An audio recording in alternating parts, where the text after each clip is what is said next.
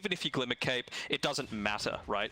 If you Glimmer Cape and then yours yourself using your Cyclone, you have at least like a couple of seconds left on your Glimmer, and you're going to be able to get away, dispel the dust, dispel the silence. That might be the difference that's needed to get off, you know, your kinetic field, your static storm, pop earlier BKBs in the enemy team so that you're not just dying for nothing. Young PH has got the Aghanims coming out, so all in right now. No buyback, of course. Oh, have you seen what Storm's got? He has Electric Rave, baby. And I think he might even choose to go for the Overload attack bounce because they're in an aggressive position. They don't need to shove waves out right now. And you've got a Troll Warlord that's going to be able to take huge advantage of that of that extra damage coming through from the Overload. So that's what I'm excited watching. to see it. Yeah, I want to see that. It's actually like the preferred choice now for a lot of Storm players. And which never really used to be the case. Oh, gotta be careful on the puck. Nice phase shift dodge. And now the Axe is already committed forward, doesn't have a counter up, and now where's the protection coming through? We're seeing Radiant. There's just no survivability to at least keep the Axe alive. KOX by so far pretty low. They're gonna protect him, and now Phantom Assassin's gotta be careful. Ghost holds him in place for the bash. Hey, he's just gonna get claimed here. Alacrity once again, however, used a lot of his men are still utilizing the Arcane as well, but now down on Axe. The big target's gonna be the Phantom Assassin trying to force away the high ground, but Ghost's gonna be able to chase him down with the bash coming through. Look at the attack speed, yo, PH needs to get away. He doesn't have a buyback. Oh no, this is trouble territory now from Yangon. Zaray's gonna try and Uber away. They want Hor though. Super mobile. Man, you see that Troll can just go toe-to-toe with the Phantom Assassin, even though that initiation was off point there. Now, a PA does not have a buyback. That's the buyback death timer from the previous engagement. It's just so much damage coming through from that Electric Rave. Like, not just from the Storm Spirit, but being able to give it over to the Troll. He did go for the Overload attack bounce. So that gives it to everyone else on your team as well. It is really handy when you've got, you know, this increased attack speed, even just from the Mirana, right? The leap attack speed, really effective. You've got the Axe, you know, he's always going to be able to get off some right clicks if he's able to get a call. Sure, he was jumped that time around, but I feel like just the Troll, the Storm, and the Mirana is enough to make it really worthwhile. And they're jumping the puck here. Puck's in trouble. You accept our false promise. Going to be able to protect you. No PA for 60 seconds, so they need to hold. We've seen Galaxy Racer struggle with walking up high ground versus the Underlord. Let's see if that's going to be the case again.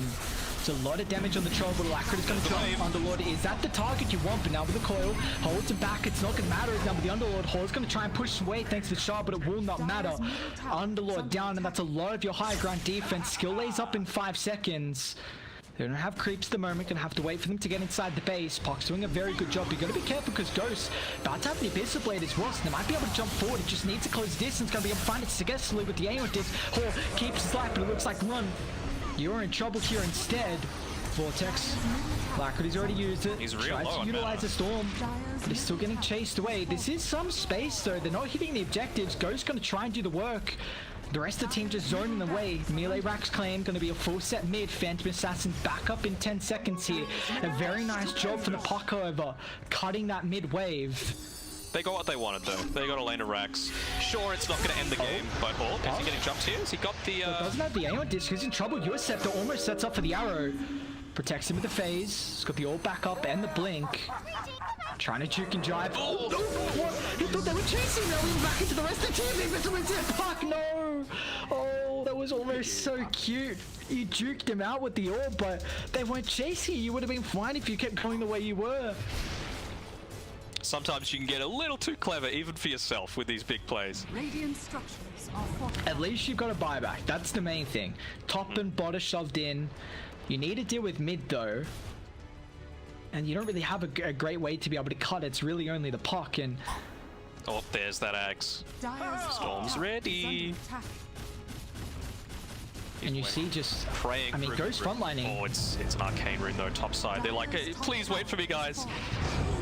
I got the big plays. They found the Troll. They can kick him away, but he pops the BKB. They won't have a way to snatch it now with your Scepter. Arrow. Nice it's arrow. a combination. Now Earth Spirit's in trouble. They have to get the false promise on the position 4. His skill is actually rolling once again. Troll setting his ground. Bash gonna come through now, but if he's gonna bring him down, Ghost gonna end up falling. It's a massive kill. Alacrity not there in the nick of time. He's gonna get stunned up as well with the BKB. Gets the zip away. KOXY. A TP. All of Radiant forced to disengage.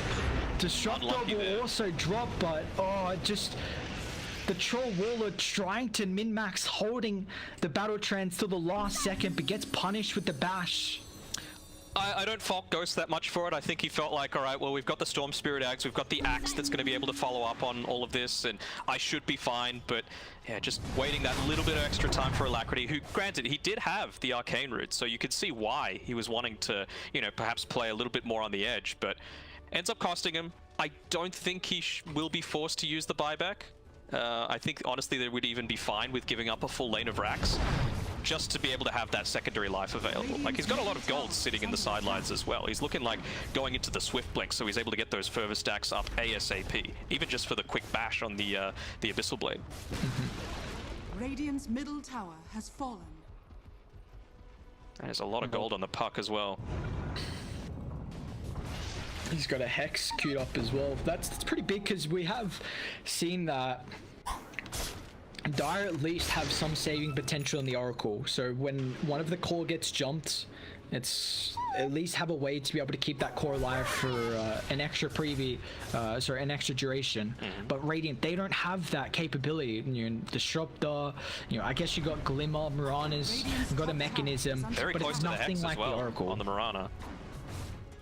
So Yeah, Mirana's really farmed. that's going to be nice. And with these BKBs getting nice and low, the Underlord is again about to have another big power spike. Level 25 means that you can get that Pit of Malice root. And when your BKBs are sitting at 5 seconds, that is pretty damn effective, especially in combination with all of your roots that you've got, with the Rod of Atos, with the... How many Yule Scepters have they got now? Is it 2 or 3? Oh, so many. 3.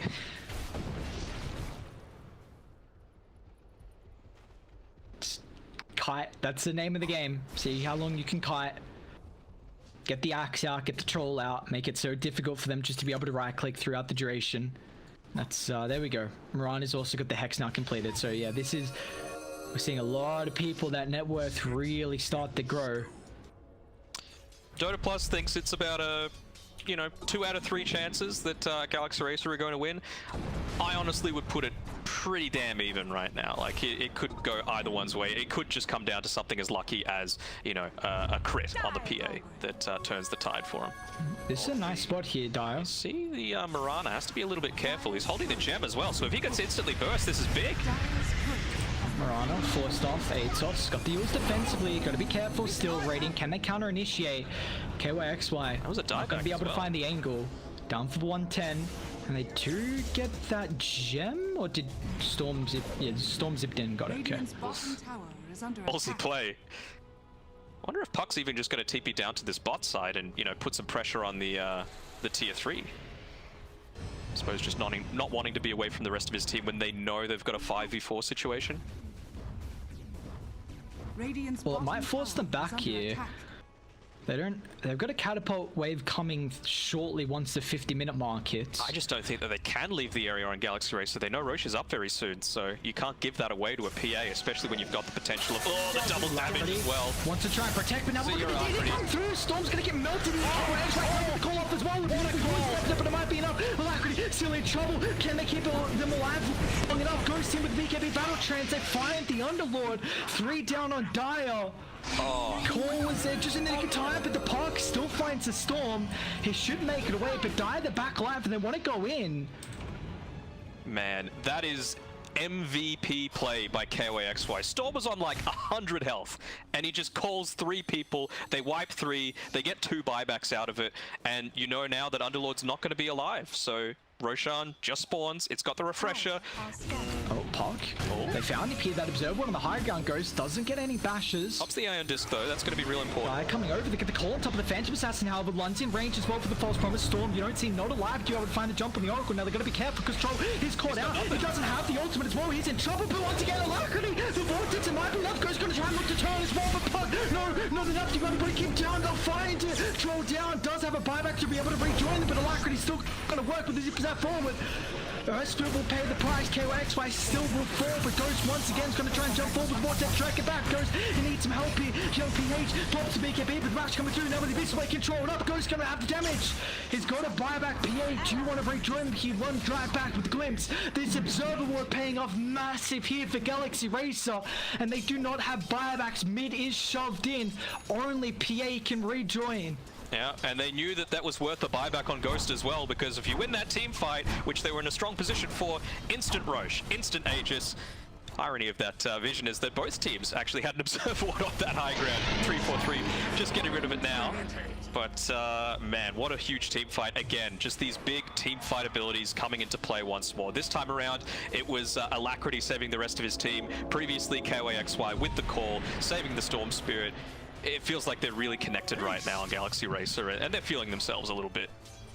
Yeah, that previous fight in the river, I thought the Axe didn't get the call off fast enough. I thought he got controlled by the Yosef WC, the call in that time, and then the Storm Vortex coming in, and it's just the nick of time. Just it's a game of inches almost. Yeah. And you see just getting in there quick enough to keep the core alive. And I mean, Ghost is just a raid boss right now, level 30, all the talents. And this Troll Ward, 15, 2, and 15. He is just a man on a mission. 2 full sets of racks advantage. Swift blink as well. Oh, this is just, you see, backpacks the Battle Fury here. Yeah. And why is the crew? All right. Just give them a little bit of extra movement speed, why not? That's why, you know, what I mentioned, the coming in the nick of time, that's why I was talking about before, the team fights could come down to literally, do you get a couple of lucky crits or not? That time around, it wasn't too bad, PA got a couple, but it wasn't enough to be able to turn the team fight enough in Yangon's favor. Well, Dire, can they do it? Down Mega Creeps, 15,000 gold. The probability has shot up to 96%. They had a 1 in 3 chance from Dota Plus about a couple minutes ago here, and all of a sudden it's looking very far out of reach. But you always have a PA Divine Rapier as an opportunity, and luckily enough, young PH has got 5,400 gold in the bank, so very close to this. He's got it queued up as well, and he has buyback. You know, if he dies, it's probably GG because you need that Divine Rapier. But yeah, you know, it's you got to risk it for the biscuit. Oh, Ghost is aware. Oh no! He knows. Where's the storm? Ooh. I feel like you jumped that. I feel like you jumped that as well. Well, no, they don't. Man, just having the double refresher shard on the Storm is going to be really good for that just chain lockdown with the Electric Vortex. Even the double Electric Rave, to be honest. There's going to be ball lightnings bouncing around this team fight like nobody's business. I wonder even if they think about, you know, Troll's kind of slotted at the moment, but double Abyssal Blade and double BKB Battle Trance could be super important for him if the Storm doesn't use it. The issue is that Troll's got a lot of items to use in these fights and it's kind of slotted, but at least Storm doesn't have that issue. You see Galaxy Racer though keeping control of the high ground, and well, it's all on the Rapier now. Oh, Puck's got to be so careful. Giving me a heart attack. You got the extra AoE on the Berserker's Call as well now for the Axe, so those initiations just become that much easier. Man, you were right about that graph though. It looks like Dogecoin right now. Up to the moon we go with Dogecoin. Up to the moon with Galaxy Racer as well. They're going to jump forward 3-4-3. Tries to bring down the shop to start the fight. Up on the high ground they go as well. Where's the Phantom Assassin? They're going to be able to control the Axe, but Galaxy, they're trying to group up with Ghost the moment. Straight on top of the Underlord. The damage going to be there. Nicely done from Lund's going to be able to protect him. Young PH just crits down the Axe. They're kiting him out as well. Alacrity. He pops a refresher. Controlled up with Soul Waller. Down with the backpack as well. They kick him out, but he took up the Aegis once again. Storm of the Vortex giving the space, but the crits are still there. They find the first 5. Radiant. Creeps are starting to get inside the base. Even Storm is going to kick him back in. With the young PH here, but they're going to be able to catch him out with the roll forward skill lane. Now Phantom Assassin's going to work. Toe to toe with Ghost. He's usually been able to win the man battle, but is it enough this time? Because Phantom Assassin has Rapier. They're controlling Radiant. They need to protect Ghost. He doesn't have the extra life jump in. Once again, he doesn't have a buyback. Yangon, an incredible fight. They need to protect their objectives here. Back they go, even popping the glyph. But Radiant not having a buyback. Oh, you know what I mentioned about that luck? It came into the equation there, and that time just not quite quick enough on the fingers to be able to get the Ghost Scepter off when the PA jumps him. You know, he got the dagger onto him on the Axe, which meant that they were able to disable the Blink Dagger. They got the Atos down as well. Horse just on like tower defense right now, Judy's in the Dire base. They're just going to take this tier 3 tower and immediately go for the throne. It's up to the supports to try and do this. Is under attack. They need to keep the creeps alive, and they do. Radiant don't have glyph, and this is it. This could be it. I mean, Yangon Galacticos. Roll in. Ron is just kicked away. It doesn't matter. Make it creep down. 3-4-3 is going to come through. I mean, he's got the Ag in him. So what's the Ag's really going to do? D-Stress, you see, trying to kill off the creeps, but they should still be able to go through the backdoor protection if they get the items required. And especially with the Rapey, that should be enough. Rana trying to create the space, even popping the BKB, but Yangon Galacticos. Mega creeps down. They come back out of nowhere. this is Wall Street coming into the stock market right now. What that graph just did, just plummeting, you know.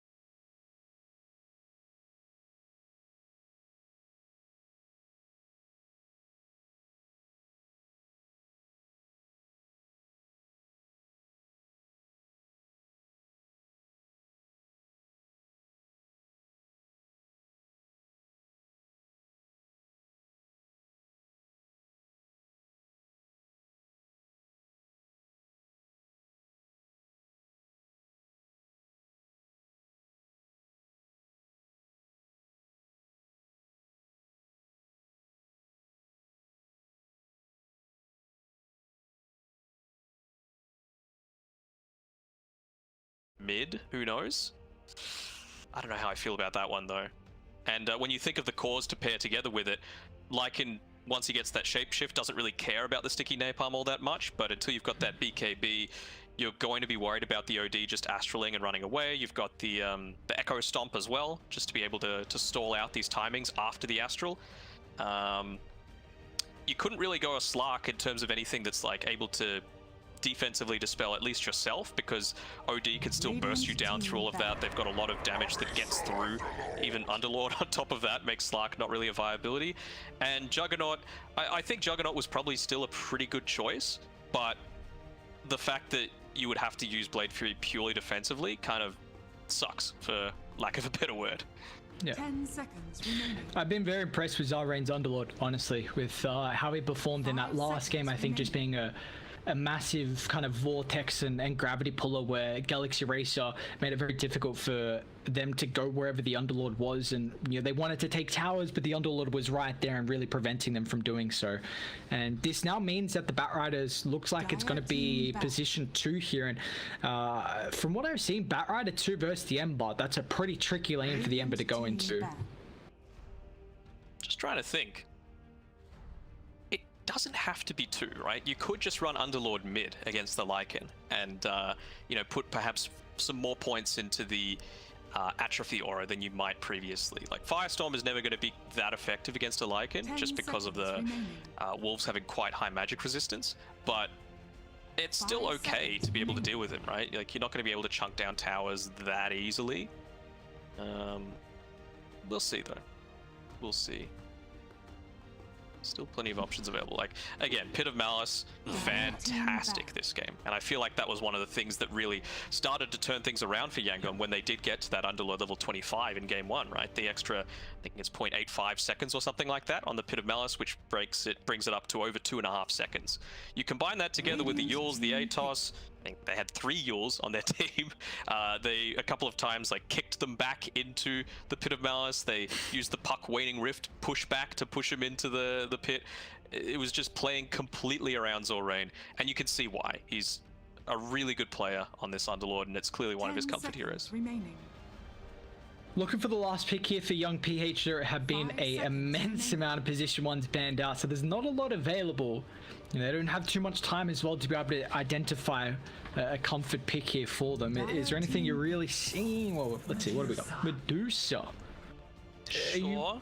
The split shot's okay. I mean, the way you deal with Medusa is you get on top of her, right? Like, you just need to be able to either get on top of her or outrange her completely.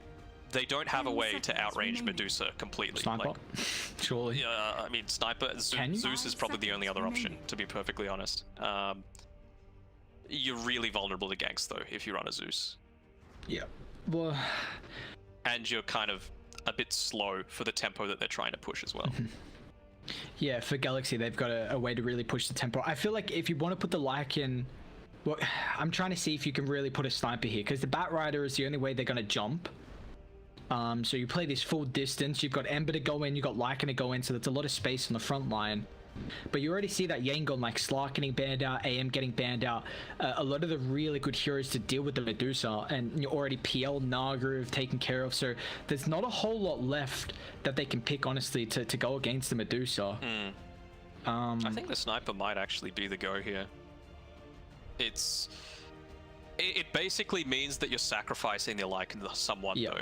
You're basically turning him into your teamfight initiator, because it's the only way you're going to deal with this Dusa, and it kind of protects you a little bit from how Yangon are trying to lane, because if they just decide to put, for example, the OD into mid, I know the heroes don't really fit for it, but Sniper's still good in that sort of lineup. Choose your hero. Arc Warden's okay as well. You know, you got some decent range, especially once you get your talents up there, and any sort of ranged hero, like the Dusa, for example, the magnetic field is always going to be really good against it. Is this a comfort hero for Ghost here? Have you seen him play it a decent amount? In pubs, not too much in competitive, though. I feel like this is just a direct response to the Dusa. Okay. Well, this is at least... Lane Lycan, yeah. And the offlane Lycan is something we've been seeing a decent amount so far in the past couple of days through a lot of the regions. What is really enabling this hero to be played in the offlane? I think, like I mentioned, if you act as this team fight starter, you know, with the shapeshift, you're always going to have a good amount of maneuverability. It's kind of similar to the Beastmaster in the build-up that, you know, you're just going to go for a Necro book, you're going to use it to push towers, and you are inherently sustainable in the lane just with a Feral Impulse, right? You've got a lot of extra damage, and you've also got the passive regen that's able to come through from it. So that's going to be always really nice to have. It's just a matter of, is that going to be able to withstand what they've got right now on Yangon's side? Like, you've even got an Elder Titan against this. So all of those extra units that you're going to be able to have, that's going to be rallying around this team, that's going to be pushing forward, you just get the Elder Titan, and you're able to dish out a good amount of right-click yourself. It's not going to be quite to the extent that we saw with Dreamercell and In Your Dream, though, with 0-2 the other day. That was some nuts Elder Titan gameplay. With that ET performance, it was a treat to watch. And well, who knows, maybe he goes for a similar build for Lon, just chunk him down. But it does really seem like Radiant have almost like a 4 Protect 1. Like, if you take a look at, you know, Batrider 2 isn't going to scale as well as what some of the mid laners will to the late game, where the Medusa will really shine. And this Arc Warden heading to the ultra late game, you know, we'll see if they can really match the tempo. But Ghost is going to need a couple more items, and really the Medusa will. I'll add that, because this is a hero that I've seen occasionally where you can get like 2.5 items, and you just be super tanky with a team that can fight around the mid game. And sometimes it's too much for the enemy team really to deal with. Yeah, for sure. Think the timings are going to work in this game? Do you think it's just going to go ultra late, where we'll just see the Medusa and Arc Warden, you know, once again like last game where it was the Troll Warden and the Phantom Assassin? Do you think it's going to be a carry matchup at the late game, or can either team maybe hit, you know, in particular like Yangon, hit some mid game timing? Just trying to think with the way that they're going about building this, because with an Arc Warden, you don't mind how late the game goes. You just feel so much more infinitely scalable than anyone, Medusa included, right? So you look at the talents, you've got the extra attack range when you reach level 20. I think that might be when Yangon really decide to, Galaxy Racer decide to hit go with their movements to try and A, push high ground, or just B, actually fight into the Medusa. So we'll see how they go with that. Lund is going to be giving up this first blood, though, just going the Orb of Venom instead of any sort of movement speed, which is always going to be an issue when you know, you're not the fastest hero out there. You're a little bit faster than the Ogre, of course, but once you get the Ignite off and a single right-click with the Orb of Venom, you're very squishy. Yeah, nice little arrow coming through from Destrus, and that's a big first blood to claim. Let's see if they can keep the lane steady here for Young PH. The ET is a laning support. You've even got the Lycan Wolves as well to be able to get an extra little bit of damage and really make it difficult for Galaxy Racer to pressure the Medusa. And you see they're just going to try and do whatever they can to really diminish what the farm Young PH can get. Destrus just going to drag the Kree wave back. If he goes all the way behind the tower or not, looks like he's just going to hold it here by the tier 1. Hopefully these creeps don't get a mind of their own and just start whacking the courier. Sometimes neutral creeps do that, and it's so frustrating. You're like, but why? You're not supposed to be on either team's side right now. Good amount of harass going to be able to come out here from Lund, though. He's got plus 38 damage, so he's going to be just denying up a storm if he can. Even that extra CS and experience you can get from the Wolves is pretty nice as well. Something that, you know, of course, the enemy team's not going to have that opportunity. You always got to keep that in mind of its experience where you wouldn't naturally be getting, so it can make the timings just a little bit faster with the levels wise in particular. But you know, this mid lane, Alacrity is super comfortable on the Ember, but he's not in a matchup that is too heavily favored in his side. You know, we'll see how the rotations come through potentially if Mirana puts a lot of shocked by Lon right now. Just shows the impact. Look, he's diving the tower. Why not? That's just that's a bit keen. Ooh, not gonna cost him. Just gets the echo stun. Nicely done by Lon, just to be able to harass him out that much. And they've got a little bit of a do I want to, do I not want to going on with this hard camp here next to the Medusa, because Destrus wants it alive so that he can arrow the hard camp, but he also wants it to not be there so that the Elder Titan isn't getting a crap ton of free damage. Yep.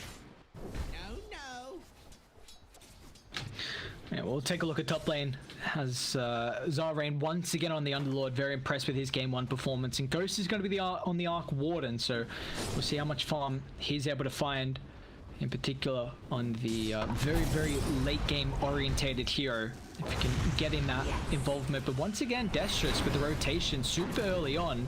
Skill A is going to go for a TPR, same with Zarain as well. Unfortunately, the OD already went back to the T1 tower, so it's going to cost the Underlord his life. Yeah.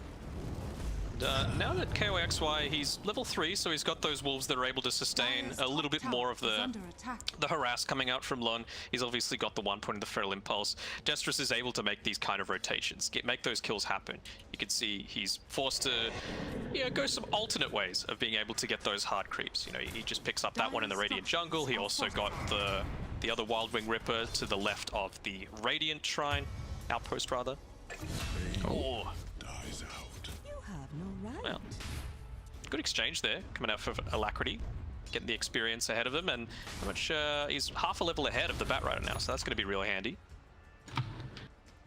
And in a lane that I'd say is not really going to go too much in your favor, that's really nice, the fact that you get the kill first over the Batrider there.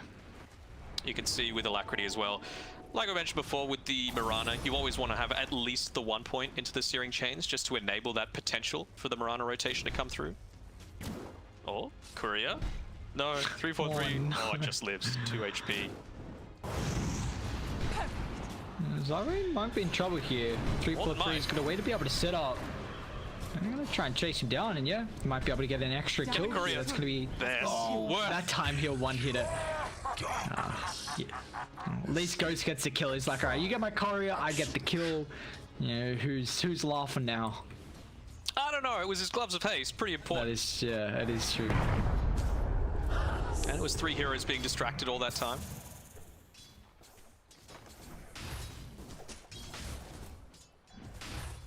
At the moment, I mean, the Medusa is getting a lot of farm down in the safe lane. The kind of Lycan as a laner, you don't lose lanes, but you don't really win lanes as well, it feels like, as a hero. He's got 20 last hits, but Medusa's having a very free time, and we'll see maybe if Dire can, with the 4 of the other heroes. They're gonna go for a kill onto Horde. There we go. There's the Searing Chains that I was talking about, but yeah, just being level 1, it's a lack of very deep dive. Yeah.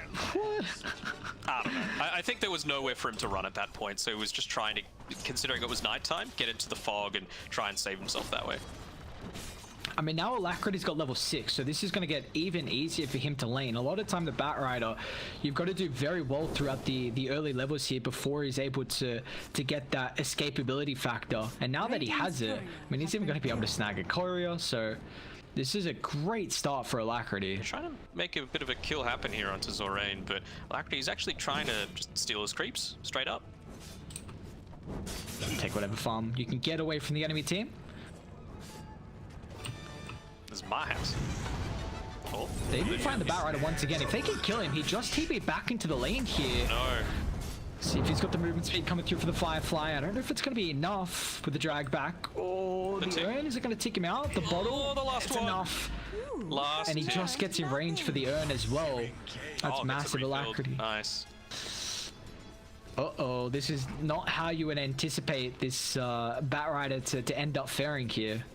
Absolutely not, and that's always the risk that you take when you freeing up one of these comfort heroes, like we said before. Alacrity, Ember Spirit, number 2 on his most played, at least in the competitive scene. So he really is able to make things happen that a lot of other cores are not. He's got a bounty still up on his high ground. Oh, he's gonna go back to base instead. Unfortunate. He can use that for another time there, but this has been a great start for Dire, and it's going to enable them to just start running the Medusa at a pretty good timing here. You see KYXY already with the Necro forces the Medusa back to base here, so they might have to put the Underlord down bot pretty early, but even Underlord's had a bit of a rougher stage, and it's not like last game where we saw Underlord solo in the Axe lane where he was able to get a lot of gold, and that early hood and the early levels enabled him to really be this bodyguard on towers. He's still going to come down, so I'll see if he can do the job to protect the tier T1 tower. Yeah. KOXY, he's got his Necro book, so you mentioned, you know, not really winning lanes, but not losing them. The fact that he didn't just straight up have a horrible time in lane, despite being 1v2 the entire time, is just goes to show how prominent he is in at least the laning stage. I think, you know, mid to late game in that game number 1, there were a couple of times where he get caught out that perhaps his age was showing a little bit, being a little bit slow to press that Ghost Scepter to avoid being blown up by the PA, but he's definitely got his chops still. Gets lucky with the rune as well. Where did it go to actually? Oh, he went up to the try. Should still have he actually doesn't have any remnants, but it's not going to matter though. Yeah, just cuts the wave, why not? Eats some, call that Brazilian barbecue? Churrascaria or something like that? Oh, I've got no idea. Yeah, that's true, you're a zoomer, you wouldn't know. Yeah. Zoomer knowledge over here. Well, Arkwarden's already got the Midas, so this has been a very, very good start for Ghost. Top of the net worth. He was struggling early on with last hits, but with the rotations that we saw from the Mirana really enabled at least the start from the Arkwarden to kind of come back and now take the net worth lead. Destrus has been on point with his arrows as well. He just connected another one onto Hor, just keeping the pressure up on him, and it's more than a level advantage right now that Alacrity has as a result of this constant pressure. He's been missing some last hits though, underneath here. He just basically missed that entire creep wave except for the rage creep. Alright, so looks like his Ghost is TP'd down here on the bottom side. Shapeshift gets popped. He missed the keen optic there, unfortunate, but Zorain might be in a little bit of trouble considering he doesn't have the Dark Rift level up, but just gets away in time.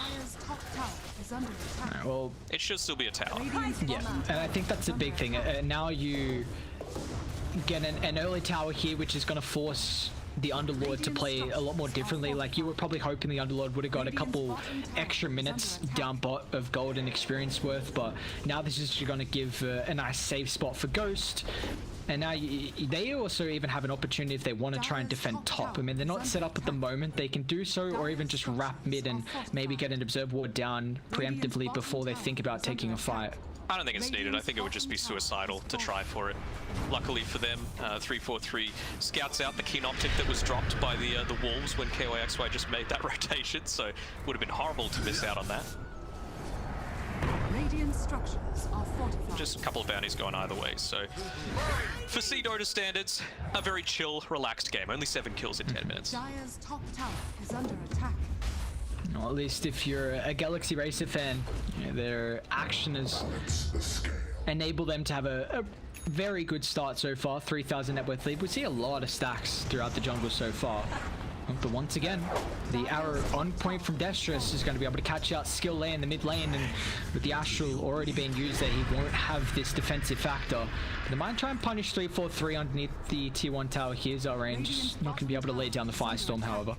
I was just about to say that Skill A was having a really good start to his game. Nearly has the Meteor Hammer completed. He was probably going to have it by about the 12-minute mark. Might be pushed out by another 30 seconds to a minute now, but it's still a decent enough timing. See, there's Zorain. Tried to body block the arrow just to keep the siege creep alive. They just want to put the pressure on to Galaxy Racer, especially while, you know, you've only got level 2 Necro Book. Level 3, it becomes a lot scarier to make any sort of defenses happen on Yangon's side. But, you see the stacks though. Young PH, he's picking it up with that Mask of Bandus as well. He's just able to sustain so easily. And once again, I mean, now you've got the Underlord, you know, situating around the mid wave here. So we saw last game, Yangon did a very good job of protecting the tier 1 tower, which enabled their Phantom Assassin to be able to catch up on the farm that she was lacking on previously. And even though the Medusa's, you know, neck and neck in the top of the net worth, still is going to need a lot more time to come online and really wants to be situated around the triangle camp. So Radiant, similar to last game, have to do a very good job of being able to bodyguard kind of the river and make sure they can't infiltrate through the try. So he's building into the Maelstrom, very normal for the Arkwarden here with Ghost. I wonder, just because you're with a Lycan on your side, that you do want to go into, let's say, a Gleipnir on this. You know, Arkwarden is constantly using a lot of spells, so the extra int is always going to be nice. And just to allow the Lycan to actually be a right-clicking threat as opposed to just a tower-taking threat could be big. Maybe once again, Galaxy Racer, they're pushing the tempo a little bit too much around the tier 1 mid. They're going to try and go for the Dark Rift away, but the ET eats the arrow, and he takes way too much damage. Skill A as well, almost falls, but looks like Galaxy Racer this time going to be able to crack the tier 1 with the help of all of their heroes showing up here for battle. Middle tower has fallen. Yeah, it's just a night and day differential. Man, even going a Maelstrom on this Ember Spirit as well. So any sort of team fights, if they're ever trying to clump up, it's always going to be kind of risky. But Dyer's I don't know top how I tower feel is about under that. Against attack. a Dusa, it feels like you just need more hard damage as opposed to, you know, little bits of magic damage here and there. Even just the lockdown to allow your Arc Warden to do his thing. Could just be, again, one of those comfort things. Like, if Alacrity works best with Maelstrom Ember Spirit, I'm not going to tell him he's wrong. Yep. Yeah, I feel like this game, maybe the Maelstrom's just going to enable his farm a little bit of damage early, and then you go for the space-making items, right? Like BKB, Ags, just jumping on the back and protecting the Arc Warden and just making sure that if you're the one that's up in their face, then it's going to enable Ghost to just do all the damage. 3-4-3, however. He's in trouble. Nice flame break here. Boys, puts him in a corner, and yeah, won't be able to do much there. The thing that's a little unfortunate for Galaxy Racer is they really don't have too many ways of disrupting things like, you know, the Bat Rider being able to stun him up and quickly burst him down to stop the Meteor Hammer combinations coming from skill A. It's just this Arrow and the Fire Blast, really. And you're not going to want to get that close. Horse going down, not sticking with his team, and he's going to pay the price for it. They weren't even able to get the tier 1 tower because of that, where he was positioned. Uh-oh, now young PH is in trouble here. The Necro is just going to slowly help with burning the Menor. It's going to have to run up to the northern side. Arrow once again from Destress is on the mark of the Spirit Vessel. Spirit's going to try and fly, create some space, but it's not enough. Alacrity once again with the backline finds Chains onto 2. He might hit the Meteor. He's going to be careful. Looks like 3-4-3 is going to move forward, but now with the backline cut through. KYXY's got the Shapeshift. Skill A is going to attempt the TP, but it will not be there in time as it's 4 down in the mid lane. It's a 3 triple for KYXY, and just Alacrity is they don't have the control to deal with the Ember. He had way too strong of an early game, way too strong of a laning stage, I should say. Now it's enabling his early game. We see Destress's arrows as well. Has he missed an arrow? I think one. They made that attempt on the Bat Rider in the mid lane. He still ended up going down. You know, the one where he's like, why is he running deeper into the dire side of the map? But yep. you know, it led to a kill, so it counts. But yeah, like, but both teams kind of suffering for this lack of stun, right? You've got the Pit of Malice, sure, but it's only level 2 right now, and other than that, the only other way you really have to lock someone down is the Echo Stomp, because you don't want to be using your Astral Imprisonment to try and catch out something like an Ember Spirit. You know, he's just easily going to be able to get straight back out of it. They've had this blink for a couple of minutes here from the Bat Rider, but haven't been able to find the initiation. Going to jump forward, but the lasso and the creep, not the blink target you want to see, the least from the Bat Rider. At least they get the tower and the kill on 3-4-3, but he might lose his life though. Nice Astral skill A. Dodges the Chains arrow combo that we've been seeing so often here in the second game. That's a nice early Spirit Vessel as well from Destress, especially with how good this early game's been going. You know, he doesn't even need to do all that much in team fights, despite the fact that, well, he has been. He's just able to run around, use a Spirit Vessel every now and then, hit his arrows, and if the time is right, jump in with that Starstorm, which he probably will right now. He's got a DD. Oh, the sleep though, and the Meteor Hammer. Dropping everything right now. Isn't enough, however. They're going to try and get the Dark Rift away. They're not all grouped and actually find the kill before he gets out, and Alacrity, with the help of the DD, finds a double there. Once again, they are doing a very good job of playing around their observer ward. Radiant were aware that they were making a pretty aggressive move through because they have their own ward throughout that bottom jungle, but thought they could have the numbers for the fight. It was not the case, and now they're walking in Roche because silently Ghost has been getting incredibly farmed, and now that, with the help of KYXY Shapeshift, should be the first Roshan of the game. Yeah, and he is opting to go that Gleipnir, just wanting a bit more lockdown. Doesn't necessarily have to be stunned, but you know, it's something that's so versatile that you can use it for pushing as well. At 200 damage, when you use it on a full creep wave, just lets you push it in that much quicker. It's even just like another way for the arrow. You know, if Batrider jumps forward, then you've got the Gleipnir to stop the lasso drag. The Grove bow as Grove. You see, he instantly gets it. Insane for Arc Warden. What more could you want? Well, Dusa gets it as well, so, you know, Gaben was merciful this time.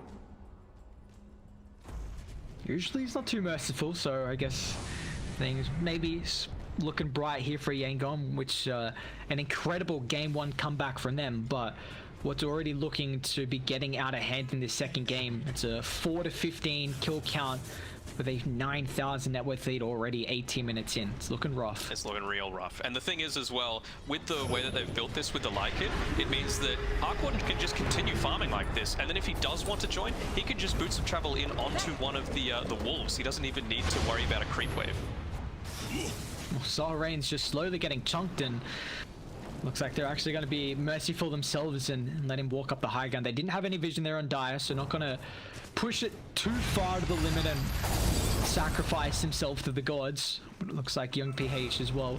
Alright, so Deuce has got the Manta now completed, but still is, you know, the farm for the Arc Warden is really coming through. We see that young PH, like Dire, been doing a very good job playing on Radiant side of the map, so it feels like Medusa isn't free farming almost, but Arc Warden has had no contestation at all. And he's been really good at placing down these spark rays as well at all of the choke points. He wants to make sure that, look, if they're trying to make any kind of smoke gank, I've got at least 45 seconds of duration on these rays that I know I'm going to be protected. I know I'm going to be able to, you know, play around that. Dire's top tower is under attack.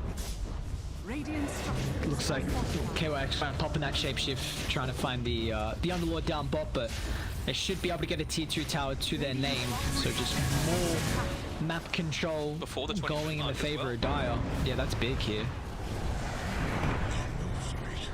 Making them work for it. They should still be able to get it. Yeah, it'll be fine. Dire's top tower is Doing under his best on the top lane is skill A, just trying to keep it Radiant's pushed in, but he hasn't been able to use the Meteor Hammer onto the tower just yet. With the Astral Imprisonment not doing AoE damage anymore, you really do need the hammer just to be able to push out waves on their own. He's going to try and get a 2-for-1 special here though. Creep wave and tower. No.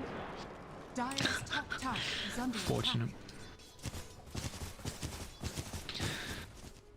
Oh, can you see Radiant hitting any sort of timing in the next maybe 5 minutes or so where they can contest Galaxy Racer, or are Dire just going to have the advantage in the next couple of fights? I'm struggling to think about it, I'll be real. Like, in the next little bit of time, no. It's going to be at least, I'd say 8 minutes before they're able to do anything. And that's an issue, because as his game continues to get to the later stages, Arc Warden is going to get... The probability for an Arc Warden at the late game continues to skyrocket. It's always going to be worrisome. At least young PH, I mean, he's 2,700 gold in the bank. Maybe the Manta and the Butterfly is enough. But that's it though. That's all you have, and I feel like you need this this BKB on the Batrider, so you're not getting locked down straight away. They've got no ways to get through your BKB, so you've got that little bit of luxury when you do get it up. And same sort of thing with the OD. I feel like he needs his Ag Scepter. He needs that secondary. Like you can't just be an Astral Meteor Sanity's Eclipse combination. You need much more versatility.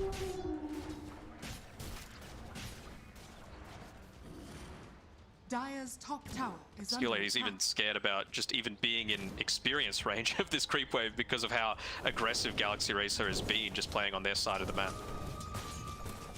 PH is picking it out saying, hey, give me the farm. But Skill is like, just level 10, that's all I want. I just need something here. The life of a support. The life of a support. It's a rough one. Smoke's coming up though. They're making the rotation. Wonder if Skillet is going to try and sneak past the secret shop, maybe buy the point booster, or if he's not sure if he wants the Force Staff, might go into the Staff of Wizardry first. It's not going to be popped just yet, is that Spark Wraith. Korea, I see the Firefly to the left. Okay. Well, that's the first smoke movement that we've really seen from Radiant, from Yangon, where they've really tried to find the Arc Warden. But look at Ghost's positioning. He's Spidey sense it tingling. He's like, all right, you know, they're doing something. Skillet, however, this is a very deep attempt to cut the wave, and looks like with the Gleipnir, it's gonna hold him. Maybe KYXY is just gonna pop the ultimate. Skillet tries with the TP, but unfortunately, it's not gonna work out in their favor. So Radiant do get some vision down by the triangle. Oh. We'll see how long this is gonna last for. Gonna get, though? Look, it's launching all the way across the map. Ooh. It doesn't connect onto much though. Nah, Radiant's barely courier anything. has been killed. Arc wouldn't have just taken all the camps, basically.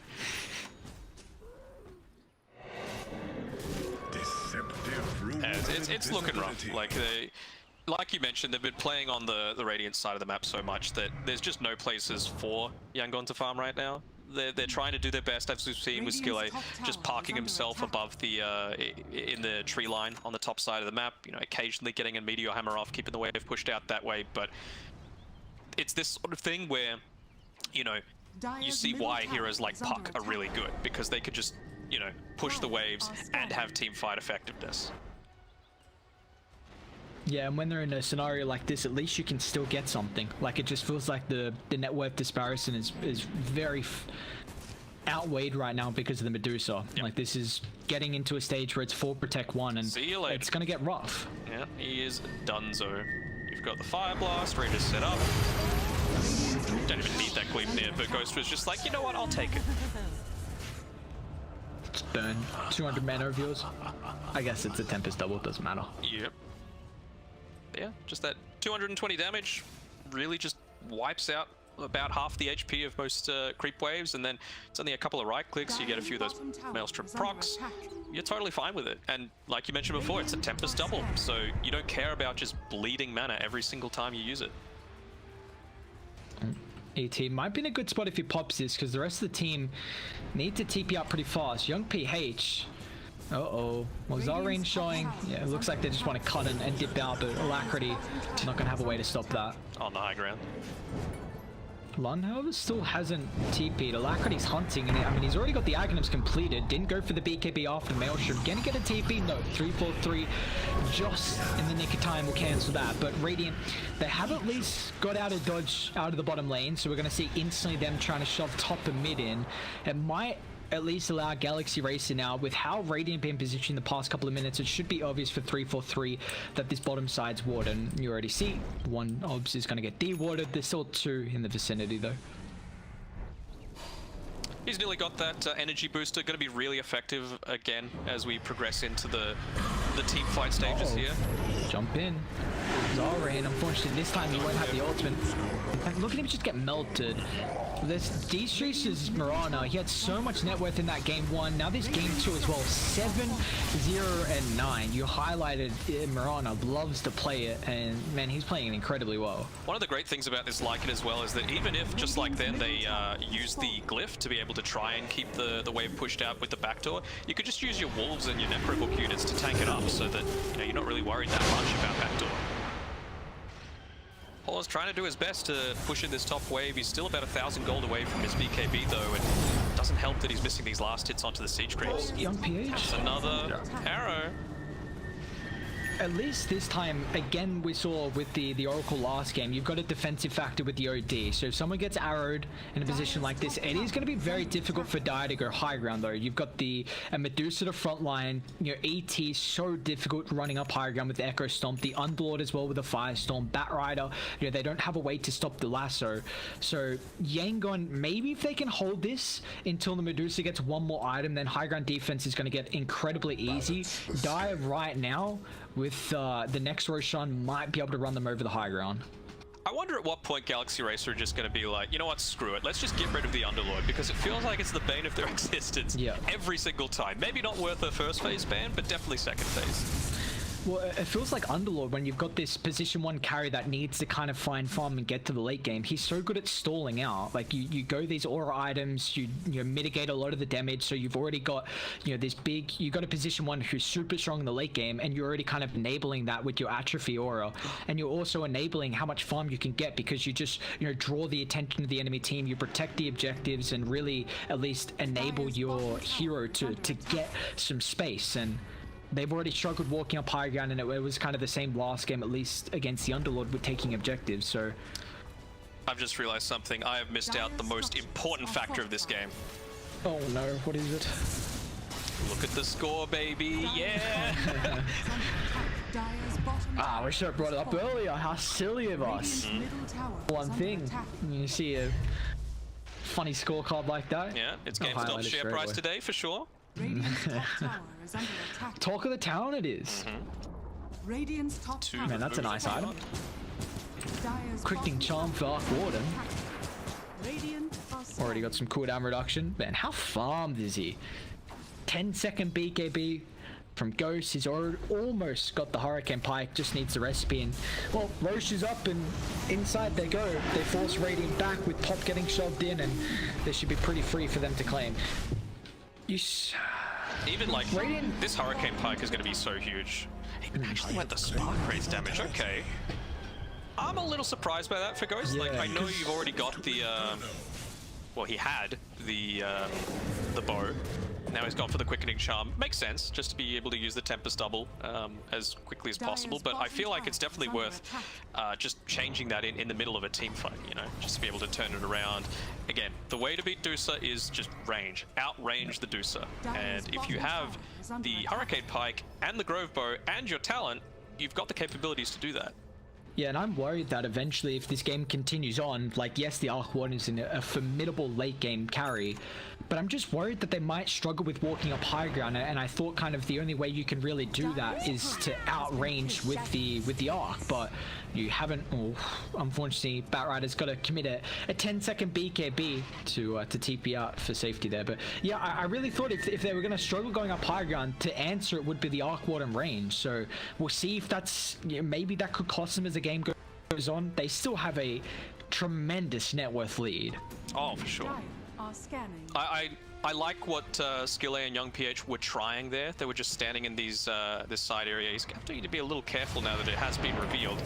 But they were trying to catch out the real Arc Warden when he was trying to farm this bottom side of the map. It was only the Tempest Double, so they didn't end up getting too much of anything. And the score is about to be ruined as they get Alacrity in this. Actually, it's only the Aegis. Good for at least the next little bit. KYXY as well. Stone gazed up. Young PH going to be careful. Protecting with the Lotus Orb. Alacrity trying to man fight, but the arrow's going to be on the marker. Now looking at the damage. They're going to try and move it away, but it's a little bit too late. Unfortunately, Ash, which is in the time. Medusa, can you get away? No, they find the Underlord down. Medusa pops out of the Ash Sword. They'll pay the price. 3 down from Yangon. Batrider's going to pop the BKB and think about walking back forward there. Gets a kill on the Mirana, but you're outside the basin. Well, now Galaxy, with mid pushing in, might be able to crack the high ground here. Oh, more than might. You've got the Underlord dead, you've got the Dusa dead. You're not worried about anything anymore. And, well, lucky for Radiant, they've just got the glyph available. It was literally 5 minutes to the second. But they don't really care all that much when they've got the magnetic field, though. Radiant's middle tower is under attack. Just keep that push going. Man, this Tempest Double, at least it's going to tick out here, and with OD and the Underlord coming back up, I'll try and get the tier 3. That's very big for them to find. Just even the extra tower protection they can get with the aura effectiveness, but they've got to be careful how long they stick around.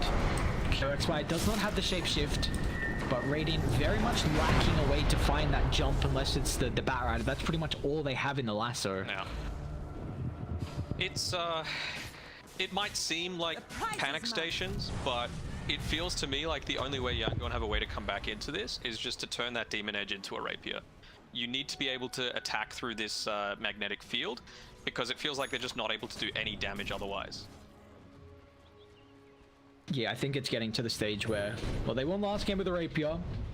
Might be getting to Dire territory where you got to pull something out of the hat. Yeah. We'll see if Dire got the numbers advantage to take the fight though. They're coming over incredibly fast with the Lycan and the Ember. KYXY pops the BKB even with the TP rotation for the Arc Water. That's the real one. OD's going to get caught out with the crits coming out. His skill label paid the price here. Still stuck up the high ground as well as Zarain. So 2 down. And with the Underlord gone and the OD down, Galaxy, do they want to walk back up? I feel like it has to be a Rapier. Like they just don't have another option, in my opinion. Not while they're getting picked off like this. They know the BKB was used as well here with Orbs, so he's going to have to be super careful as well. You see Tops getting shoved in as well from Ghost, and that's a massive wave with the catapult too.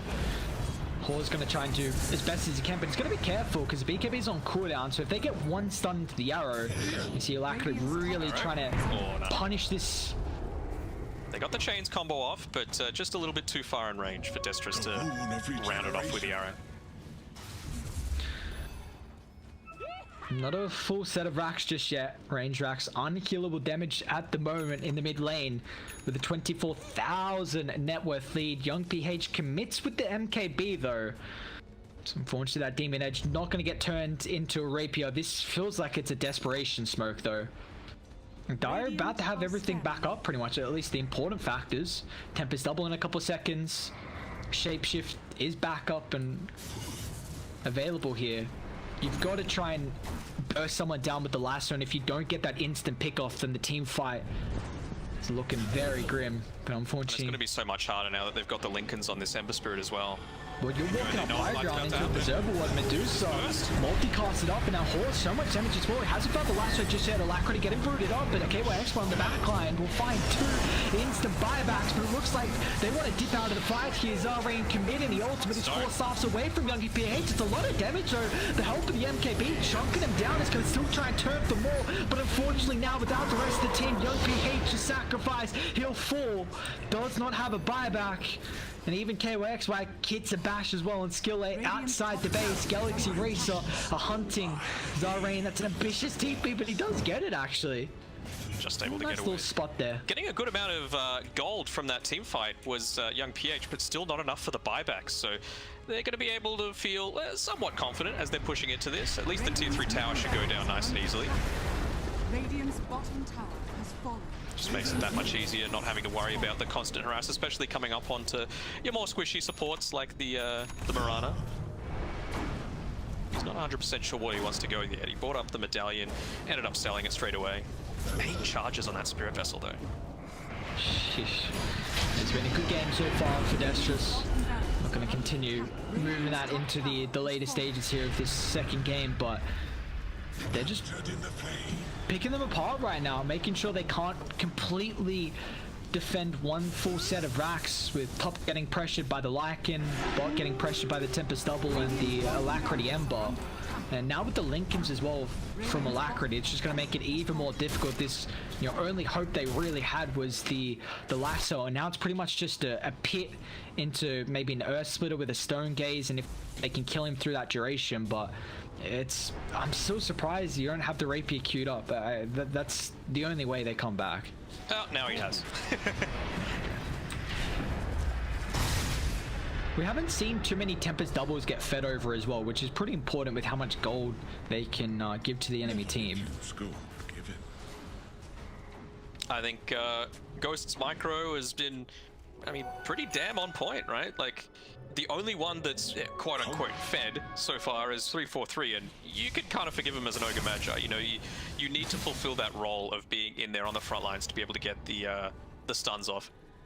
He's just a little too slow to be able to snipe that ultimate orb that was carrying being carried on the courier for the Underlord. We're seeing, what is this, a Demon Edge being picked up from the secret shop here? The Deucer. It's waiting. It's thinking. And Roche might be up in 1 second.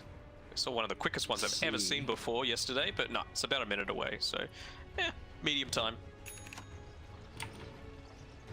And even goes back for a BKB on Ember, so just making sure there's absolutely no chance they have to be able to find that connection now. He's got Lincoln's BKB to protect him. Aghanim's just going to jump the back. It is 100% probability from Dota Plus.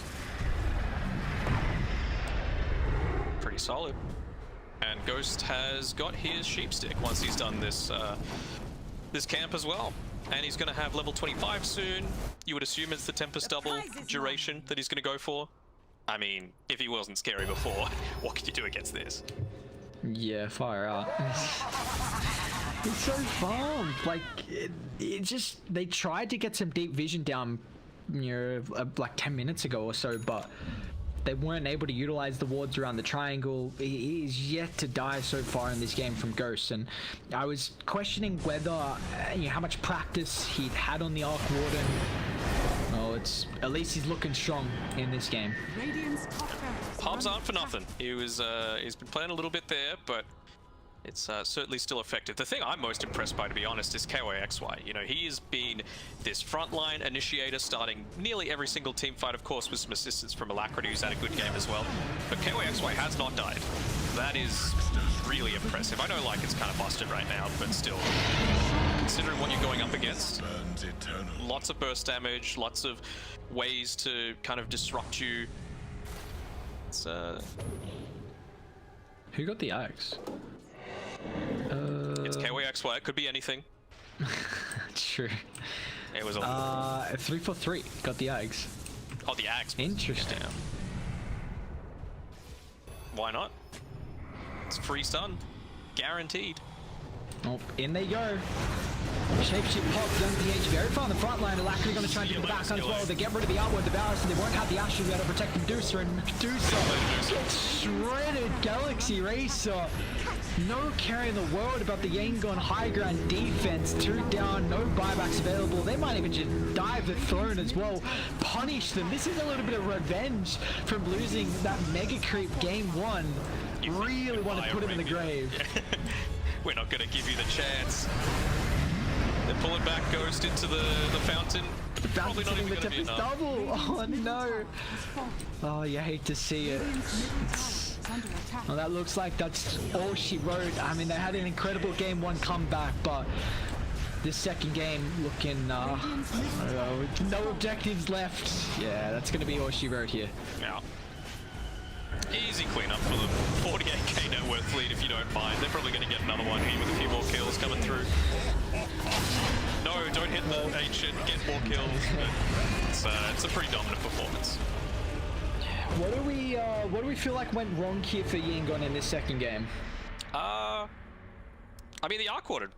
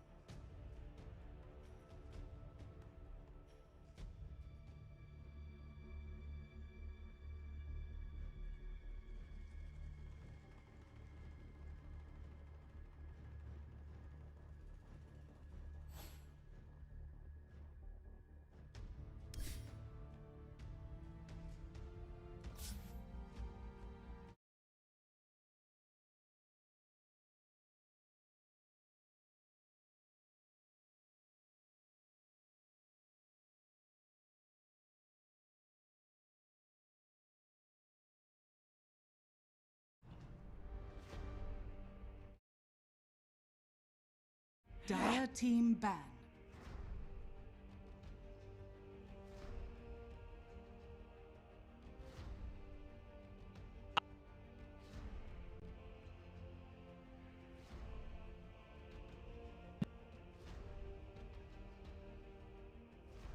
Ten seconds remaining. Radiant team ban.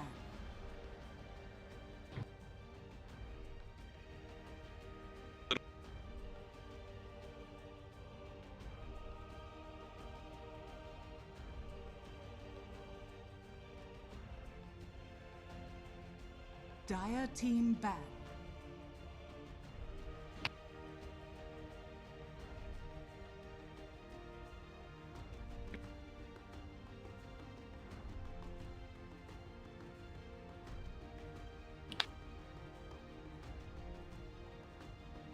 Radiant team ban.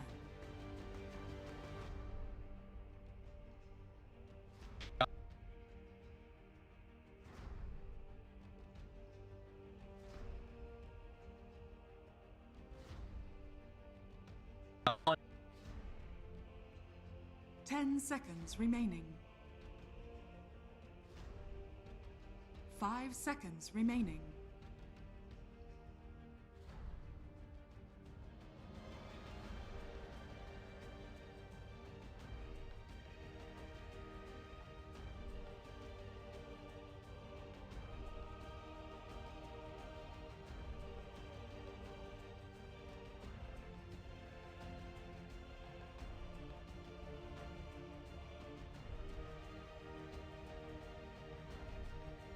Dire team ban.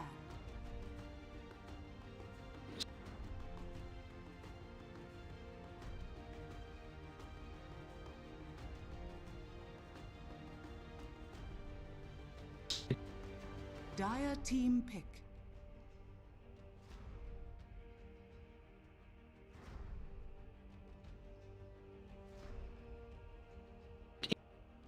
Radiant team pick. Disruptor.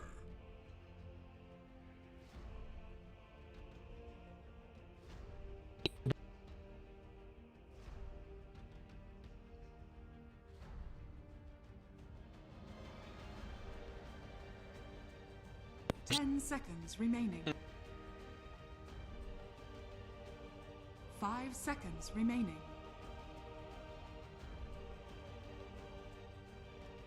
With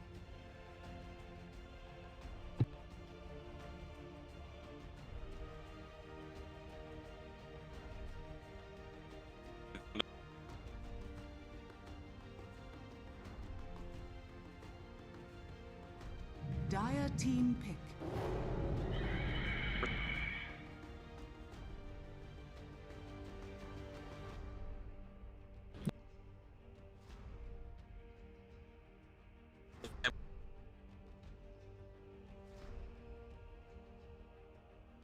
Ten seconds remaining.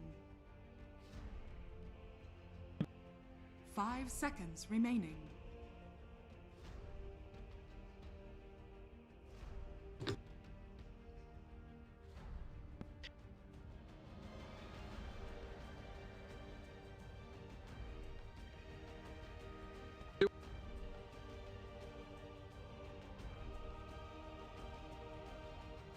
Radiant team pick. Juggernaut.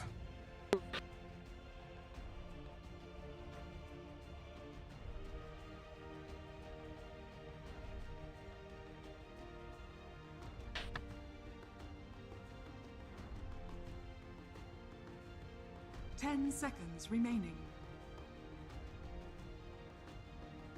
5 seconds remaining.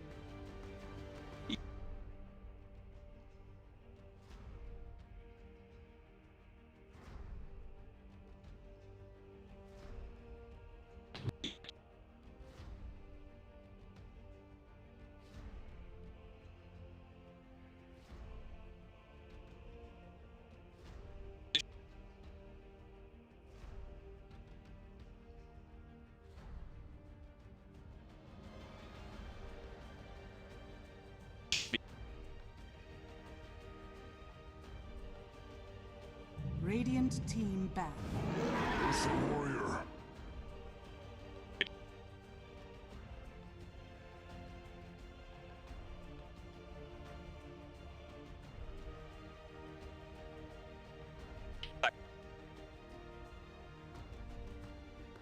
10 seconds remaining. 5 seconds remaining.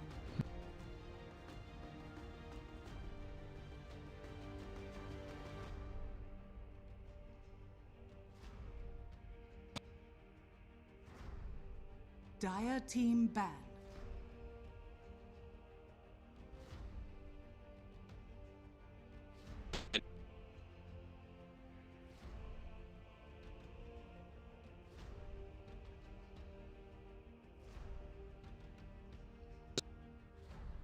Ten seconds remaining.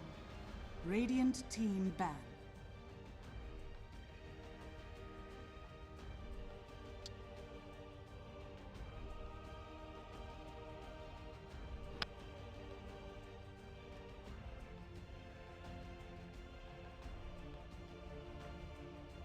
Ten seconds remaining.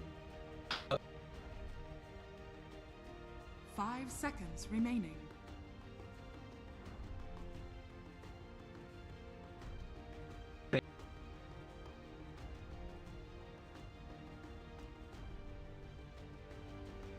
Dire team ban.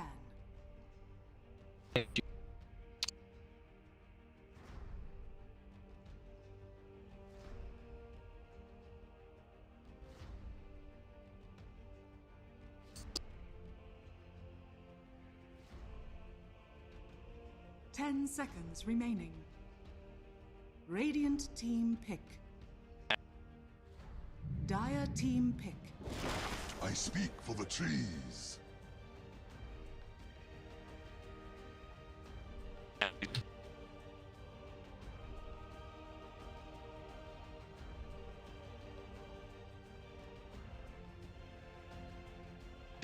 Ten seconds remaining. 5 seconds remaining.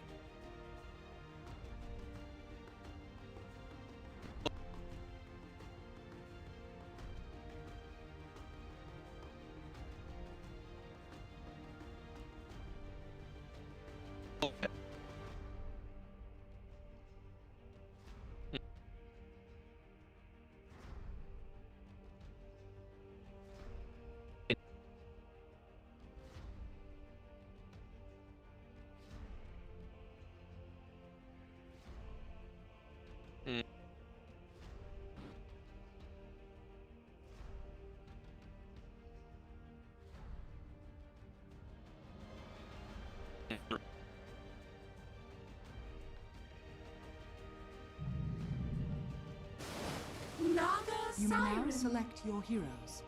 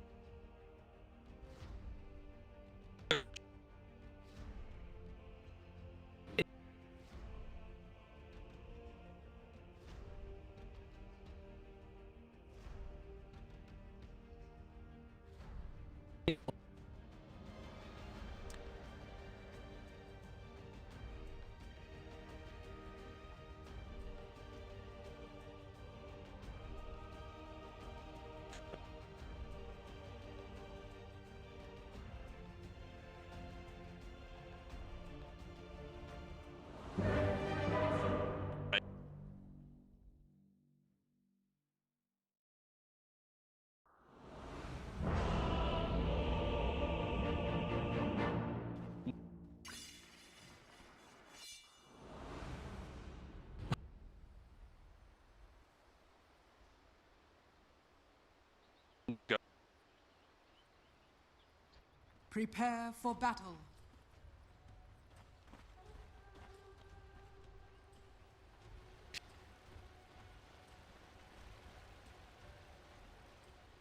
Is it spring already?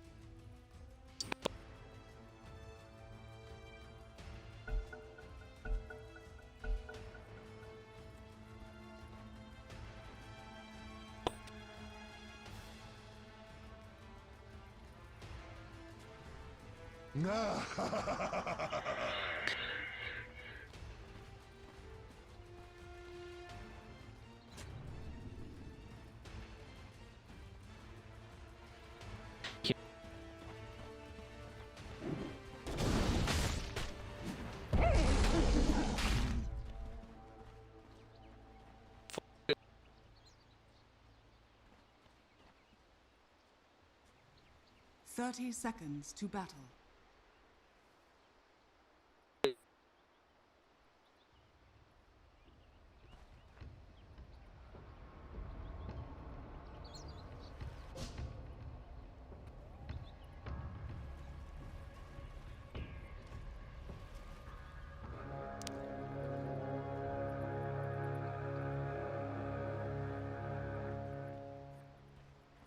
The battle begins.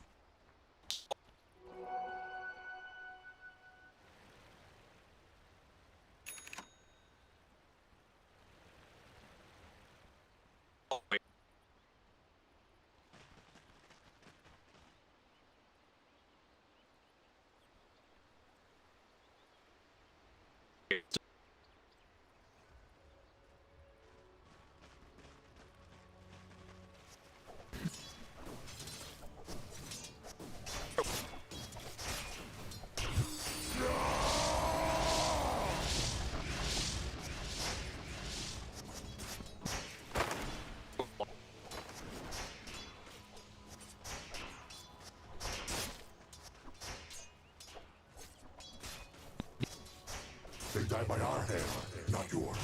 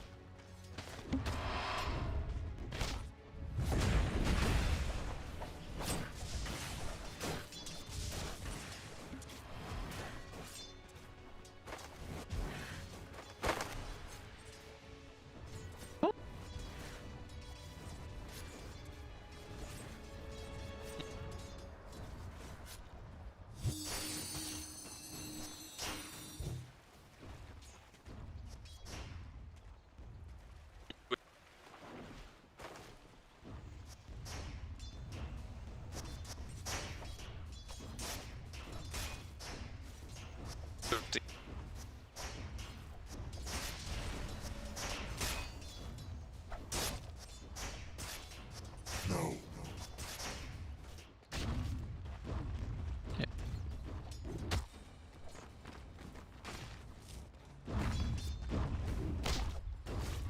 Dire's courier has been killed.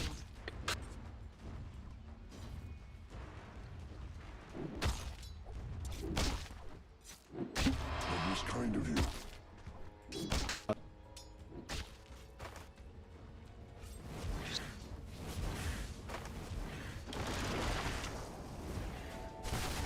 Uproot and after them.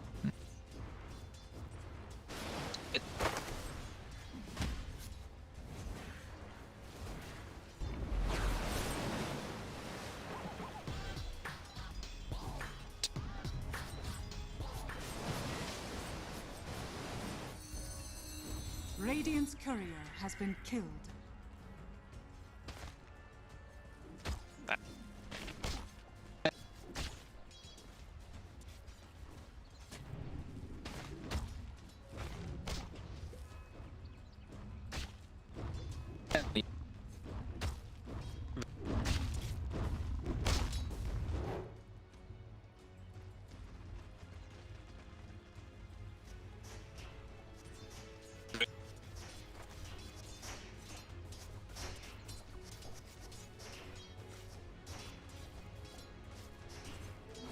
Illusion.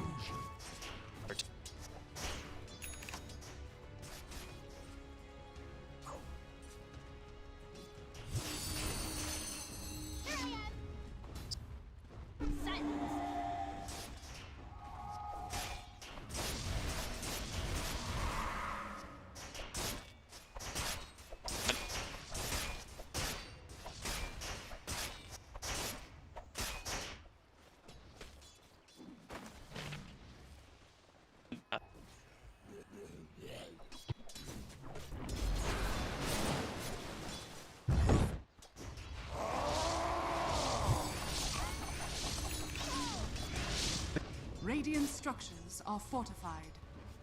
Dire's courier has been killed.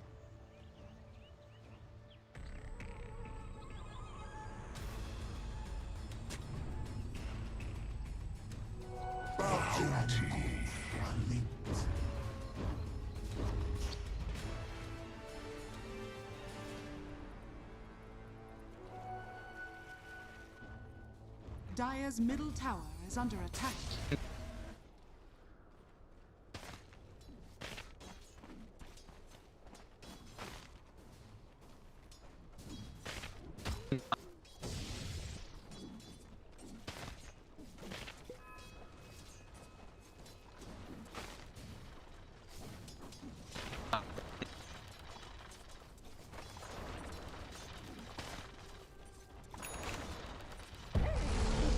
Radiant's middle tower is under attack.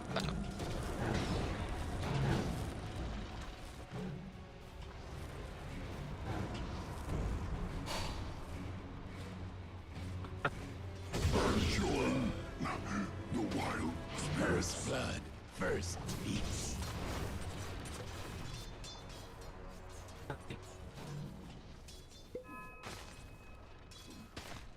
Dire's middle tower is under attack.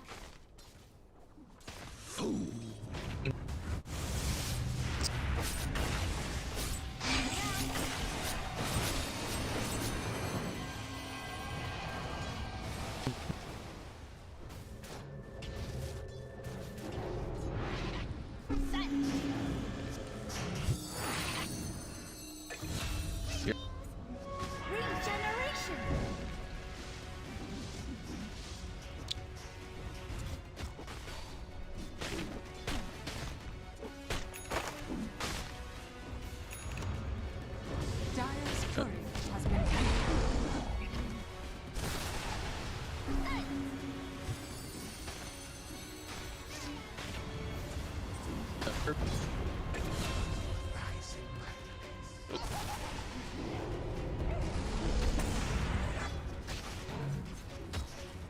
Radiant's middle tower is under attack.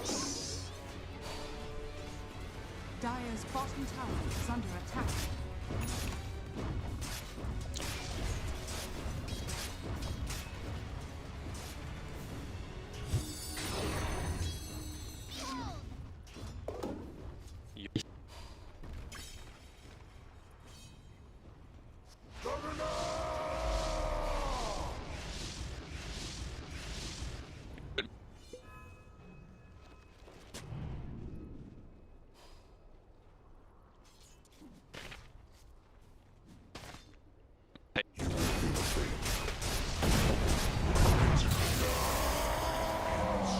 The art of our people.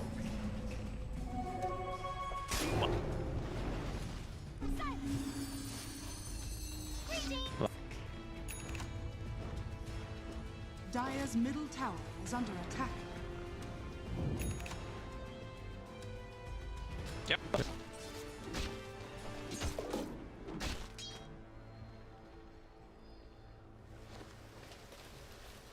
A gift from Radiant's the bottom Tempest tower of Battle. is under attack.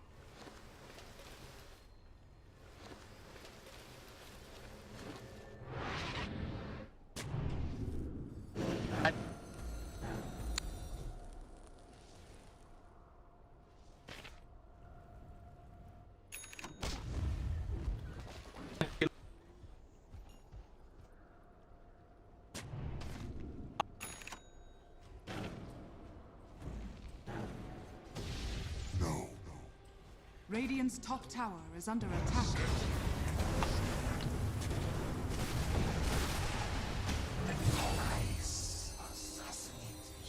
Dire's bottom tower is under attack.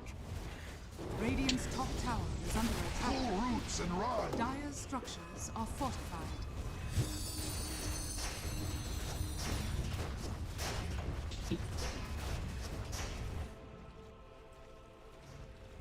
Dire's bottom tower.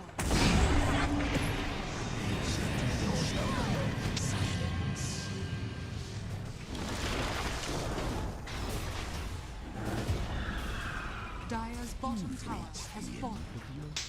Dire's courier has been killed.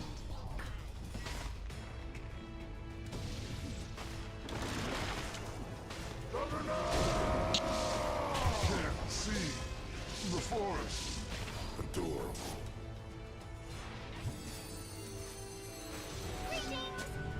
Earth's bounty. A prize.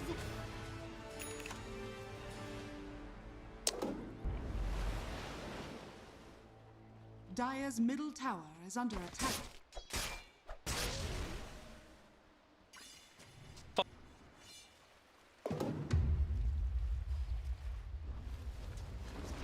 Dire's structures are fortified. Radiant structures are fortified.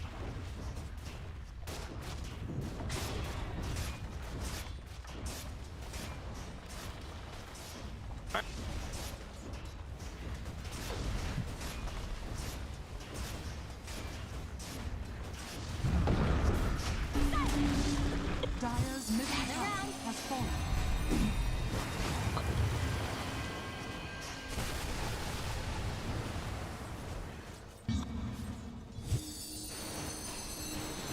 Denied. Invisibility. Dire's top tower is under attack.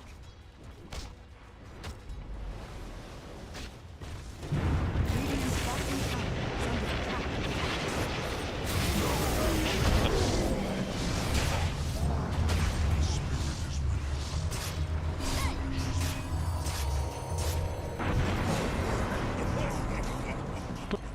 Dire's top tower is under attack. No school like the old school. Radiant's bottom tower is under attack. Radiant's bottom tower has fallen.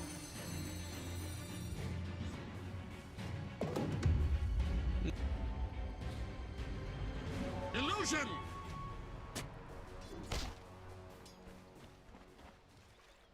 Dire's top tower is under attack.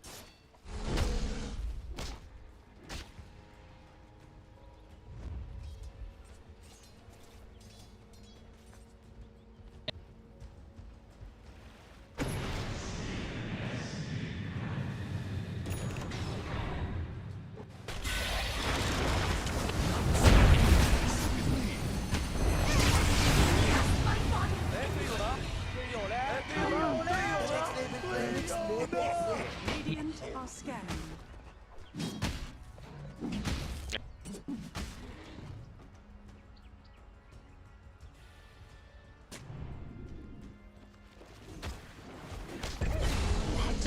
I'm dead.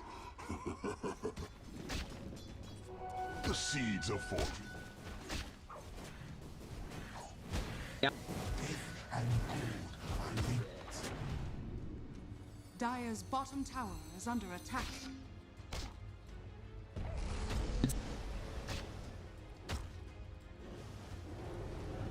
Dire's middle tower is under attack.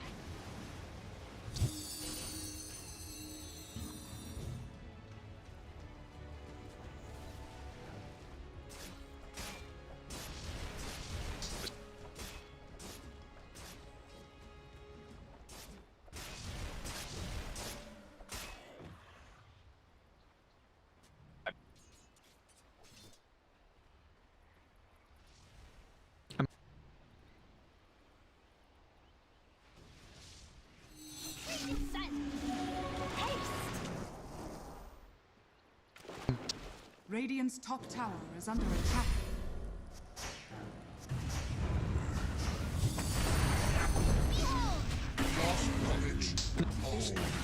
May you ride on nether zephyrs.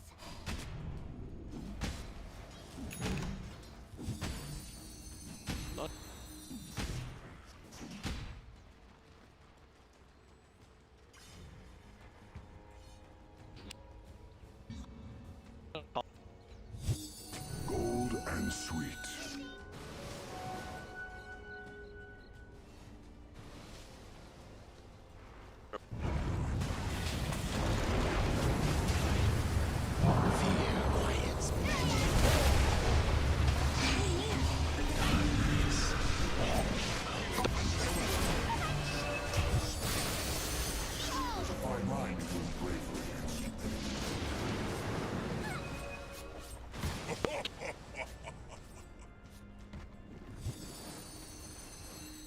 Silent greetings. A prize.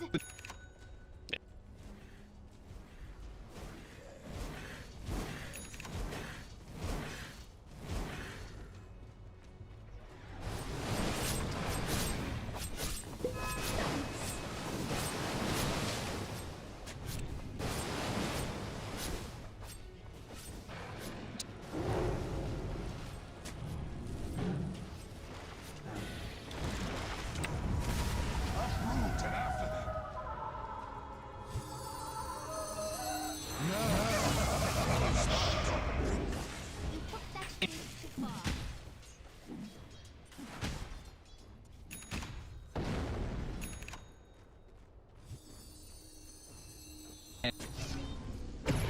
Dire's middle tower is under attack.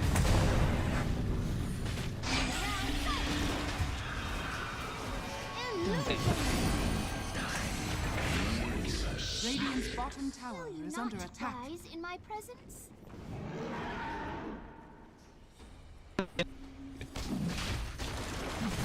Pull roots and run. My face.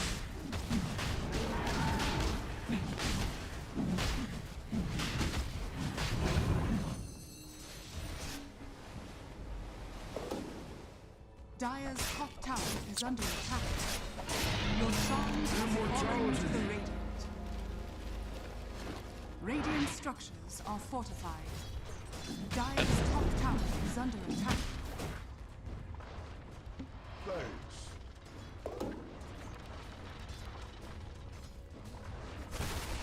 Dire's structures are fortified. Dire's top tower is under attack.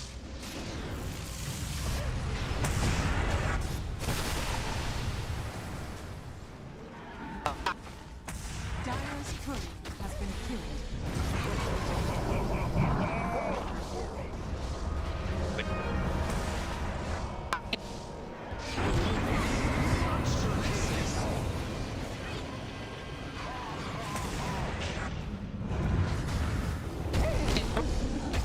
Dire's top tower is under attack. I doubt your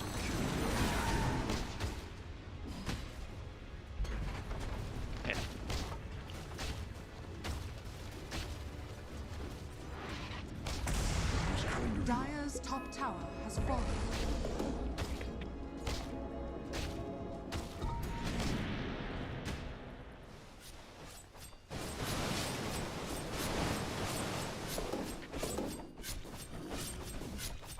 Radiant's middle tower is under attack. Regeneration.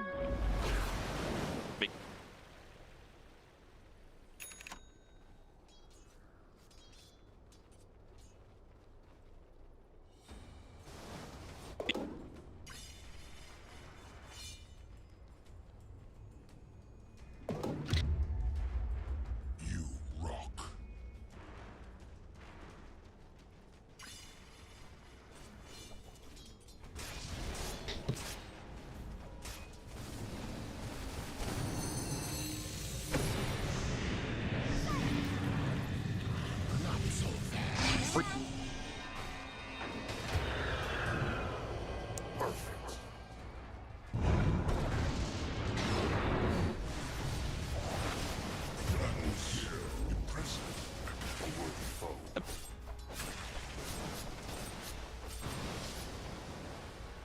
Radiant's bottom tower is under attack.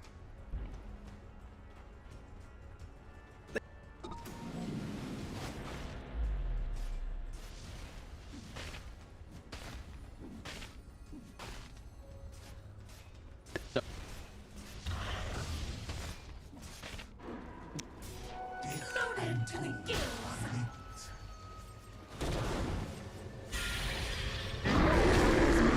Is under attack. So,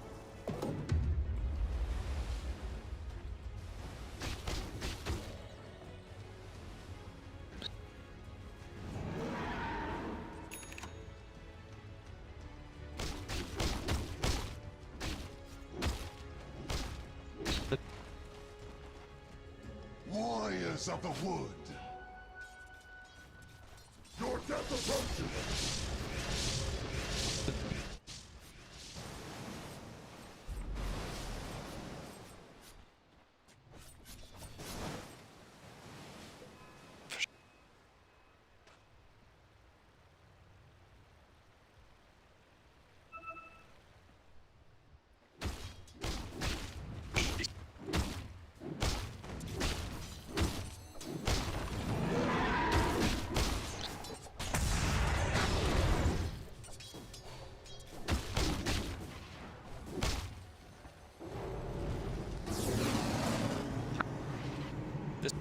Radiant are scanning.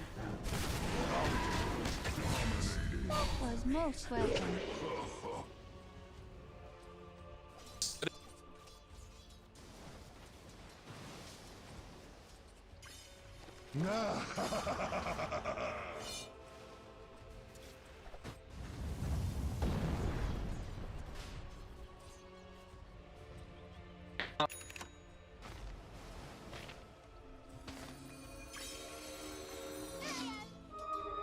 Interesting.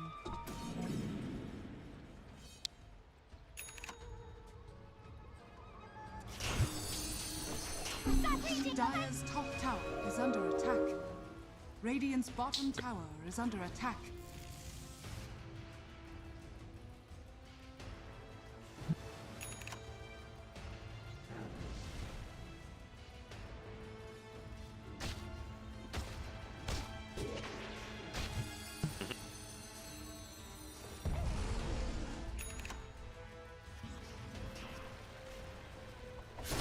Radiant structures are fortified.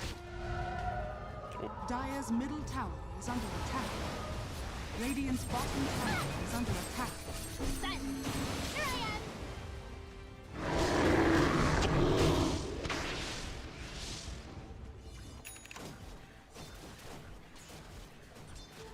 Double damage.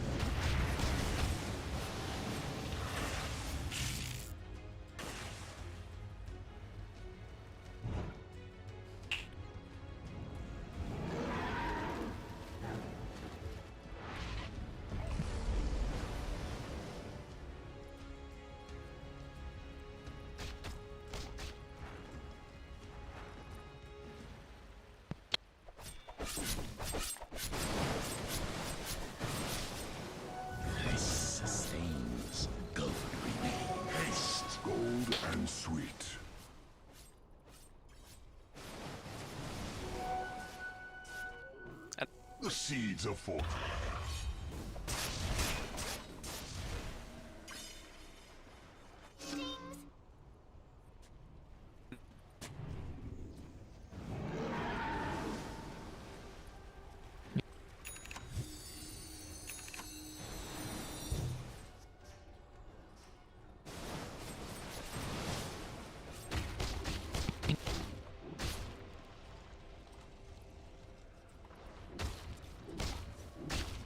Radiant's bottom tower is under attack.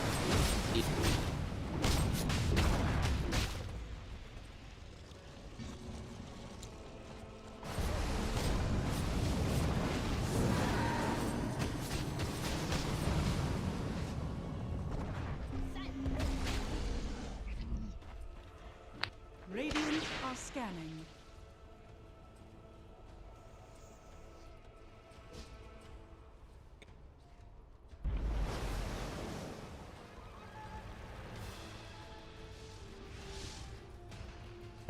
Radiant's bottom tower is under attack.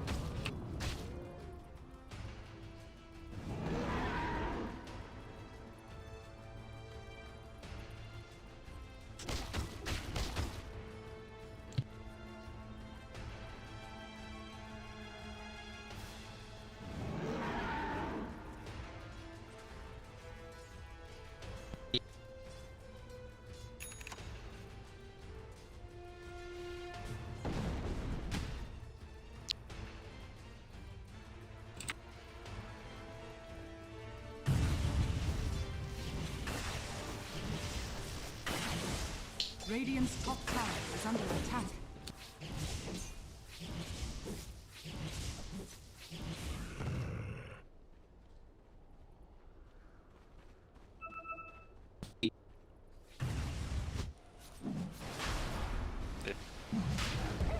Double damage. Radiant's top tower is under attack. Radiant's top tower has fallen. Your shot is the radiant.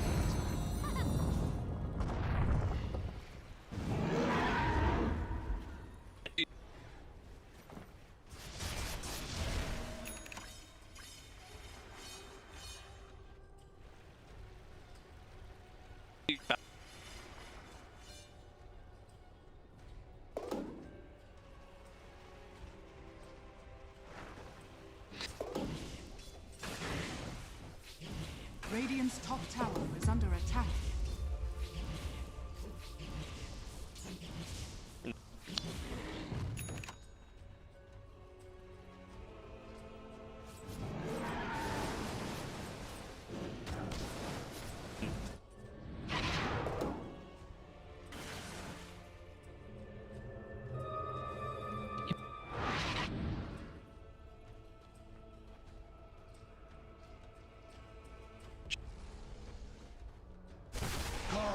Come.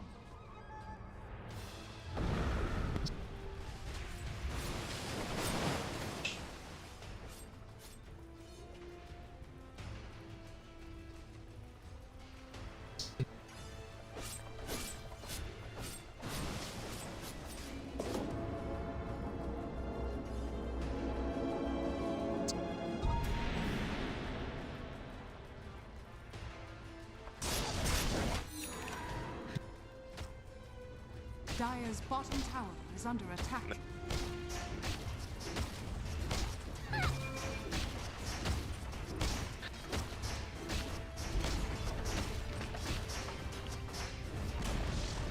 Dire's bottom tower has fallen.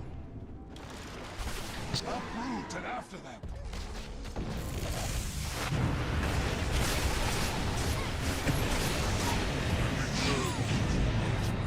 Radiant structures are fortified.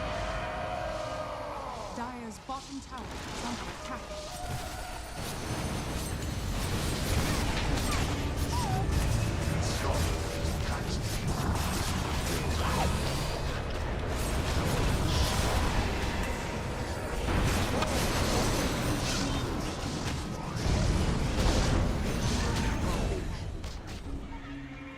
Is it the dream already? Dire's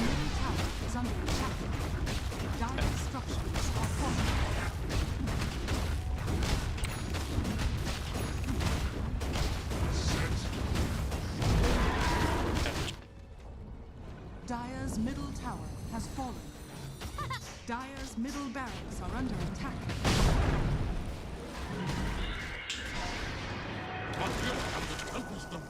Dire's bottom tower is under attack. Dire's middle barracks has fallen. Dire's bottom tower has fallen.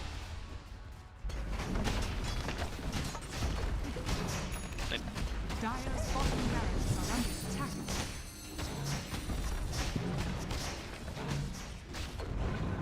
Dire's bottom barracks has fallen.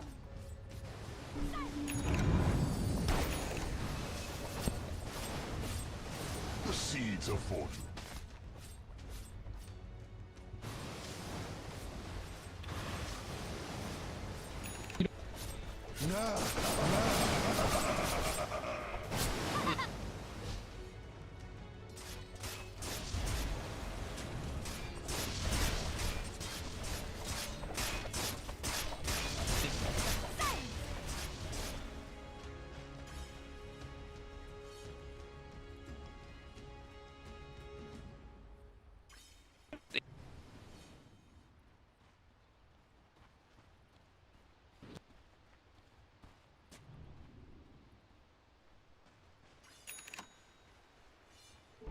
Illusion.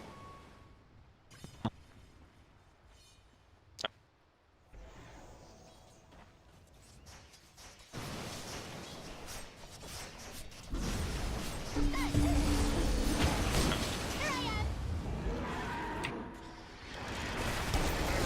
Beneath the endless grasses, make a fine humus. Deny.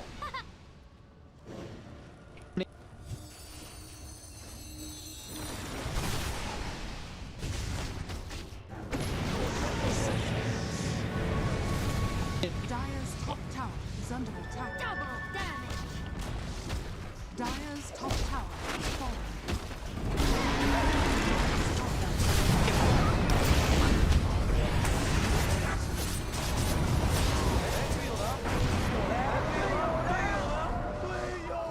Dire's top barracks are under attack. Dire's top barracks is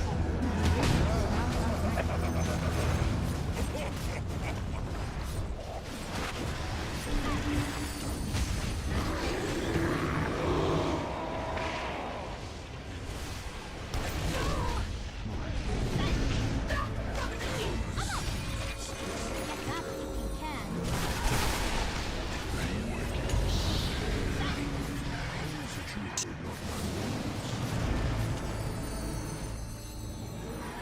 Dire's middle tower is under attack.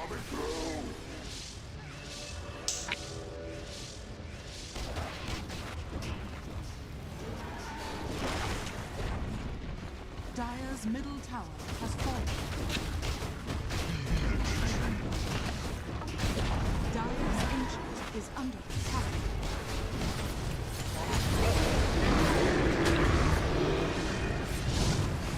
Dire's ancient is under attack.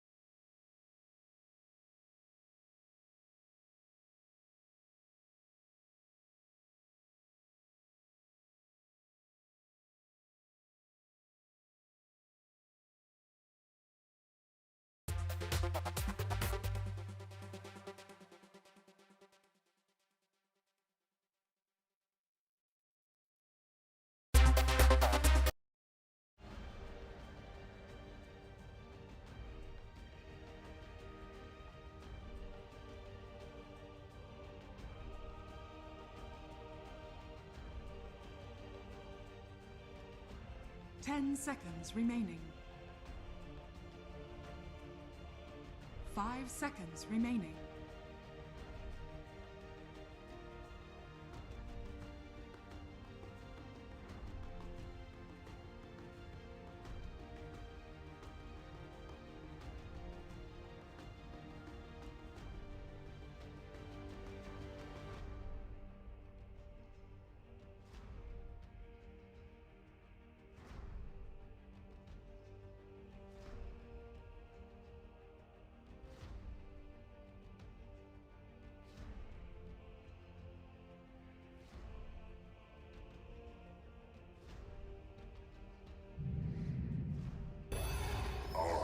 You may now select your heroes.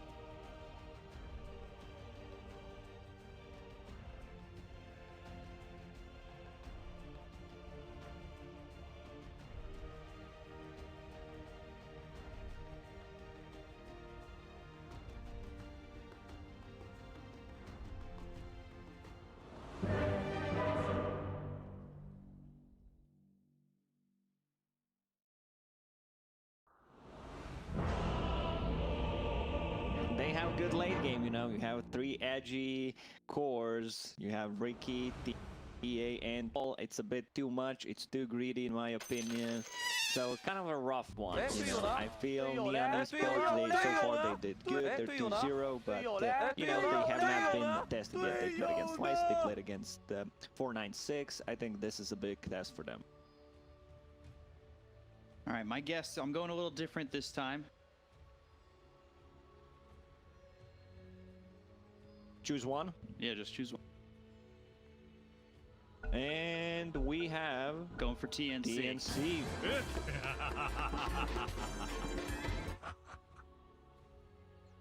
This was over before it started.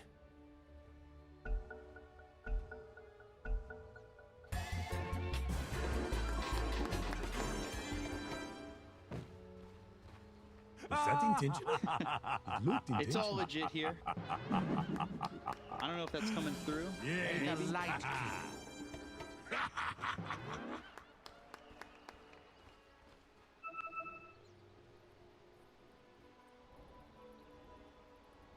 Thank you so much, Nomad. Yeah, this is a big one for Neon if they can pull through. Lacoste, they haven't exactly been tested yet, but this is now a time to really prove themselves. The victory here could definitely see Neon just favorite to me. This is like make or break for well, I wouldn't say break for the them if they lost C, but they can definitely make it so their odds are very high. Yeah, if you win, your chances are higher. Good job, B-Cup. Love it so far. You need to properly wake up.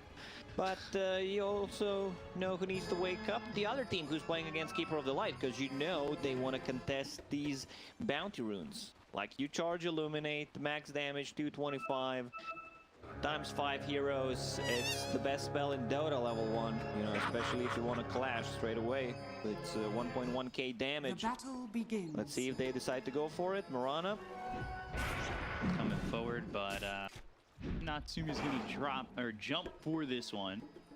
It's Johnny Low on the troll, by the way. Yeah, the matchup wasn't really.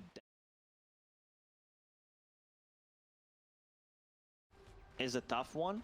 I don't think it's much easier for Ricky either way. He has still a bit of time if it's not used correctly. Tricks of the trade. Try to dodge that arrow. We'll see how it goes.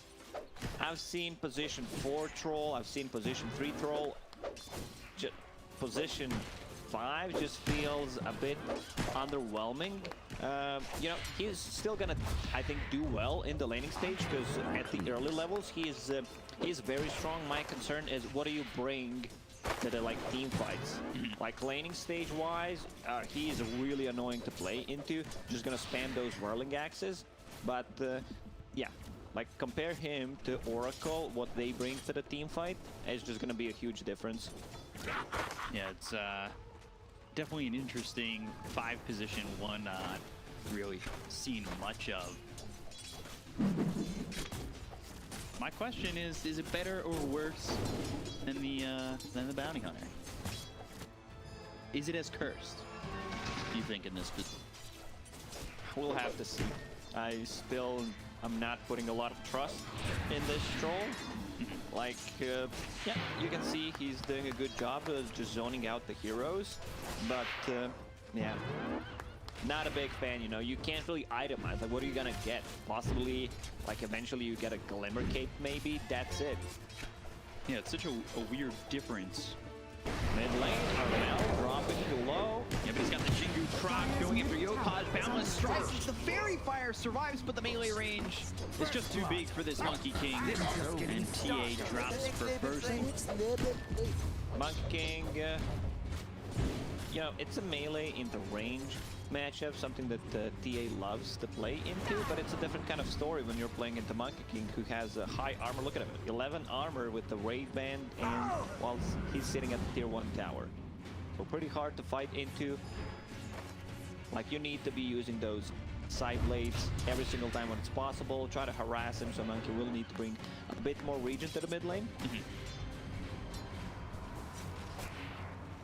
Good amount of damage he gets first blood there. We saw up top the Coddle in the field trying to pull. Successful. Armel's sitting really low, but does have the level advantage for the moment. At that level 4, is there an opportunity maybe for Yopaj to get a return kill on Armel? If he starts trading, oh, this is a good choice for Yopaj. There it is. Yeah, that's him. Finally gets that kill. Very aggressive play there from Armel. Actually trying to trade while he has the speed and the healing cell coming up. Ooh, the Illuminate. It's going to help get Femi. They almost got the Arc Warden too.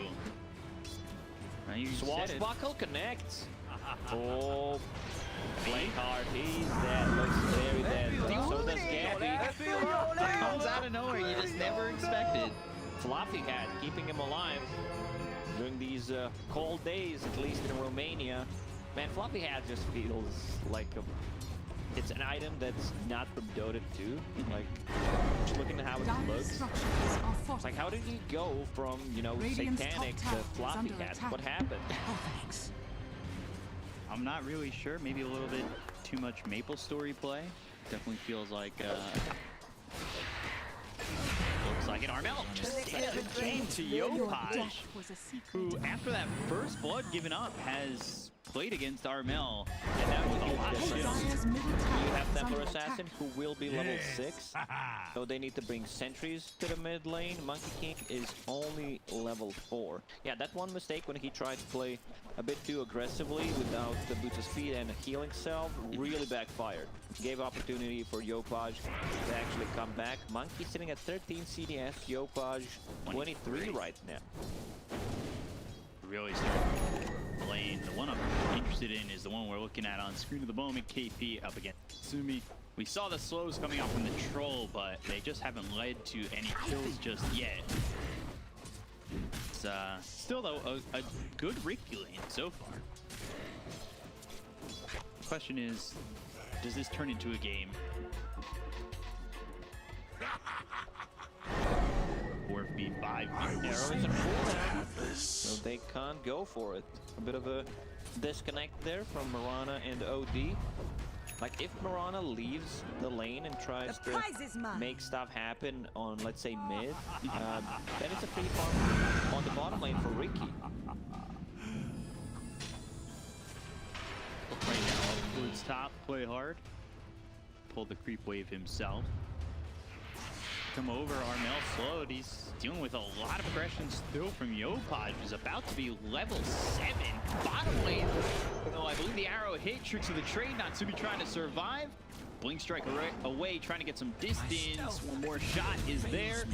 And Tim's will get the kill. Meanwhile, though, Deville takes out Armel, and he is dropped for the 3rd time in this mid lane. It peaked first blood, and now it has come crumbling down for this Monkey King. Yeah, now they're putting pressure with the catapult. Mirana comes there. Arrow instantly kills the creep. Still, this tower will go down. Dire's middle tower has fallen. But I was a young gallant yeah, once. Neon Esports, very aggressive considering the lineup that they have. You know, you have this Keeper of the Light playing as position 4, which I think is the right role for him, and he's making the rotation, getting 3 kills on the top, now moving to mid lane to secure the tower. Ricky on the bottom. There's no Mirana follow-up. Kill if they... Sumi. Tim's near the lane. Now finally coming spot him. It's still a 1k lead for Neon. And TA is one of those heroes that, given an advantage over mid, can really start to run away with it. It is one of those high impact. Arrow. Arrow. Timing's there, but the follow-up, not much. Just one orb from this OD, and it did a lot of damage. They lost this tier 1 tower mid so early, 6 minutes in. This allows Templar Assassin to actually invade the jungle, the enemy jungle, and just farm there, which gives other cores in the team ability to just farm their own jungle. Yeah. This is why tier 1 tower is so important. The one on the mid lane. The Arrow on is the bottom. 6. Arrow comes in, now lands on Ricky. Deville's here, but the ulti drop down from KP. We'll get Natsumi, and there's no return for Neon in this lane. They almost took out the troll, too. I feel like this should have happened more often on the bottom lane, or their combo is just Armel comes that over. good. Balance strike in with the Primal Spring before it. Armel finally trying to make up some ground, and he does that by rotating bot. Invisibility. Things right now Dire's middle about tower even. is under Do see attack. that this TA is leading by quite a bit. Throws down another One trap. more leap. Arrow. All right, Arrow nicely lands. done. To TP out. Natsumi's now shifted lanes. Is this a matchup that better off playing in now that the now that he's died bottom, the OD's kind of pulling away? He can't play Dire's into middle OD tower and is under Mirana attack. anymore. It's just too much pressure on him. First roll. Hits up onto the Oracle. Gets the root. Blink strike in. Tricks of the trade. Baby gone. Natsumi comes top, and immediately he's rewarded with a kill. But this is going to leave the bottom tier 1 to just be ransacked by TNC. Mirana is level 6 right now, so Moonlight Shadow Radiant's will bottom be tower has available for any kind of aggressive rotation, possibly saving his teammates. Ricky still needs to recover. I see Diffusal Blade. As usually we see Diffusal Dire's Blade top on tower mid is Rickies under attack. when he's paired up with another carry, but I can understand why he's going for Diffusal Blade this time. Like, look at the CS difference, 36 and 395 on Templar Assassin. So, you know, you are looking for that timing to Radiant's fight a bottom bit tower is under earlier. attack. So I guess that's why he wants to get to the Diffusal Blade. You know, Templar Assassin gets her Deso plus a Blink Dagger. You get your Diffusal Blade, and this is the time to Dire's get top first tower row, is keep the under advantage attack. going. Yopaj. They're setting up, but I don't think they can get this kill with these 2 heroes only. Under the shroud of Moonlight Shadow, trying to make something Dire's top happen. They're tower. At least watching. they're stealing experience You know, that's one way to use the Moonlight Shadow for. I was meant to There's the have sentry to this. block camp too, so Precious bounty. Yopaj walking over, heavy. And Marana just hiding Tims there. They were almost spotted. But the Deso's picked up. This is a 10-minute Deso for the TA, and it wasn't the Boots Deso, it's Tread's Wraithband Deso. 6K net worth right now for the Templar Assassin of Yopaj. Pause coming in. Pause called Noel. Ready to go, yeah. So quick pause, 2 seconds. KP and Febby are moving over towards mid, the trap power runes. Come of this. Neon. Shoot with a TA that's quite farmed, looking to make something happen, and they are in the road. Already we just see these two heroes, minus armor from Meld, minus armor from Orb of Corrosion. If you're wondering why Orb of Corrosion is picked up so often, yes, it does work on a tower. Minus 3 armor, slow, plus the one on the heroes, especially on the hero like Clear, where you AoE swashbuckle, slow, plus minus armor, on top of a lucky shot minus armor. So that's quite a lot. Oh my god, 11-minute Roshan. Roshan, you can't really the game with the first Aegis. You're looking for that second Roche timer with the cheese and Aegis, and just build up advantage from here. Do with this Roche. Radiant's bottom tower is He's under not attack. terribly far from that Blink Dagger. And that's going to be if he can have the Blink and still be holding on to the Aegis, that would be a big moment for Neon to move in and really quick. You know, KP already, right click's coming through. Imprisonment. She'll use, but not defensively. So Yopaj just rips apart this OD. And then right from there, they smoke. They know they have Observer Ward, they have Sentry, so they instantly pop it.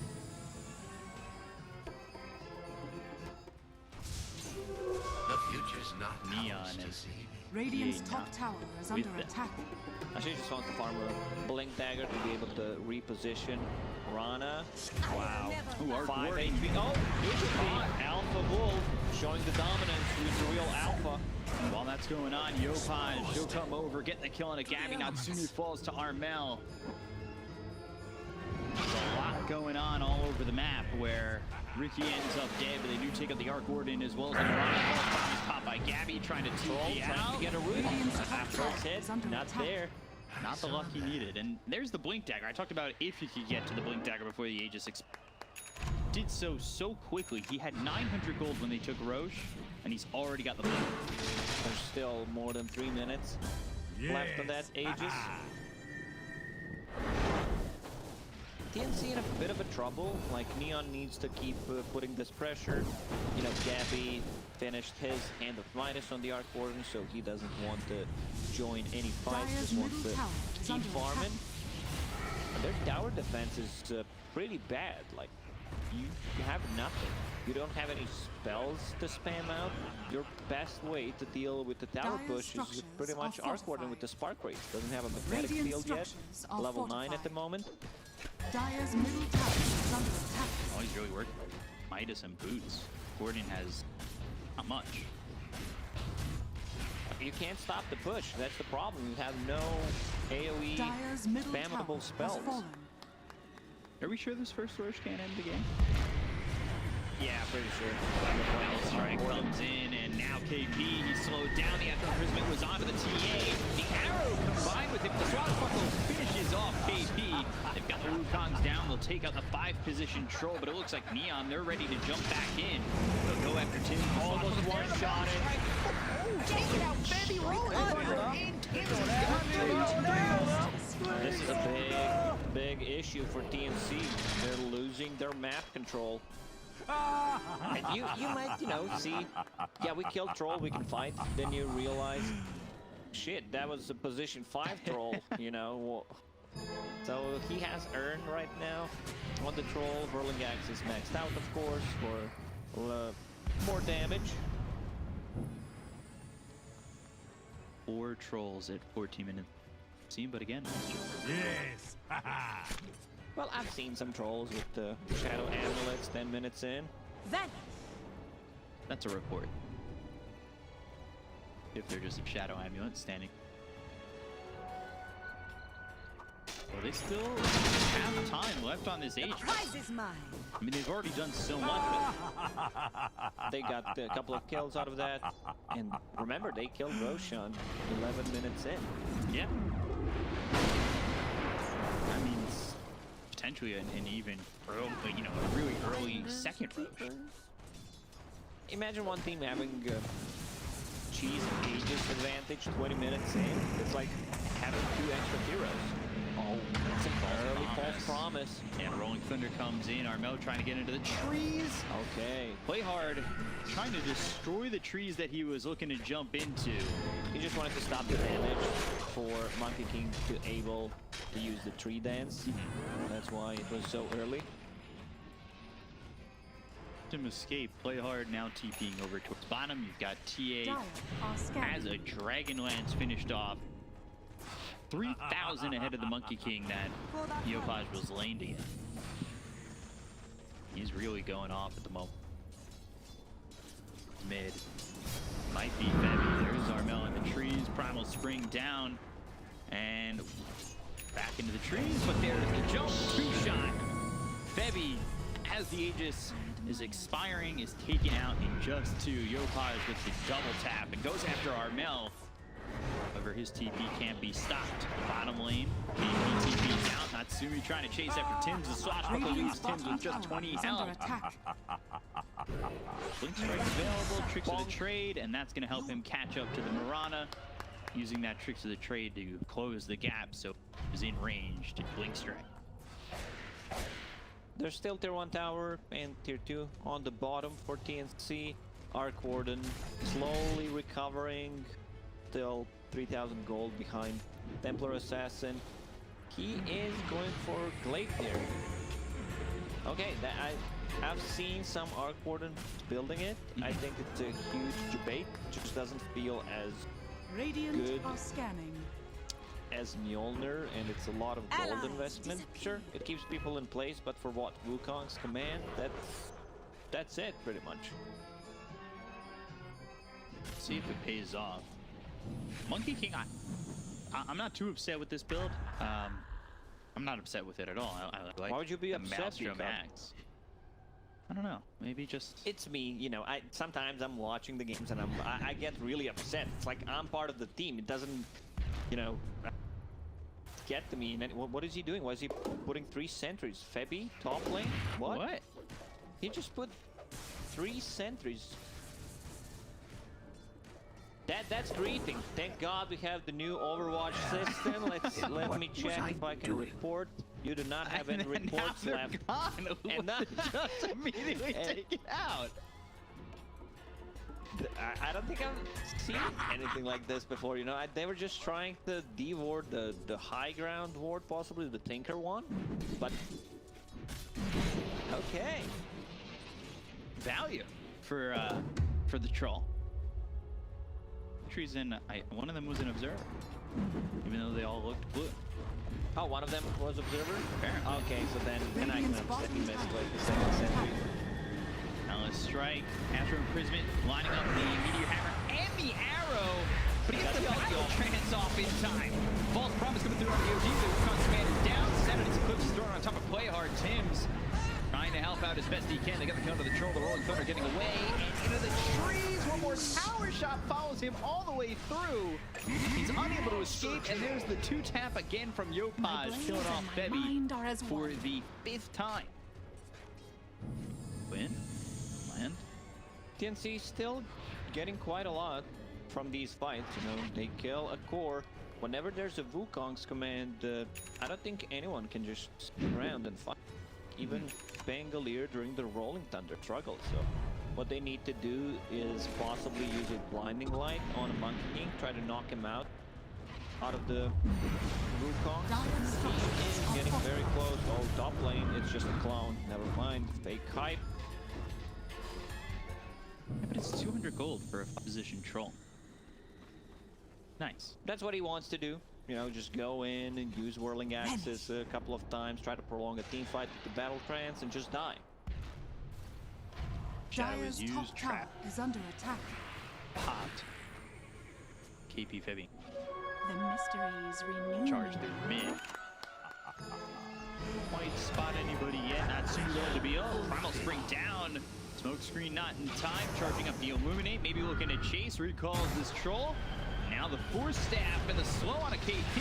Might be able to catch the OD, but Blind Light pushes him onto the low ground.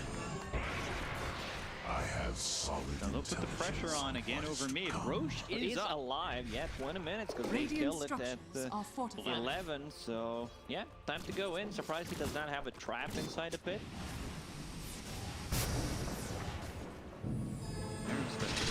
Taking Roche so early, you can expect again.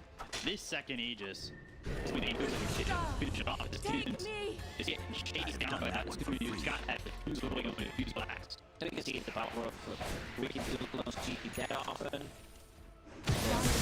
Just the slow to keep him inside the smoke screen, and usually Ricky doesn't buy agi items. Oh, he'll spot Armel. Radiant's top tower Spring is under down, attack. trying to destroy the trees. Dire's He's bottom tower is hopping under around, attack. fixing the tree. He got him. And he got him. Spots him, and then he'll kill him off. There's nowhere for him to go. This isn't the end. Mel gets taken out by Natsumi, who's having a fantastic game that's been enabled by Yopaj's play in this early Radiant's part. top tower is under attack. Ricky, you know, still kind of recovering. It was struggling a bit early on, but I like his better choice this time around. Like, understands that the TA timing is just too good to miss out on. Dire's So bottom tower gets that has been defusal blade, denied. keeps fighting with the team, getting a pick off. Man, OD. Don't feel like, you know, OD has done much this game. Wow, that was so close. Millisecond away, maybe? I thought that was gonna actually hit. Yeah, so did I. But they Boomer top. eyes deceive me. They just He's caught out of him. mana. He's out of life. All over KP. You said you're not feeling his impact, and you're certainly not going to Dire's feel it top when he's in the tower grave. is under attack. The longer you are Dire's dead, that structures are means fortified. you cannot feed the enemy. Dire's top tower is under attack. Gotta find something positive in all these deaths. You can only die once. Waking would disagree, but yeah. So Dire's TA top tower getting has straight fallen. Nullifier. Nullifier is just an extremely good item, a ton of damage, and you know, just allows you to dispel things. There's the one Ghost Scepter on Mirana, dispels any glimmers, Force Staffs, you name it, dispels Monkey King's Jingu, and now they're inside the pit. Man, Neon Esports looking hot right now. Look at Major Worthy. Got this second Roche. 23 minutes into the game and a 10,000 net worth lead. It is looking prime for Neon at the moment. First Aegis pushed him close. The second Aegis might push him over the line. Finish line him this game. It feels really tough for TNC because they need to buy a lot of time. They are... TA has taken. Gonna buy some time. TNC's like, hell yeah, you know, we'll take all you got, because they definitely need time in this game. Arc Warden, Yeah. They trying to buy time from Justin Timberlake from that movie. oh, that was actually like the cool concept of the movie, but yeah, the execution was That's not all right. really Time top Stoppers? notch. Something like Not that? sure what was it called. You guys have all seen it. You get what we're talking about. Ricky was going for the Nullifier. Now switched to the Blink. Now switched to the Manta style. Indecisive in what he wants to pick up. Meanwhile, the TA, who you said was also going for the Nullifier, now back to the Nullifier after finishing off the Hurricane. Yeah, you do not want to have two nullifiers. There's no reason to go for it. Yeah. It's a great item, but one is more than enough. You do not want to invest too hard into it. Sumi, we're going to put some pressure on this bottom tier 2, the last outer tower that stands TNC. See just Yopaj, 2 taps, the creep wave, and gone. Dire's bottom They'll tower work on is the under tier 2 attack. tower. They're still working with an Aegis as well as a cheese that is sitting on Natsumi. You've got Monkey King, who's going into BKB. Arc Warden, who has the Gluttony finished off, and he's also going for a Hurricane. Bounty. The prize is Arc Warden go. Dire's bottom You don't get tower too much has fallen. value out of BKB this game. Outside of Sentry TNC. down from the Radiant side. They're going to jump and look for KP. Will immediately try to TP out the blitz right out of Tims. They've also got the Tempest double here, but Thanos chances pop by. This troll will stay alive, Dire's goes middle after tower the Tempest is under double. attack. Looks And very eventually dead. will fall as it doesn't run out of time. However, that being said, KP, he doesn't make it out alive. Wait, Yopaj is in the base while the rest of the team is not there. This guy's mad. He just blinked in and, you know, he still has Aegis up and running for 2.5 minutes. Hurricane Pike to work with. That is balls of steel. He blinked into 4 heroes on a mid lane and managed to survive. Also get the ulti off the Oracle. So Radiant 1, structures 2, are fortified. 3 Ghost Scepters already. So, you know, getting that Radiant are nullifier, scanning. the second nullifier on Ricky doesn't sound like that bad of an idea anymore. Sure, but not now. I'd still prefer if Ricky gets like either Mantis style or a BKB, because Gleipnir route, this is something that he doesn't like to play into. Like arrow combo could actually just kill you. You do not have kind of counterplay to that. Let's see, 1 shot. Rolling Thunder, waiting for the Ghost Scepter, and 2. Takes 3 this Takes time. him 3. Kill him. Oracle, very tanky. At times. He was able to hit him a second consecutive. Dire are scanning. Top lane, Tempest double, Tins is here, but you've got Deville as well as Natsumi ready to go. Tins shows himself, and the damage comes in. You can see Gabby getting close inside the jungle. Tims with the leap. Is it far enough away? Yes, it is. Just time with the TP out. Still, Neon, it definitely feels like they're maybe not pressuring the high ground as much as they'd like with this Aegis, and it's about to time out. 45 seconds. And Armel, bottom lane. Caught him, he tries to TP. Do they have the damage? No, they don't. And again, another TP away. Heroes are getting close to dying. Not dying. They're not really pushing in onto the high ground. There's still no damage onto tier 3 towers. Mark Warden is more than fine Radiant's with top that. tower is under Slowly attack. getting his Radiant's top levels, tower level has fallen. 17. Building into that Hurricane Pike, has a 4-staff right now. So like double 4-staff that you get from the Arc Warden is gonna be really good against Ricky and against the TA, but Radiant's Nullifier bottom will be tower up. is under attack. To the top, dusted up. Into the trees he gets, and now Blink Strike back, avoiding them with the jukes. The Rolling Thunder from Playhard is out and away. KP finally gets spotted. They've got the silence. It's an OG trying to survive, but it's not looking likely as the last shot is a Melt Strike from Yopaj for another kill, and that will get the Nullifier into his hands. They've also killed off Tims. Yopaj did not die a single time after First Blood. So Yeah. he's 10-1 and 4. Also, remember, they killed Roshan #1 pretty fast, so the next one could spot in Radiant's 2 middle minutes. tower So is we under might see attack. some refreshers, some Aghanim Scepter upgrades. That's just gonna be real good. Free items, why not? Free Ag. And you were talking about Aegis cheese at 20. Ag's Blessing at 30? That's... You just give it to... Wait, what? I did not see that. Kem, he has Hand of Midas on Keeper of the Light. I did not click on him. I was like, where's his second item? He's holding a Philosopher's Stone. And a Kind Midas. of hidden in the bottom right. But yeah, definitely not the item that he benefits from in terms of the attack speed. Just straight up gold. Being higher in the net worth than the OG. That's...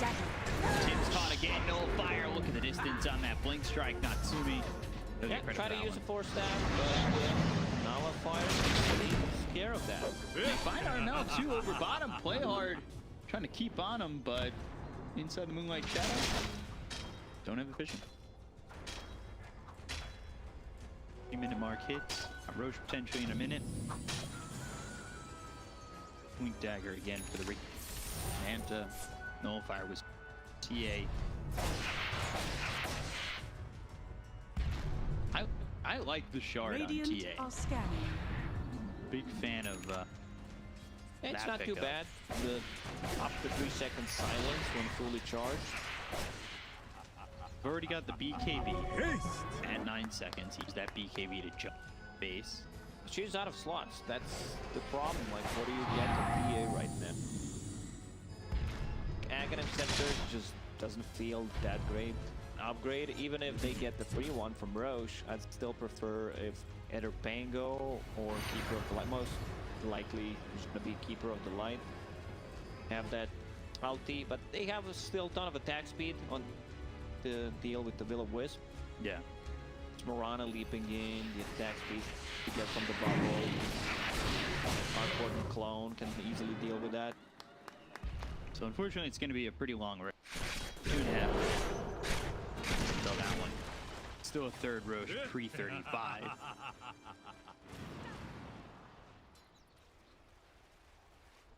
20k lead for Neon at the moment. TNC, Dire's I think they've courier has been lasted killed. a bit longer than I expected them to, but Yopaj taking out Gabby's courier, and that was holding an ulti orb. It's just hard to push a high ground against Arc Warden, against the Monkey King. One mistake and the game could easily swing their way. Neon have basically spent the last 20 minutes the opposite side of the river. It really hasn't felt like anything, or really anything other than getting a kill. But that means TNC, they're over here trying to farm up No, it's in just the a Radiant phase. jungle, in the Radiant triangle right now. Moonlight Shadow gets used, and now got distance here to catch up to KP. Astro Prism on himself, they'll take out Tim. Not gonna get credit for that one. KP come out of the Astro Imprisonment, try to get your hammer down, which does land on the Yopaj, but it doesn't mean he's gonna get a kill. Instead, he'll be dead. Yopaj gets credit for that, and again, since he's died for that first blood, he is 11-0-5. Continuing to roll forward, continuing to sit top of the net worth. That being said, Arc Warden's got 21,000 net worth. He's slowly creeping up towards the top, and this is a hero you don't want to give too much time to. Great Blade Strike, what distance! Silence, nowhere to save himself just yet. Force that back, tricks in the trade again. He's going in, rolling thunder. There's the Blade Strike again. They'll get the throw to Femi, Natsumi. In and out of the Dire base. Dire's middle tower Pretty is under easily. attack. Oh, even Troll's actually going for scaling items. He understands, you know, if things don't go well for us, TA, a hero that could potentially fall off because like Arc Warden and Monkey King. So he gets a BKB after an Urn, which I really like. You know, they are giving him a bit more farm priority than Keeper of the Light right now. And yeah, Basher done. So he can be that guy running in, popping the ulti, just trying to get the most out of it, bashing people, holding onto the Mindbreaker. And he's getting more farm priority. Is this also of a result of the fact that Coddle does have a Midas and Floth Stone, so he's just like A hand of passively Midas making is this just income? something that he should not buy, you know, but okay, it's eventually it will pay off. Also falling onto Philosopher's Stone, that means a lot of free gold for him. I would love to see the Aghanim Scepter. Let's see, okay, Aghanim Scepter will be dropped from Roshan. Let's see who picks it up. Also the one on the Troll is not too bad, you know, dispelling those Ghost Scepters. Wiki Ags, dispelling Jinju, dispelling things on yourself. So TA actually decides to pick one up. Let's see if Radiant's she handles bottom it tower to someone is else. under attack. Yes. Oh, no, Oh, puts she- out himself. Okay.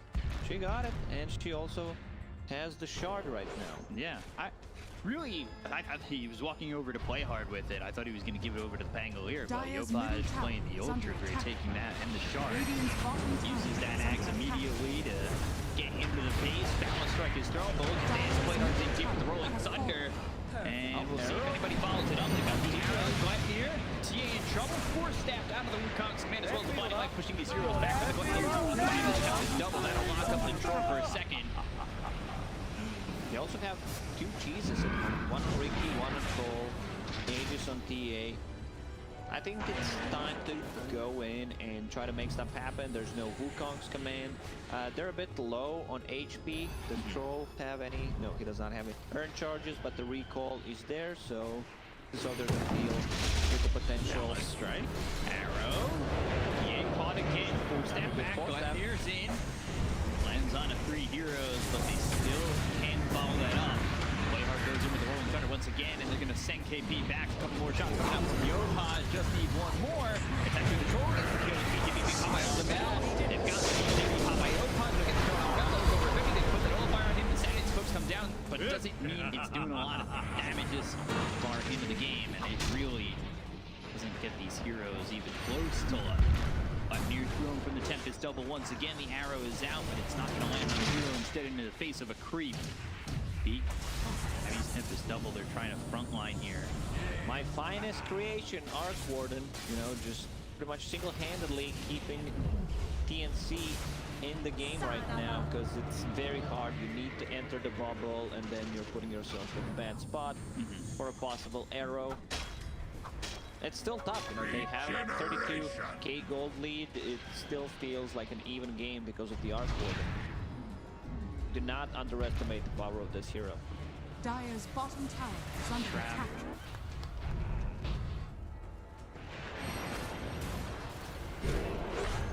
TA going for a swift link. Thrown in, but still, you look at where these heroes are sitting for the side of the Dire. Just trying to hold via this Arc Warden. Arc rates are down. You've also got the magnetic fields keeping these buildings alive. Is under attack. Arc Warden, a one-man save machine. Not saving of heroes, but saving of buildings. What they can try to possibly do is a bit of a split push where you put the pressure on one side and then PA comes in, gets a couple of hits. Ricky can do the same thing. Arrow on Yopaj. Damage is felt, but it's not enough. Now they've got the silence. Ricky. Tsumi was looking for a way in. Almost had Radiant's bottom his tower opening. is under attack. So yeah, it's been a while since I saw, you know, teams just going for a real split push in terms of like going for the tier 3 towers separately. And this is what they're doing. Like, it's an old school strategy Radiant's that bottom tower still is can under be attack. applied when you don't have the real Radiant's answer bottom for the tower Arc has Warden in fallen. this case.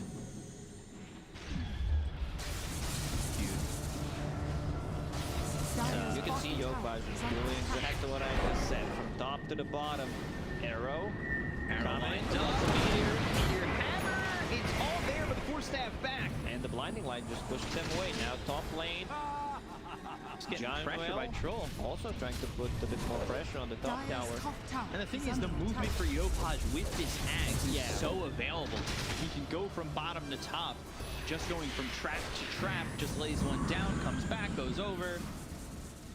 Well, to be honest, you know, Arc Warden kind of deserved this. What so? he's doing right now, how he plays the game, like Templar Assassin's like, well, you know, we have the answer for it. I'll just jump in. Look at the PNC. Everyone is just holding one tower right now. One side in case someone decides to split push. Go over to the trap, clean up the creeps, put a trap down, go over to another lane. Rinse, repeat until you make it happen. I like the idea. I didn't even think about that when he put that axe. Now the Aegis Aegis is reclaimed. Arc Warden getting scarier and scarier. MKB done. Full Scotty on top of that. Fel Prism is just the best tier 4 item, no doubt about it. You get stats, you get mana regen, you get the CDR. It's just too good. If you removed top attributes, that item would still be really good. One of the best. So Ricky's gonna hold it. The tricks of the trade cooldown. Doing math again. Precious 0.9 bounty. seconds. Yeah, you can just click on the ability. You do not have math peek up, but okay. It's 4.9 seconds. Make it easier for everyone. I don't know how to explain I mean, math. if that's your thing, you know, to look stupid on the stream, I'm down. Dude, I love that kind of stuff. So feel free. I think it's just from school. Whenever I used to answer a question with no work shown, my teachers would give me no credit for it. And so now I'm stuck in this whole show your work, don't just say the right number. Here, nullifier, throw back and forth. Gabby's Tempest double. Ooh, anybody in the gold? No, not yet. Moving up on it, finally. It'll be 300 gold for the troll. Deep in, tricks of the trade, smoke screen, pushing these heroes on the side of TNC back to balance strike as well. Flip here now, the arrows in, the Wukong's command can take the kill at least onto the troll pop. BKB as well as the battle trans going after Armel. Strike in, and this is already down. Now this is trying to get everything done. It's not too good. BKB, they'll take out the troll. Thunder comes through, that's going to hit him with the Tempest double as well as the original Arc Warden. It's finest creation, but not fine enough. They're taking the kill to take out the They get the kill with the Gabby, they're taking the Arc Warden from side back immediately, and looking not soon, just trying to dive in onto this Monkey King who's good at the false promise, trying to survive, but eventually his time will run out. And there's the damage, but the clip here. Oh, Yopaj finally falling. Febby claims his life. I think Yopaj wanted too much. Instead, he could have taken the top tier 3 tower, he could have taken the melee barracks, so regeneration right now will kick in. 1, 2 buybacks on side of TNC. And they got the buyback out of Gabby, which is pretty big. Yeah, so still an opportunity, and you know, giving them an end game. It's just killing Gabby again. So they know there's not gonna be the bubble. Well, the buyback is there, never mind, I'm just talking out of my ass right now. So Arc Warden will keep this mid barracks alive. Wait for the next Roche. They're playing into Arc Warden. He just used the buyback, did not risk it. 41k gold lead for Neon. I feel like TNC only managed to get 2 kills in the last 20-25 minutes. And there's not a lot of red squares on that graph. Not many. Sure. Monkey King up in 10, TA up in 27. And, well, can travel to any of these. Yeah, I mean, the man just wants to travel with all the travel restrictions and bans. He's like, you know, I'll try to find my way. Make his own way of travel. Middle seat. Radiant are Shadows Use a trap. take us. Called travel. Travel. Wave of me. Got the Zoozle, arrow comes in, stumbles Natsumi. And they got the Wukong's command as well as the balance strike, the force step from Yopaj, but Natsumi is dead. Armel gets the kill. He popped that BKB and going into the Rolling Thunder, but the Fortune's End stops it. Now rolling forward and trying to catch up to these TNC heroes. Blink Dagger allows him to hit Febby as well as Armel. Goes towards the trees, bounces off these little obelisks, and play hard. Gets back to the swap. Gets arrow. Comes in, lands on a 2, and this is a troll just diving in with an abyssal blade in the 5 position. Troll right clicking away. Armel dead again. He's gone for 88 seconds. They pop the BKB, but Gabby's in trouble. He's backed up by this troll. KP has fallen. 2 heroes are dead. Down goes Febby, making a 3rd. They all have buyback. Swashbuckles left here, and now Kings is gone. 4 heroes on TNC evaporate. I cannot believe Januel actually Dire's right there. are under attack. Keeper of the Light, keeping him alive with the Blinding Light, Force Staff, Lotus Orb.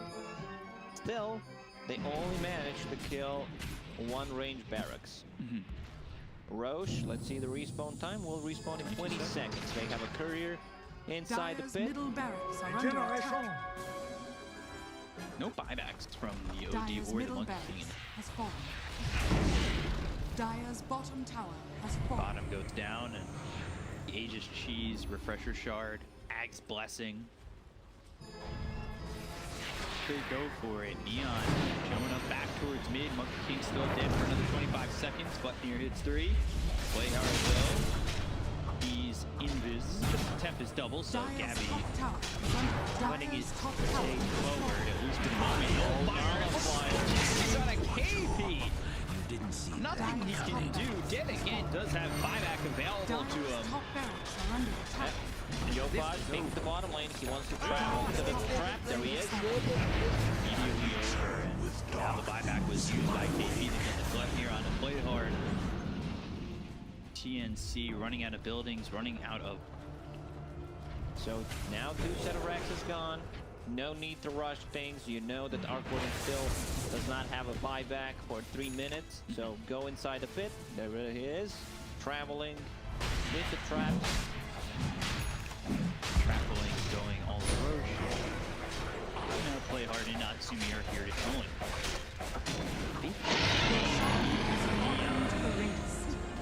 And if you're a fan of Neon, you're hoping this lead doesn't fall to the wayside. Did ES in the China against Avicii. I don't think this game is throwable anymore. I've seen a lot of stuff where I probably said or thought the same thing, but this one just, you know, feels they should be able to take it.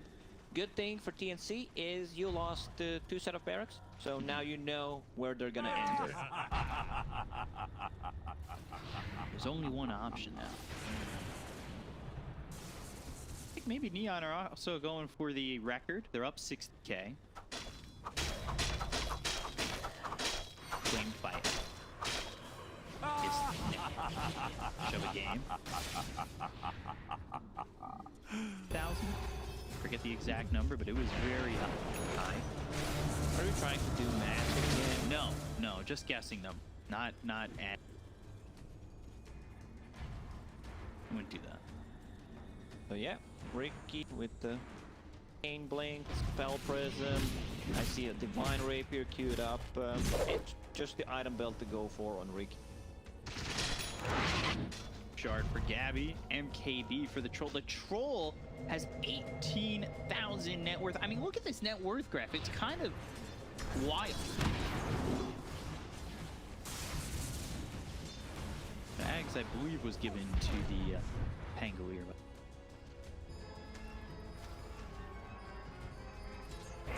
Blessing, he's worth that. They're bottom, like you said, only one way to go. Place down a Sentry Ward as well as an Observer, and now the button here, Yopaj. Does have that Aegis again, so he's holding on to a second life. True to the trade, Natsumi going in with the Rolling Thunder coming through, as well as the silence out of 3 of the series with BKB being popped by Gabby. He's trying to run away with the bounce strike as well as the Yopaj hand is down. They look over Natsumi, he's gone, Jade with no buyback. Things are potentially falling over Neon as the Bandits are coming through onto the TA. They've got Young Rose in front of man fight. The Monkey King, he's got a lot of items to do so. He's a 5 position troll, but doesn't matter. He's got it's on Monkey King over after Gabby. They're trying to find KP. They'll take out the OG down here. The Monkey King looking for more. Gabby on the run. And play hard. Swashbuckle finishes off Tims, and down goes Benny and Gabby. Both team wiped to the side of Neon. Arcwarden does not have buyback for 40 seconds. There's not enough time, actually. Man, Arcwarden is such a nuisance to play against.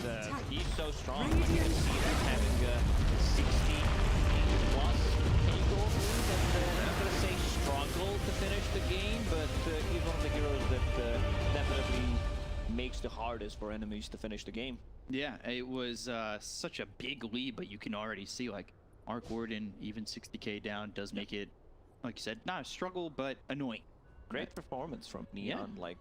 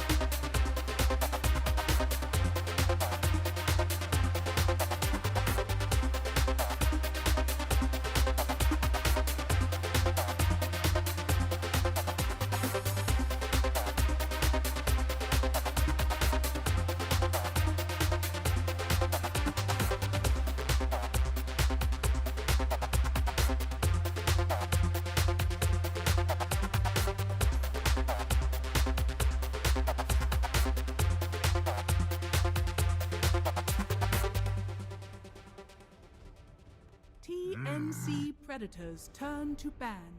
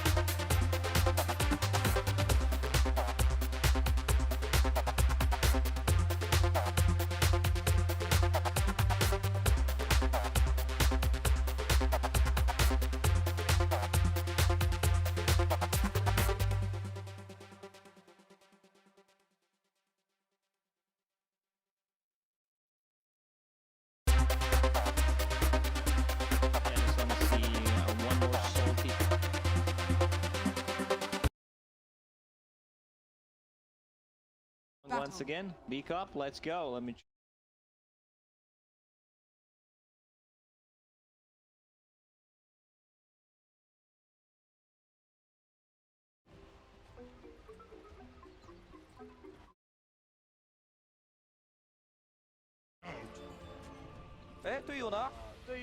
Ready to go on game number 2. Neon with a 1-0 lead over TNC. A chance to sweep the series over this big powerhouse and love in TNC. But here it is. It's the full fight already. Here we go. Disruption. Fortune's End. It's going to land on the 2.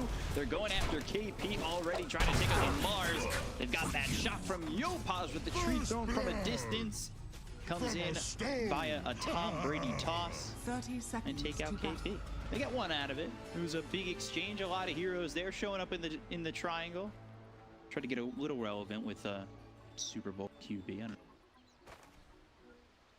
Yeah, good start for Tiny. You know, he's a mid laner. He's playing into bad matchup against the Batrider. His turn rate is really, really bad. So that's something that he's gonna struggle against. Febby and Tims trying to set things up. Disruption. Cure the bounty rune and Fortune's End. Okay. Fortune's End should be purifying flames afterwards. Usual stand from an oracle to steal some damage. Burrow strike in, as well as the arrow that hits onto Tims. Now getting body blocked by Playhard. Into the trees he'll go. Boots of speed. I think he should still possibly die here. One more Burrow strike. They just need it to hit, and it will. So Playhard gets the kill onto Tims, and already 2-0 for Neon. And I mean, this lane should be pretty easy for Morphling. He should be able to get the free farm, but they're also securing farm for the top lane for Natsumi's Medusa. So yeah, Tims TP's back to the top lane. Januo once again will be playing a bit more greeter, position 5, something that we've seen in the, I believe, one Southeast Asian game and in multiple Chinese games so far. All you need on this hero is levels with Cinderbrew plus Mystic Snake. You have an ability to actually ignite them, so there's going to be a ton of damage. There's the Mystic Snake, the combo that I just mentioned. A lot of slow, overtime damage. Nostradamus. Predicting it as it comes out. I like that.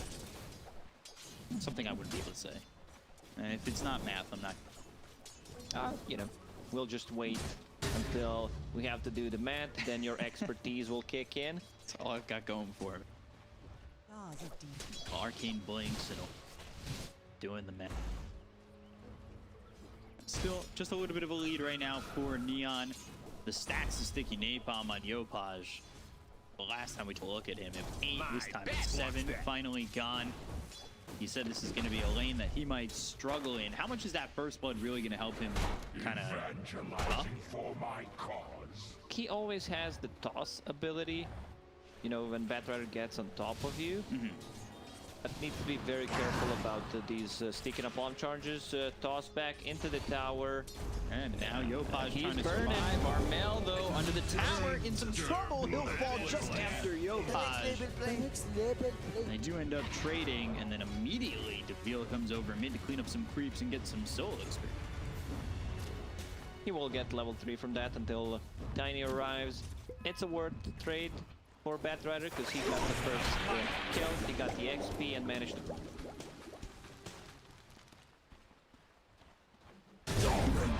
Low, KP just burning. This Cinderbrew Mystic Snake combination already proving to be a pain. Mars really struggles playing into range heroes like a Drow Ranger, something that he doesn't like to play, and this Troll, and this is also a very, very strong lane. We've seen this combination already. Troll plus some Brewmaster position 5. Again, Cinderbrew into Whirling Axes to ignite them. And now John will drag the creep wave. Already trees are cut down. Let's see if he succeeds. Yes, he does. Man knows what he's doing.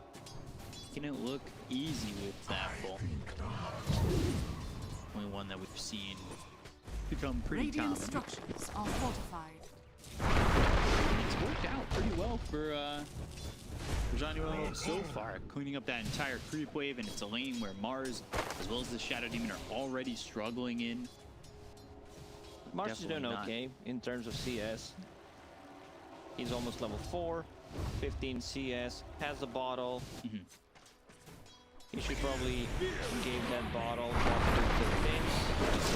Avalanche comes in, Januel's here, and the regen will be picked up by Armel. Immediately, Yopa is trying to TP back under the tier 1 tower, but he stopped Fortune's in from Bebby. Yopa is killed off by Armel, and this time it's Armel who's getting the better of the middle. He has a better hero for sure. You know, just the matchup is... He had an okay matchup still. TA still Monkey favored against the TA. But this time around, I feel Tiny Radiant's bottom is tower definitely is under not the strongest mid lane hero anymore. Especially after the nerf to his combo, so he doesn't deal that much damage. Slow just cripples him too much. Fuel for the fire. Seems like there were obvious other choices mid.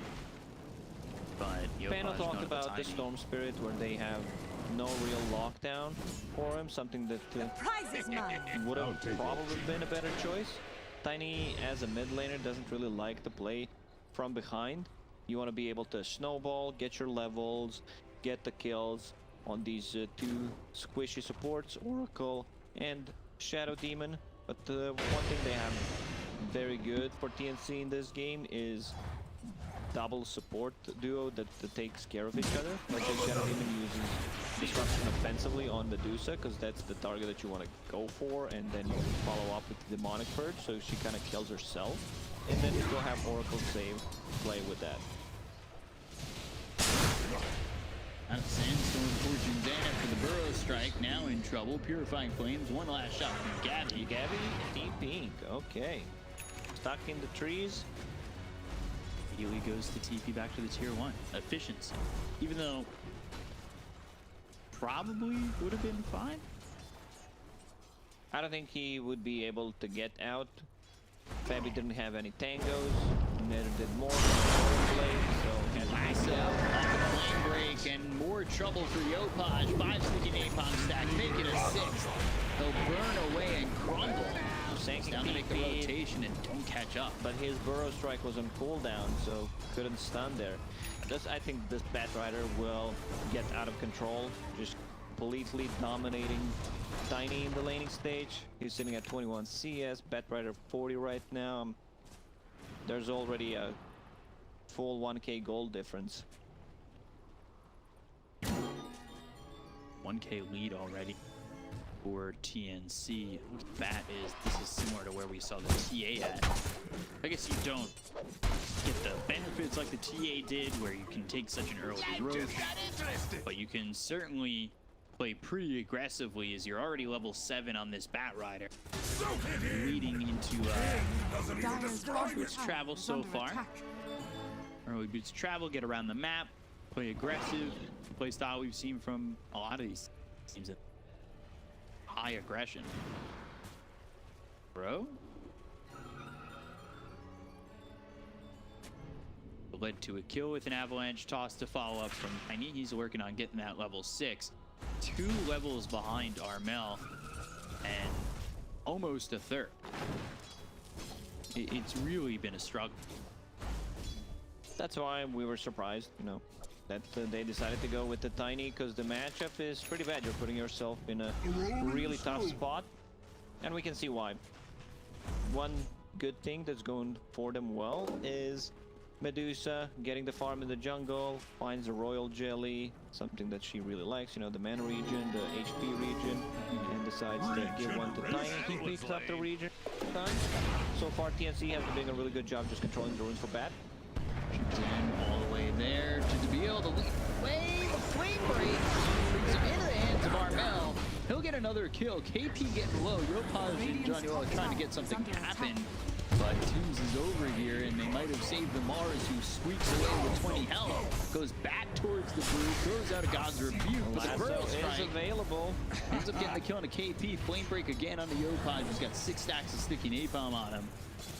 rotate over Natsumi. Yeah, you know your team is struggling when Medusa is forced to TP out 8 minutes in just to help out. She doesn't even have ulti at this point. Batrider trying to steal some creeps in the jungle. Reduce the farm on this Medusa. Like, Batrider will be the king of this game.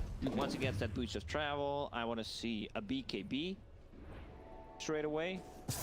They have no abilities except Stone Gaze that appears magic immunity. Just have the Yasha, Medusa. Medusa's keeping up in farm with the Morphling, which is nice. We didn't talk about Morphling too much. He's just been silently farming. Now switching to the top lane. Gabby understands. Yeah, there's going to be some pressure on the bottom. I built my teammates already on the top. Let's push and pressure the top tower a bit. And that's going to lead to them going after the Brewmaster, trying to take out an Observer Ward before he dies, gets some sort of value with this life. But Armel pushes it to 5-1, and the only death that this Batrider had succumbed to was being under the tower and getting a kill on the Yopaj. So his game has been pretty pristine up to this point. Dire's top tower It's has a fallen. long road away from that Blink Dagger, as Yopaj really did want the bottle, but lane just not going well enough for him to afford to be able to do that. What have we here? It's a tough one. I'd still want him to invest possibly in the bottle unless he decides to bring more clarity. At least he has that oil jelly mana region coming in. Thames bottom lane. Full drop. Burrow strike to lead on that one, disrupts Natsumi. They do get the kill on the Tims. They're going to try and pressure this tier 1 tower. At least get an objective while they sit so far behind. Radiant's Just trying to farm off the enemy jungle. There are some stacks here for him to take. A rolling stone. This could definitely help if he can get to an earlier Blink Dagger. Sure, the Blink Dagger, though, is going to be a massive difference Radiant's maker. It will be that has fallen. bit of initiation, Blink Radiant Avalanche structures toss, but are again, you're fortified. going up against an Oracle and a Shadow Demon, which have saves, have ways to really make the fight from Neon that much harder. You want to be able to just jump one of these two heroes, blow them up instantly. Sanking still doesn't have anything queued up. If they want to keep fighting, Blink Dagger inside. It's on Natsumi, they'll bring over KP, Arena, and the Spear that all lands, burning out from the Firefly. Natsumi trying to survive of the onslaught that's coming in from TNC. Just does not have the life and just does not have a way to get out of this one. Is Yopaj and John Noel going after the Oracle as well as the Batrider, but KP behind them. Spear hits onto Yopaj, who's drawn in too far. That'll land, hit him into the trees, and the Primal Split's now forced out. Bring over Tims and the side of Neon. They're not enough rotating. damage from Tiny at the moment. Might be able to get a kill on a Febby, but there's the disruption from Tims. That Febby still has ulti. Now there's the false promise. Oracle survives. Yopaj is dead. Jean-Noel now back to form. Spear lands. False promise runs out. They do get the kill eventually on a Febby. Nobody coming over Radiant's for Neon. tower is under attack. And they just allow both the Tiny and the Brewmaster to take this long fight that ultimately leads to both their deaths. They just don't have enough damage at the moment. Once Sanking decides to join in, he has enough money to buy a Blink Dagger. There it is, just needs to get one more CS and put the point in the epicenter. It's smoke time. Like, you want to get the kill out of this. You would want to kill the Morphling if possible. He's showing up on the map right now. See if they decide to smoke. Brewmaster doesn't have any. Sankin didn't have enough money to actually buy Dire's the middle smoke for tower himself. is under attack. Do Dire's have the Blink Dagger, structures though, are on fortified. Sand King. See if they can make something work with this. Vent. Yopaj coming in, Moonlight Shadow. Moonlight Shadow. Avalanche as well as the toss still under the tower. Gabby with the waveform, getting some distance. Arrow missing. Gabby morphs into the Sand King and will burrow strike away. All that used by Neon and no results. Yeah, Moonlight Shadow used on a mid lane. Morphling could actually see that happening. He instantly uses the attribute shift, and I think this time around, Sanking needed to initiate with the Epi. So now they're chasing. They smoked Trying again. to find the Batrider. He's gone. Smoked Dire's again, bottom didn't find tower anything from is it under yet, attack. but they are going over towards mid. Might be able to find Tims, which would be a little bit of a consolation prize. They do have the Blink Dagger now available on Yopaj. The double blink in ability. Tims just not far enough away from this tower. They're still gonna go. They've got the arrow to follow the Burrow Strike. They have the damage to get the kill on Tims. That's something for Neon. With Radiant's pressure middle coming into the tower mid is tier under 1. attack. While TNC continue to get farm on this Batrider. He's got his bots blink and the Morphling working on Regeneration. I believe he's already got that Eagle Song. Yes, he does. That's gonna be a really good timing on E-Blade. Arrow, And now the Blink Avalanche toss. KP just gets blown up. this is a reveal of Mighty Blink Dagger, lasso. Pulling in the Sand King, no way to save him. Burning out quick. Burrow Strike attempt away, but there's the Purifying Flames to get the kill. They've also used the Stone Gaze. Now it's time for Neon to run, but the Flame Break keeps Yopaj close to Armel. Neon needs to back off. They already used Stone Gaze and the Panda ulti. They don't have Lasso, and I believe Yopaj was trying to get a toss back towards his team. Won't get it. He's able to blink away, and now Neon have fully escaped. Well, not the worst engagement from Neon overall. And Tiny, by the way, still has that bottle queued up, but Dire's also middle looking tower for an is under E-Blade of his attack. own. His combo got nerfed in the previous patch, so wants to have more damage Radiant's top amplification tower coming is out from under that, attack. which is okay. I'm gonna say it's a standard item build, but since Topson started to buy E-Blade on every single hero, yeah, people are doing that on Tiny nowadays as well. He's really under-leveled. Level 9, 15 Radiant's minutes middle in. tower is under Avalanche attack. toss on Gabby, but the worst for Radiant's middle tower has fallen. Tiny needs experience going. Maybe you can get that with Blink Burrow Strike and the Avalanche. Toss combo. Promise, there's the same. Moves into the Sand King, gets Burrow Strike out immediately. Now with TT out of play hard. They look over, they kill off Yopaj. They've got the disruption that does hit play hard. So that stops him from TPing away. They do lose Gabby, but it costs them too. They get the Morphling, they slow him down, and is this really... I want to say this is just becoming the game plan for Neon, right? Where if you can disrupt the progression on the Morphling and disrupt TNC's net Dire's worth middle lead tower is extension, under attack. just to make space for Natsumi. Still, they lost 2 cores. Medusa is farming. Man, Batrider, I already said that he's gonna be the king of this game. I decided to buy a 4-staff. I'd still prefer if he just gets a BKB, because they can't touch him. He goes in, but I can understand why, you know, there's still 2 saving abilities, Disruption, False Promise, also like just Fate's Edict against the combo from Tiny will keep him alive. Their initiation is very limited.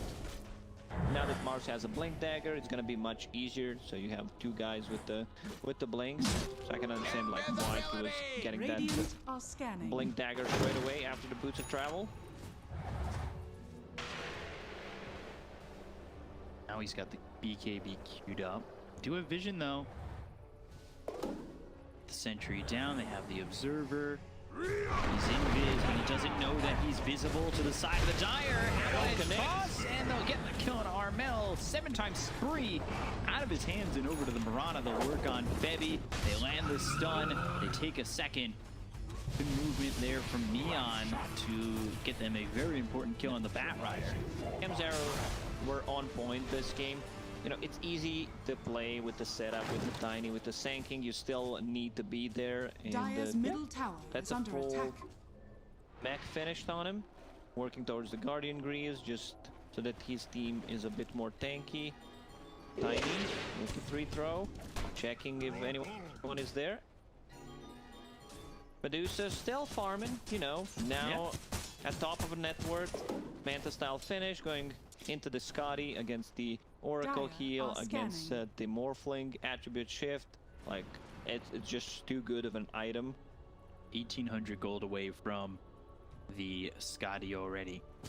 We'll be getting that Quicksilver amulet sent over. That feels really good. Now they're coming in they'll throw down the arena. They get it on the Brewman over KP, slowed down quite a bit. Avalanche Pulse comes down from Yopaj. They're under the trap of the Moonlight Shadow. The False Promise just in time to save KP. The question is, will it be enough of a heal? It looks like it should be. Brostrike hits on Armel. He's trying to run, but now morphing into the Sand King. Brostrike back on to play hard. Can they get the kill out of the Sand King? Yes, they can. They've taken out two. The Brewman will go with the Sand King are both gone. Neo turning tail and trying to get out of this one.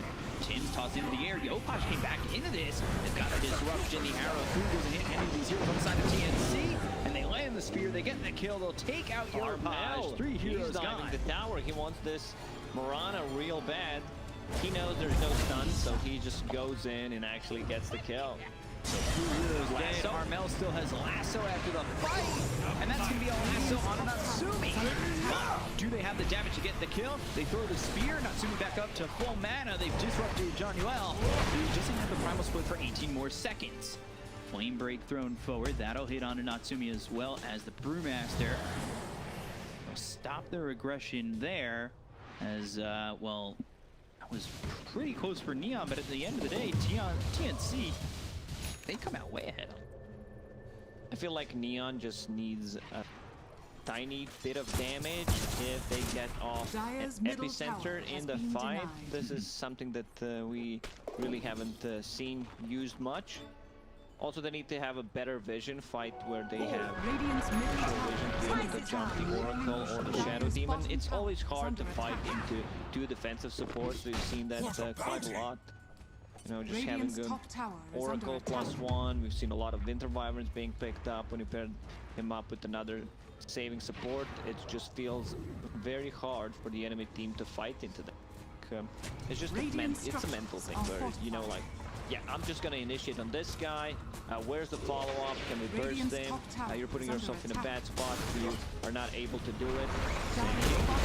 Straight heavy. Now Armel. Seen again. The false promise from Bebby. They've got the arena down to the back lines of this one. That will be a spear that locks up this Brewmaster for a second. The Burrow Strike hits onto Bebby. Can they at least get the kill in the order? Yes, they can. But now coming back is Gabby. Throws the Adaptive Strike on to play hard with the guys thrown from KP. But they're still with the Primal Split. So they've cycloned Gabby into the air. They'll start their retreat. Neon, they did lose the Veal. Jonuel in trouble. Blink Spear is there. This should be a second one dead and will be. Gabby finishes him off with the Adaptive Strike. And Neon lose 2.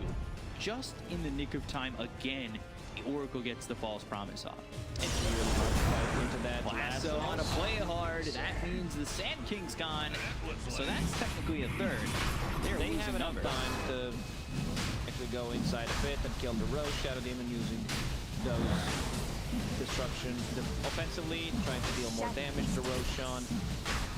Are they still going to take this fight? Sand King does not have a buyback nor the epicenter.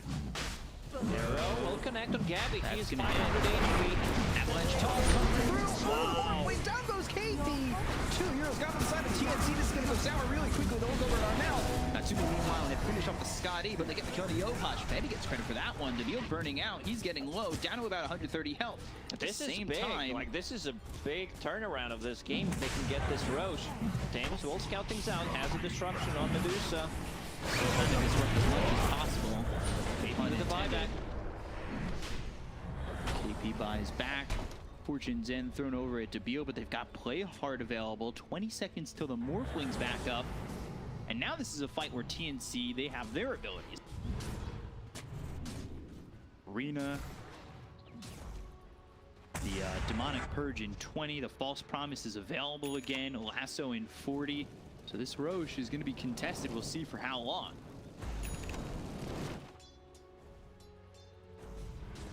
Up for Batrider, who is now going into the BKB again. He's going into that BKB for a very long time, just delaying it. Spirit Vessel also done. Smoke from Neon. On Brewmaster, that's going to be a lot of damage, a lot of kill mitigating. He just he was waiting, man.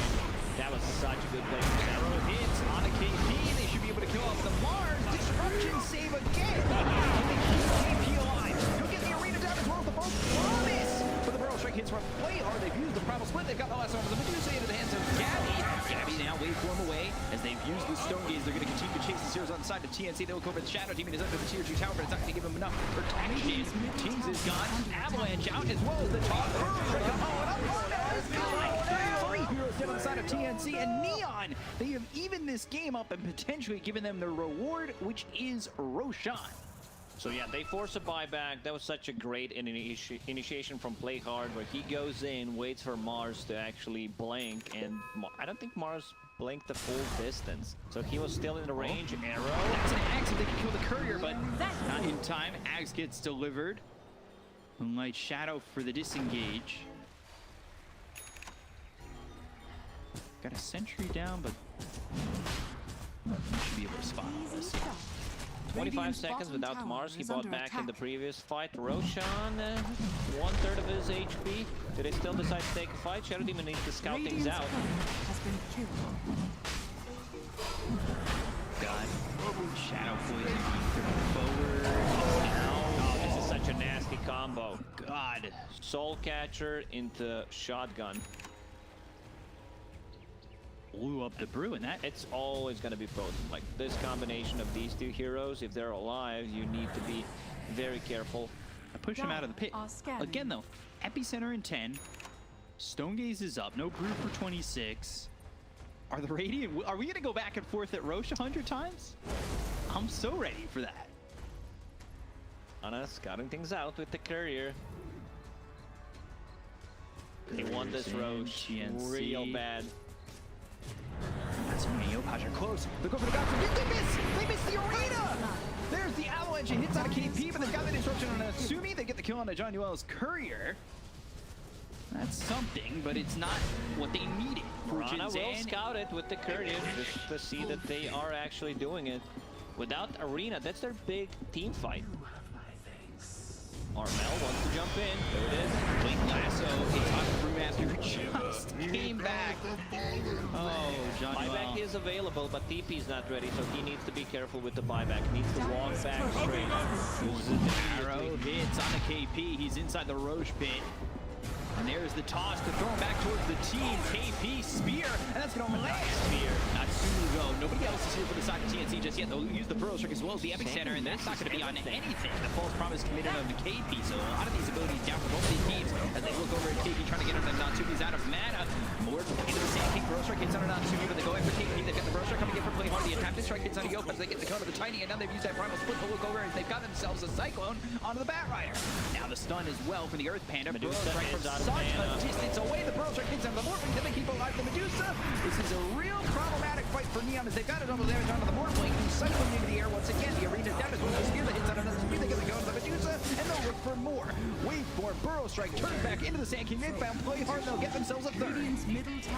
Yeah, this is where the game actually breaks. TNC with a better initiation. Armel gets a good jump on the Brewmaster, who also uses buyback there. And just the combination of Soul Catcher plus E-Blade is so powerful. Then Sanking lifts his whole combo onto Mars. I think you need to be a bit more patient, like try to go in with the blink. Use Yule Scepter or the Sandstorm to keep yourself alive and then get back out. Batrider still does not want to buy BKB. That's, you know, very concerning. Going into Octarine Core, it's very risky. Look at this replay. Just the distance he can cover. Once Gabby's picked up this axe, I mean, the Burrow Strike covers so much ground in the waveform, too.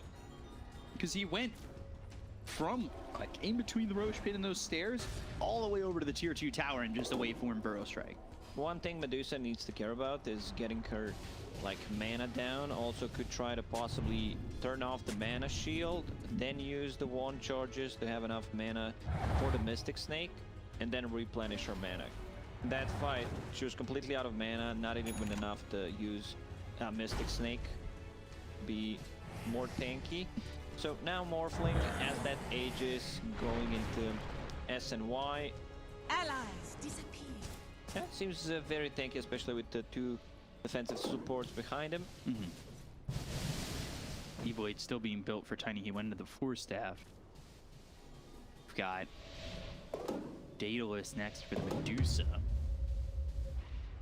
See if that's enough damage potentially thinking high ground hold for the Medusa. How can we accomplish that? The Chrysalis has been finished, but is it enough? Staying right there with the Dire's bottom Morphling in tower terms is of under net attack. worth. Radiant's middle And then, tower is under attack. I mean, the big drop off from Bat to Tiny, that is a massive clip. 13.8k to 8k. About 9 now.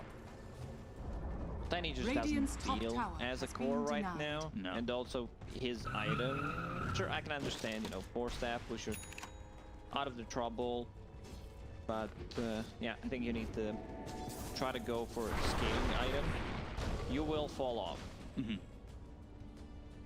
Medusa, I Dire's believe top that's tower is full under attack. Daedalus done. Yeah. Such a stark difference from Yopaj's last Dire's game to top this tower one. is under attack. Dire's He really structures popped are off in the fortified. last game. This one, it was tough for him to play the lane. Radiant's Just the bottom matchup tower is is really, under really attack. bad for him. Interesting. I guess he. Dire's top I thought it was the tower Daedalus is finish under as well, attack. but I think he just Radiant doesn't have it queued up structures anymore are and goes into the fortified. Moonshard.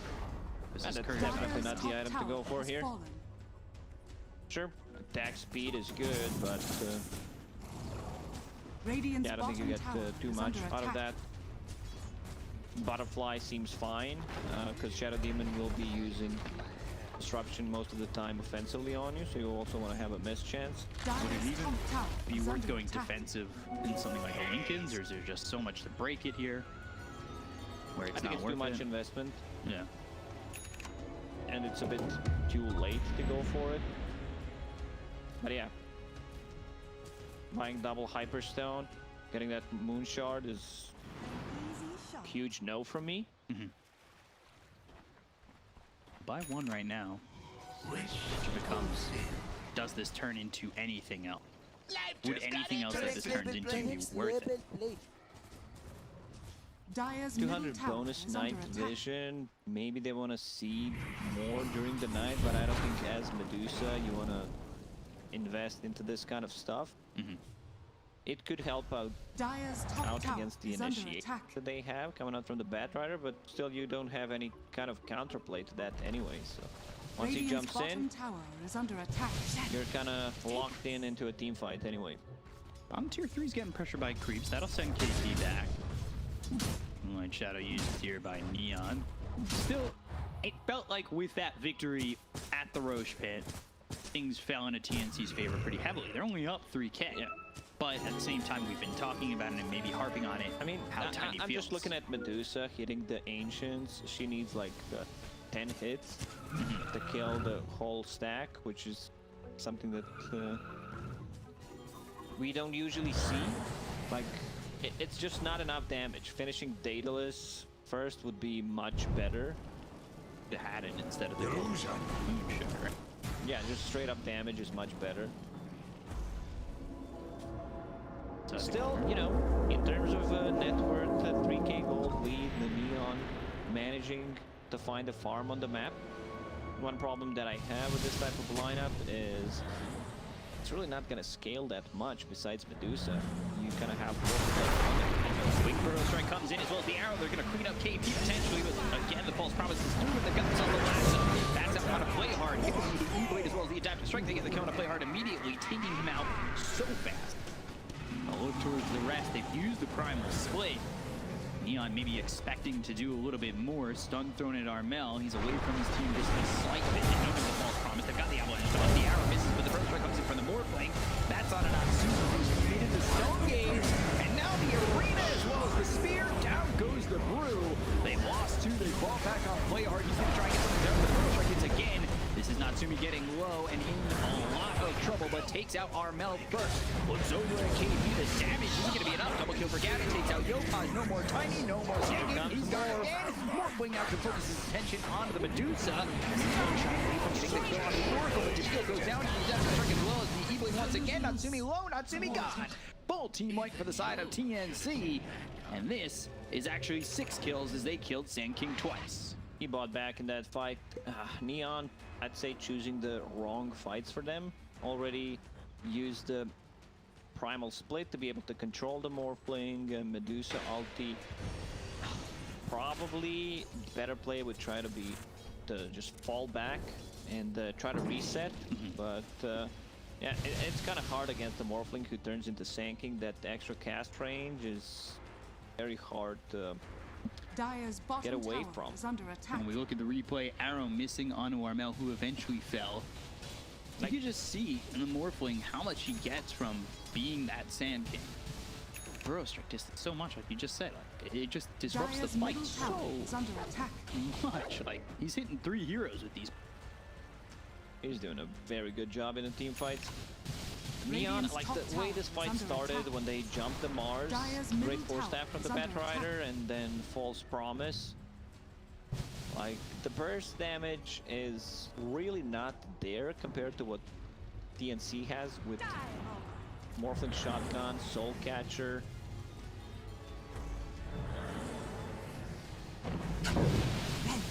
Has been pretty impressive from the Morph. 13, 2, and 7. Blink, Burrow strike Armel. Caught not getting the lasso off, and now he's tossed into the air, kill. So Armel goes down to BKB's move, pop by KP. They've used the probable split once again to feel moving forward, but when you just get 2-tap shotgun killed like that, that flap see you later. A Glimmer Cape that you still get killed through that. Tiny's chasing. Avalanche toss with the E-Blade he just completed. They'll take out Febby. It's like the first time he wasn't able to get a false promise off. Oh, here doesn't connect. Medusa, I want to see that Daedalus completed. I see BKB into Blink Dagger. Like, you can't afford to get Blink Dagger on this hero. Avalanche toss onto the Morphling, caught with a disruption. Spear, and that will land. Down goes Yopai.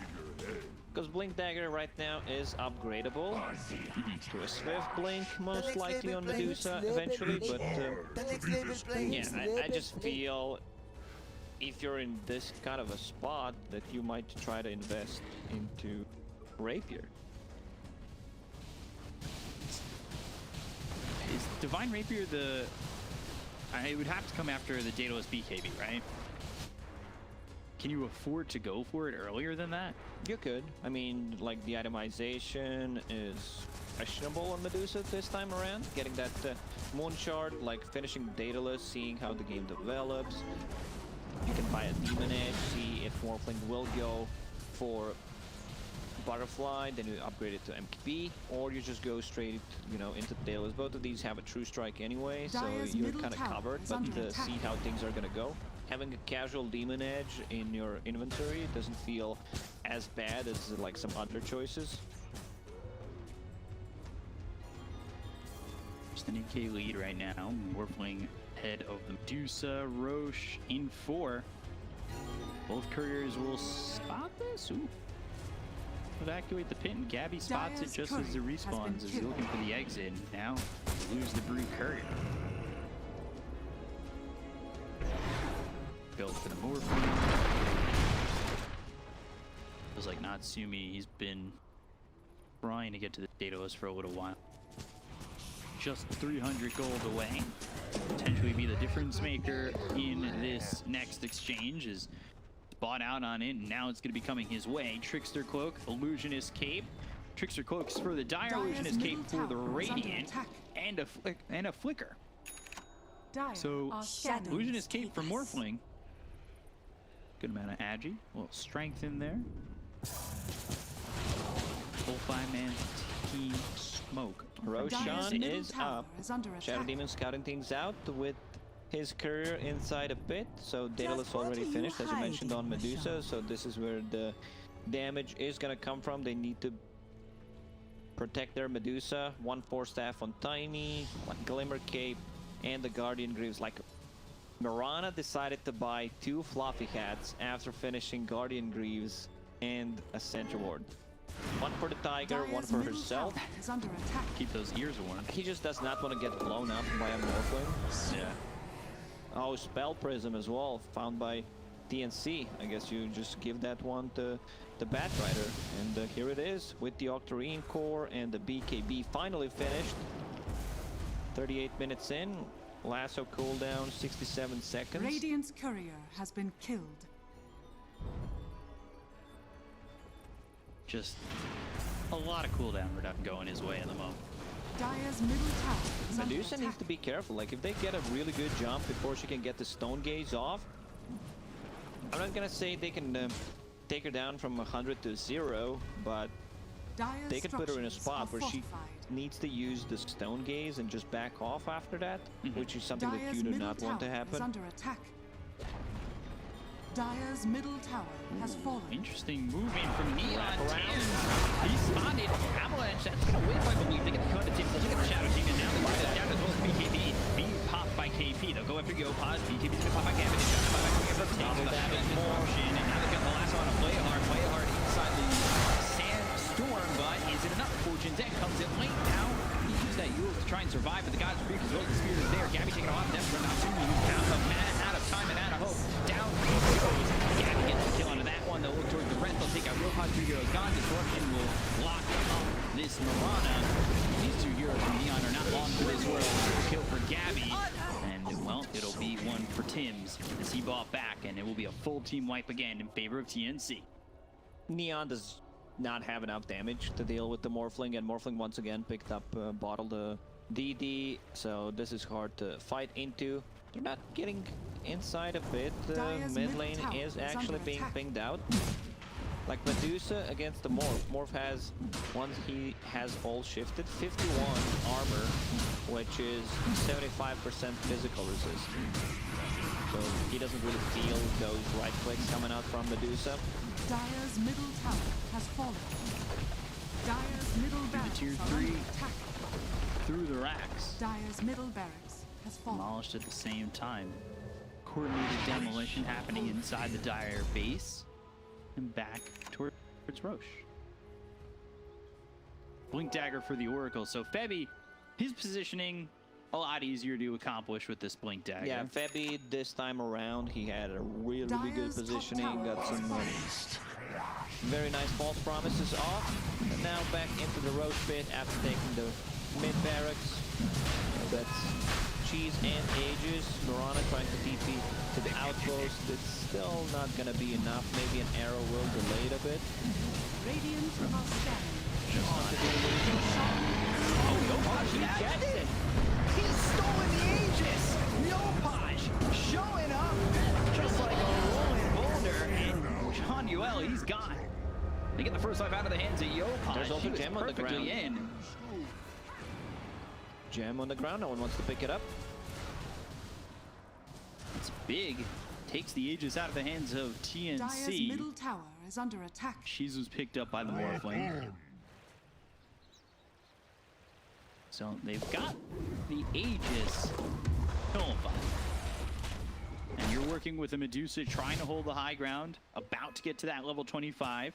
It was a sick play there from Tiny, but you know, it's gonna keep them in the game a bit longer. Medusa, what is she building? I see a BKB into Divine Rapier. I'm not sure if you have enough time to farm both of these items.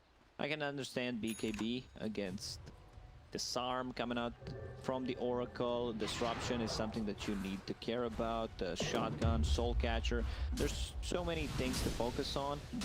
But yeah, once again, this Moon Shard really not paying off. If it was a BKB into Divine Rapier instead, would have been much better.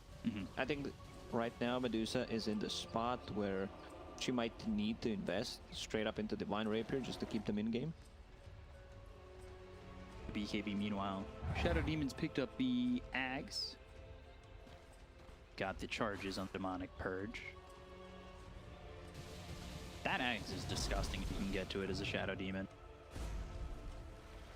Very strong. Brewmaster, I believe he's also looking for an Ag. And the Dagon for Tiny. Okay. Lincoln's for play hard as he's been the focus of that lasso more often than about to hit that level 25. Medusa, there it is. Level 25 there. Level 26 for the Morphling. Takes the split shot, uses modifiers. Armel over to the side. He wants to jump. Find it. Maybe on Natsumi. These heroes on the side of the Dire, they're waiting over in the wing. If you use that Moonlight Shadow, Armel will go back towards his team away from this Dire side. Febby, he was ready just in case there was a turnaround.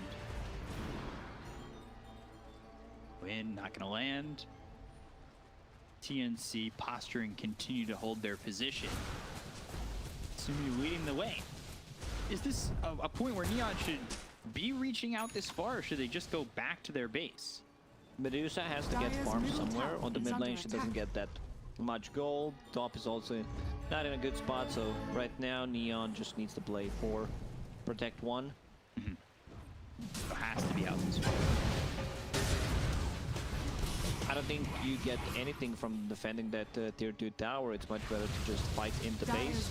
But maybe they're trying to, you know, surprise them, see how it's gonna go. They don't expect us to do this kind of thing. Get the first jump. Still very hard to fight into 2 defensive supports. The BKB now finished on the Medusa. So that means work is being done on a Divine Rapier. And the question is, down 23,000. Holding your high ground, if you can get there, will it be enough? Feel, go cave. These trees, Medusa with the Lincolns on him from play hard. Adaptive strike, pops the Lincolns, now backing off. Needs to be careful of a blink into the lasso. Again, just a lot of attack speed. You see those numbers, but those are not big numbers, you know. Less than 600 crits coming up from Medusa at the moment. I don't think they're in a rush. I don't think they need to play like this. You know, just try to farm that Divine Rapier. Roche may respawn in 3 minutes and 40 seconds. Because they stole that Aegis, which is actually keeping them in-game right now. Yeah, maybe not as much confidence as they get. The Avalanche as well. Control the Rosa comes into there, the arena down, and it is around 3 of these heroes. They got the BKB off on the Medusa, turning this one onto KP. They have the false promise that lands under the Bad Rider, keeping him alive. And now Morphling trying to go in on this, but it's hit with the Cyclone up in the air. Looking at KP once again with the E-Blade, as well as the Avalanche out onto this Mars. Flame Rate pushing them away. There's the waveform over, as well as the E-Blade adaptive strike that kills off Yopaj. KP, he's dead. He's got buyback. Buyback comes out from Yopaj. Jean-Yuel running away from Gabby, who's going to use that waveform. Has Armel over to the side. Medusa, not a lot of mana to work with, but over with Play Hard. They get the kill onto the Brew. He doesn't have buyback. Yopaj does. He might look for the Avalanche as well. The toss against the toss on Gabby, and now the move against the towards the Brew. Brings it in. The Death give a kill. Oh, the disruption. He's morphing. He's trying to stay alive. He goes to the waveform. Trying to TP out. They have the toss. They'll stop the TP. Can they get the kill this time? They've got False Promise. But Gabby, he's away. False Promise, use TP attempt, but there's the arrow that hits from this Mirana. They take out Febby, but keep Gabby alive multiple times. This game, he's definitely my MVP. His saves were insane. So how many buybacks did they use? Only 1 buyback. You can see that Medusa still doesn't deal enough damage. Morph is really not afraid. But once you get to that Divine Rapier, this game is still very winnable for Neon. Look at this replay, and False Promise the first time saves Armel. He's able to retreat. KP's in with the BKB. They've got the arena down placed really well, but the BKB was popped by Medusa. Cyclone keeping Morphling out of this fight as long as possible. They finally will take out KP, but Gabby's in and blows up Yopaj. And this is all during a pause, so we're not missing anything at the moment. Jean-Yuel trying to TP in the trees. Gabby's there. Down he goes, and then Armel, he's active in this fight because he was saved by Febby. Almost get this Morphling again. Look at how low he gets. 900, 800, 400. There's the disruption. That saves him the first time. Yeah, also he got the Morph off inside of it, and now we're going to see the False Promise. He gets to the low ground, and then he's False Promised and saved again. Wow. Oracle just 1 creep away from getting level 20, minus 20 seconds. Cooldown on the False Promise is going to be big. Also, he has Ether Lens, plus a Psychic Headband. Cast range is just insanely good. But here's the thing now. So, you've, I think, won that fight. Yeah, you didn't kill the Morphling, but I think you've won that fight. Because it keeps Batrider, Mars, and Oracle dead, to the point where maybe Natsumi can get an objective and get into the Divine Rapier. That might have bought them enough time. And I think that it should be considered a win if you can get to the Divine Rapier. For sure, that was a win for Neon. Now they're getting some extra gold on the mid lane. Need to be a bit more careful. Let's see the damage coming out from Medusa Illusions. Radiant's middle tower Still has not fallen. that high, but AoE Eye of Scotty is something that they need to be afraid of. It's very hard to fight into that. I'll take your treat. Roche, potentially a minute 22. What they need to do is just stick around and play around the Medusa. Try not to get split up. Brewmaster has one job. Either like, it's actually more jobs, depending how the situation is, where he controls one of the supports with the Earth Spirit Panda. And yeah, probably Cyclone the other one. Depends, you know, how it develops. Most of the time, you also want to Cyclone the Morphling, pre-BKB possibly. You know, a lot of stuff to focus on. I don't think you can just go in and try to deal with Morph straight away, because there will be at least one save looking at him. So try to take out the supports and deal with the Morphling in the end. The General can get into an edge. It's only 500 like gold having away. those 2 charges, and massive. you want to be in those prolonged team fights. Just control the Morphling, deal with the rest. Now they're popping some Lincoln Sphere on Medusa. At this point, you don't save for buyback. Spear, Job. Blade, Adaptive Strike, down goes Zabeel. He's got buyback. Neon trying to run away. Manta, the right clicks coming through. They got the toss on the mark. They hit the last one of the timing. That was a long range on the buyback. They get the Cody Yopaj. He's going to be there for 109 seconds for BKB as well as the Songe's beat pop by Natsumi. He's trying to chase, trying to get something, but he's not finding anything. He's slowed up on the run. Spear hits. That's going to connect. They've got to start onto the Medusa. He's in trouble. E-Blade hits and should be dying, but the epicenter from play hard, he used it and then ended up leaving. The Medusa's alive for a little bit longer, ends up dead, has buyback. They'll find themselves John Duell. He's dead once again. He's got buyback too. It's just a wrong fight to take as Neon. Your Medusa is very close to the Divine Rapier. Like, you take the fight outside of base, you could have waited another minute and get her to that Divine Rapier. It's the item, you know, that could make a lot of a difference, but right now, after using 4 buybacks, it just feels very tough for Neon to win this game. 31k behind, still their hopes lying back. Natsumi, who is trying to keep Neon on the path to a 2-up. Radiant's top tower is under But it's attack. tough. Post over top. Roche is back up and available. Also a casual double damage spawn, so that's gonna help out with the Roche. Does anyone still have a bottle? No, they sold all their bottles. Let's see. Smoke out. Getting forward again, play hard. The trees, Storm Blink, and the Burrow Strike into the Moonlight Shadow. They need to try and get out of this one. Play hard on the run. And broken his Lincolns, and now he can't get away. He does have buyback and will probably be forced to use it immediately. Shadow Demon X. He also decided to go for a level 2 Avalanche toss, damage coming in with BKB off, but here by the Morphling, Waveform right into the hands of the early Stone Gaze.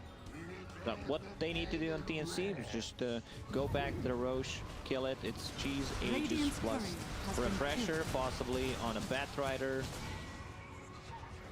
So yeah, now you need to deal with 2 charges of Disruption. Which it's already been tough to deal with 1. Exactly.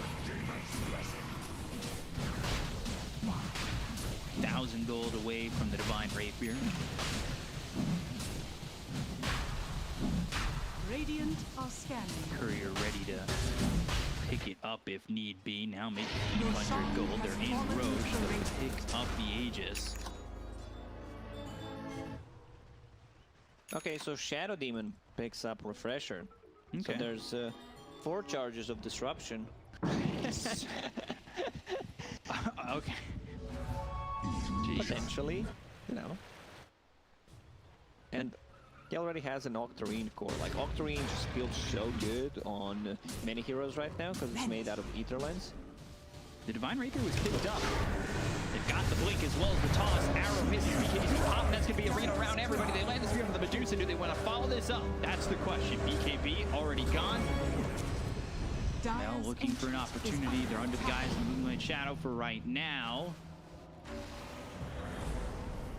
Now still looking for an opportunity. Medusa is super slow. She does not have boots of speed, sold the power treads. Decided not to consume the Moon Shard against the Batrider. Like, you're not moving in a team fight. They need to be careful. This drone's getting hit.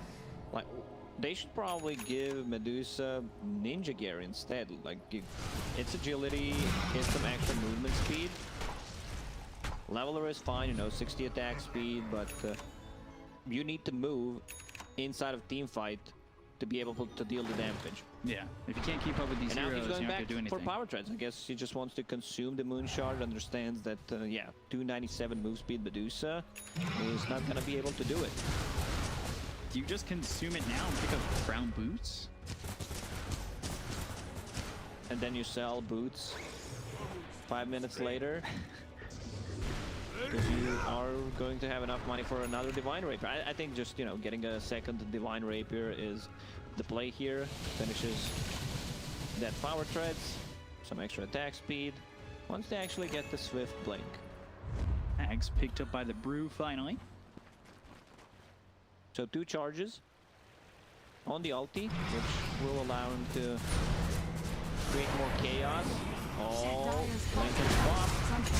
They go after Natsumi. They've got the lasso, and they have found the Medusa out of mana and out of hope. That's game. Natsumi gone. Divine Rapier on the deck. Immediately a GG is called by Neon.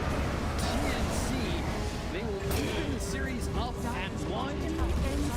But it was almost there for Neon. For TNC, they proved to be the superior team in Game 2. Overall, they just had a better draft, better execution, some like questionable choices from Medusa about the items in this game, and it was 4 Protect 1. Tiny was really struggling from start. The laning stage didn't really feel like a core in this game. Yeah, and TNC played an outstanding game.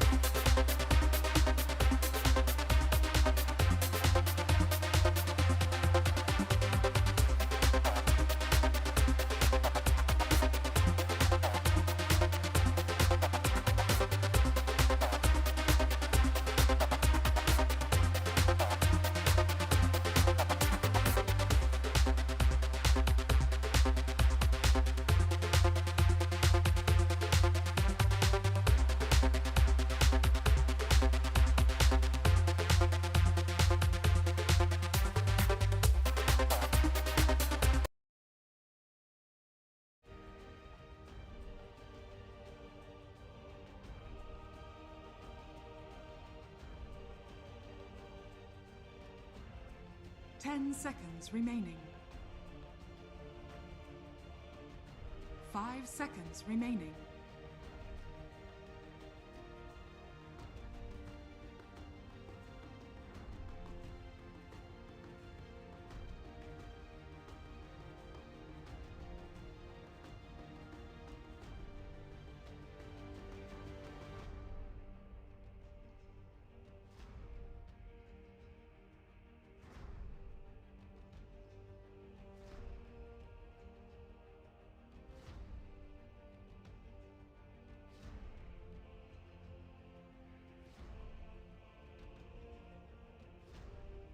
Dire team ban.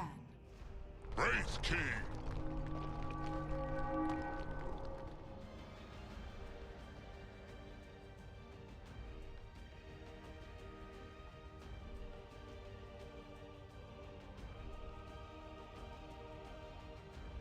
Ten seconds remaining.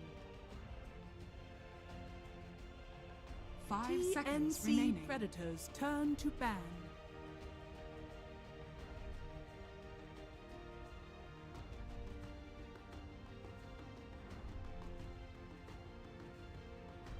Dire team ban.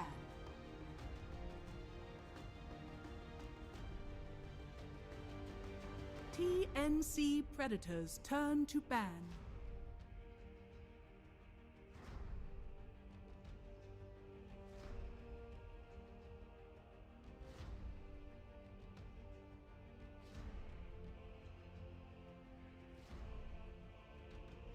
Ten seconds remaining.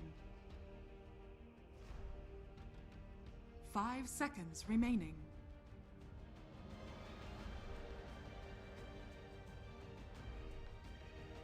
Dire team pick.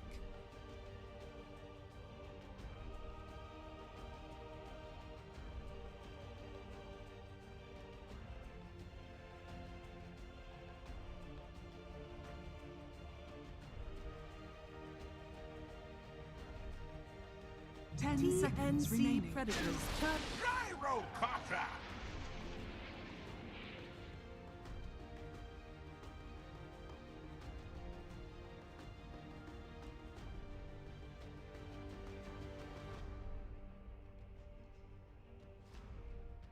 10 seconds remaining. 5 seconds remaining.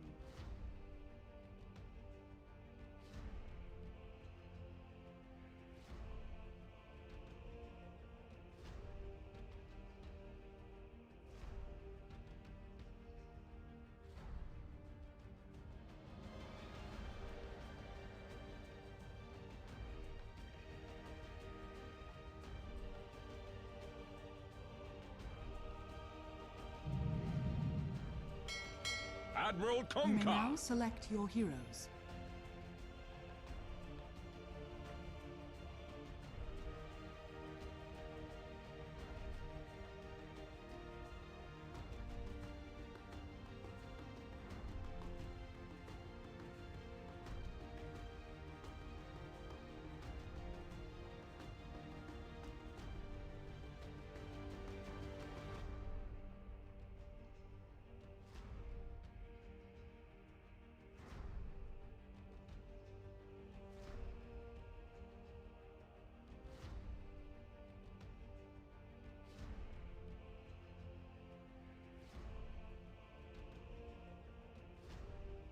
Ten seconds remaining. 5 seconds remaining.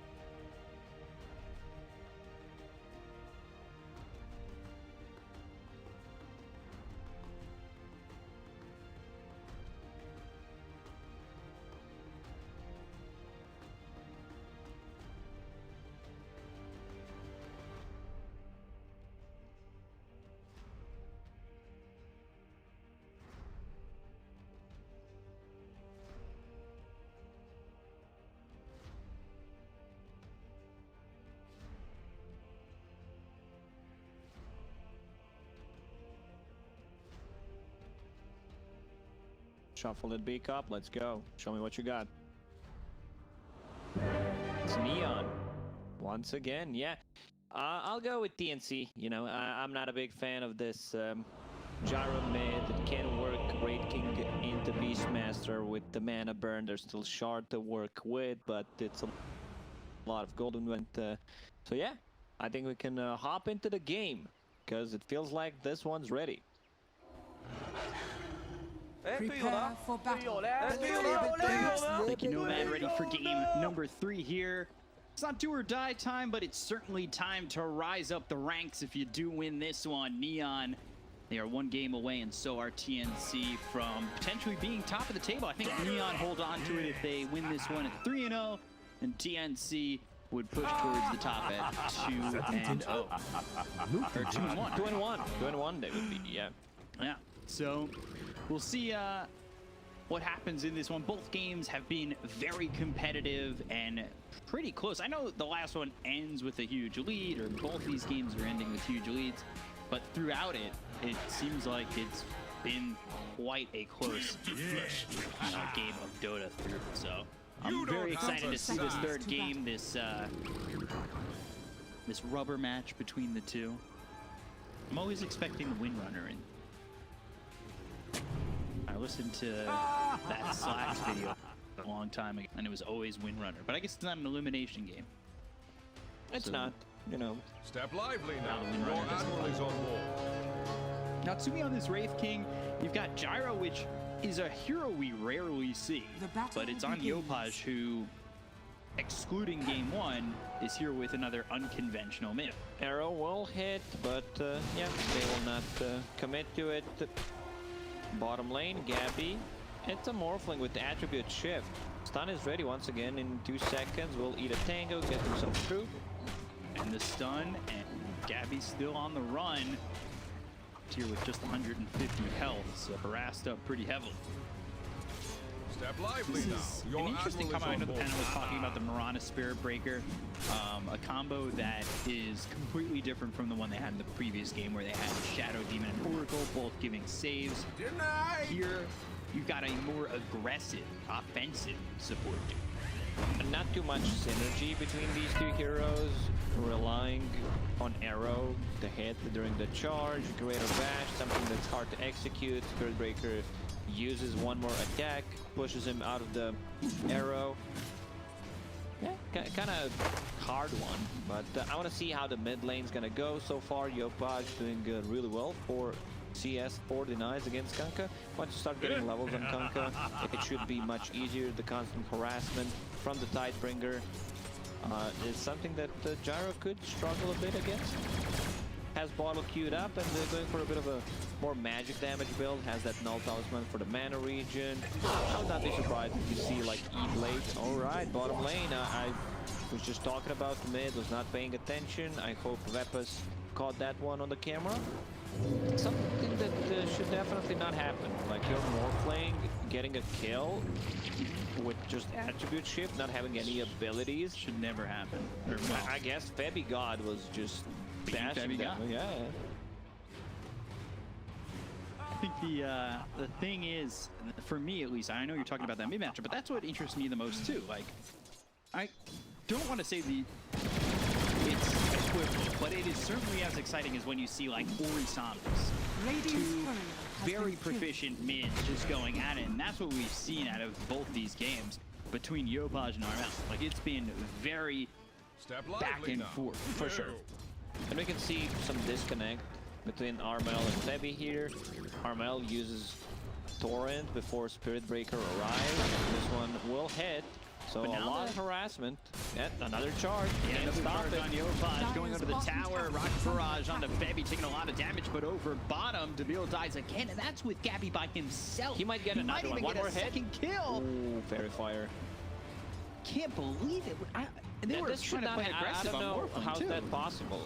You have Boots of Speed. How do you dive to Morphling who's alone? They tried to play aggressive on him. They pushed up, wanted to get a kill on a Gabby, and all of a sudden he's able to turn it around. Where, I mean, I would say that shouldn't happen, especially without Febby in the lane. Oh, if you asked me before, I would say that it's impossible 100%, but somehow they managed to find a way. This is why Dota is such a beautiful game, you know? Anything can happen. Now Morphling is level 4 at the top, almost has enough money to buy a Morbid Mask. Like, this bottom lane is just done. Top lane, KP taking a lot of damage from Natsumi, and this bottom lane is going to be a problem. And now, what do you do with that? If Natsumi's getting pressured pretty hard by the boars as well as the Mirana, he might just drop. Slowed up, one more shot. There's the kill. Double kill. Fairy Fire is available, so they need to be careful about that one. One more. Yeah, leap under the tower. He's got it. Deville makes the rotation. The tower, the stun, it misses. Tim's, though, still gone. Finally, a kill for Neon, but already a 1K lead for TNC. So your carry died, and look what's happening on the bottom lane. Play hard, can't play that lane, because Morphling attack speed is just way too high. He would deny everything. He hits 3 times while you hit once. And now Morphling having the freest lane of his lifetime, probably. Talked about how it's already a hard matchup for the Gyrocopter up mid and now, or over mid, and now it's just, well, you're also Morphling a very easy. You say it's supposed to be a hard matchup, but Shino's come over, the 8-12 pops. They'll land this rocket barrage onto Armel and get the kill. Pick the up combination that between the two is nice. matchups work. We're talking about 1 versus 1. That's when the 2 heroes rotate and kill you. Gabby once again gets the kill with the Febby. Febby's all over the place with his Spirit Breaker. It's not how you never see the UFC do the tail. My coach is gonna fight with me. Bottom tower is under attack. That might have helped Connor if Danis was able to fight with him up against Dustin Poirier, but too bad. So now Derbil as well as Jean-Noel up towards top and looking to make a move here. There's been some aggression coming out from Neon in the top lane. They've used that Inkswell multiple times to follow up the Wraith Fire Blast from the Wraith King to put some pressure on the KP, and well, it ended up being counterintuitive when you end up losing the Wraith King as well as the Grimstroke. They were looking and potentially trying to make something happen. Charge coming out, and that gets stopped as Febby shows up mid. Yopaj now level 6 to the level 4 of Armel. This is going fantastically for Yopaj. You can't have it! They need to gank this Morphling as soon as possible. Nyx Assassin needs to get his level 6, just burst him down. So this is something that TNC needs to be careful about. You know, get the Sentry Ward in his lane to be able to see this type of gank coming out. Because if he doesn't get the chain locked, he doesn't die. Like, this Morphling will have attribute shift maxed out in the next minute.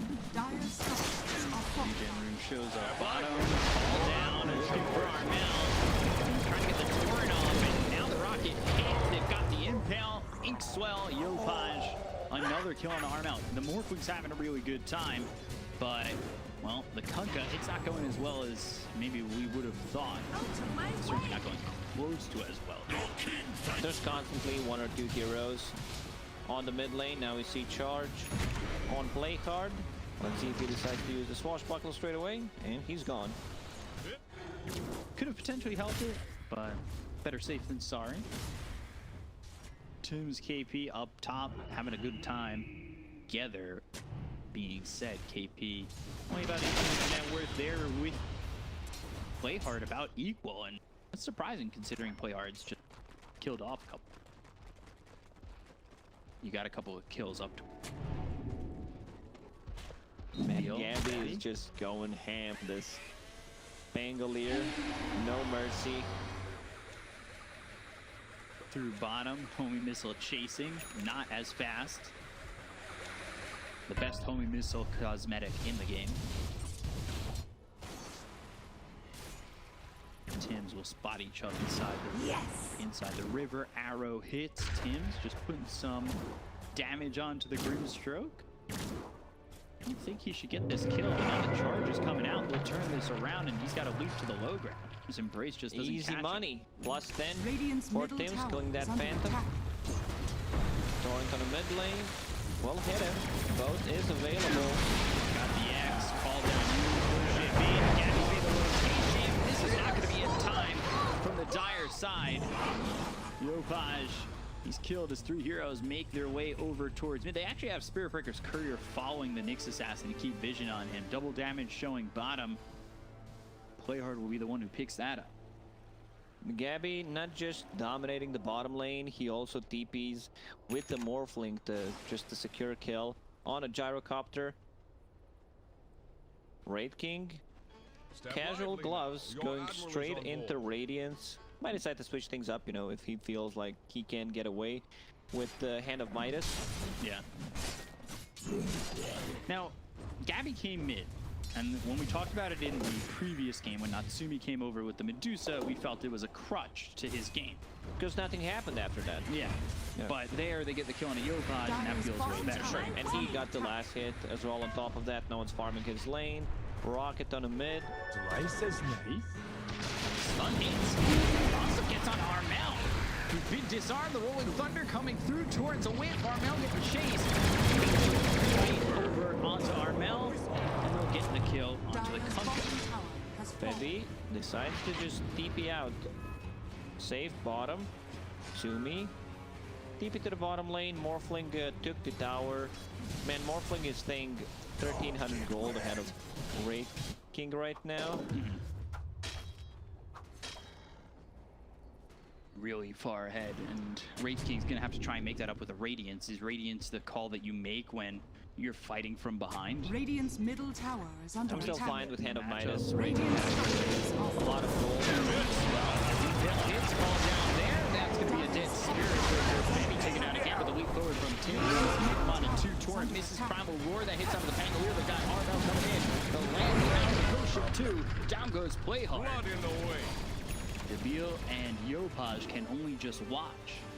TNC understands that both of their supports are kind of limited on the damage right now. Where you have like Mirana, Arrow, and like there's no follow-up to that. Starbstorm only level 1, Stormbreaker is mostly just for the vision and the initial damage. Well, they get another one. Inkswell onto the Kunkka, but nothing more to really work with as he was all alone. 2K lead for TNC. KP getting some space to himself, extending that lead over his counterpart of Pangolier. Of course, Morphling up quite a bit. dire are scanning. We'll see how this ends up progressing as, you know, you've got a Morphling going into the Manta first. My question is, you know, I just focus on the important stuff. Ocean Heart drop for TNC. Does Kunkka take it? He's the one controlling the oceans, or does Morph take it? He is the ocean. Dire's top I guess if you're taking tower the is Ocean Heart under from Kunkka, you're saying you're taking the heart out of the Morphling. Radiant's bottom tower is the is under attack. He is the Davy Jones. Never been to his locker before. Morphine, Gyro, and now we heard Maybe they've got the calls out as well as the extra Rolling Thunder coming up from Playhard, bouncing around and back again. They look to kill off Armel. They find themselves a freeze blow. Morphine getting one. The soul binds on Amphibi as well as the Morph. They got the Primal War. That gets Yopaj. Locks him up, kills him off. Impale hits. Morphling got Gabby dead. And Betty and KP, can they respond? Radiant's Stroke bottom comes in. They get the kill on tower is Johnny under Well. attack. Reveal on the run, leap forward, Starstorm, and another shot from Tim's. 3 heroes down the side of Neon. Playhard gets away, but the entire time Wraith King is just farming up. These fights are just straight up 4 versus 5. Wraith King has no intentions of joining any until he gets the Radiance. So yeah, Neon a bit too aggressive, you know, playing underneath tier 2 towers. I love the build on Pangolier, just the bottle, you know, magic wand, raindrop to be stanky as possible at this point, and going into Spirit Vessel against the Morphling, it's kind of a must-have item. One of the best ones, for me at least. It lasts so long. That feels equivalent to the Skywrath prediction one. In terms of like arrow hitting on Yopaj. Heal moving forward, and there is Sentry down. Vendetta, but the Impale misses. The missile onto Gabby and land, but nothing more. Bebby charging in, looking for Debil. It's the Spike Carapace to pop, but they won't follow that up with anything. And again, the entire time Natsumi is just looking to get towards that Radiance, only 150 gold out Sacred Realm. Gyro rules E-Blade 4-step.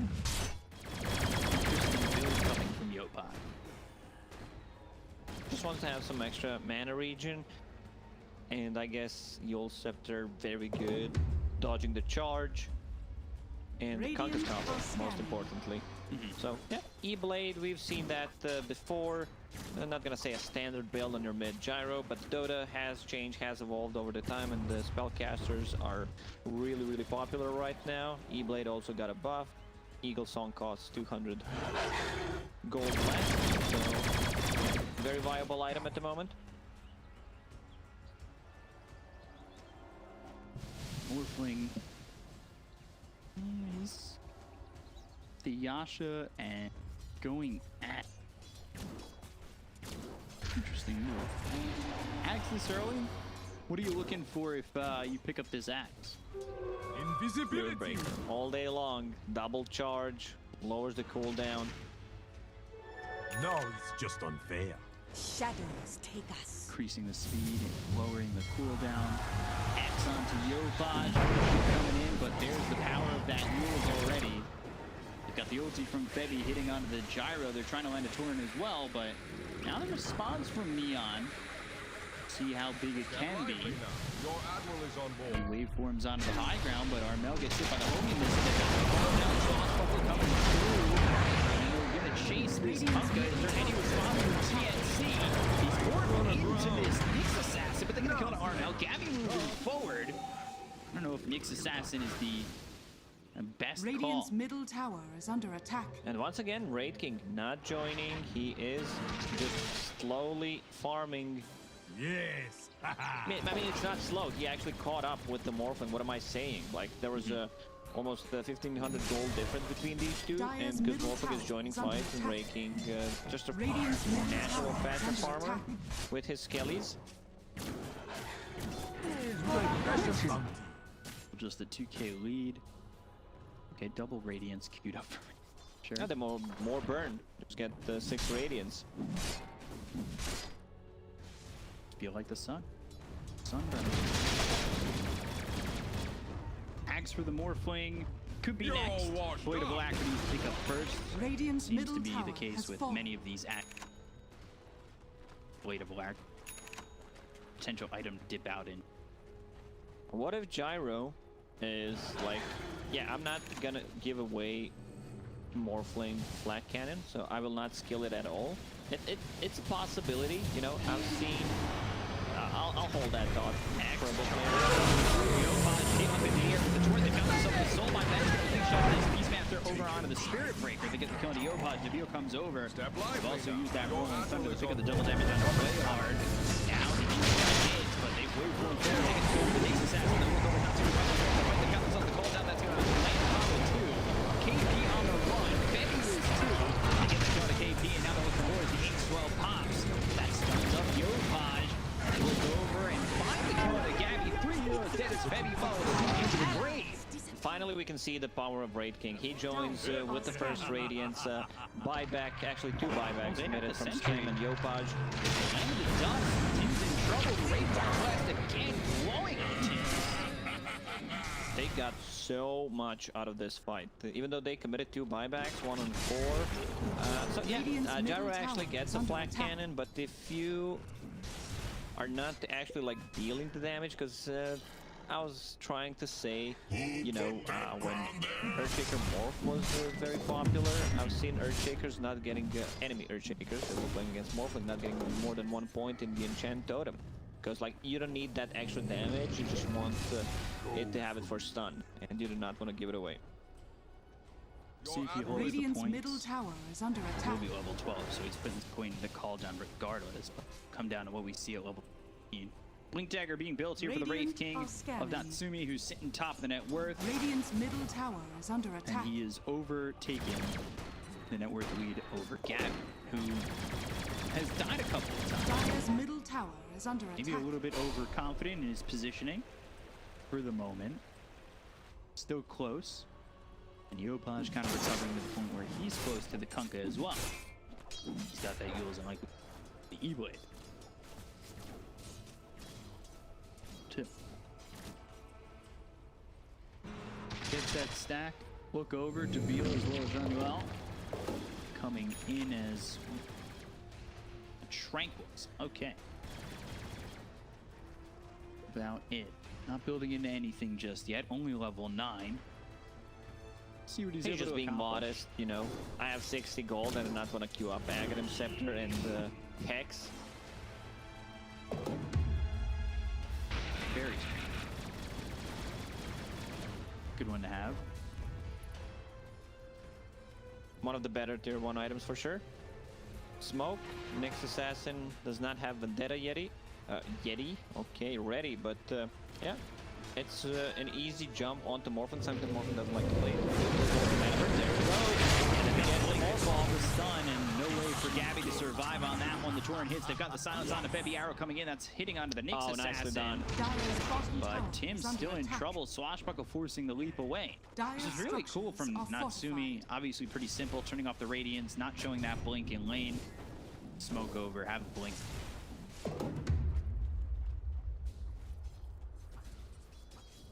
I like the move from Neon. Radiant's top tower is under attack. Team sitting even just about 20 minutes in. Nyx assassin scouting them out. He knows he's gonna get possibly a double stun. It's one onto the Kunkka. Wraithfire Blast to follow it up. Right clicks come through on Armel, who goes ship to try and survive. Torrent lands, gets some distance, doesn't have a TP to work with. But Moonlight Shadow is there, and they don't get this kill. It's time to go. They showed 2 heroes at the bottom of Bebby. Mid, Primal Roar, Yokot, gets the kill. Down goes the Gyrocopter, and now they'll look for Johnny Well. Billings, well, that'll pop on a Bebby. Swashbuckle deters the side of TNC. They brought over Natsumi. Armel, Torrent, not going to do anything, and he loses his life. And One True King has claimed his head. Yeah, and he really is One True King right now. Picked up that shard, just needs it to be delivered, so doesn't care about the mana burn coming out from the Necrobook units. The prize is mine. The next 3 going Blink Dagger. Punch has that Ghost Scepter. We'll see if it can keep him alive. Radiant's middle tower is under attack. Long road to the Eagles.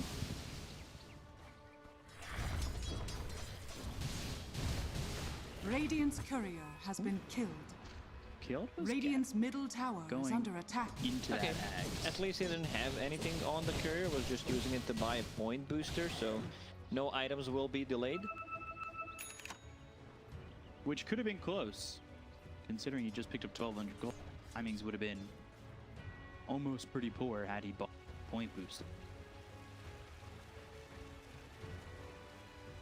Sumi with 1,500 gold to his name. 14-14 game, even in net worth. What are the options coming out? Dire are scanning. What are the options? Radiant's top tower is under What are you attack. looking to do with your next, say, Radiant 5 minutes if you're bowling? Morphin just finishes Aghanim Scepter. I'd still prefer if that's like a BKB. They have no abilities that go through magic immunity, and like Aghanim Scepter turning into Spirit Breaker is okay-ish. Cast range is okay. Radiant's Still, top tower has like fallen. I still feel you want to be Gyro in this team fight. You know, just having that flag cannon. But Radiant's top tower is under even though attack. the game is pretty even in terms of net worth, still a bit worried for TNC. You have this Raid King who's extremely powerful, and now they run in straight into Roche Pit. Oh, let's see if give it to Raid King so you can farm the lane with those illusions. Radiance burn. Arrow came in, and I believe spotted it being done, right? Well, Roche walking out of pit, so TNC should be wise to this. The question is, do they come over in time to happen? Another arrow being thrown forward, that'll hit on the play. I don't think they want to fight there. They feel Neon is much stronger with Raid King being level 18. Jesus, that's what's more?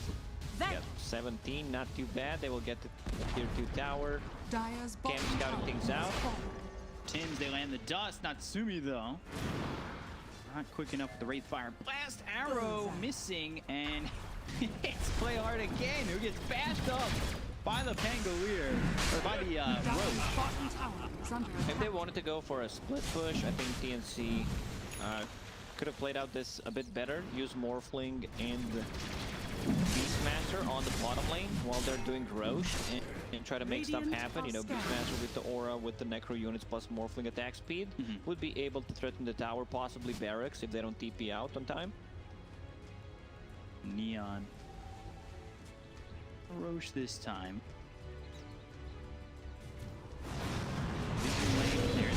Great fire blast. Swashbuckle in. Tim's is gone very quickly.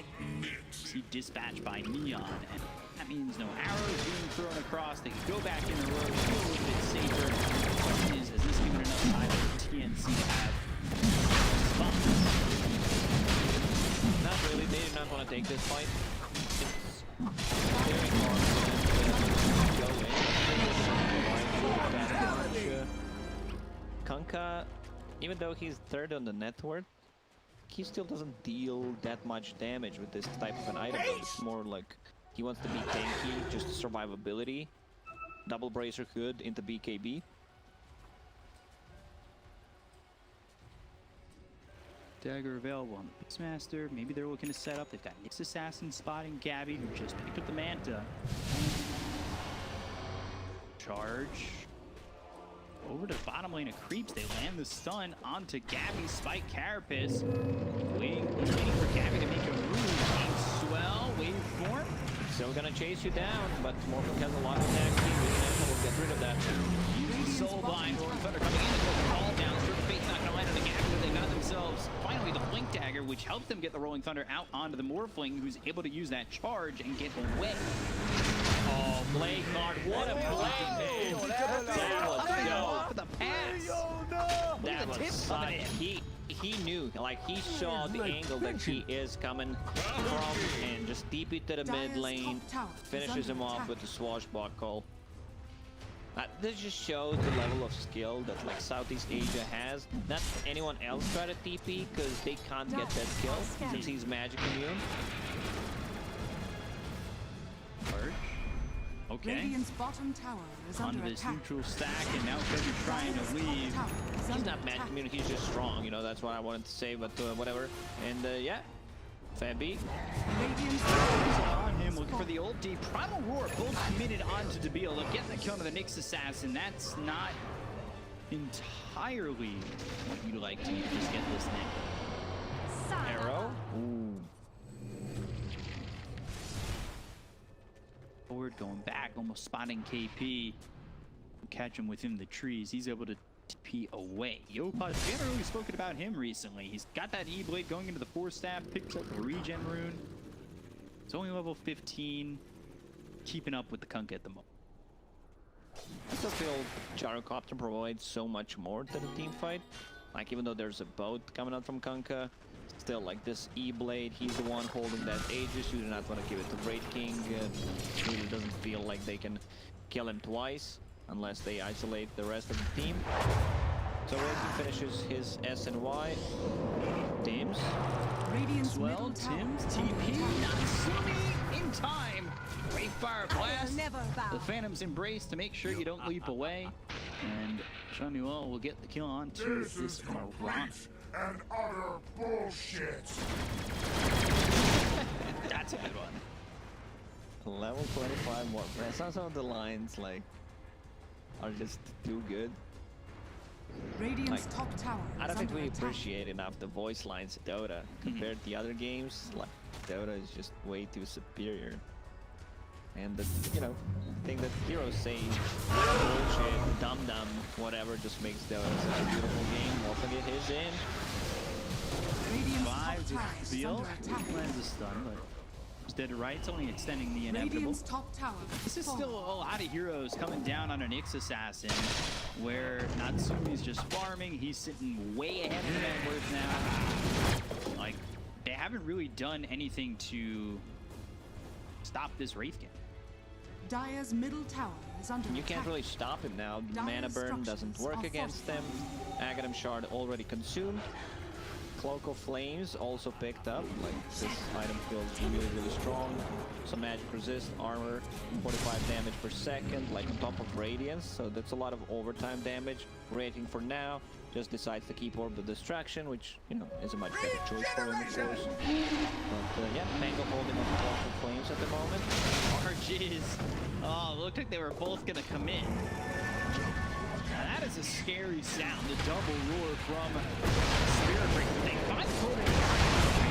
It is the Phantom Saber. It's not even that cold, it's a warm, cozy just right on top of the Morphling.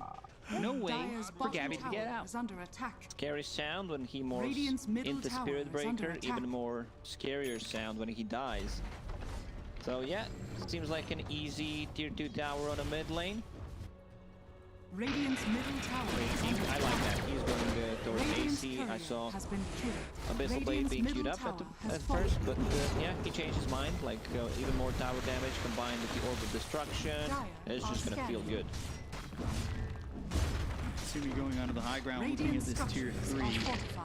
Many options without a Morphling, and immediately going to the TP down towards the bottom as they want to go after the hero. Spirit Vessels will call down and take out this Beastmaster. And just the Spirit Breaker will retreat successfully. While this is happening, Debil, Not so 10 safe, seconds huh, into eh? stun. Immediately on Armel. Nobody else is here just yet. Tim's is looking over. He's using that Carapace. Kanka holding on to Cloak of Flames. Easy to set up the Carapace stun with. And he's charging in, play hard moving forward. He doesn't have a lot of mana to work with. But Swashbuckle hits through the intel from Debil. Stroke of Fate lands, Bambi gone.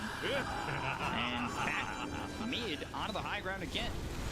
Felt like they were just here and backed off to their own tier 3 bottom, but Radiant's middle yeah, tower again, on top of the high ground and broke it. That's full AC plus Orb of Destruction, minus 9 armor on the buildings. Not too bad. has fallen. So next Roche may respawn in a minute and 40 seconds. Like Neon, seems like they're in full control of this game. TNC, after the Amazing good what lane you'll stage that find they lying had, around. Morphling, like you don't really feel the impact of the hero because of the item builder. Getting that Aghanim Scepter, yeah, it's all cool, you know, but it doesn't provide you with survivability. There's a ton of magical damage still. Not going for a BKB is a mistake here. What was the thought process behind it's going Like, to the odds? yeah, we'll just run it then, you know.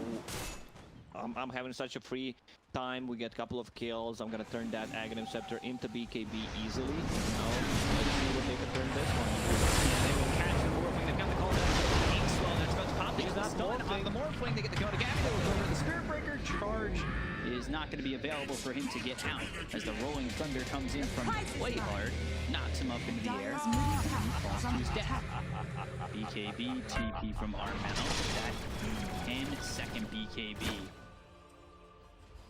The homing missile is enough to make him use it to get out. Natsumi just having a completely free Radiant's top game. tower is under Like, attack. falling back to jungle, understanding I do not want to fight with the team. My job is just to hit creeps until I get the Radiance. First showing of the Radiance, they get like 4 kills even though they had to use 2 buybacks. Radiant's top And now tower this is has fallen. another free set of barracks. It's not going to be contested. They don't have the heroes that can actually deal the damage. And Beastmaster will fall. So yeah, TNC falling apart here. Yeah, they lose the Beastmaster. Dead for 60 does finally have buyback back up. They get themselves both racks up top. Finish off the mid-range racks. So sets are gone, mid and top, and they're looking towards the tier 3 bottom to potentially put TNC on Megas Straight to the really bottom on with you. notice. This is a tough one. 11k behind. And I'm looking for outs for TNC, but we So tough. there's, you know, always there is one way out, the easy one. Shift enter, GG enter, that's your way out. I was hoping You thought I was gonna say something smart? Nah, it's a tough one. Neon, full control of this game. Roshan will respond in a minute.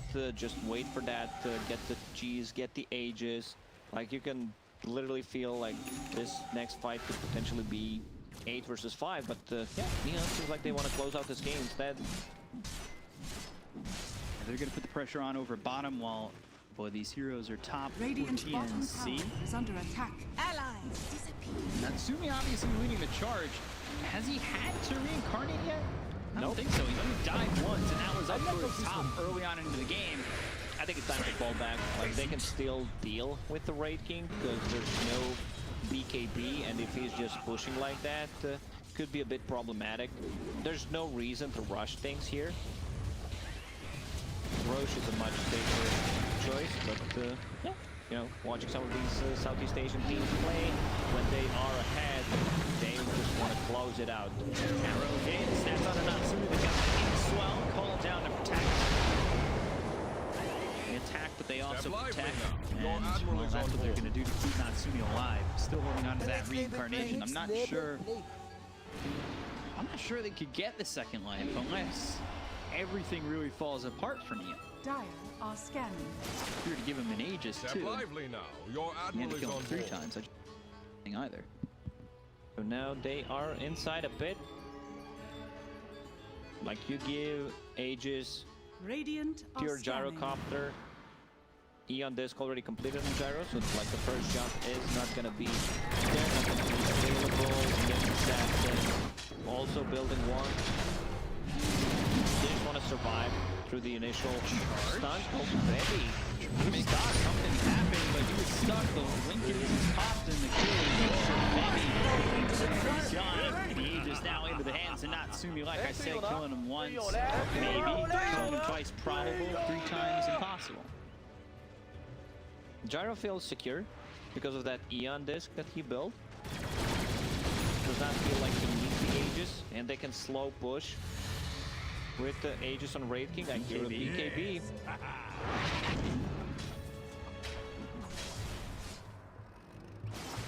BKB that was, BKB that was used pretty defensively. Radiant's bottom tower is Catching under these heroes attack. a little bit too far out in the lane. Radiant structures are fortified. Comes in, Natsumi still trying to get to tier 3, the Glib. Longer available. Field just waiting over on the side. They'll send a Hawk out. Now they've got the charge out. Natsumi in the air. The game swell. I will be stunned. Great team, but is it enough? They slow down the Mirana onto Gabby, who pops the BKB. They get to kill the shot. Well, they're going to take a third shot. He's going to buy the comes in. That's going to land on the Yopaj. His hand just popped immediately. Charge all the way to the back line for the field. Is it enough damage? Charge coming out from this warp flame, but there's Mules in the air. He waits on it. Gabby takes the warp as straight as they can. Ben's got Mules dead. Used by the Spirit Breaker as well as the Nyx Assassin. So both those heroes that just ended up dying are back into the life of the world again. Neon wants to end this one. You can see the buyback coming out from Nyx Assassin. They're ready to go. There is no glyph available. Raid King also wants to have reincarnation, smoke up. Time to go in. Reincarnation back up, smoke used, no tier 3 standing, just the racks are standing between Neon and Mega Creeps going the opposite direction. And their base to the side of the TNC. Popped on the wall, 8-12, but won't catch anybody. They also use that call down. So now Arrow not landing, only hits a siege creep. So he's still going to stand forward. They really don't have any answers for this. They're barely able to kill him once. He's got reincarnation back available once again. The charge comes out. Natsumi low once again. Carmel has got to be able to get the second time. 76 seconds without buyback. Also to get the curve trip. Brought back arrow here in this fight as well. But BKB's been popped around the horn. They got the dash to take it from Betty. He's got 72 seconds. Carmel's bought back. The coach will be thrown. But now Natsumi still leading the charge. Got the Homer missile thrown over onto the Kunkka as Mirana just makes it out with a little bit of arrow. Well hit. Arrow hits. Buyback immediately. Natsumi, can they get the kill while his reincarnation is down? They've got 15 seconds to do so. Gabby pops from Manta. Natsumi moving forward. His tier 4's getting low. They get the kill. The teams don't know the E-Boy over on Gabby. Might still got the creeps back. And this is going to be Megas. Melee racks are gone. Range racks too. Mega creeps pushing forward. And now into the fire blast. They will go on out. Reincarnation was back up, so he's going to reincarnate. Still holding on to the Aegis. The tier 4s are gone. They're not focusing on the Aegis. They're focusing on trying to take out this Raid King, which is absolutely impossible. And Neon, they are going to upset TNC. There's not much that they can do or say about it except for GG. The throne is low, the throne is gone, and Neon have proven themselves here up against TNC, taking the series 2-1. Man, Neon Esports, what a showing so far in the DPC league. Yep, 3-0 now, and a big victory under their belt in TNC.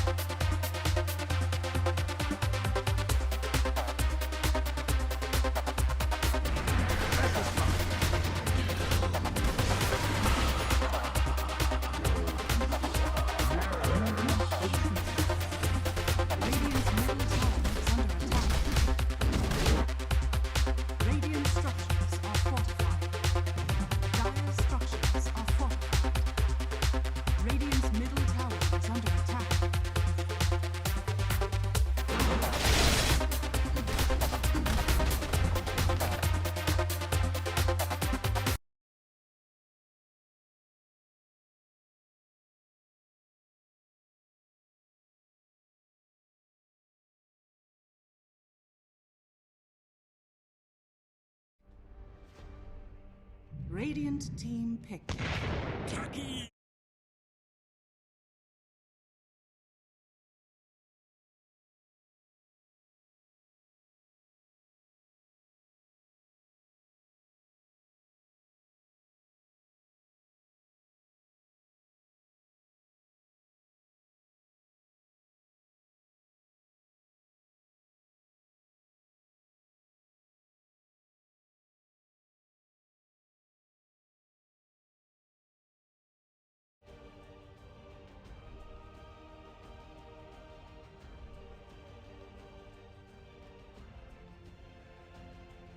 Dire team ban. Enchantress.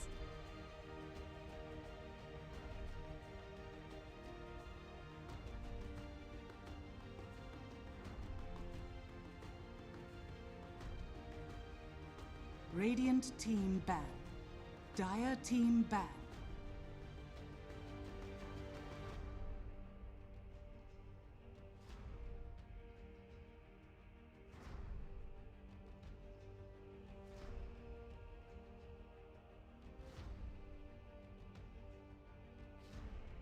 Ten seconds remaining. 5 seconds remaining.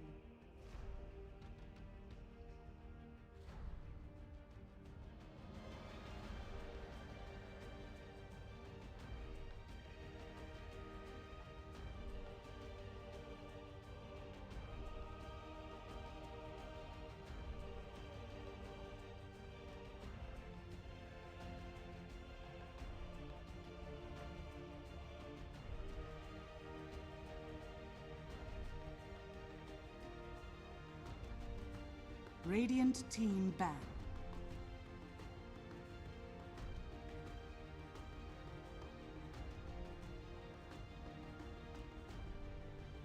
Dire team ban.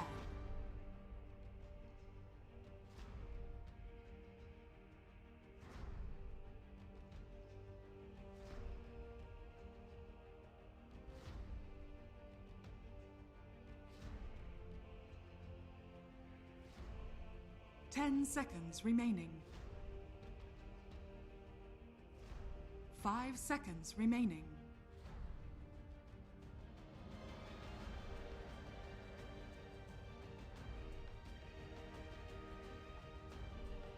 Radiant team ban.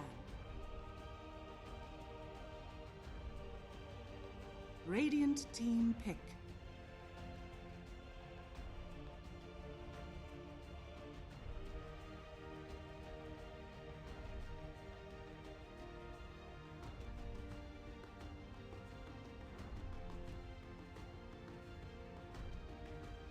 Ten seconds remaining. 5 seconds remaining.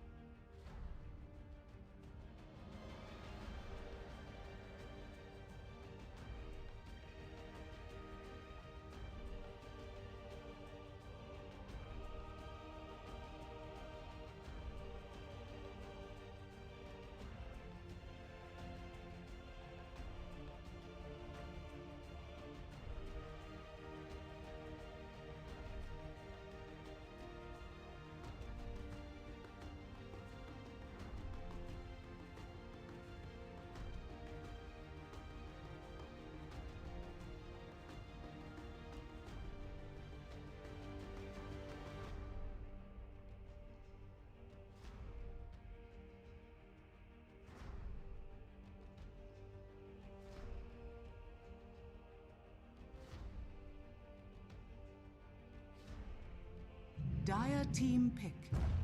Earth Spirit.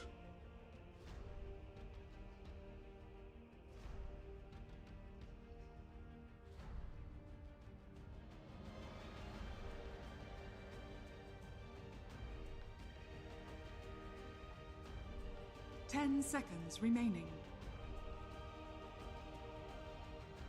5 seconds remaining.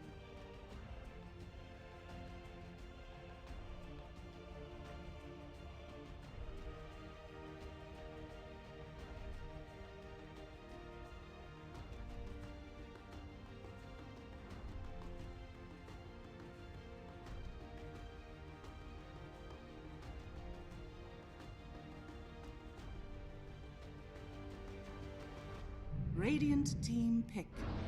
Wind Ranger at your service.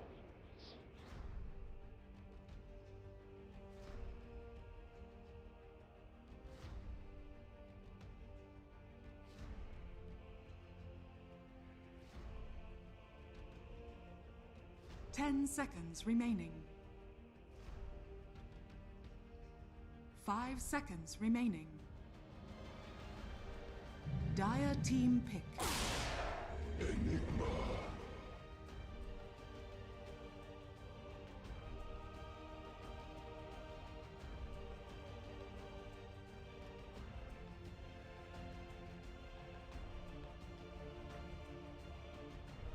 Ten seconds remaining. 5 seconds remaining.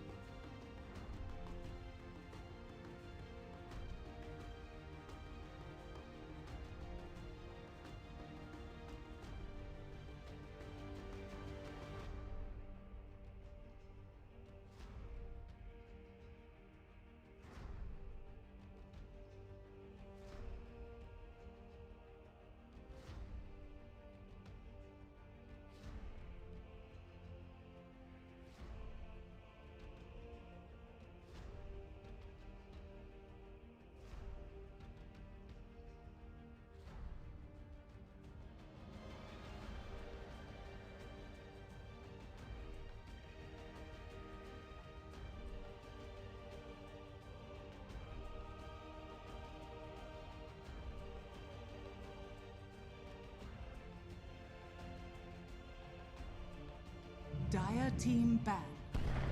Mars!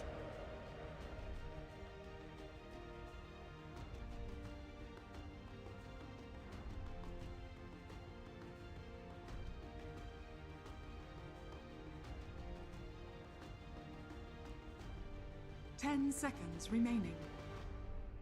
Radiant team ban.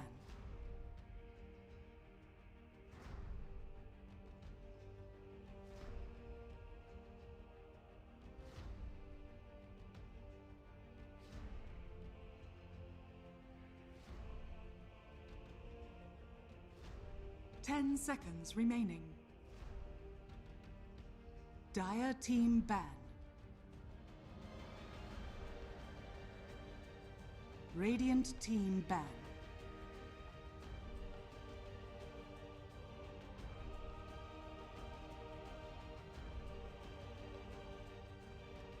Dire team pick.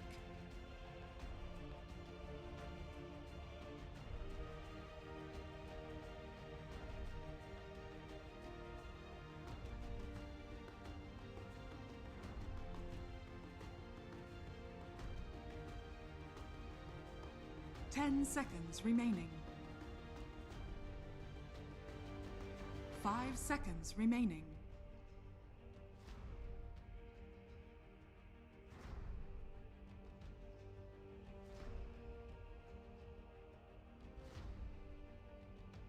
Radiant team pick. Riki.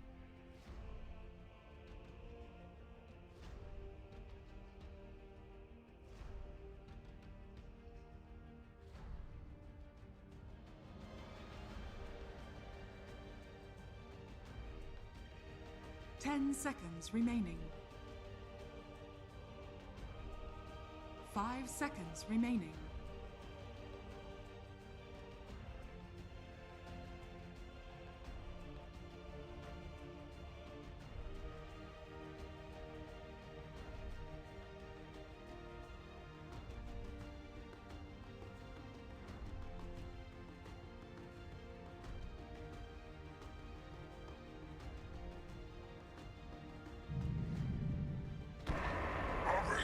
Choose your hero.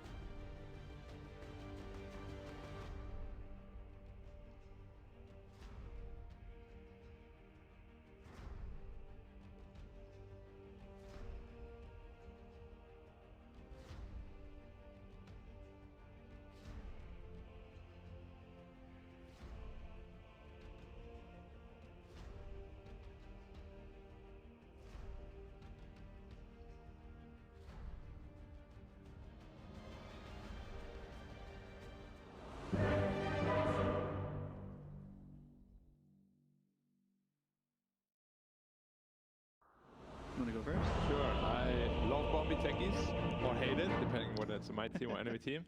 But the draft overall doesn't really have a lot of cohesion. And I clapped Lacoste yesterday with an underload middle, so I have to go for underload middle. T1.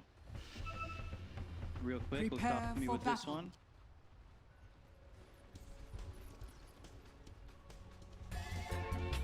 Easy 496.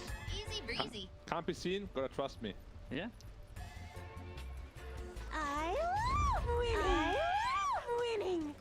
Contract. Don't be mad. Why prolong the inevitable? It's just Thank you very much, my Nomad, here with the first game of the series. 496 against T1, an opportunity for 496 to upset if they are to be victorious in this. T1, a challenge. They're up against Ricky and Techies, miscreants of the Dota 2 world, as it was put on the panel. Really quick engagement here, 5-man smoke again. See it, unsmoked already. Coming up onto the high ground, they're looking for an opportunity to 30 go. seconds Zephyr to hit go. up once, but that's about it. Cuckoo for a stint. And Feels like nobody's gonna everyone's die. trying to smoke. 5v5. They saw that one clip where they got a Kato, a medallion, minute 0, and they were do this every.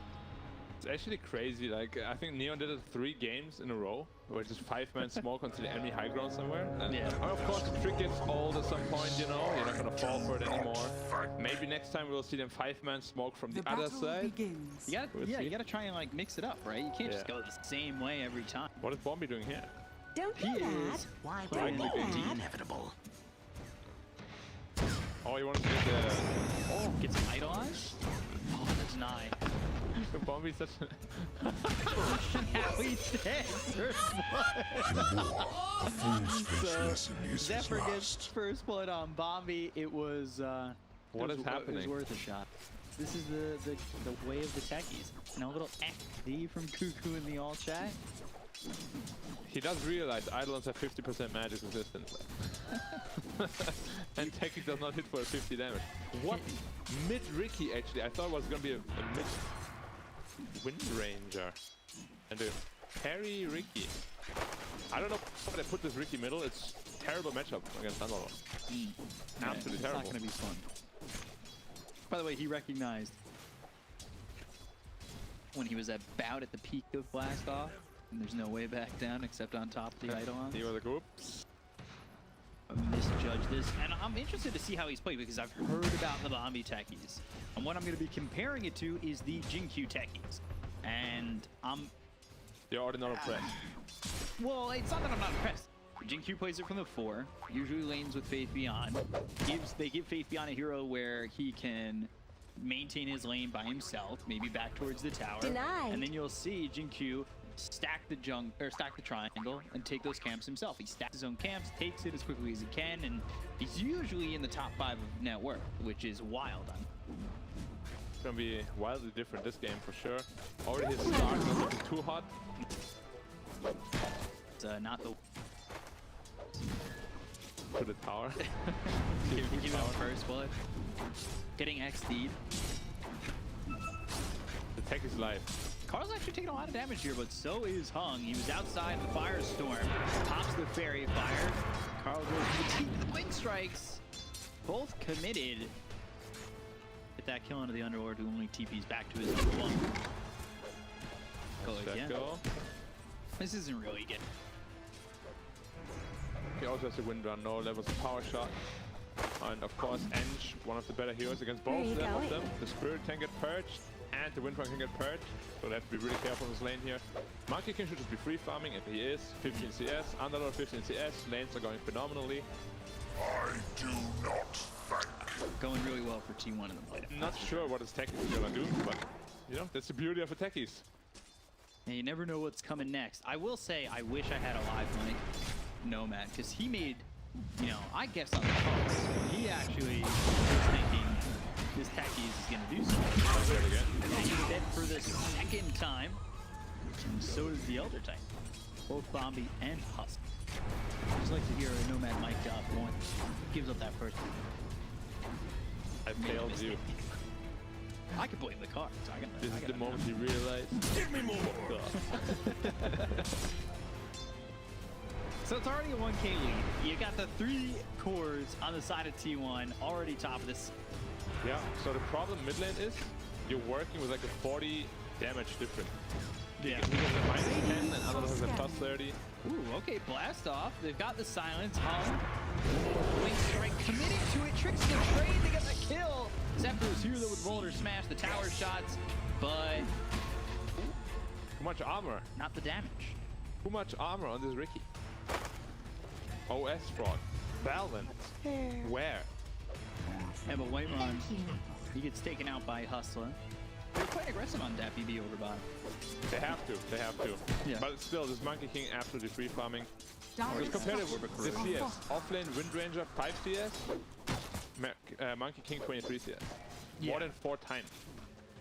Yeah, and that's why he's already got the Orb of Corrosion. Brutal. That's a lot to deal with 4 minutes in, that's for sure. A kill on Dota, you know, maybe equivalent to 3 or 4 CS. If you're behind 20 CS, it doesn't matter much.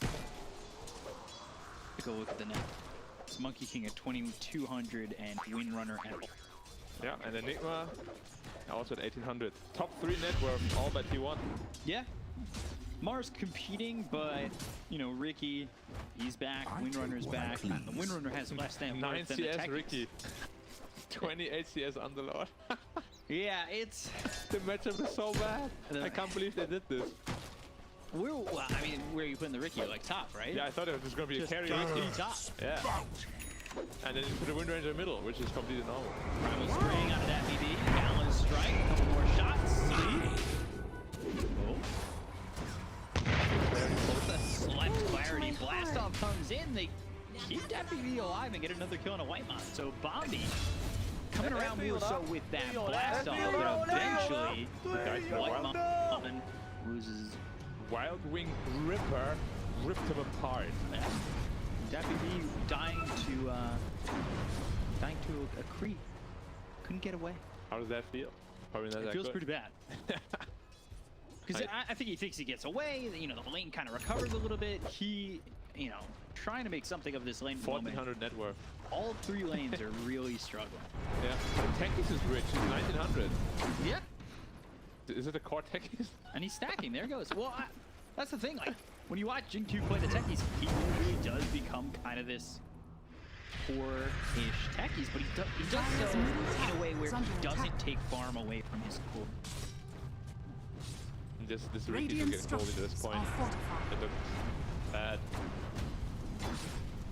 Dire's middle tower is under attack. And now that they've spotted Bombi, this is what you need to do. You need to force it so it cannot take stacks.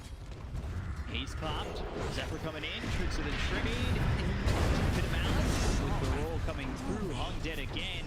Damage on a Hustler. They'll chase this Elder Titan past the tier 1, near the tier 2. A TP's coming, but it's not in time. Hung and Hustler, hand in hand. Losing Vitar, minute 7. Vitar's gone.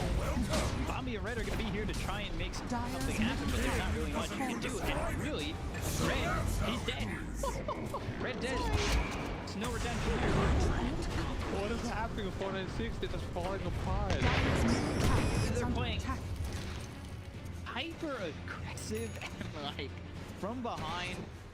They're trying to make something happen, and I'll give credit to that. That, you know, they recognize that they're behind in all 3 lanes, and they're almost forced into a situation where they can't stay in lane, so they have 8. Yeah, but yeah, he's very dead this time. Zephyr is gonna grab that killing spree. Now Earth Spirit is the top 4 network. All the Dire heroes up in. It's a brutal beatdown. Yeah. They lost the mid tower minute 6. Last time we saw that was Neon against TNC. What happened? 50k gold disadvantage at like minute 30 or something. I'm expecting the same thing to be happening here. Once the Atos is online, the Ricky has no game. He just finished his boots. 4k behind. Dire's structures are fortified. Yeah, that's a lot of net worth to be behind this early into the game. Is under attack. You know, triple Wraith Band, boots, trying to make something happen. Again, it's a tough game already. Like, this is not only you know, a lane smackdown, but it's turning into Dire's overall top tower is under attack. They're not letting this tank do anything. No, and that's the way you got to play. You need to make sure that he can't get those extra. Now, Dire's usually top that tower comes is with falling. one or two of your lanes doing well as well. Techies can kind of quietly farm, but when those lanes aren't going, they have the opportunity to techies and shut the game. And that's what they're going to do. Pepper will get the kill on a Bombi. They'll try to take a tier 1 bottom, but objective, sure that goes down. See how I tricked you there with the card? I originally had the T1 card, but I swapped it back. You just didn't want me to get Prediction King. Well, I didn't know that it was T1, because of course we're not cheating here. No, we're not. Dire's top tower It's is all in the under heart of the It's all game, it's all game. I don't have to go to the ship. Yeah.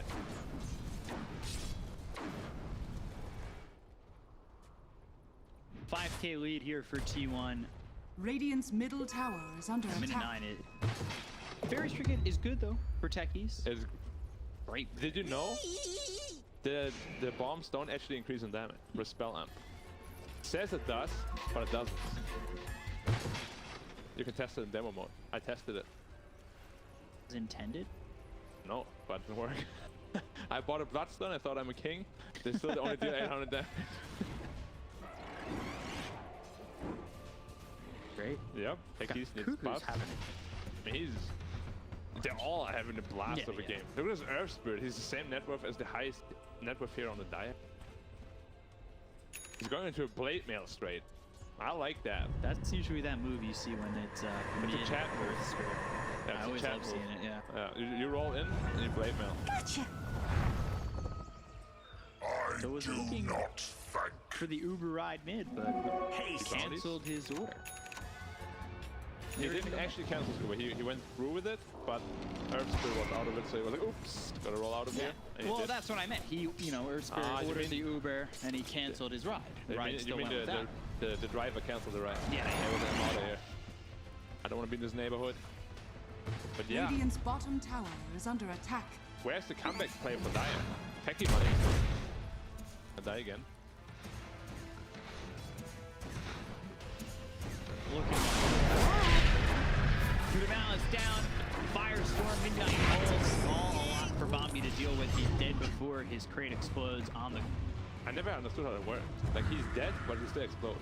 Well, the explosives aren't in his body. Structures are fortified. Radiant's So bottom he still tower rolls the is card. falling. As it's coming down, you hear a little bit of that music. There goes my hero. And it crashes down. Yeah. It's not always great baseball. Huge damage coming out. 4 right clicks. Healing the Underlord. Yeah, Ricky is not really being able to through the skin of an Underlord.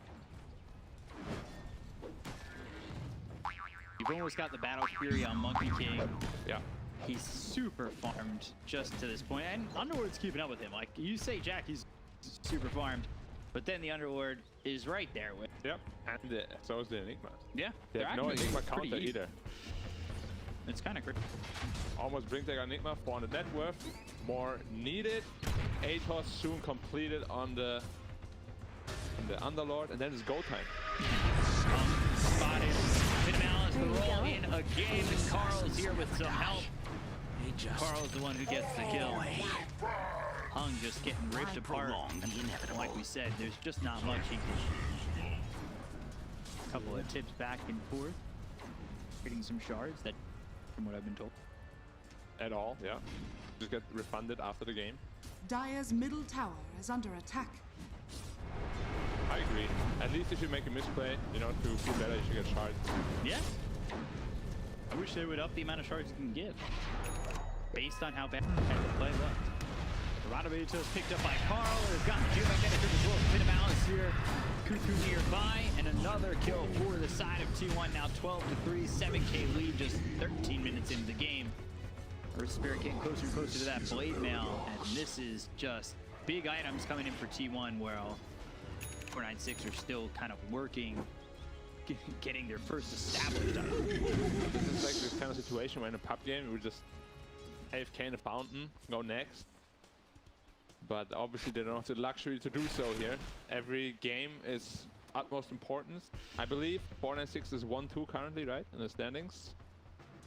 496 is in fact. Yeah, But so T1's 0-1. yeah, but T1, you know, they only played one game, Radiant's whereas bottom tower 496 is is under already attack. My sprites are in with a us. tougher spot. Ricky initiating here on Enchantress, who didn't skill her ult. Problem. Ricky's also going to the battlefield. Dire's top tower is under attack. Toss into the pit. Root by the pit again. It's so much damage for this. What do you do? He's just stuck in the mountains. Yep. Drops an arena, but yeah, there's nothing to follow that up. I don't, you know, you're almost probably better off holding it. It's very difficult to know, I guess, right what their right next move is. I mean, I don't even think that they know how far they are. Geomagnetic grip, roll stopping the TP. Techies, just be dead to right. They'll get the kill on a Bombi. It's very hard to judge on the game how far you're actually behind. Shadow focus fire. Good kill. Good kill there for Jackie B. He's Radiant not scanning. recovered, but Recovering. yeah, you can feel it.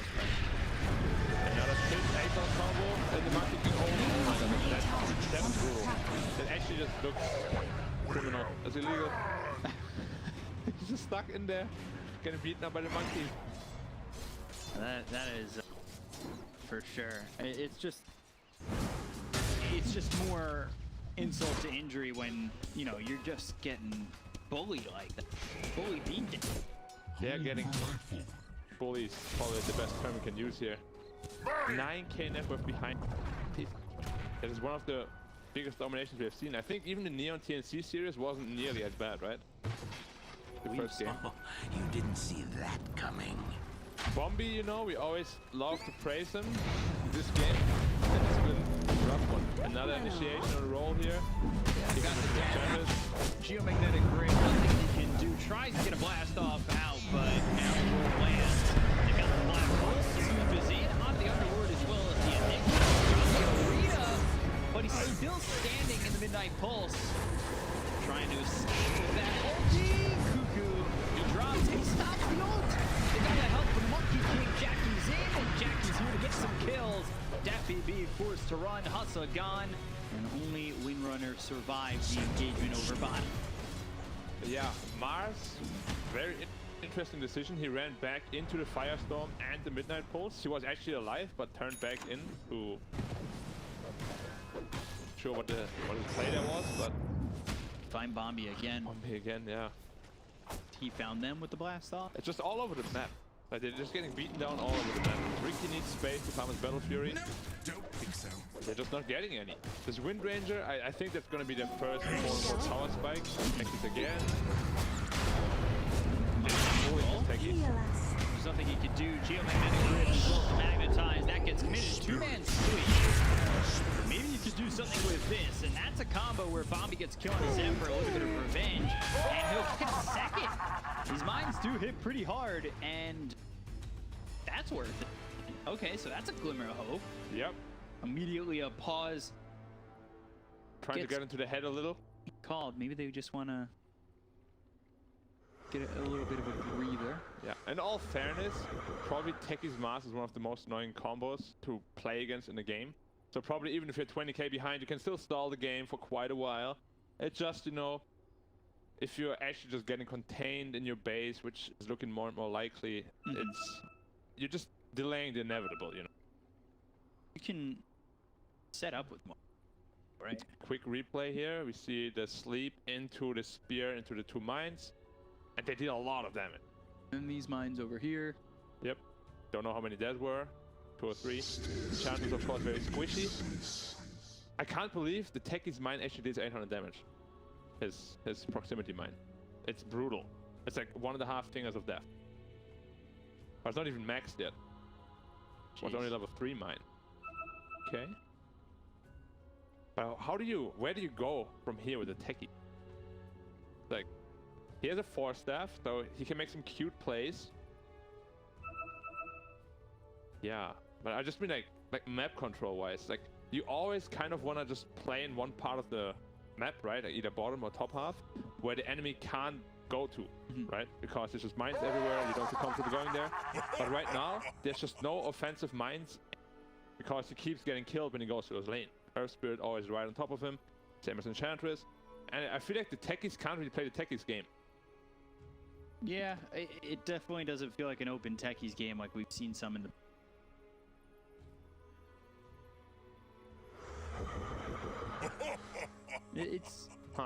It's a bad situation for the techies to be in, but again, like I said, with Jinkyu, they usually play it where, you know, you're to win your lanes. You don't have these bad matchups like this side of Fortnite. Against the Underlord felt like that was one and done immediately. Underlord was ahead so fast on them. Yeah, I mean, it's just really awkward to me that he would lane that way, because maybe it's just because I play Underlord middle a lot, so I know how strong / weak he is against certain heroes. Maybe Hung doesn't have that experience, but to me it's a clear-cut like 8-2, 9-1 matchup for Underlord. Silence is golden. Really rough to deal with. Would you almost have had the matchup be Mars and together in the lane instead of Mars and Elder Titan in lane? Yeah, I think it's very good. And then you just put Elder Titan top against Enigma, you get the bonus damage from all those Eidolons. I think it makes a lot of sense. The way they laned, not good, in my opinion at least. They had potential to win 1, maybe even 2 lanes, you know, but the way they lane is just makes it almost impossible. They put both the quote-unquote buff heroes, Wind Ranger and Elder Titan, against the Enchantress, who can easily dispel either buff. Which gives Monkey King, of course, the freest game of his life. So if you have Mars and techies down bottom instead of Windrunner, better for you at all? Or I feel like it goes way better, simply because Monkey King level 1 maybe wants to trade, you know? You do blast off on him, plus 1 God's Rebuke, he's half health, doesn't feel comfortable trading already. Same with Eng, she can get blown up immediately. 1 spear into 1 blast off can result in a very quick kill. But yeah, the most important fact for me is just that Ricky is so poor. He's now trying to build into a Battle Fury, which is gonna take another like 5 minutes. Then he has a Battle Fury, and he needs to farm his axe, which is gonna take another like 2-3 minutes, maybe even 4. And there's just no time. He's too far behind. Well, he's only 800 gold away. Because he's got... Oh, he's got the broadsword and now the claymore coming out on Courier. He's got 970 gold. So he's only like... The Titan says no. Okay. It's just like when... Like in Dota, you feel very bad when your playmakers are behind. Because those are the ones that, when you are behind, can make plays to get you back into the game. Which is... it's very problematic for 496. I just feel like the Mars was the playmaker. He had horrendous time. Needs another 100 gold to finish off his Blink Dagger. Whereas Enigma is halfway through his BKB already has his Blink. Underlord building into an Aghanim Scepter, actually. Very interesting. It recently got changed, where you can teleport on one of your allied heroes. Yep, and the cooldown by 50. Which makes it 50 out.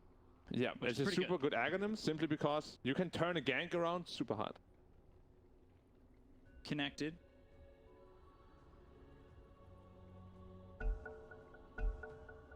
Yep. Here we go. I guess for T1 against the tech. Radiant's middle Game tower goes is late. under attack. Hope that everybody wants the throne. Finish the game. I mean, it's gonna be tough though. Like Techie's going for the axe. That's what he wants. Yeah, that's the best item, right? It gives you ult 150 more damage, more cast range. And then BKBs for both the Windrunner and the Mars. Yeah. So like they're down 10k. I don't want to say this game is... It's not over, it's just incredibly hard. Like, they still have an incredibly strong high ground defense, and Ricky is one of the most elusive heroes. While his team is like defending base, you know, he can possibly farm the enemy jungle and get away with it. He will still be able to find a lot of farm if he's cautious about it. Minute 18 Battle Fury, not the best timing, you know, we've seen worse, we've seen better, but... They need to find a... Dire are scanning. Yeah.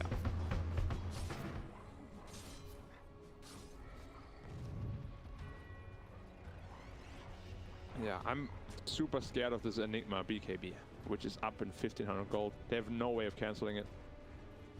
Radiant's If you just bottom Black tower Hole, is under you know, the attack. Wind Ranger or the Mars, the entire playmaking ability is gone. Smoked up here with the Blink Dagger, but can't find anything. And that could be an opportunity to get a kill. Dire's Arena middle Spear tower with is under Blast attack. Off to follow it up. Yep. Now they're just 5 heroes sitting top. Or 4 heroes sitting top and they're pushing up bottom. Radiant Wind Ranger is are getting closer to scanning. BKB. Only needs 1000 more gold. So he's quite farmed now. Good thing for them. 300 more gold for the Battle Fury on Ricky. Looking towards like a minute 19 and a half Battle Fury. Witchblade on Enge. Needs 500 gold more for that. Going into Interesting Solar pickup. Crest. It's more like a core item, you know, but he's feeling himself this game. Radiant's bottom This far tower ahead, is making under aggressive attack. moves like that, going for these more core-oriented items when you're 5 position. Wait up. Malvis, little Midnight Pulse, the right clicks in, White Mom with another kill. Radiant's top tower Put him is closer under to the attack. Witchblade. Yep, now there's 200 more for that. All 5 heroes of Radiant have such brutal damage possibilities. Like literally all of them Radiant's deal bottom so much tower damage. is This under Enge attack. with the Witchblade is gonna Dire's be middle a tower massive is under pain to attack. deal with. Just not even going in the untouchables. Roll in, finding Bombi. Cuckoo with the kill. The arena's down. Focus fire. Jackie pops the Wukong, but is it going to be enough? They're doing a lot of damage. Terrain is trying to get out. There's the roll. The kill on the ZPB. They'll take out both. Yep, he just completed his Aghanim Scepter, sitting at 2.3k health. With Agi Threads, even with Strength Threads, is 2.5k health. Alice, automated kills. There's the roll with the dust magnetized. The damage is in, and the kill is there. Another kill onto Hung, and well, a tip from Carl. Yeah. Ricky. Now 14k gold ahead on 20. Enigma, BKB 100 gold away. I think they're just gonna take Roshan after that. Oh, Monkey is already doing it. Dire's Interesting middle fact, tower is under your ult attack. does not trigger Roshan's aggro. They can hit them forever. A little bit unreliable, but once your monkeys get there, you know. Interesting little fun fact. You can solo Rosh as soon as you get Aghanim. But yeah, with this Ag, they know techies had no time at all to put defensive lines. So I think this is go time for Radiant, BKB, Aegis. They have to be a little bit careful. They're going to get 5-man stomp by the Spirit. There are still teamfight possibilities, and Enigma did not finish her BKB yet. Gotta wait a little bit. Roshan very low. 800 health. Power shot. The damage. Bombi. Right. They've got the arena down the spear. Whoa, right. Set to the Aegis. All right. Something going here. They did lose Bombi, though. Now lose the first life on Raid. But they do kill off Hung, so they get the Aegis. They'll blink away on Red. Down goes that BB. Zephyr on the run. They've got one, but it's not looking like much more. A second kill on Red. 4 heroes gone on the side of 496. It was a cute attempt, you know. Well, I say attempt. He did end up stealing the Aegis, but it results in 4 heroes of them dying. Dire's structures are Radiant fortified. is still very happy with this Radiant outcome. They still have structures are Blink, Black fortified. Hole, BKB, and Enigma. Careful though here. He might go for blast off. Right on top, but dead immediately after. Ranovatos, Pit of Malice, Primal Spring on a Hustler. Make it a team wipe. Dire's middle T1, tower is under attack. 16k lead, just 22 minutes into the game. Yeah. And you know, I mean, 496 made it a little bit easy for them this game, but T1 is one of the most explosive teams in the SA region. Yeah. They have very aggressive core players. All 3 of them love to just be in your face the entire time, and we can see it here. Non-stop aggression, while also being very efficient around the map. That's the name of the game for T1. Another smoke up here. He might be able to find his Wind Ranger. 200 gold of his BKB. A death here would be terrible for him. He really needs to play careful. They're smoked up. They might just find red again. Earth Spirit, 800 gold off the BKB as well. They're all just so farmed. It's incredible. 3 network close to each other. Do the top 3 net worths, I'm trying, math, not strong suit, do the top 3 net worths equal the entirety of 496 net? 16, 6, 36. Yes. Boulder smash on the Hustler. Top 3 is more than the entire Diatom combined already. I mean, you're in a very tough spot. Blast off, Ronavato's immediately turning this. They get a good kill on a Bombi. They're gonna look for more power.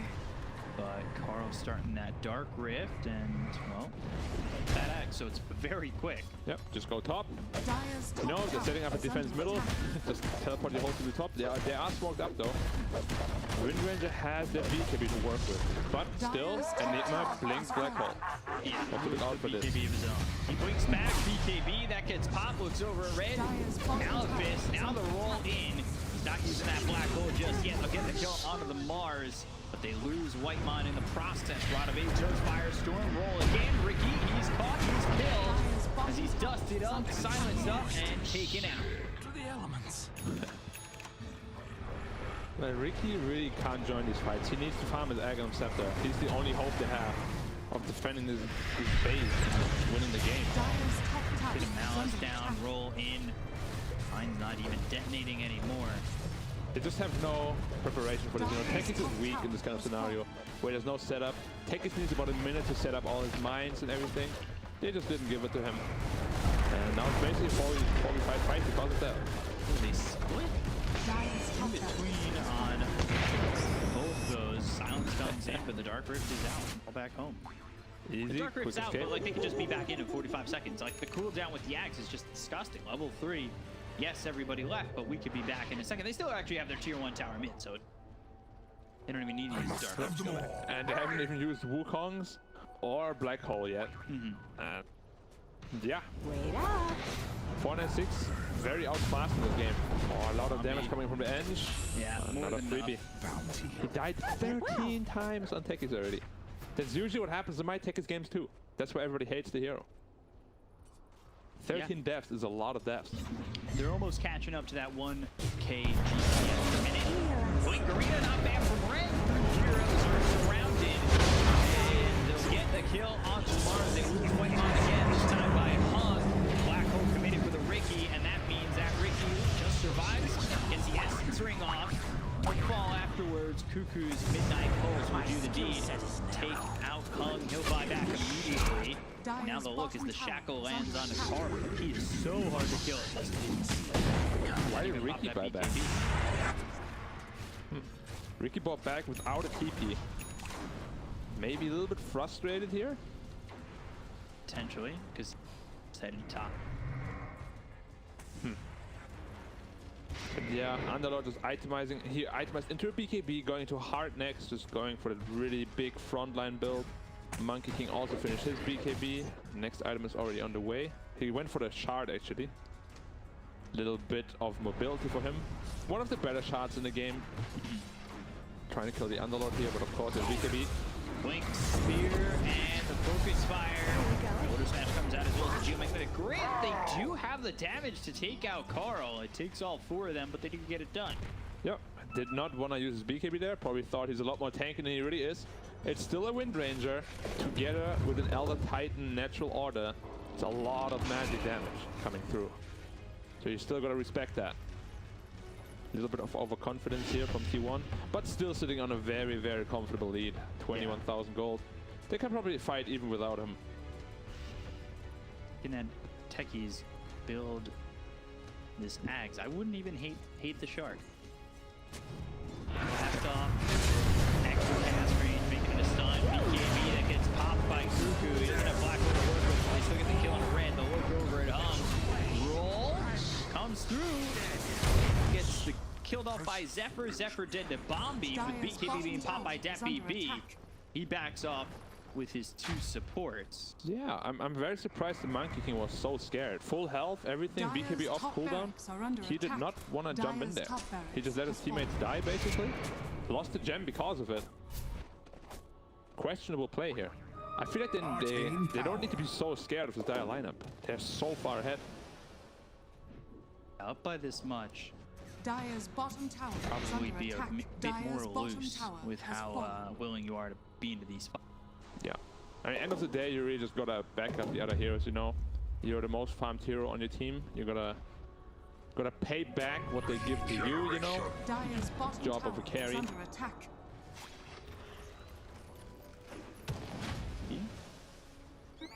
Abyssal Blade, White Mod, still looking on the Solar Crest. Yep. Solar Crest, one of the best items. Utility items, you just buff up your carry or debuff theirs.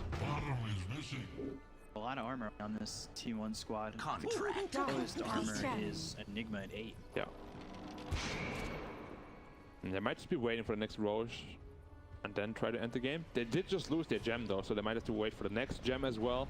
Because of course, techies is such a nuisance if you don't have one. You never know if you're safe or not.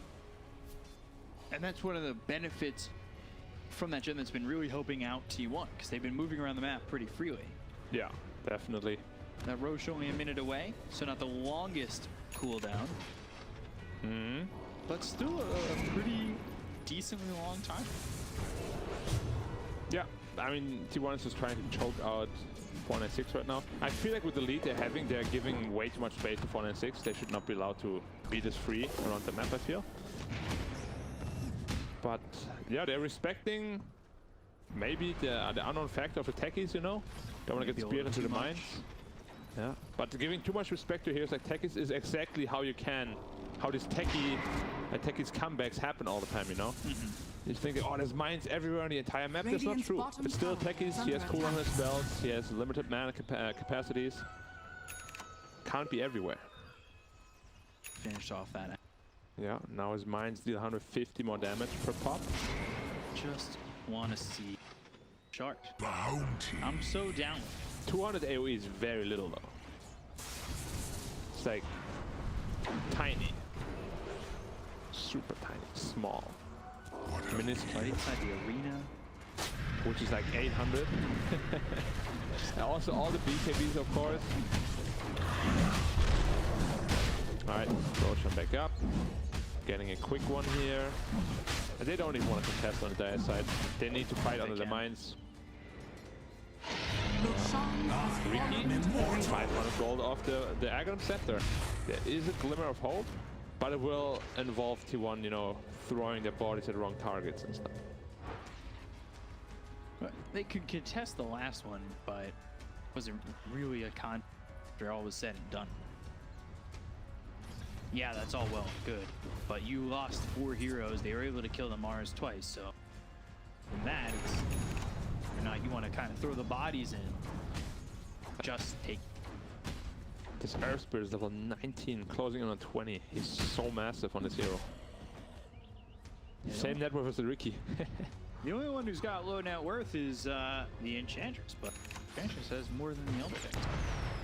Behind there. 5-man. Probably group for a smoke here. Usually never want to do that. 5-man smokes are pretty obvious most of the time.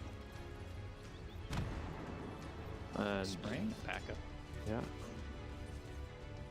Caught Bombi if you want a different direction on those trees. Refresh your orb on Enigma, by the way. So yeah, double black hole opportunities here. If it was hard to fight, then now good luck. The silence even longer on the geomagnetic grip as he just got 20 balance strike. Oh, takes it the Aegis. Magnetized down with BKB caught by Zephyr. They go after the Mars and they kill Jackie twice. Black hole now on a Adapt BB. Got the refresher if he wants to go for the double, but just chooses to blink away. The BKB's been caught by Adapt BB. White Mom's dead. Who's got inside at T1. This is turning out to be tough. They've got the arena as well as the spear. They have the damage, the sweep to follow it up, as well as the silence. And Zephyr, woo, just rolling away.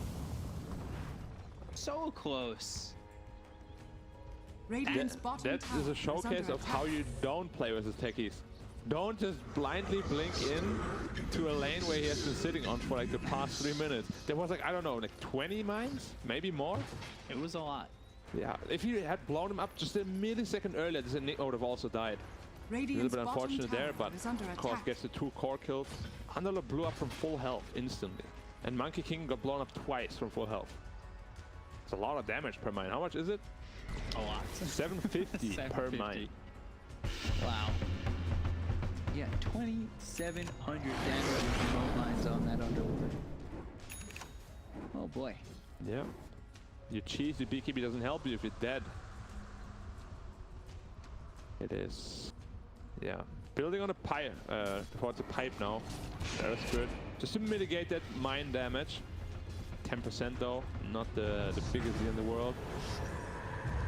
Oh, trying to get Ricky here, Silence. Dark Red, and here they are, silencing, Firestorm down, and Punk, his life is gone.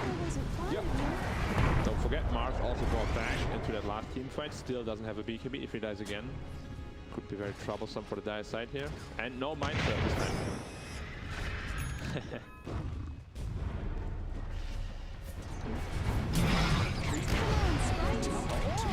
BKB pop. BKB off. Hit an outlet. Goes in with Bombi. Mars in trouble. Balance strike is in. The damage there. Going to go on a raid. Looking over at Hustler. Dire's middle tower is under This is a attack. tier 2 dead. Structures are fortified. Well, that Dire's should middle be tower quite has fallen. simply the high ground push. They should know that they don't have mine set up there because it was defending tier 2 for so long. 260 bonus damage on the Underlord. Very balanced. But they're very cautious. I think they're very scared of what happened at the tier 2 there. You can tell they're not very comfortable against techies. Well, no one is. Nobody is, especially when there's Dire's a middle tower is minefield under attack. sign sitting at the top of the steps. Yeah, techies have so many mind games. There's literally no mine there, like 1. It just puts the sign there. It's like, uh-oh, I got like 20 here. Be careful. 20 if he wanted to put him down. He doesn't at the moment, but I'm just saying. Place down some mines, make it a little difficult. But this is usually what all techies games fall into. Sitting at your high ground, waiting for the enemy to get impatient. You know, trying to reach that high ground. Ricky dead again. This is the 10th time he's died. Yeah. As I said before, he needs to farm the enemy jungle, not his own. The safest place right now on the map is the enemy jungle. I will say, even though he's died 10 times, there have been points in the game where it's like, this is a Ricky. Maybe we need to be careful still. It's a lot of that. Yeah. Is under attack. Once he gets to Daedalus, possibly Raid after that. Focus fire and the shackle landing for that BB. Might be able to kill Whitemon. Finishes him off solo. He's doing a lot of damage. Maelstrom, Chrysalis going into the Daedalus.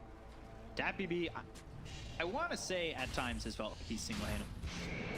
Yeah. Although the techies has been there with some mines. He's done a lot of kills. work this game. Techie's actually sitting at 12k net worth. Getting quite rich. Aetherland going into the Octarine core. Yeah, more I'm mines. still screaming shard, but at a point in the game where it's like, yeah. I need to survive. Abyssal Blade completed on Monkey. Heart completed on Underlord, sitting at 4,000 health now. So now you need 3 more mines to kill. Which is not that much. It's only 3. It's actually kind of ridiculous if you think about it, how much damage 1 mine is. 750 damage is... It's only 24 seconds more time for him to get 3 more mines. Yeah. You really haven't disturbed this man. Spell Prism. Man, if Dire finds a Spell Prism here, that could be huge on the techies. Even more mines. Let's see With RNG. an Octarine core. Did Gaben bless Dire? Or no? We'll see soon. So far, well, he's got the Timeless Relic, but that, like you said, it doesn't up the mine damage, right? It does not, yeah. It's just a bug. Or is it a bug or is it intended? Who knows? Only Valve knows. It's Saturday. We do have the question. But then again, even if it wasn't Saturday, they wouldn't answer us. We're not worthy. Radiant are I'd write a scanning. letter. Handwritten. I think they'd answer that. I think so. Gaben does that quite a bit, actually. You write him an email. I had a super nice rampage the other day. He did a good job. I got Rampage the other day. He said good job. Over there, find the Elder Titan to kill off Hustler. Come back after Gives it a little bit of space to Ricky. Almost has his crystals now. The Ricky or the tech? Those mines. And honestly, the Windrunner. Daedalus is pretty nice. How many mines is it in mid lane? I can't even see. There's so many pig faces, so many pig heads. It's like 20. Radiant's top tower It is under looks attack. like so many. So does he do this on purpose where he's got them kind of triple stacked so he doesn't blow all the mines at once? Like we see a lot of techies players just Dire's all the mines are in one bottom spot tower and then you is blow under all of them attack. and you're like, oh, well, I have no more mines to defend. Well, he's got them in Radiant's 3 different top stacks. tower is under attack. And it's... That's how he killed the monkey twice. Yeah. I mean, you can tell he's a very experienced Techies player. Maybe if the early game doesn't go so horrendously wrong, you know, we would actually see the real power of the hero. Oh, they got it. Let's go. They got it. But maybe Ricky wants to keep it, actually. Probably his ego. Well, we've been seeing these low cooldown Rickies, right? Yeah. I would keep it on Ricky as well. But for the memes, I'll give it to Techies. Blast off cooldown, even though he's not really using blast off. Okay. Wow, that damage. His single mine is not quite doing the trick. No, they're going to get the tier 3 bottom and 2-1 wise to just lock up these racks. Doing so because that was right. Hit a balance. I don't know. How did they see him? I think that just might have been coincidence. Maybe they got a little glance with this Ricky. It's just the luck of the game right now. The arena's down around Whitemon as well as Zephyr, but they pop the BKB. They'll go for the Dark Rift and escape. It's very easy when the delay on leaving is minuscule. 3 seconds. 3 seconds only to get out. Enigma picked off on the backlines by Mars and Windranger, I believe. So no black hole. Very good call to just evacuate. You got the redirect, you know, you got what you came for. But now the glooming mines in the mid lane. It's like 20 of them. Like this is what it all comes down to. Give him the spell prism. Let him mine the entire base. Yeah. Wait, did Ricky buy back again? He did. I don't think they're really thinking about contesting this Roshan. I don't think they can. They're too tanky on the Radiant side. Only way they win is by baiting them to the mines. No, Enigma though feels so juicy, right? If you're the Dire, you're like, oh, cool, we could do this. I feel like they're baiting them in on Radiant. They want them to commit, but also they don't want them to commit. You know what I mean? Yeah. Yeah. Because in the end, Techies also doesn't really do much in these kind of areas. Spear landing, if it is shot, roll coming through the arena, and they get the kill to Carl. They're starting to turn this one around. They'll cover Zephyr, but with his BKB, he's able to roll away from the hands of 496. Techies is in deep. Bobby is dead. He'll buy back immediately. Now they're going for the Elder Titan, make it a second. Spear lands though. Earth Spirit, that BB from the high ground. Nobody's touching this Windrunner. They get the kill on a Zephyr. He buys back as well. Roche is up, but about to fall to this Radiant side power shot. Black hole used, and that is on the Bombi who just bought back. That means no mines. That means no techies for 100 seconds. It looked promising for 496 at a point. Jackie working on DPC. The damage though from DPC. Pin down. Can he get one life? Yes, he can. He's got a buyback. So there's a second available while the Earth Spirit's going for the Elder Titan Geomagnetic Grip. He's got the dust. He spots in the roll and the kill. Zephyr doing a good job here. There were a lot of buybacks expended throughout the entirety of these 10 heroes. Level 25 on Earth Spirit now. Oh. This guy's been owning this entire game. They don't have a gem, or they do have a gem on Radiant, so they see all those mines. You don't want to walk in there. They're starting to take him out. One by one. So how do you deal with it now? Do you just come in from the side? Do you just go for the throne because there's no mines there? You might. I mean, no Bombi for 46. BKB did pop. Where does the attention go? Looks over at Jackie, blinks back. You've got Enigma who has the refresher shard, the refresher orb, looking to get the black hole 3 times down. Use the shard. Black hole available. And Pong dead. Not even needed, but they're just going for the throne, but they have no minds there. Looking to finish the game. No Ricky for 100 seconds. This one looking like it's all she wrote for 496. As Team Marshall has to throw the black hole. The strike is there, the black hole again. And inside the giant circle, the Wukong's command duty is called by 496, and Team 1 will take game number 1. So a very self-explanatory wire-to-wire win for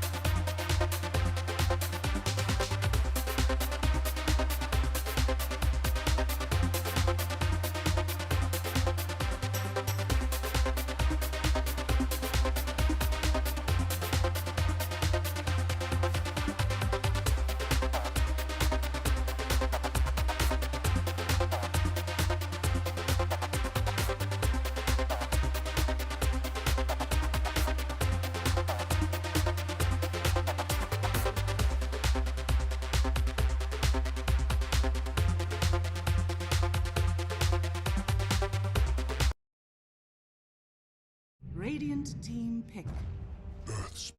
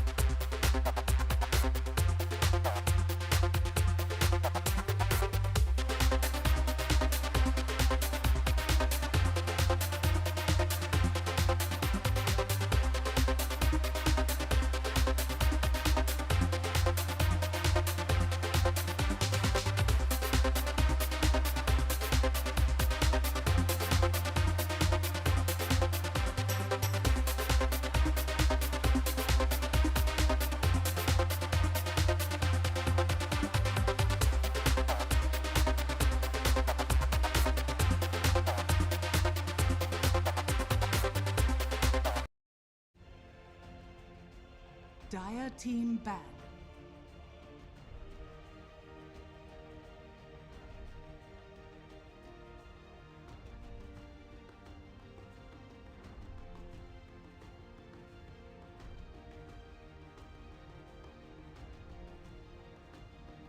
Ten seconds remaining.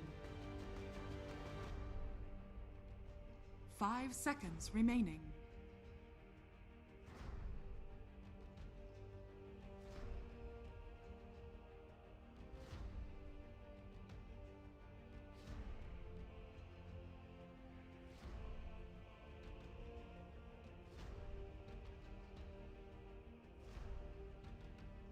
Radiant team ban.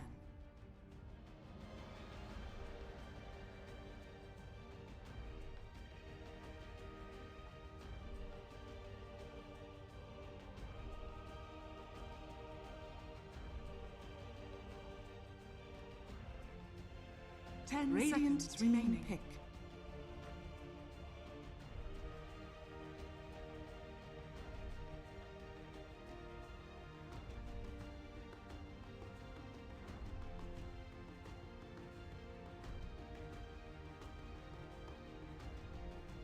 Ten seconds remaining.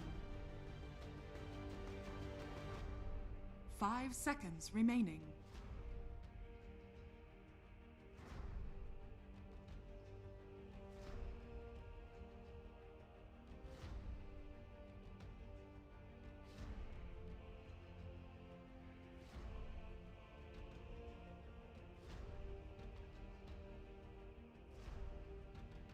Dire team pick.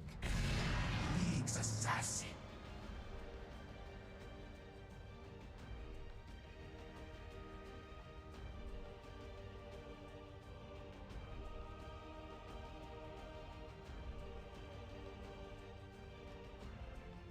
10 seconds remaining. 5 seconds remaining.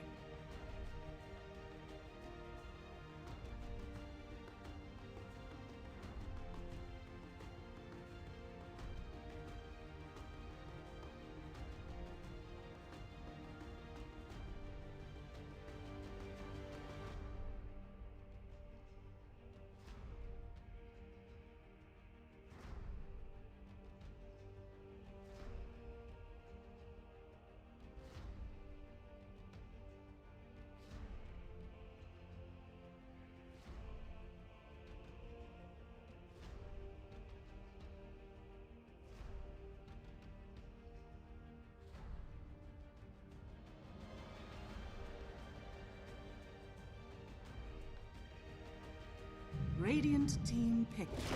I speak for the trees.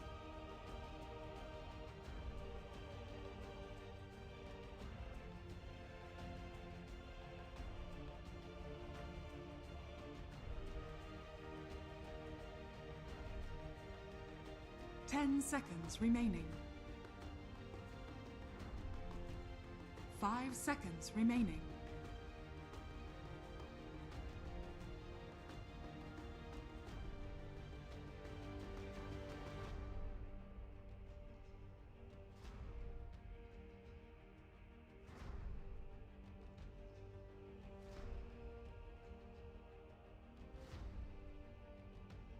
Dire team pick.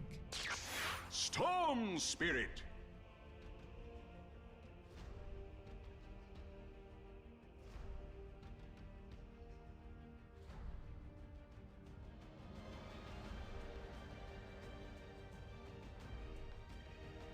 Ten seconds remaining. 5 seconds remaining.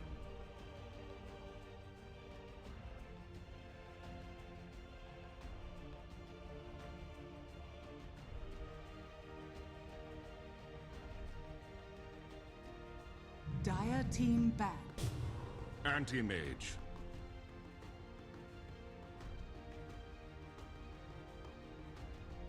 Radiant team ban.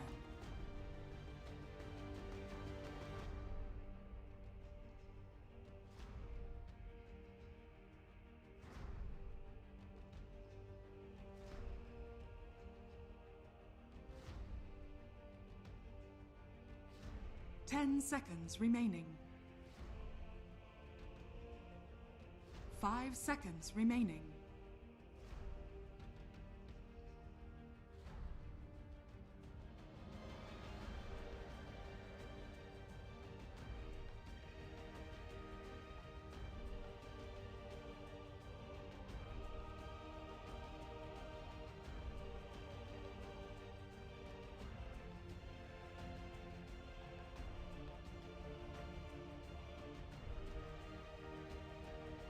Dire team ban. Radiant team ban. Dire team pick.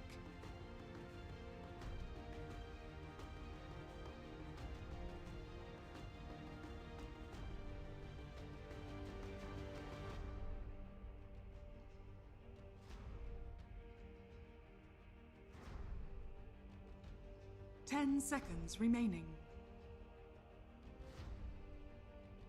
5 seconds remaining.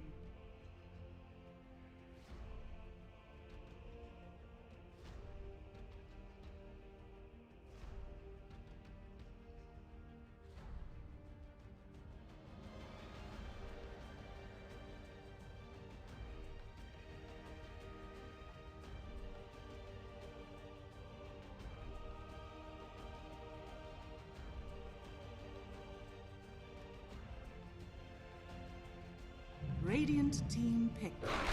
Lion.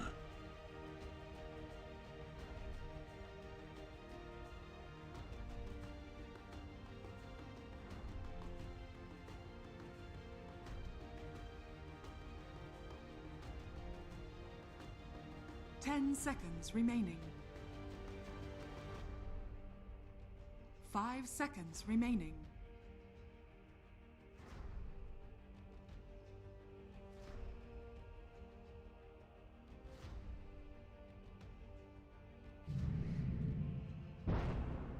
mountains. Choose your hero.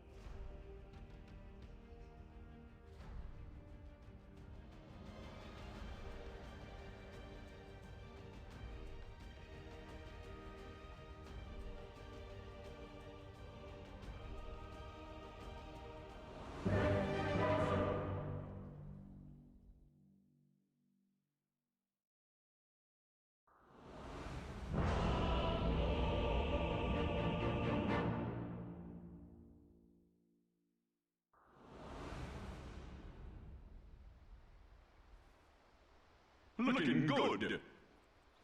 Are you even trying? This was I feel better already.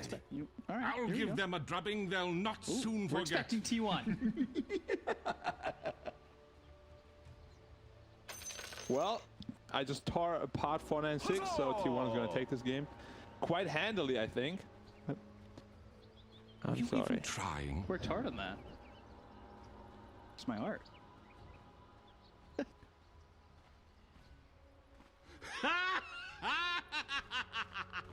Thank you, Nomad. Game number 2 here between 496 and T1. This is going to be hopefully a little bit more exciting. I think that one definitely almost lived up to potential. The Techies was starting to get there, starting to bring the game back. It felt like that Windrunner was doing a lot of damage, but they were just too far behind too early on. I think there certainly was opportunity if they had had a better laning stage. Now they're not dealing with the Techies. They're working with a lineup I think I could get behind. Yeah, it's just weird to like lane. No matter where this AM goes, he's gonna have a hard time. He can't lane against PL, he can't lane against Storm, he can't lane against Monkey. So I'm expecting this AM to have a really, really tough game. They want to obviously match the Bad Rider into the Monkey King. Or maybe get him some sort of a head start. He needs to get a fast blink. I mean, they do have good tools to deal with the Storm. 3 counters to him, possibly even 4. Bad Rider gets a fast blink. But this AM, I feel, is going to have a lot of problems this game. It's a fantastic PL game as well. He should be looking to free farm against that lane. And just overall, like 496 just doesn't seem the same anymore since day 1. Like, very flustered. Yeah. Yeah. And, I mean, you have a Nyx Assassin in the game, but you put your Bat Rider 1? Seems very high risk. Yeah. I'm super surprised they didn't actually ban a Nyx Assassin after picking a Bad Rider. You had 3 bans. You chose not to ban Nyx at all. It's going to be a big problem for them, I think. Okay, we'll have to see how the lanes play out. AM already taking a lot of Harris damage. Yeah, how does that matchup work for the AM? You don't really see Anti-Mage over mid, but you know, it's going to be nice to see him getting solo experience. Maybe if he can lane well enough, some decent farm. Denied! So it can work if he gets rotations. But if it is a pure 1v1, come level 3, he's going to have the pull, the vortex, plus the remnant. With the right click, there's too much damage that comes out. Level 1 and 2, AM is quite okay. But the higher the levels go, the riskier it gets for AM in the lane. But of course, level 6, there's an AM power spike, where there is a possibility. Are you just trying to stay close to Carl, where it makes it hard for him to sustain his mana? Yeah. But at some point, it's just too much damage. Once he reaches level 3 with the Vortex and Remnant, there's just too much damage coming out. Did a very good job at burning most of his mana already, though. And, of course, Oracle, hard counter the Bad Rider. They don't even mind that the bad guy is matching up the Monkey King. You know? Done. Yep. For playing aggressive, he was going after red as much as possible. Who's on this Nature's Prophet. We've seen Prophet lineups kind of go off. Really dependent on the timings that we see from these Nature's Prophets. Because, you know, they're looking for the Orchid, potentially, and moving around the map with that Orchid, from what we've seen in the past, it's been pretty disruptive. Yeah, could be very impactful this game as well, against Storm Spirit as well as PL. We'll have to see whether he goes Manta first or Diffusal. I'm expecting the more offensive route. But you know, a lot of PLs, when they play against Silence, they do opt to go for Manta first, then into the Diffusal, which is his choice right now, but maybe it will change as the game progresses. I guess that's something also to kind of think about as you feel out your upper lane. If the lane's going really well, then maybe you can opt to go for Diffusal, right? Yeah. But if you feel like you're falling behind, maybe get that man to play a little bit more conservative. You know there's going to be coming in. Back up, get a Manta. Yeah, I'm a little bit more concerned about the Monkey King, because he will have to be the front line. PL gets very farmed. So he will have to have a good early game, which right now is looking like he does. He wants to itemize for a lot of early game items, maybe even the Witchblade into BKB or something like that. But of course, this bad Rider lane doesn't pose too much of a threat when you have an Oracle there. It's not. Oh, hold on, Carl. Getting chased. Hustler, hung. Both there. First blood for Hustler, taking out Carl. As I said, rotations. I played this matchup a lot back then when I still played with Ice and Faceless. We pretty much always picked AM into Storm mid, and we would just rotate on him permanently over and over and over again. At some point, you just have such a big lead that you actually have to retreat to the jungle as a Storm. So one more kill could just lead to that, you know? He's already behind the CS. Now he died. Gonna have a tough time. You know, you're saying the Monkey King has to frontline, but if Oracle could get to a quicker 6, it feels bad, right? Because then you've got the False Promise to back you up. You don't have to leave the Phantom Lancer to just farm those items, get towards where he wants to be impactful. Yeah, I mean, there's definitely a lot of opportunity for outplay for the Radiant side. Now has the Ring of Health already up. Very early. Take the wind from their sails. Pretty sure he's got the full Perseverance. No. I think he just didn't queue up the whole Battle Fury. You wouldn't want to build Perseverance if you rush Battle Fury. You always want to have the damage component, so you farm faster. Maybe even a casual Glove of Haste. Yeah, you must be right, because I swore I saw it all queued up, but I don't know. That would be a very huge That would be really fast, right? Yeah. I was like, the timings just don't work on that. Let's check the net worth real quick. Nah, net worth doesn't check out. Yeah. I was like, that was really fast. Sun comes out on the Oracle. Yep. Very fast. Bounty room battle. Look at the kill on Zombie. They chased. Level 3 Oracle, a lot of damage potential, of course. 2 in Purifying Flames is always heavily felt. So mid lane is somewhat even at this point. Probably slight lead to the AM, but the PL is pulling far away from the Prophet. Monkey King is also out CSing the Bad Rider. So mid lane is going well, thanks to the rotations, but the side lanes are struggling. I'm expecting Earth Spirit to make a rotation top soonish. But now he's mid right now because the anti-mage is level 6. Yeah, that mana wave can deal a lot of damage. Go for Oracle. There's the TP in from red. It's a TP in, and maybe they're looking to take out a tower to slow this lane down, but that's not getting a kill for red. We'll see if they can find +1. Boundless Strike. Nicely played. Boulder Smash comes in, though. Cuckoo in trouble and eventually falls to death. Yeah, it's exactly what they needed. 4-man rotation top. Radiant's top tower is under attack. They're quite aggressive. Gonna have blink for a couple seconds, but turns on Zephyr. Oh, sweet. 496 is an interesting team. They like to play the carries mid. Yeah. Or at least the priority, right? Yeah, they've done it even last game too. Well, that makes sense though, because their carry, quote-unquote, player is not actually a carry player. He used to be an offlane player, .BB. So I guess it makes sense that he gets the more aggressive heroes, whereas the mid laner is more of a greedy guy. Radiant's top Well, tower that's similar is to under attack. Shout's. He was Radiant's playing top safe tower lane for has LGD, fallen. but he had played safe lane Dire's bottom tower when he is under started his attack. career. Did BB ever No. play Dire's carry before this? No, he has been, from what I know at least, he has been an offlaner through and through. And he's playing that way too, you know. He's pretty selfless in games. He doesn't really like to farm. The Storm at the Impale, Bombi. Mana Void though. Gotta be careful. A lot of mana on Zeph. Yeah, potentially if you cast it on a Storm, you can blow up the Storm and his Dire's minions. middle tower He is has under 3 attack. mangoes on the Nyx though, so. So ready, just in case. Yeah. Antimage shows up, he'll pop those mangoes. 1 and 6 doing relatively well here. Yeah, they're holding their own so far. But that being said, Phantom Lancer top of the net worth, he has been untouched, and we've seen plenty of games today where if you leave the carry to just do his own thing, he comes out eventually ready to go. Yeah, for sure. I mean, PL is definitely a carry that can take over the game, given enough space. And right now he has complete free farm. He went for the Yasha first. Sometimes you just go into Yasha, into the Fusel, into Manta. Other times you just go right into Manta to see what route he's gonna take. But of course, queuing up the Orchid against the Storm. Better at picking bottom. Envision though. Yeah, Interesting so choice. Jackie able to get back, and now they're really trying to go, but he's already Dire's retreated bottom tower completely. is under attack. However, 2 more heroes here for the Dire side. Doppelganger on the one, stun hits, and now they're going to drain that mana and try to get this kill to Fortune Dandy from Whitemon. Sprout around the Phantom Lancer. Everything getting thrown at Jackie. They still don't have the kill just yet.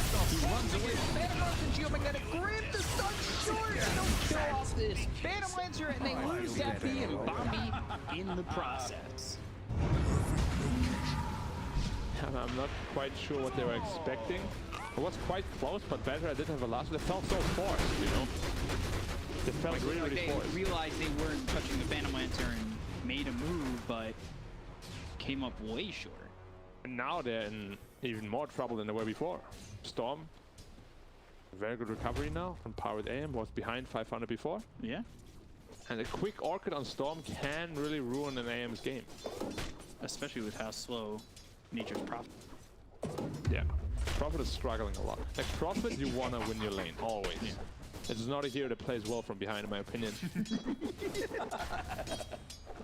1K lead right now for T1. Yeah. I think he shows up again. Final Lasso? Still doesn't have it. He didn't skill it. Fortune's End. Phantom Lancer in with the Monkey King. That BB dead again. Can't. I'm not sure what he is planning doing right now, but he needs to farm up some items, you know. Both the like, AM is not a hero that can 1v5. He needs to have a team that have you know, like disables for him or ways to keep enemies in place. But right now they're all struggling out of the tank. Here I am. Lightning stun is already used. They're locked on the Lion, and the stun comes in. The mana void is used. Carl's dead. Antimage shows up again. The Lion is saved, and they'll get 2 of their own. Yeah, a little bit too deep again. Feels like both teams are just getting baited into these forced plays right now. It was not necessary, you know. You don't need to jump into tier 1 tower for Lion kill. Especially probably not having vision of where the anti-mage is, and he had just was showing mid before that, right? Yeah, very aggressive plays coming out. 10 gold for Boots of Travel. Bad rather. Relatively okay timing. Could have had it much earlier if he prioritized his own game a little bit more.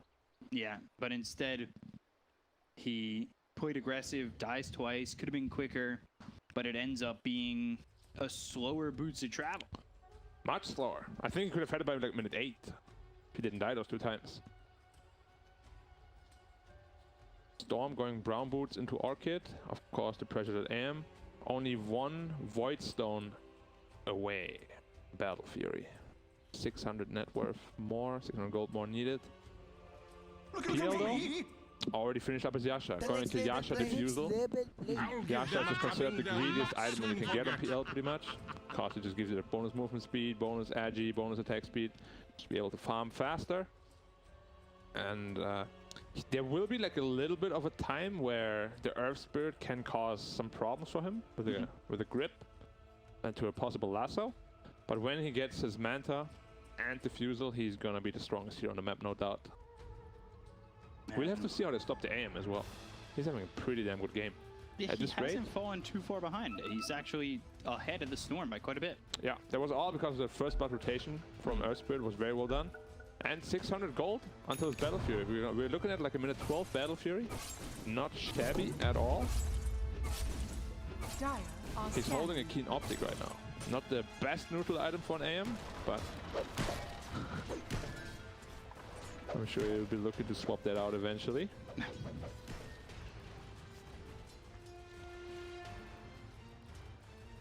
Game is just slowing down a little bit. Both teams just trying to farm up the core items. Storm needs his Orchid. Prophet needs his. Bad Rider itemizing into a Blink. Oh, Nyx Assassin scouting out the Bad Rider here, but Vendetta almost running out. Chance. Needs to retreat. Yep. 50 seconds Dire's till it's middle back tower up, and I is under believe that attack. ward that just ran out spotted him.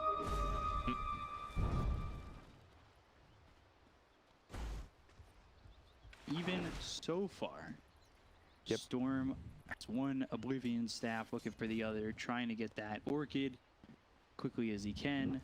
Anti-Mage close to the Battle Fury, not a bad timing. Not Both bad at all. supports smoked up. Both supports level 6 as well, just trying to find any kill they can. They're going on the Oracle. And they missed it. Still though, Geomagnetic grab the TP in. There's the finger red, an unnecessary addition. He wanted to be there potentially for the kill. Yeah, he's in a couple of those TPs that were not needed. Yeah. So he's slowing down his own game like quite a bit. Because he's late. He's late to getting there, right? Yeah. Storm, about 1,000 more gold for the Radiant's Orchid. bottom tower is under attack. Man, Fury already. Wukong's used bottom. Not a disconnect. Wukong is used for what? Dap EV, but I guess he was threatening. defensively? Yeah, he was threatening the monkey, but yeah.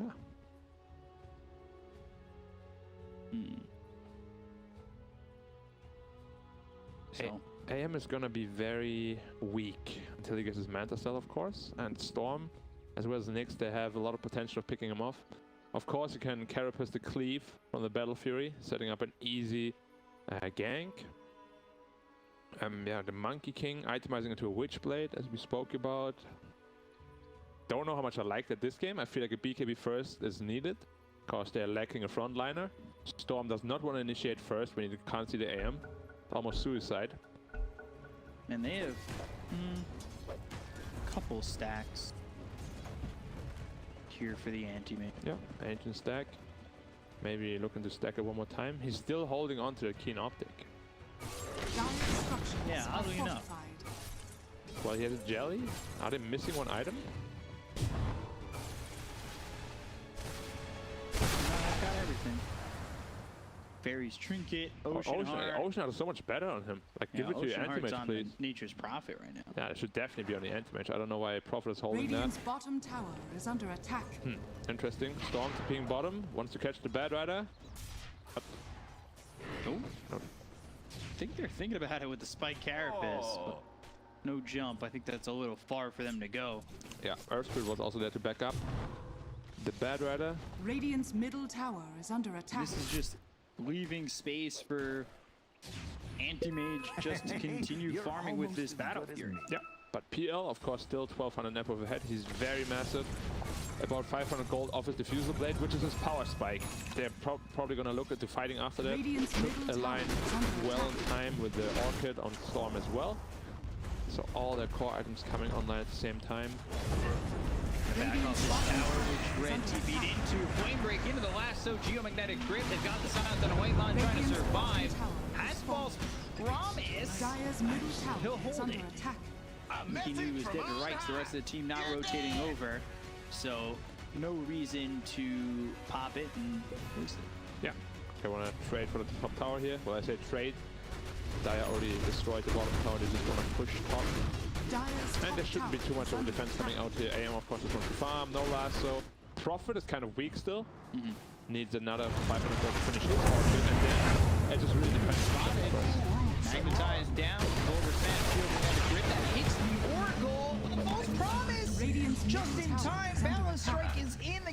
Saksa, they'll try to turn this break as well as the stun. Wukong's command hexed up, but Bombi on the run and dead. 2 heroes gone on 496. This geomagnetic grip was almost enough. Just in the nick of time, he gets that false promise off. It's a good thing he didn't use it on himself just early. Yeah, it was a very, very close call. I think it's like 10, 15 health. And of course, one boundless strike, the Jingo up under Oracle, false promise, instant full health. We have to see now what the Storm can make happen with this Orchid, as well as the Prophet. They're both going to have it at roughly the same time. It feels like they're playing aggressive with the Monkey King already. I know he doesn't really have a lot, and he's still trying to go into the Witchblade, but he's down there trying to make things happen. So maybe you could play the Storm Monkey and zip in, Orchid, balance strike, try to, you know, line it up with Vision for the Nyx Assassin inside the Vendetta. Yeah. Invisible on the bad right here. Wicked on the Lion. Vortex on the Vampire. They've stunned up this Monkey King. They've got the Flame Break as well as the stun. The Geomagnetic Grip again. Silence got 2. Don't have the false promise this time around. He's still going to cool down for 43 seconds. They go to FPV with the ball lightning coming in from the Storm, but he doesn't have a lot of mana to play with. Whitemon, he's dead too. 2 heroes gone on the side of T1. 496, potentially looking for more opportunities. Sending a couple of illusions their way. The Flame Break hits on to Jackie as well as Zephyr, but they get a kill on a Bombi. The look over is now the silence is on the first. Running away is this Phantom Lancer, and the ulti was used by Hong. It's not going to matter. They've got the lasso. They'll get the kill. They'll take out Jackie. Phantom Lancer gone. And this is all off T1's own aggression. Yeah, they did not have a sentry ward down, so Storm jumped on the line.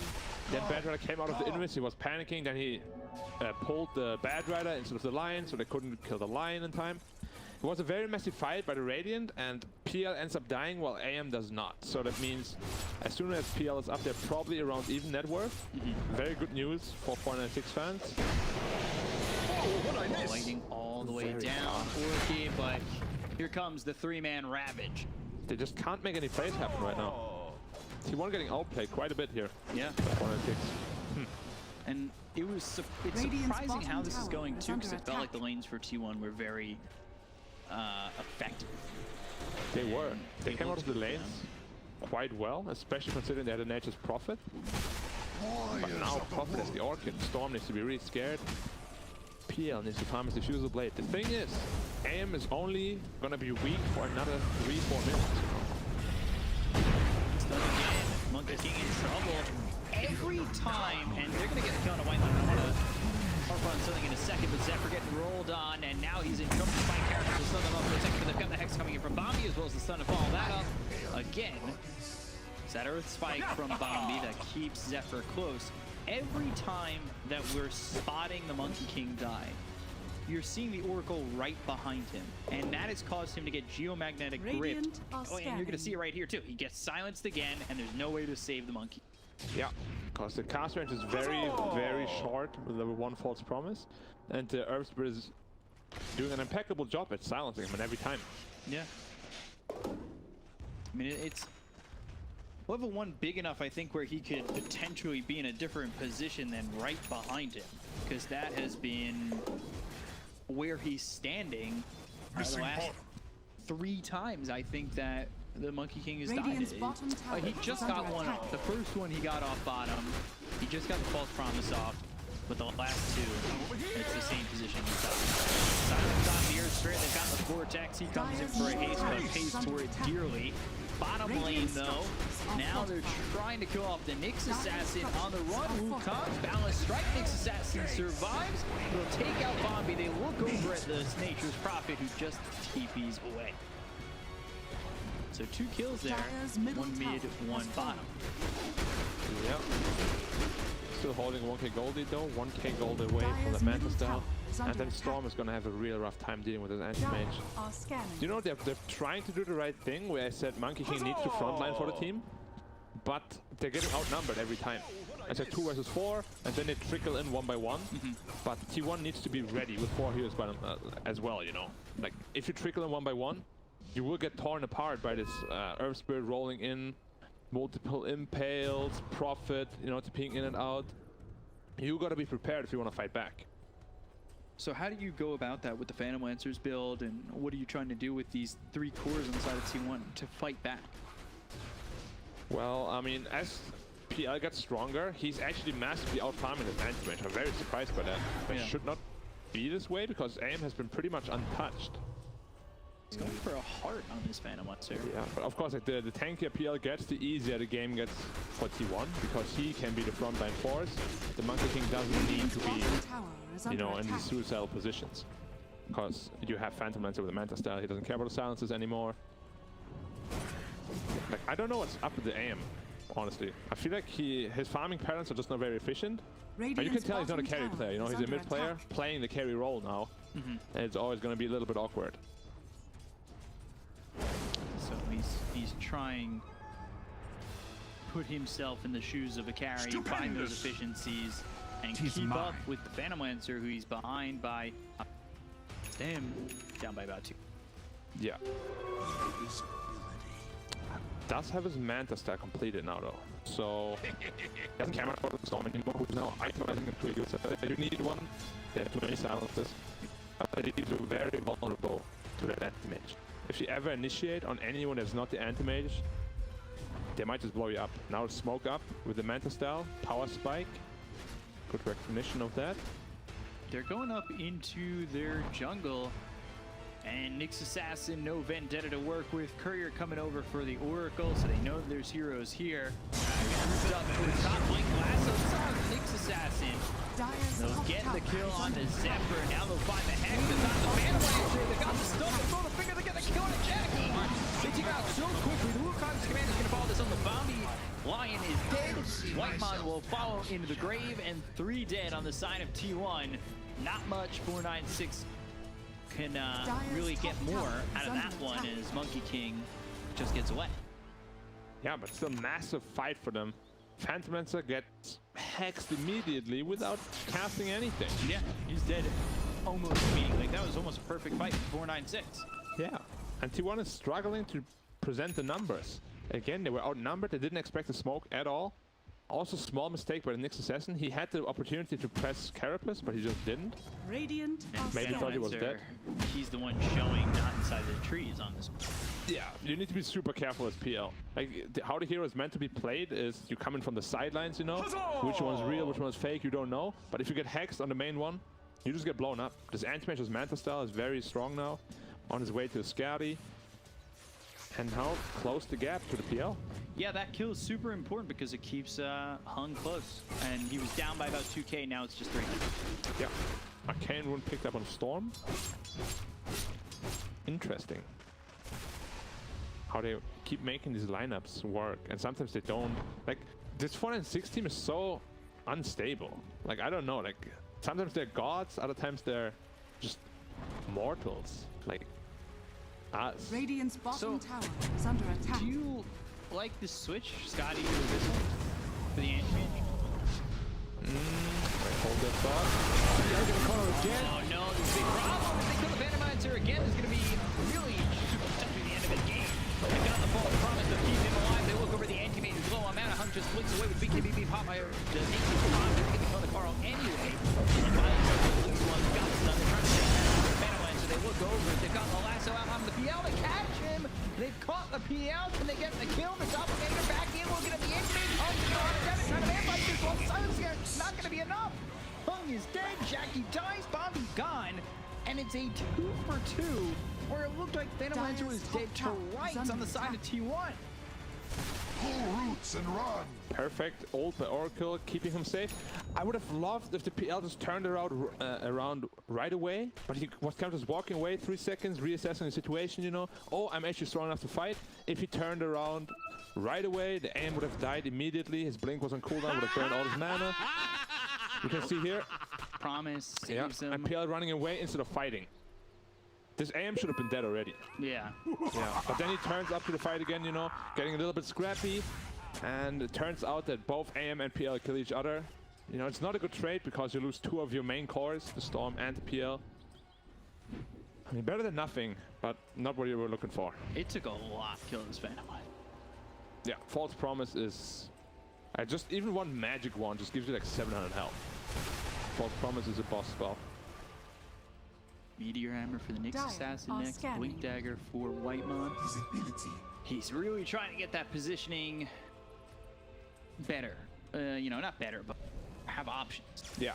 I mean, you need that Blink Dagger on Oracle. There's so much mobility to work with on the Dire side. You have to be really careful how you approach these fights. The Blink will make it more accessible. Stay a little bit further back on the starts of that. Blink in, False Promise, maybe blink into a better spot. Options. Yeah.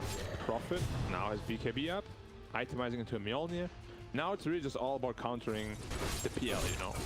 The Storm is going to have a really brutal game already against the Lion, as well as Anti-Mage, so all you need to worry about now is countering the PL, which of course Mjolnir is one of the best choices in the game. If we see a Lion 25 this game, which I don't think we will, he's just standing there with a Shadow Amulet, but I don't know about it. A level 25 Lion can really ruin a PL. With an AoE Hex, you instantly clear all the illusions and you hex the main hero. It's one of the hardest counters to PL in the entire game. But of course, level 25 Lion plus 5 is going to be very hard to achieve this game. 13 levels to go there, Black. Nothing, nothing you can really plan for, you know, let's just get our plus 5 Lion to level 25. Game's in the bag. Another smoke up here from Radiant side. Yeah, they're all smoking up except for the Monkey King, who showed mid. Hard completed on the PL. He's very, very survivable now, especially if you get False Promised. 130 health regen per second, very hard to chew through that. I'll look for somebody, but they don't have the read. Yeah, that's been T1's problem all game long, honestly. They're just getting out-read by the 496 side. They have a very good grasp on this game. Yeah, for sure. And it's just 496. Obviously, it's not a techies game. This game just looks so much better for 496 overall. Like, yeah, it feels like the same players playing, honestly. Yeah. As I said, this team is really, it feels really weird. Like, they're so unstable. They can be so good, other teams can be so bad. It's just something you have to work out, you know? Because instability is what causes you these kind of tournaments. I mean, what loses you these kind of tournaments. What, at the end of the day, could cause you to get relegated. Yeah. Instability is the bane of every aspiring tier 1 team. Oh, they're still setting up all 5 top. Storm is still showing bottom. If they grab this PL. Very scary. Oh, they're just rolling in. Just clear the lane. But I thought it's a real one. They all showed. Now, they're so timid on the Radiant side. There was no Manta Spell on AM, one Orca who's dead. But of course, Storm is still pushing up bottom. Yeah, I would like them to punish these mistakes from 496 a bit more. You know, they're overly aggressive and you have to punish them for it. Yeah. I like this idea, though, from the Storm, because he was going into the Bloodstone. I really just think this is the choice to go for the lane. You need a link against aim. Otherwise, your team is just, you know, you're taking time bomb for them. Monkey King, 600 off his BKB. Once he has that, he's going to be much more impactful in the fight as well. Even now, I don't think aim really fights the monkey after his BKB. You can't fight him in the ring. Almost a Abyssal Blade up though, 800 gold. Ban Spider Legs. Yep. Two solid. I'm still conflicted. The Psychic Headband, it feels so lackluster. I don't know. Never seen it do a lot of work, you know? Maybe people just forget to use it or something, but never really feels impactful. They're going in for Roshan. Their Roshan is pretty slow. They're probably going to need about 30-40 seconds. But Daya is not aware at all. Pokeball, they're really good read on the game. This is... No, they're expecting it now. Half done. Coming top, but are they expecting it? They're all around the area. Firefly activated. Yeah, they know. Break, and that's got to be, you need to eject from this one. You're just not doing it quick enough. Radiant's bottom you have to be really careful here. Yeah. Radiant's bottom Illusions, Doppelganger. Hey. This is so intense. It feels like so many games now just come down to a stare off at Roshan, which is all hacked on the next second. Yeah, they've got the hex. We're going down. Having a strike with the center pump. Go outside the circle. The roll away, but they've got the Orchid on the anti-mage. Red drop like flies. Coral gets a double kill. Yeah, Prophet did not Presses BKB. Anti-Mage got caught out without his Manta Style. Got Oracle hit. No way out for him. And on the free rotation for the Radiant side. They weren't ready. Bad Rider had no Firefly. They were just initiated without him. No buybacks on these heroes. That means Roche Radiant's bottom is tower T1. is under attack. Roshan So here's the has fallen into problem. the Radiant. Oh, Careful. Lincoln's Boundless Strike coming in, and Bombi survives. Yep. Had a sentry ward right there too. Glimmer Cape did nothing. This is a problem if you itemize right into an Abyssal Blade. You're just lacking damage. 140 plus 45. You're hitting like a support. You know, like you deal no damage. Not a big fan of the item build. I feel like the Skadi would have been so much better. This'll come in Picked up. Death and gold. It's getting closer to that Abyssal Blade. This could be a big problem. He's so farmed. Yeah. PL is reaching the point where he's unstoppable. Lasso. That's a lot of the Monkey King they've got right here to try and help Cuckoo. Pops the BKB, goes for the TP out, and just TP. Forehead. It was a very early lasso. Yeah. If they want a kill, they need to hold up on the lasso. Next assassin, stalking. Oh, he ran into the shrine vision. Typical mistake. Happens to a lot of players actually, that they just walk into the true side vision of the shrine, not thinking about it, you know? It's very tricky sometimes. It's something that people forget exists. Yeah, it's very, very easy to forget. Especially because it's like on the low ground, or it can only see high ground, you know? It's not the case. Trying to set up for the Nature's Prophet bottom here. Storm to ping in. There's a line backing him up though. Another pause. Are they gonna try to commit for this Prophet? It seems very risky. I wouldn't do it if I was T1, but they're crazy boys, so never know. PL is nowhere near. Like you're not getting help if you go for this. Yeah. And two cores involved, and one of them doesn't have BKB. You need to be careful. Bad Rider has his travels up. As I said, you know, this pause might actually be helpful for T1. They get a chance to reassess the situation, you know? Because if they jump in there, it's gonna turn out terribly for them, I feel. Yeah, it could be a very big issue if they just bomb this. Looking good. They overestimate. I'll give them a drubbing They they'll do have not the ages, soon but forget. of course, gold still dead even. And the strongest hero Magic PL is an cannot make it. abomination.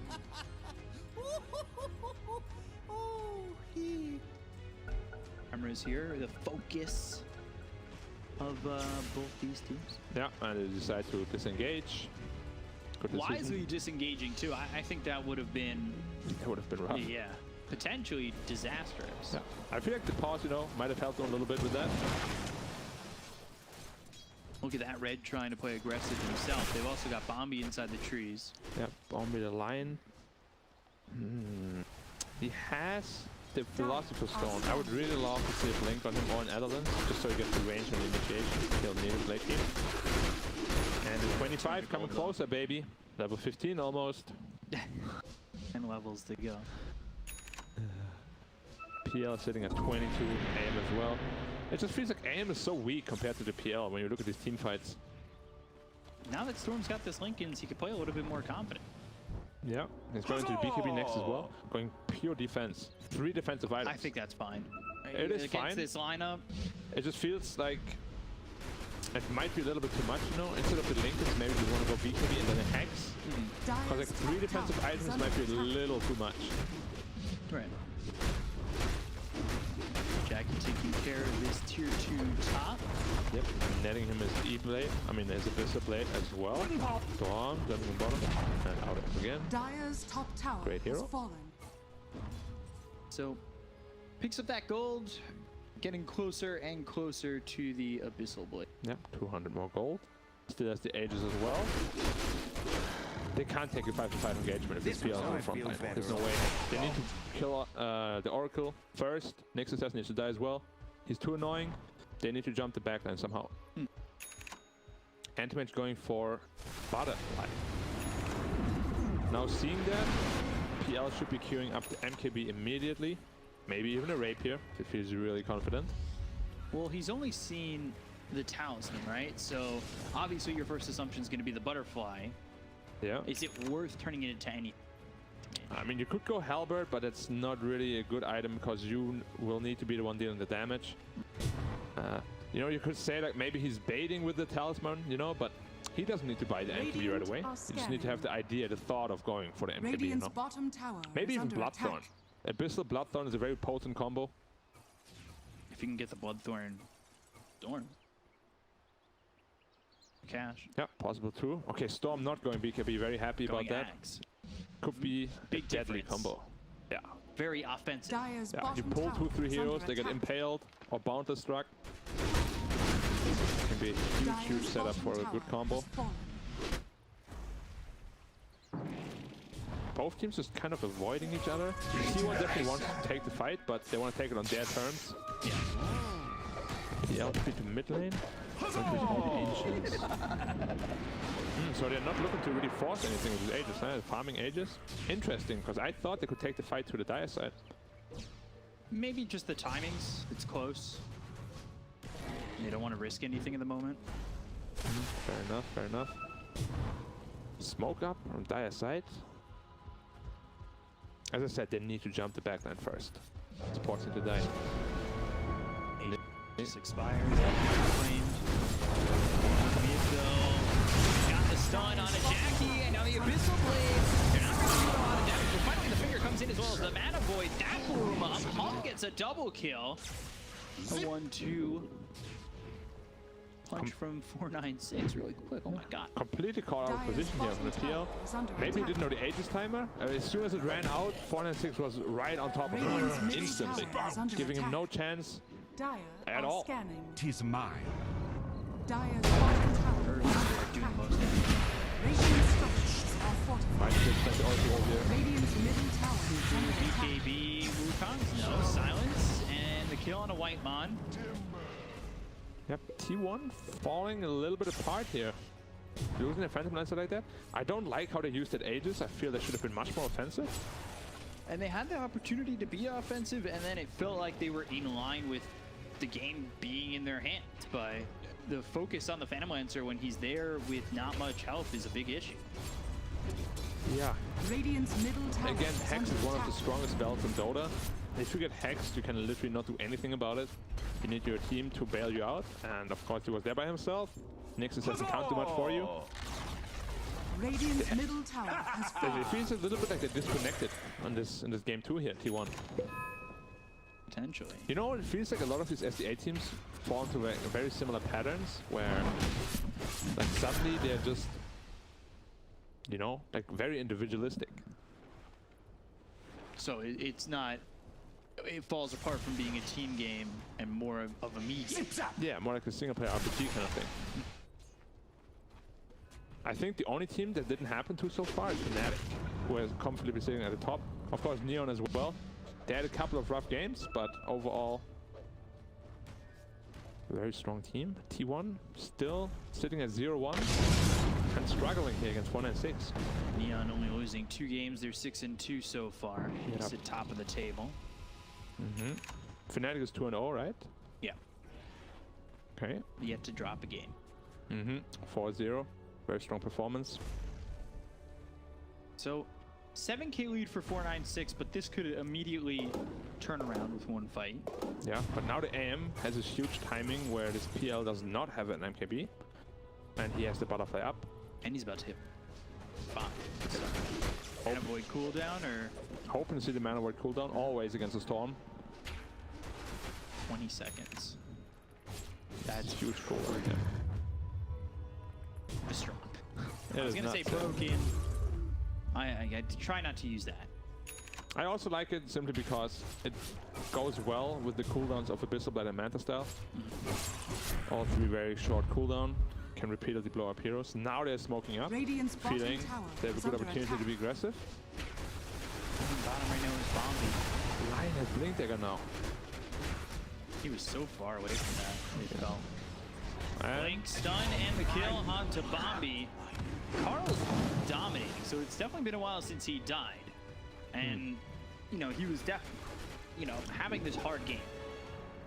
Roshan is up. 40 seconds, probably not enough. They don't really have a lot of Roshan damage on the Radiant side here. Storm, Spell Prism, and Timeless Relic. Now who gets what? He's holding it right now. I think he's thinking between that and the Orb of Destruction, sends the Spell Prism back. I feel like... Well, who's gonna take the Spell Prism then? Storm? Storm took it. Yeah, he's got it. So Timeless Relic on the next Assassin then, for the stun duration. Radiant's middle tower is under attack. Okay. I would have liked to see the Spell Prism on the PL perhaps. For the cooldown reduction. Double damage! For Radiant 2,000 are gold scanning. save. Man, this Shard of Prophet is so annoying. These two Treants are so strong. These two greater Treants. 1650 health. Hit for 108. Yeah. They push out lane so fast. Looking over, Vortex is the Earth Spirit. BKB's been popped by Jeppy B. Also, he's got a BKB of his own as well as the Spiderlegs to get into the high ground. Now, the BKBs have been popped. They focus on Roach. Lion's Courier is in there, so he knows that this is going. They need to be careful here. Waiting for the Roshan could be a huge problem. They're getting 2 lanes pushed in. Yeah, mid pushing in, stopped by creeps for a second. Ball lightning all the way in. Ooh, Carl, yeah, this is what I was expecting. They go in with the Abyssal Blade, but Hung now on the run. Caught with the dual meteor hammers and lined up. No, it's not. But they're still going to lose this tier 3, and now they didn't even get Roche. Dyer's in the Roche pit. You'll switch your route. They're getting outplayed hard right now. Yeah. And they're not going to be in time. Roshan's going to go to Dyer. Cheese, ages. He's going to make it. So, huge outplay. An outplay by 396, drawing them bottom and immediately going into Roche themselves. That's textbook split pushing. Really textbook. Forcing a reaction from the enemy and then capitalizing on the reaction. And they did it super quickly too. They didn't even think about it, you know. Onto Bombi. Poor guy. Also has to pop his BKB again. This is already a 7-second BKB. I was gonna say Old Alliance definitely enjoying the red. The stun though, they got the Vortex, anti-mage, no mana. He's gone. That's the Aegis though. Bombi dying back, Vortex down for another 4 seconds. Meteor Hammer trying to run it over. They got Balance Strike as well. Cuts man around Hung. He'll blink away. The Hex onto the Nyx Assassin. Ran from outside the circle. Jackie moving forward. Stun comes in. That's from Bombi on his Zephyr. They got the Kona White on still without the Oracle. And now they go over. Phantom Lancer gets the Kona Bombi. Bombi get from 90 seconds. Hustler out of mana now. Gets run down by Jackie again. Hustler nowhere for him to go. He can't roll away. Ray trying to do as much damage as he can. Dabbing me is only just watching. Hung. He's looking to join in on the fray. But they've got Cuckoo comes over. Balance right coming through. Hung out of mana. Now the problem. Jackie with the lasso on it. He's pulled away from the anti-mage. Killed off. Down goes Cuckoo. 4 heroes dead on the side of T1. It was close. They almost got the anti-mage again. They got him out of mana, but they just couldn't take his life away. Huge turnaround there by the Dyer. Bad Rider got out of the fight with like 100 health. Still had the lasso off cooldown, which ultimately turned the fight around for the Phantom Lancer. I mean, we can see the replay here. Huge First life commitment. is gone immediately. Yeah, huge commitment on the anti-mage. And then he just has the butterfly. They don't have damage through it. Now we can see the Bad Rider getting out with like 100 health. Double damage. And look at Hung. Blinks away, and they just don't stick with him. Yep. Magnetize. Zephyr dead quickly. Whitemon. He was gone fast too. Never was able to get a false promise off. But Bombi, Hustler, they follow suit into the grave. Yeah, you can just see the damage problems. Like, he needed an MKB earlier. He queued it up now, but it's still going to be quite a while until he has it. Look at this bottom there, just going in for this bottom set of racks. Meteor Hammer hits on the anti-mage. Do they have anything here to follow this up? No, because Phantom Lancer's holding the buyback. Now the blink hit deep with the Abyssal Blade used on Lightmon to take out the Oracle and take out the bottom set of racks. Hung now dominating. Radiant structures are fortified. Anti-mage, $6 at this point. Radiant's middle tower. One of his key timings, of course. Prophet not far behind. Also 6 slotted. Radiant's middle tower has fallen. Catch up, buyback used by the Oracle. KB looking for the Wukong. Oh they can. Red, he hides in the trees, Hustle rolls away, and Anti-Mage does not have buyback for 90 seconds. Yeah, Bloodthorn reveal. Butterfly obviously does nothing against that. And Monkey King and Storm kill him pretty much just with the two of them. And Bloodthorn is such a tank killer, you know. Crit damage is brutal. True Strike, of course, also. And yeah, as you said, 60 seconds, no buyback. Huge timing for T1 here. Any additional pickoff could potentially seal this game. Probably trading for the mid-rexes. Dire's middle tower has fallen. Down 11k, going on at the high ground. Middle tower is under attack. Gonna take this tier 3 tower and potentially a set of racks of their own. They look over, throw these illusions onto Red, take the tier 3, 45 seconds. At this point, they gotta think that the Anti-Mage does not have buyback. He is yet to buy back and probably giving them some sort of comfortable feeling in the racks. They go with the Ocean Vortex, they've got the silence onto the Nature Prophet, they look at BKB is going to be caught by DPC. Both products just in time to see the Storm Spirit. He's getting really low, he's in trouble, gets away, just barely ball lightning out. TP from Carl, is it in time? Just for one goal! He's dead from Bombi, and down goes Jackie. Got caught out in the tier 4 towers with the PL. Carl jumping in, getting what I think impaled. What happened to the Storm there? I couldn't quite catch it. I swore he TP'd out. I didn't quite see it. He at the very end he TP'd out under the false promise, but it was too late. He took too much damage. Yeah. But what happened there? How did he get stuck under the tier 4 towers? He wanted to initiate himself, I believe. Yeah, he ball lightning did. Must have dropped impale. Yeah. I thought he had healed up enough. The Oracle was trying to do everything he could to keep him alive. It's Now stuck, hit with the Abyssal. He's gone. Buyback available on all 3 cores. I guess just the heals weren't enough from the He didn't even manage to heal him at all. Buyback heal from PL and Monkey King. This is AM Dice.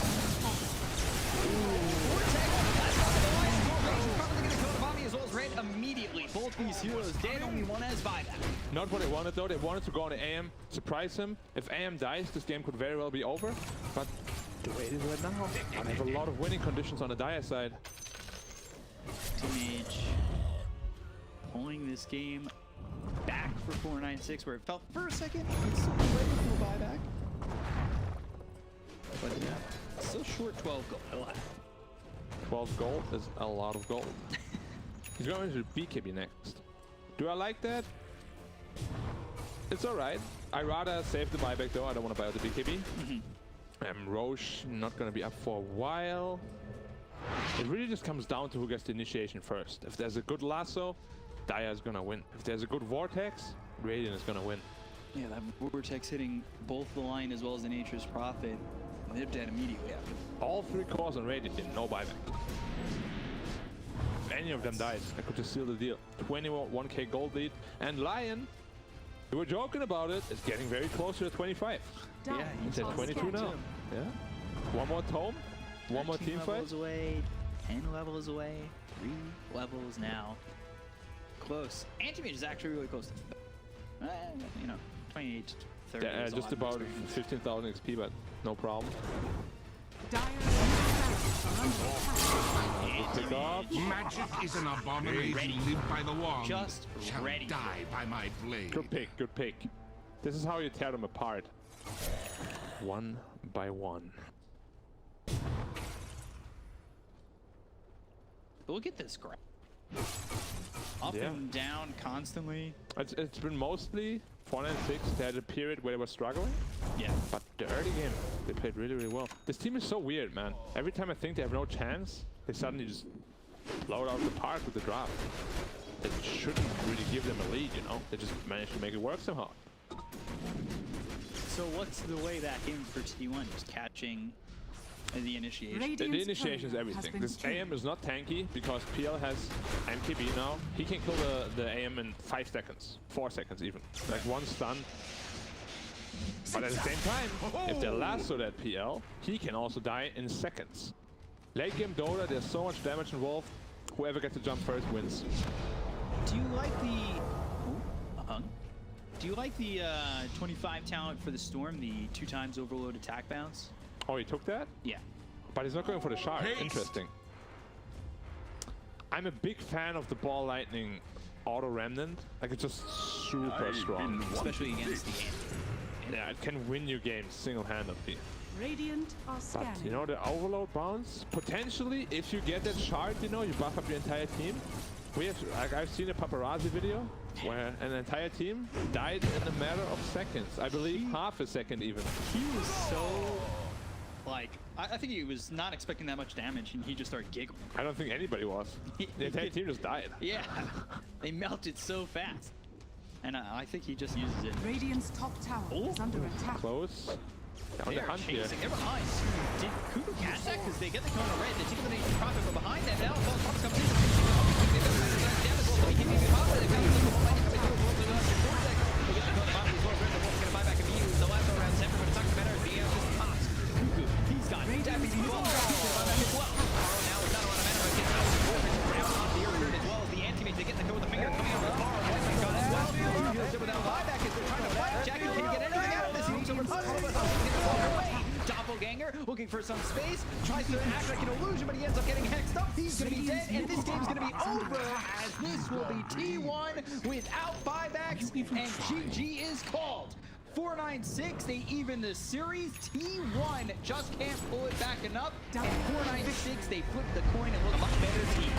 Yep, it was an amazing executed team fight by T1, but you can just see the power of the buyback. All 3 cores and 1 support, all 4 have buyback, get back into the fight.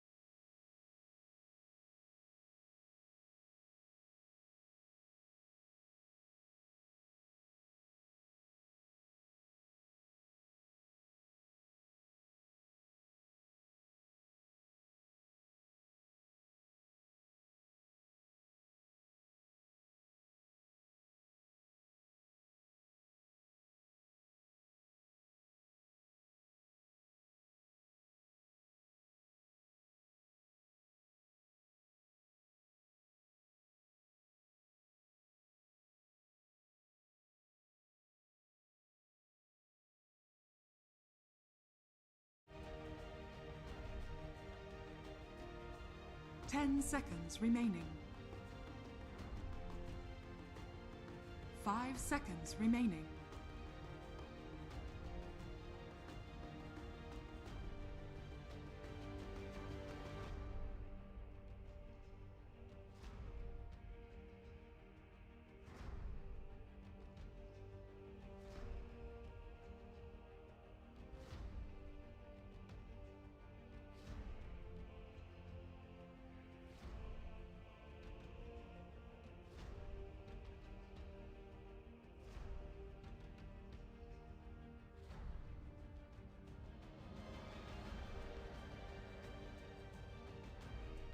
Radiant team pick. Storm Spirit.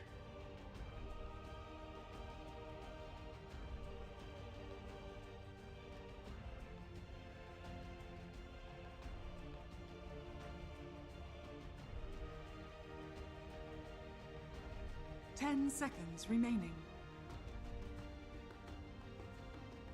5 seconds remaining.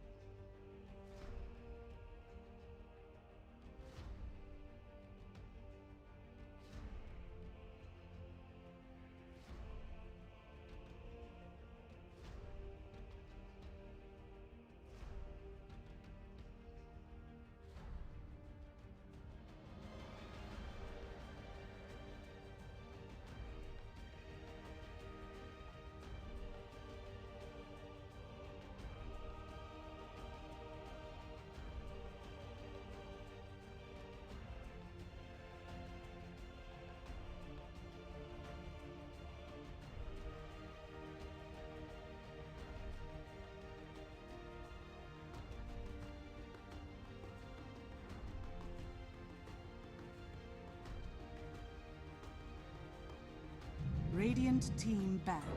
Imber Spirit.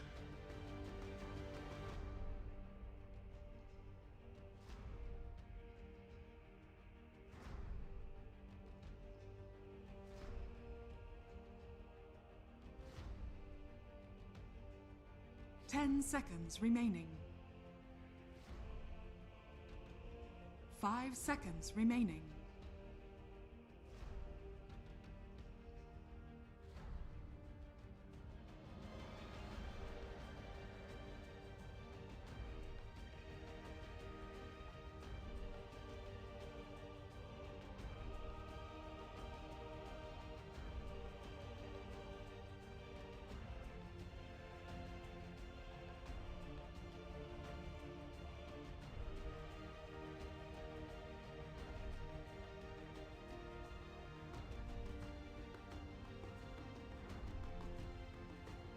Dire team ban. Radiant team ban.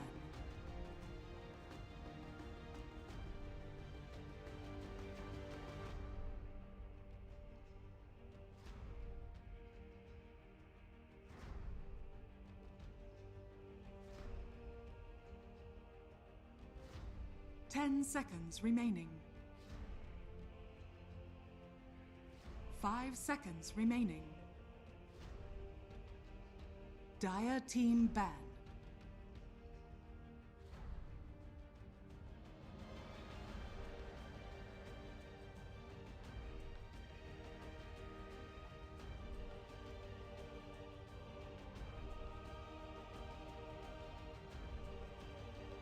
Ten seconds remaining.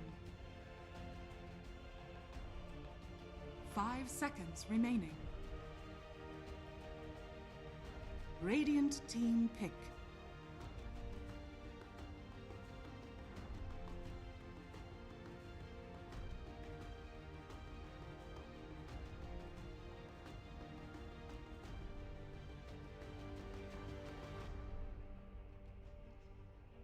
Ten seconds remaining. 5 seconds remaining.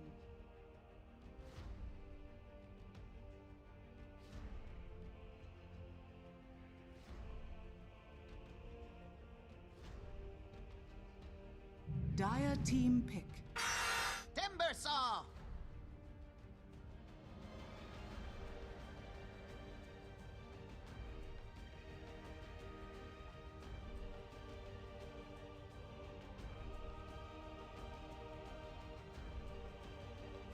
Ten seconds remaining. 5 seconds remaining.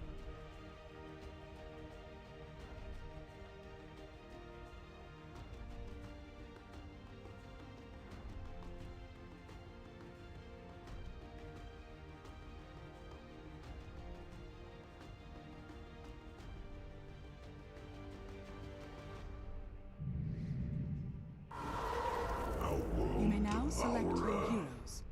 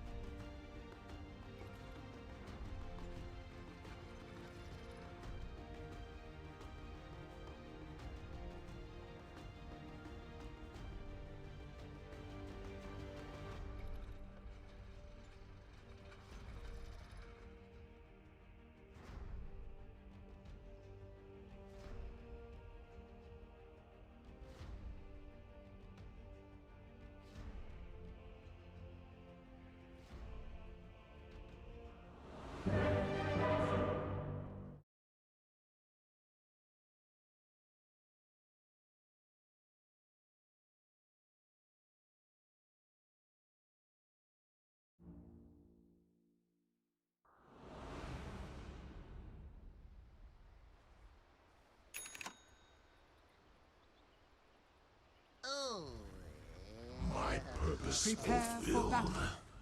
You mad? Cause I am. The next label play. The next label play. Yeah, I'm gonna go with 496. I like the combination of the Nation Top as well as the Storm. OD's just the icing on the cake. The 496, and then they got that OD. Locked it in for me.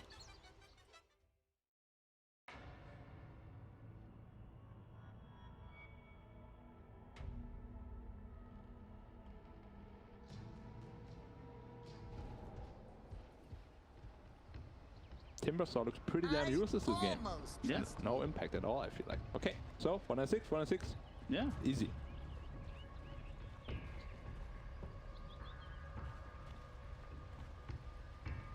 Thirty seconds to battle.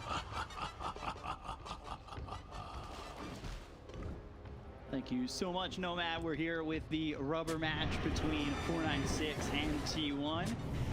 Looking like it could set up to be a good one, maybe one that is favorable for 496. Immediately off the ball, Carl is gone, and Daphne gets first blood.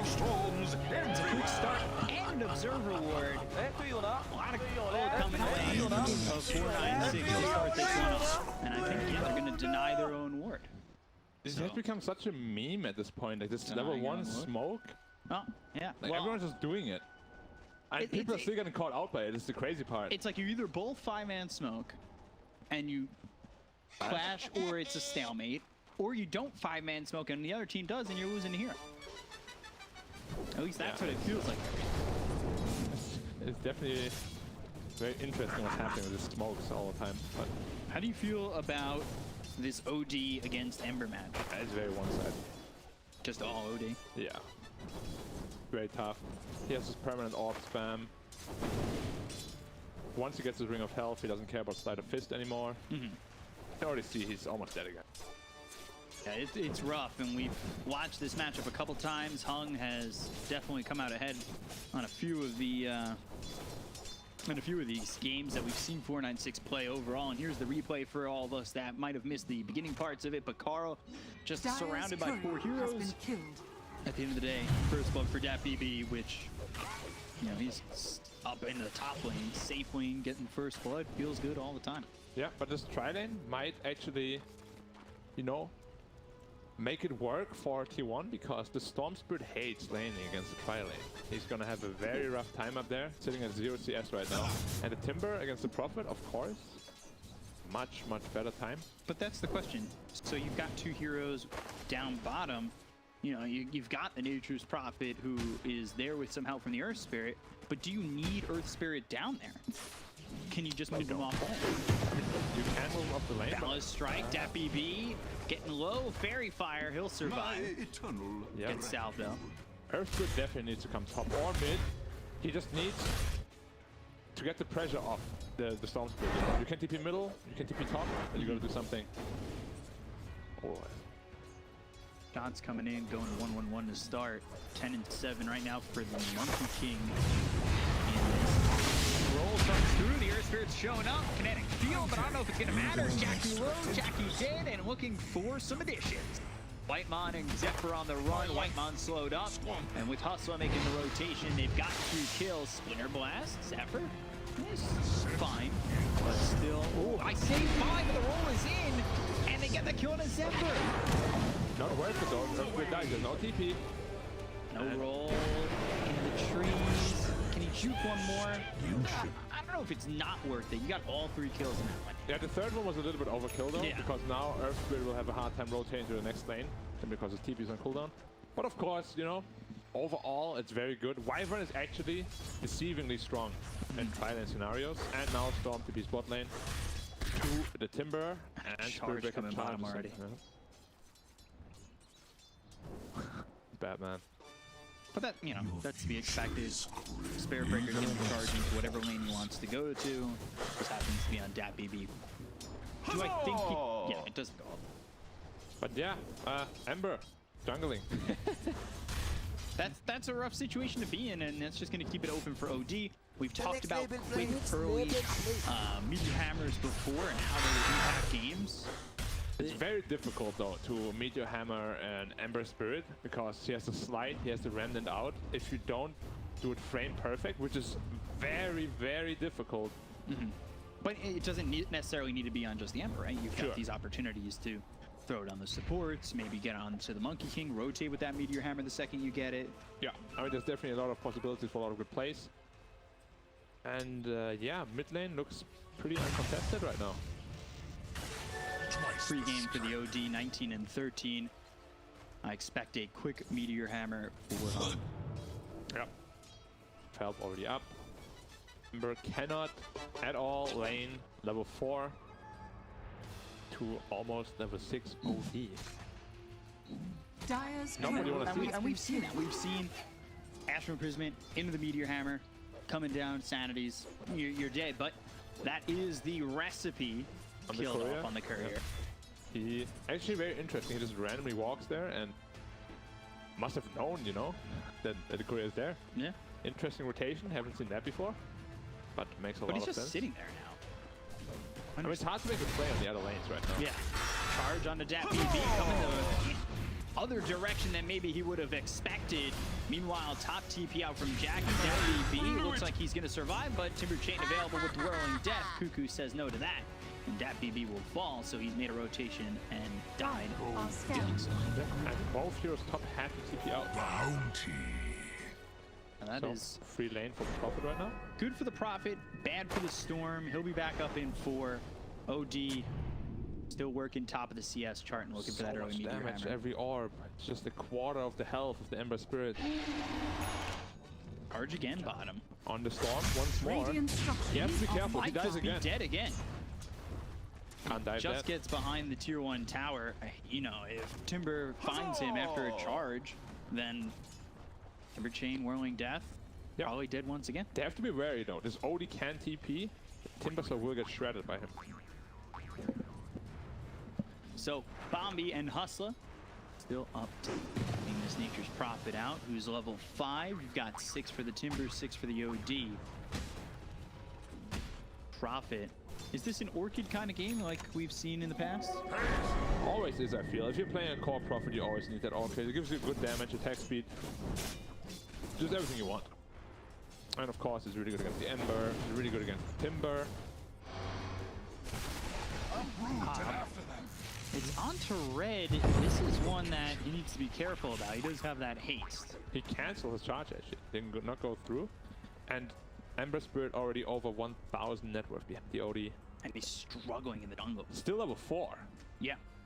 And there's a stack now, but he can't even farm it properly. Getting a healing self out now once more. Just so he can farm this stack. And you can see, even with the salve, it's just maintaining where he... Charge TPs. No longer committed. Both supports rotate bottom though. Yeah, that means I'd expect a charge on top, right? The Prophet is very, very easily killable, of course. Both supports rotated bottom, and they know that. But Timber doesn't care, you know. Level 4, reactive armor. Already making a rotation now as well. Out of vision range. Got the courier coming over. So he's got the meteor hammer. Dropping down, and there it is. They've locked up the Tinder Saw. You had your time to be alive and harass this Storm Spirit, but the time is no longer. Meanwhile, the charge, they need to help out Red. Wrath of Nature is used. Jackie with the Jingu proc. Charge is coming all the way through. Expect Red to be dead here. Nice charge finishes, and the Boundless Strike comes in before he's needed. Yep, both supports TP still on cooldown. Still TP bottom, of course. Storm just taking mid lane. It's kind of sad to see the Ember Spirit is so far behind Storm so even if he comes back to lane, Storm might just bully him out as well. Yeah, there's not much he can do to come back to lane, and he's just got to deal with the fact that it's been that kind of game. He does end up coming through mid, but Storm's not just sitting here and waiting to go in. Yeah. Time to play catch up. Radiant's bottom Monkey tower King will have is to under make the attack. space for the team instead. But they're taking this tier 1 tower bottom. Yep, and they're taking the other one top. Trading towers, very, very normal trade, very common. But how's this trade bottom? Radiant's bottom Rotate tower for this. has They've got the fallen. TPs available to do so. And that's where the TPs come in immediately. Astro Imprisonment up towards top. Starting the Meteor Hammer. He gets silenced up, and well, now he couldn't throw the Boundless Strike to stop them from landing the Meteor Hammer on the Cuckoo, so he ends up dead. That was an amazing silence from the Earth Spirit. They would have stopped the Meteor Hammer, and Timber would not have died from that. But because of the clutch silence, as you said, stops the Boundless. Carl's getting bullied again. Ball lightning forward, tries to remnant away. Carl just with a shot left, the Wrath of Nature, but avoids it. Using that remnant, Balance Strike comes in. They've got the glimpse, they'll take out that BB. Hustler tries to find the kill on a Carl, which he does to be earned. Cold Embrace, Hustle alive for now. Doesn't have a role to work with, so he's just extending the inevitable. His second one to die, and a third spirit. 3 spirits dead. But still, insanely crippled game for the Ember Spirit, who is their playmaker. And we saw Timbersaw, you know, had an amazing lane, but face of OD, just so useless. Just dies immediately. And now another rotation top, possibly. You can look for Cuckoo, and if there's nothing to stop this Astro Imprisonment Meteor Hammer combo, then they're in trouble. Ball Lightning Vortex charge coming in. Ball Lightning for some distance. Bobby with Guardian Burn goes after Whitemon. One more shot. Boundless Strike. That's on a hung as they'll chase Zephyr. Don't have a Vortex to work with. Not enough mana here on the Storm Spirit. Meanwhile, they've got the charge away. Like 496, while that was going on, we're thinking about going under the tier 1 tower. Don't choose to do so. Probably the wiser of the choices. Hung using this Meteor Hammer, farm, getting kills, just racking it up, sitting top of the net worth. Monkey King right there with him. Radiant's middle tower is under attack. Monkey King is the driving force for this Radiant team right now. They have to play around him, but he's itemizing into Battle Fury. So that means this poor Ember will have to do a lot of work for the team. Well, you know, like if you're low network, obviously it's a lot harder to make space for your team. But Radiant structures are the way fortified. Monkey King is itemizing, Radiant's top tower is under the way attack. it will have to go. It's gonna be tough for him. Just now finishing his face boots. Long way to go for his next item. Just making stacks for himself, trying to clean up as best he can, accelerate this farm. Cuckoo doesn't really have a lot on. You kind of expect more from a Timber, right? But even if he did have more, Radiant's Odin's always big threat. Charge for the ball lightning. Zephyr without the charge for 11 seconds. That means he's stuck with Red and Dappy B. He killed pretty quickly. Yep. Storm, who had some troubles bottom, he's not recovered completely, but he's starting to definitely feel himself at 5. Yeah, same net worth as the Timbersaw, almost. So good recovery for him. Going into the Kaya first, because you don't want to have 2 orchids, you know. Top is already itemizing into an orchid, you don't need another one. The only problem that the Dire lineup might run into is that they don't have a good front liner until the BKBs come out. And they're going straight BKB on the OD. Yeah, I would love some, you know, Spirit Vessel into BKB on Arab Spirit as well, just so he can roll in and give information for the team. Yep.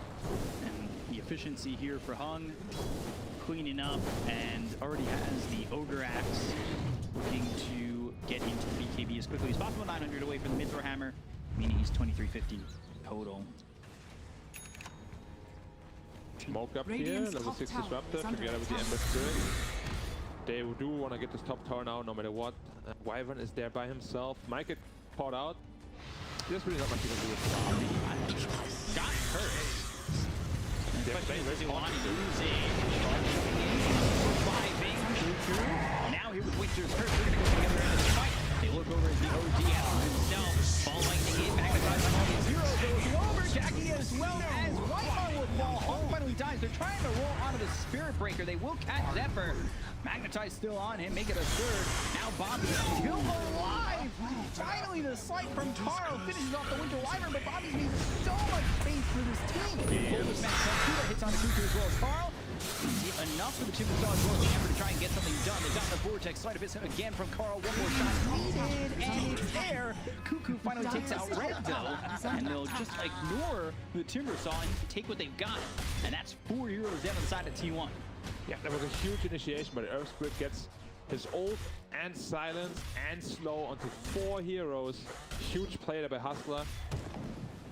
And Odie did not manage to get his ult off, unfortunately. We can see it here again. You know, you watch as look at the Static Storm is through, so that's silencing up the OD, putting Hung in a bad spot. But the silence, the kick, and the magnetize on a 4, perfect. If Odie gets his ult out there, they're gonna get wrecked super hard. But look at Bobby just in this replay. He's just making so much space running away from this Timbersaw. Yeah, Timber was super busy with Bombi. He eventually dies. Well worth the glimpse into the Chakram. Hustler kicks away Cuckoo. Does roll, but I'm not sure there's enough space. Throwing in at the moment. Now Bombi needs, I believe he turns thinking about it, but they've got 4 here. This is really tough. Winter's Curse, shots in onto the Disruptor. Anybody else coming over? Storm thinking about it. White Hollow. With Bombi dead, it's such a hard commitment from that Storm Spirit to me. Yeah, game Radiant structures slowing down a little bit here. This is the problem that they're running into. They just have no front line that can really defend towers, you know. That's where like this Timbersaw comes in handy. Ember Spirit making a pretty good recovery. Up 5k net worth now. One finally going down for the Dire side for Whitemon getting blown up. Yep. Had to expend the OD ult though. If they're expecting to farm for the next 2 or 3, I think that's okay. Yeah, that's completely fine, yeah. You just want to get that kill. You're farming for your BKB. Need 1,000 gold for that. Storm is going straight to the Bloodstone. Quite far away from that though. And as soon as Prophet as well as Odie have their BKBs, there's not a whole lot of damage coming out of the Radiant side. But also itemizing into Maelstrom. More magic damage. Makes BKB even more efficient.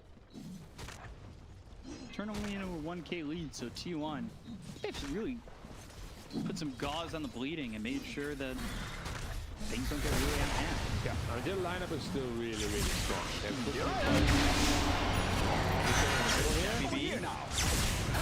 Rolling down, never in trouble. Vortex locks him up. For that BB, they've got the sprout and the pressure put onto this mid lane. See how T1 respond. Winter's Curse, that actually locks up too. So that'll send him away from the fight. They've got the side sword down. It's going to silence up this Earth Spirit as well as this Dangerous Prophet. They've got the Woodcock's command around Hum, who's trying to get away. The sprout around two. So that keeps Cuckoo and Jackie close. Ball ending away from DPC as well as the rollout from the Earth Spirit. They only got the kill on the Spirit Prick, and they look over at DPC who used the ball landing in place. Might have did a bit of damage, but it's not going to matter. They've got the glimpse as well as the kill. Jackie takes out DPC, and they still finish off the Storm after all is said and done. Are they thinking Bombi's about charged. going for Bombi? Maybe for a second they were thinking Roche, but it's actually just where Bombi is. Balance strike, and down goes the Winter Wyvern. They've got themselves two, so this game back and forth. Yep, Ember to the bottom to push out that lane. This is where Spirit Breaker is really good against these global heroes. It's really good against the Prophet. OD almost BKB of 50 gold.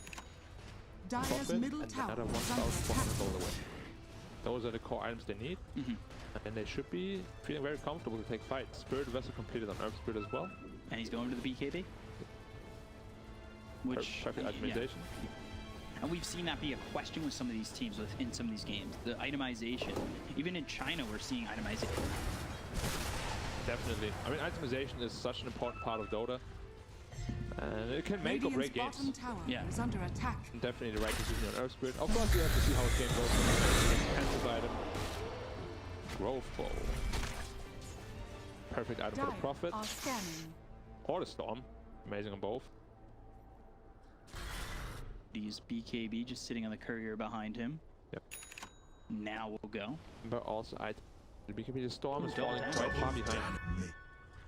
Thanks to the network. He's behind Amber, who had the business up. Vortex on the Cuckoo. They're going to bring over the Red. They've got the silence, so they have a way to stop his TP. He stops it himself, I believe. And now Zephyr, they come around onto DPC. They get the kill. The Winter's Curse. That's going to hit on the 3v0. Actually destroying Carl. Magnifies following up. They get the kill to Carl. They got one that was over Zephyr. He's sprouted. As well as hit by the Magnifies. Jackie falls to Hung, who pops BKB. Still holding on to the Sanities. They got the kill onto 3. They come out of this ahead in what looked like a very advantageous position for T1. I mean, enough of an advantageous position for Cuckoo to stop his TP. OD BKB reveal. Monkey King fought him. He did not know he has BKB. Astral Meteor Hammer. He just right-clicks it 4 times. Easy kill.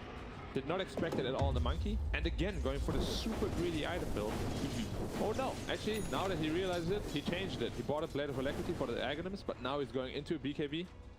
Should have been the original choice, to be honest. Now he's 1,000 gold further away from the BKB because he purchased the Blade of Alacrity. BKB a must-have this game. As he now also realizes after OD just pummeled him. Yeah. I mean, that puts 496 back up 2k, and Nature's Prophet as well as OD lead the way. Yep. OD going into the 4-step next, followed up by the Hurricane Pike. That's as well. Ember needs the seeds of fortune. Otherwise, these silences, these curses, it's just too much playmaking. The Orchid. Prophet, BKB now also finished, going for MKB next. Interesting. We might see a change of that. MKB doesn't seem too effective this game. There's no evasion or anything. See? Zephyr's got a good amount of fire. I mean, him and Earth Spirit. Yeah, Earth Spirit is big. As you said, so Zephyr going for the BKB first as well. Charge on the Hustler. Commit for this. They're TPing in. DPC is here. Now they'll make the commitment. They've got the glimpse into the static storm that's onto the Earth Spirit as well. The the rest around on the Winter Wyvern. The Sunfist as well as the Searing Chains. Hustler gets the Magnifies off before he ends up falling. The got the Winter Curse that's off the Timbersaw, but meanwhile the BKB beat Pop by Red. They crowded around this Thunder Spirit. They get the Jack. Silence up, nowhere to go. Sanity's dropped. Remnant away. Even with the Sanity's drop, it's not going to be enough to get the kill. They look over as they take out Red. They'll finish off Cuckoo. 2 for 3. It's just constantly these close engagements all TPing out. And now he gets glimpsed back. Zephyr with the charge. Astral Imprisonment looking for the Meteor Hammer. We're not going to land on anybody. They get the kill on Zappy B. They look over the OD. Is it going to be a full team? Hung bashed up, killed a full team wipe, going the way of T1 just barely. That was so close. Yeah. The initiation again on the Winter Wyvern, the most fragile target.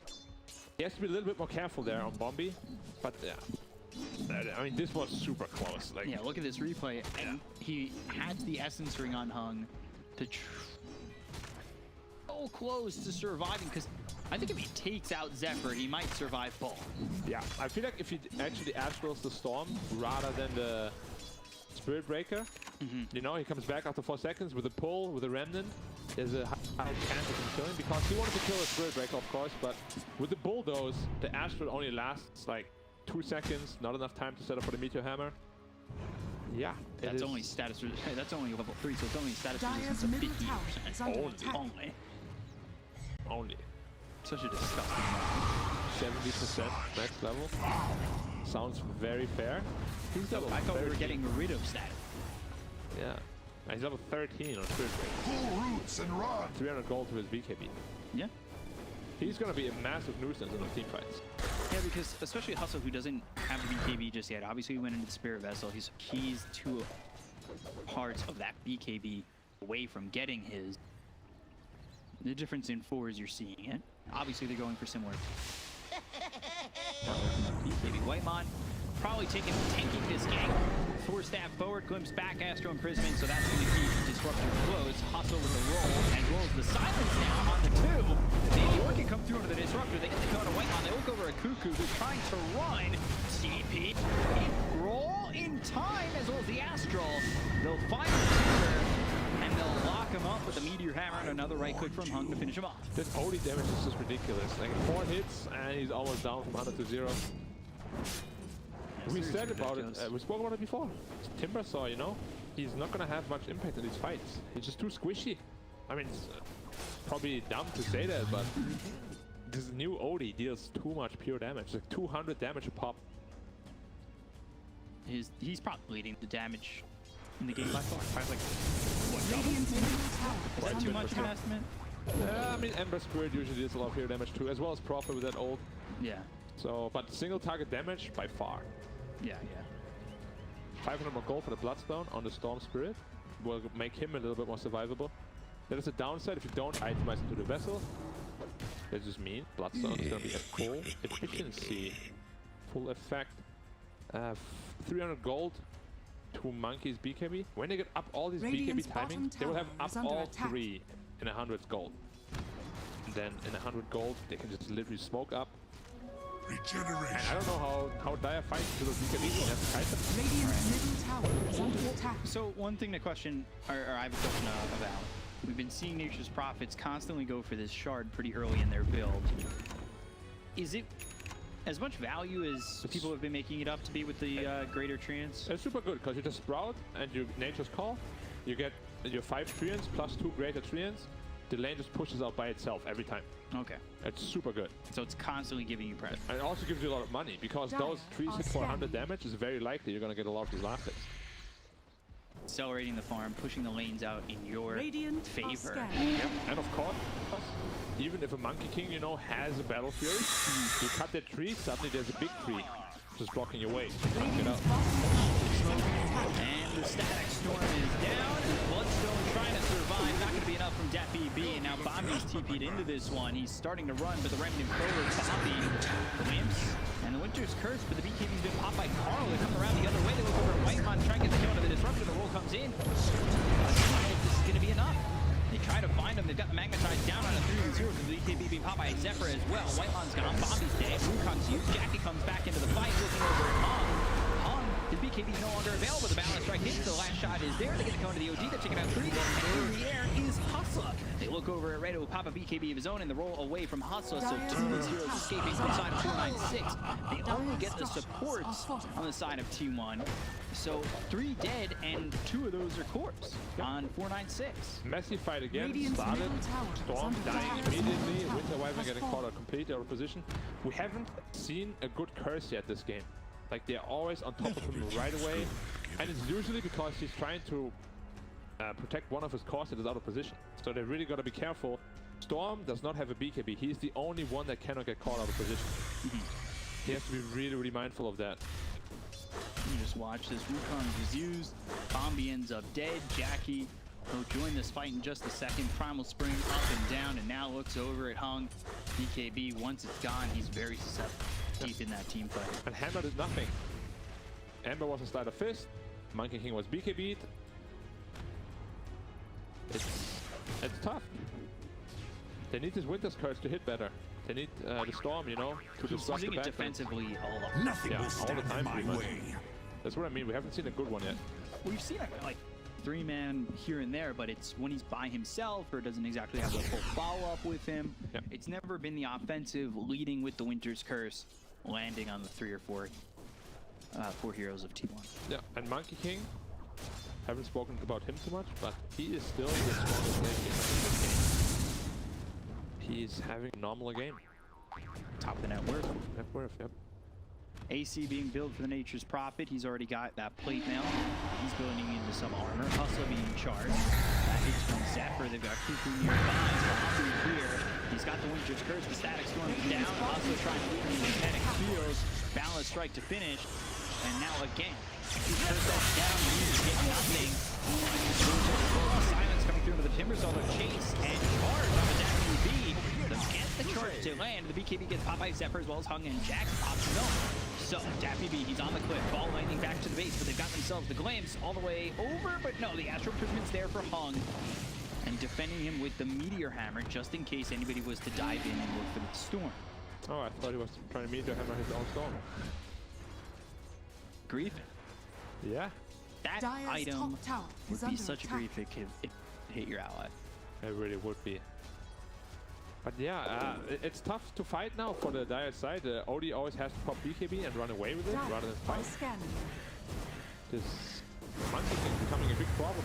Yeah. Now is the Basher completed? Radiant's Casual Blade of bottom Alacrity. tower He's still holding it Interesting. since building the axe. He hasn't gotten it. Oh, Enchanted Quiver. He actually gives it to the Prophet, huh? I thought he was going to keep it himself.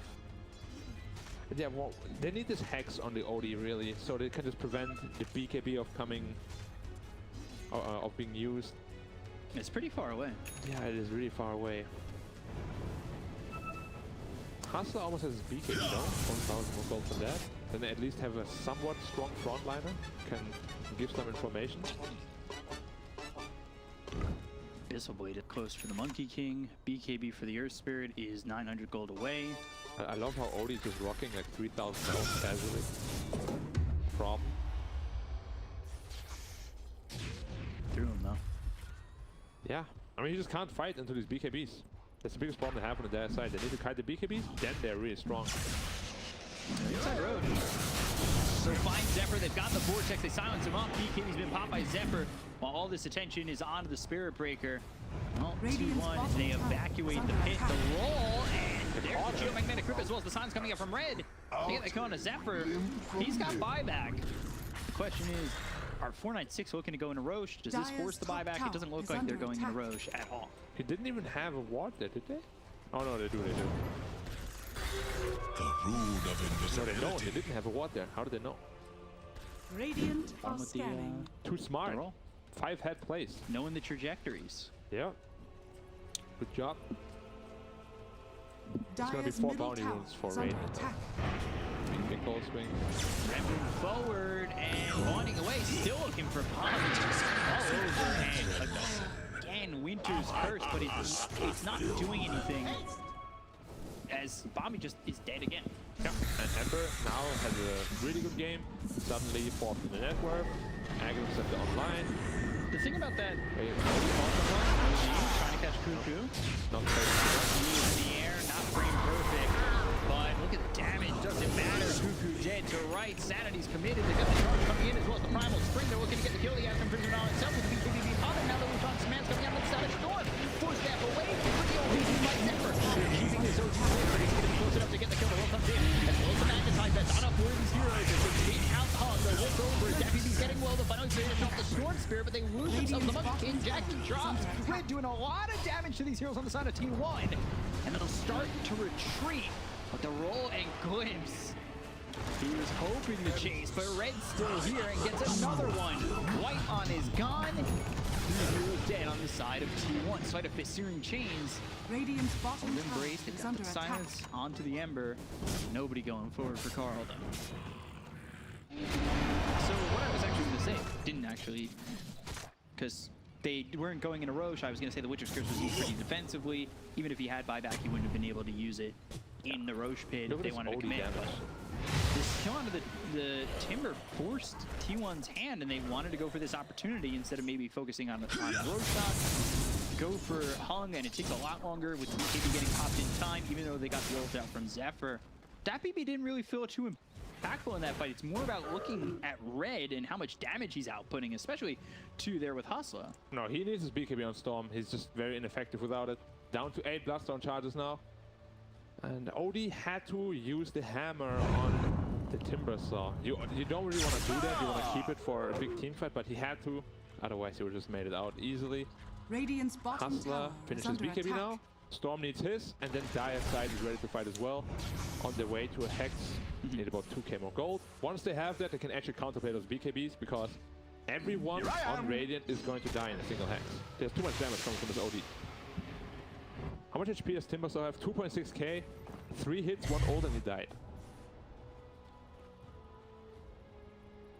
It's just not enough. You can't out-tank an OD. You have to go on an OD and disrupt him. Or have magic immunity. Dire are scanning. But again, Abyssal Blade coming out on his monkey soon. Yeah. Big counter to all these BKBs. I mean, it will just depend on the initiations, you know, who gets the initiation first. Is usually going to win, especially when you have four. Getting caught, Witcher's Curse defensively, charges out, and Radiant's bottom tower is under kill attack. a Bombi. Bombi's having a really rough game, but Radiant's bottom BKB tower has used on fallen. Timber Saw. Yeah. Interesting. Disruptor's going into the shard. What does that do? Or you can buff your Monkey King. Yeah. I like it. I kind of like that. I was like, shard on Disruptor, read it again, and I was like, that's pretty good. Yeah. I like it. Sounds really good, especially on a hero like Monkey King. Who's jumping in, trying to get into the center of the fight. Yeah. Who Radiant's now is bottom completed tower with the is Abyssal under Blade. attack. 75 attack. It's gonna be really good, like Abyssal plus a ring combo, especially once he hits 25. Your future is grim, he says. Maybe his BKB, Hung getting out, but the double bash with the ulti now. Balance strike thrown forward, BKB no longer available for Hung. That means the red team will be coming from the back line with Ember trying to get something done. Ember's done a lot of damage at the end with the Luton Command coming through from Jackie. BKB's been caught by him and Carl. Looking over at Red. Red did some big damage to you in the previous engagement. They've got the ball. They're trying to get the damage onto Jackie, but Hung is now up in the air. Feels the rules now. Sevens comes in, but it's not going to be enough damage. They've got the Chakra right on top of the side of the Ember Spirit, as well as the Astro Placement to keep him alive for a second longer. Chakra right on top of Hung, though, still surviving with the 4-step charge. Hung down, they've got the Conan Raise, they're keeping his OD alive. Chakra working for more damage with BKB being popped by Kuka. They still don't kill his OD. They look over at Carl, and he did they get the come to the Ember. They look at trying to run, but Bombi's in. Charge away over to the Storm. One more shot. Can they get it? Yes, they can. Daffy B, he ends up falling. Zephyr in a little bit of trouble with Hustler right on him. There's the roll. There's the kill. Bombi dead as well to Carl. Carl will back for that one too. He does get a double kill in the end, but that is such a commitment from the Ember. Yeah, that creates a winning condition for the Dire side now. If you ever get caught out of position, especially with that Hex online now, it's a real good winning condition for the Dire side. I have solid back, kill. intelligence. What is to come? It sounds really good, you know, on paper, but Look at how long Hung survives in this. yeah, he's super tanky. The commitment from the Ember all the way to the backlines just to kill Hung, that's what he wanted. Yeah. And Jackie commits to Wukong thinking that they were going to have the control on him. Now the thing is, he actually Abyssal Bladed Prophet rather than the OD, which was a little bit surprising to me, because I think they could have easily killed him. Hammer, a lot of damage, and again, he's just so tanky. Cold Embrace on him, he has 3,000 max health. Just gives him so much HP regen. If only the trees weren't gone. Yep. Right here. Cuckoo might have been able to get the kill. It's brutal. A gift from the 3.4k health on that OD. It's absolutely insane how much HP that guy has. Carl buys back, goes after Bombi as well as Hustler. Dinkins now. Only gets Bombi. He also gets cursed again. Yeah. Wow. Another very defensive curse. We haven't seen an offensive one yet. Yeah, it's been very one person. Goes over the Timber again. He's hexed up. BKB, that's forced. Cuckoo's Halberd is also taken out. Get the kill on Cuckoo. And another strong fight with the BKB big Popeyes. Ever they got themselves the Winter Shirt. This one's a little bit offensive, but it's only on one hero. They get the kill to Bobby. They take out the Winter Shirt. BKB big Popeyes. Carl is chasing after Hung. Hung's BKB was already used in this fight. They're going to look over now for Jackie, who's used this Wukong's command. It's only going to deter the side of 496 from going in. Storm, he's got his BKB available to commit. Only 9 charges on that Bloodstone. Roche is available, and without the Disruptor, without the Timber, it doesn't look like they're going to try and defend on this. I was very confused by the Timber chain in from Cuckoo there, because he has sent me down. He saw they had put a newly planted Observer one day, and he still chose to chain it, got immediately blown up. Can't really fight it. Then White one out of position, gets completely blown up as well by the Storm. It's a very tough Disruptor game now, because the Storm will just always be on top of you. Also purchasing the dust for himself, something not a lot of core players do, or not enough, I should say. Good by him as well. This could be a massive combo once he finishes his Aghanim Scepter on the Storm Spirit. If he pulls 2 or 3 heroes and they get cursed or hammered, a team fight can just turn around instantly. Be over so fast. Yeah. So much damage potential, so much combo potential as well. Have we seen the Disruptor commit the Thunderstrike onto the Monkey King yet? Because he's got the shard. Have not. Because he dies first in pretty much every fight right so now. I'm interested to see if that changes. Plus 50% movement speed is so much. And the 75 attack speed too. But 50% is literally just 175 movement speed. It's a lot. Yeah. It's so much. And it's once every 2 seconds, right? Yeah. Okay. That is. What does Aghanim do on? Feels top tier. Increases charge of darkness, move speed, and reduces cooldown. Is it really that good? Guess we'll see. He's got it now. Oh, Bombi again. Yeah, getting caught. And now Cold Embrace. BKB from far is committed on this. Balance Strike finishes off Bombi. We saw the Ags on the Storm earlier today. On the Spirit Breaker earlier today when we saw the Morphing playing with the Spirit Breaker, and it just didn't feel Does it give you magic enough. immunity as well? I don't believe so. It doesn't, right?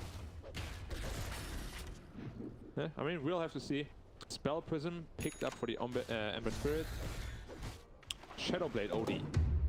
Interesting. So he's looking for those cheeky initiations from the side, because, as I said, in one hex, they can't blow up the hero. Yeah. This monkey, even he will die from full health if he gets hexed. It's Earth Spirit level 25 almost. He's having an absolutely phenomenal game. It's actually crazy how much he has done this game. What talent? Rolling Boulder stun duration, probably. I mean, you can see, man, ever since he finishes BKB, he's such a nuisance in those teamfights. Smoked up by Radiant, Bombi, respawning, and one. They do have Aegis on die, they have to be careful. They have to kill That's OD a tough twice. fight to go into. Yep. Shadowblade activated, looking for a pick in the backline. No one's presenting himself, so you see the Treant's bottom lane? It's great that Treant is just forcing every lane to be pushed in so damn quickly. It's definitely one of the shards that I think we'll see everybody pick up, like, all the time. Yeah, it's too good. It feels like a standard item. Yeah, way too good. Radiant's Level bottom tower 25. is under attack. So much experience on him. He's got the Geomagnetic Grip targets allies. Yep, so he has a little save now. Hung This with Shadow Blade, Dire's sentries top down tower though. is under They're attack. gonna come over, they'll look in. Also there, Hex is down, Line Spirit Breaker, Static Storm is down, that's gonna silence up the airstrip. They don't have the connect skill to lock them in. BKB been popped by Hung. They'll look over, charge away. BKB's been popped by DPC. They look over at Jackie, who's just TPing away. They got the kill quickly on the white line though. Very unfortunate. Wyvern wasn't in range, didn't have blink to go off cooldown, otherwise he would have cursed the Monkey King. If Monkey King dies there, no buyback, game is actually over. Very, very close. That's really careful on Radiant's Radiant here. middle This tower is under OD attack. is an absolute menace, right? Yeah. And now he's just able to Shadow Blade sneak up on ya. Yeah, like one of those horror movies. Where is he gonna appear? Radiant's middle Which tower horror is villain under is attack. I think he's Jace. Comes out of the Radiant's woodwork. middle tower You is don't know he's falling. coming, and once you see him, you're dead. Or not. Just No, run. if you ever see Jace, Not just run, bro. it's just a matter of time. Radiant's top tower is under attack. Oh man, that brings back bad memories. I watched a scary movie. I'm scared. Might get Hex down here. Yeah, blink him though. It's pop, but it's gonna have the Hex anyway. Now that that is committed, they've got Red coming down. BKB pop, they use the invisible weight on Venetian. Probably will go with Carl's half health. They've got that cut down. Red's gonna drop a bit. Recon's doing enough to deter the side of the Alliance. The BKB popped by Jackie. They're gonna start to chase on a Hung. Hung pops his BKB, looks over at Cuckoo. Now he with the electric vortex. They've got the remnant forward. Now they're trying to get the short split. They get to go to the use the Winter's Curse. This locks up the Ember. Do they have the damage? They probably got themselves a remnant to pop him. But the remnant away. Hung's got that kill on a Zephyr. That's 3 dead. They get a 4th. Just one more right click from Red. Kills on Carl. And he's got no right from 496. Monkey King bought back, but no BKB, no ult to work Radiant's with. top tower is They under might be attack. able to get high ground. Oh man, this fight was so, it looked so good. Yeah, And it suddenly started everything so good. Yeah, suddenly just blown up. It's a second life on the OG. They fought in Yeah, they chose to fight into that. Radiant structure. Disruptor, Monkey. Then no Ember has no Radiant's buyback. bottom tower is under attack. He has it in 60 seconds though. Game is not over. Game is not over. 16 seconds. They might lose one Rex. But if they lose this profit on the retreat, it could be a big problem. Buyback available in 5. If they choose to expand it, they will probably want to defend it, Rex with that. Depends on the pressure from 496. They have to focus Red, right? He's been a lot of their damage output. He doesn't have buyback. You kill him off He has to a lot die. of time. Yes, yes. But they have a lot of save for him. Radiant's Astral, middle tower Embrace. is falling. Radiant's middle And barracks it's are almost under up again. attack. Overload attack bounce again. Radiant's middle barracks has fallen. Okay, this could be defense. Stop signing back. Do they want to Rolling force in. the second? Do they want to force the third side? If they lose the profit, it Radiant's could top tower is go under very attack. badly, very quickly. They have to Radiant's be top absolutely careful tower here. has fallen. They definitely want to force out the buyback. Give themselves some more winning conditions, you know, but they have to be so careful. He's going to buy back for sure. Radiant's top tower I would have done it earlier, right? Now to the back, the car comes out. That's on a Hung. They've got him started up. Will be coming in from the Spirit Breaker. They look over the OD. They've got him locked up. There's the man. Hung is gone. They'll look over at Bobby with Cold Embrace. He stays alive for a little bit longer and might end up dead. He finally falls 80 seconds on the sidelines. They both got buyback on the OD as well as the Winter Wyvern. They look over at Cosmo, who's going to be able to get out. But the charge is coming in on the DPC. Gets away from Carl. DPC out of mana, but out of the range of T1. Yep, and Prophet is not the one that dies, so he's going to keep up the split push pressure, top lane. They will have to respond to that. He can easily stall the game for 70 seconds. There won't be any buyback needed from the Ember, from the OD or the Winter Wyvern. Radiant's top barracks are Got under White Miner. attack. That's it. I don't know if he can be the one who saves this. Carl with the Slight trying to clean up as best he can. This is so brutal. Raindrop's gone. Yep, and he didn't. Oh no, he chose the talent. 2 times 3 in HP and damage.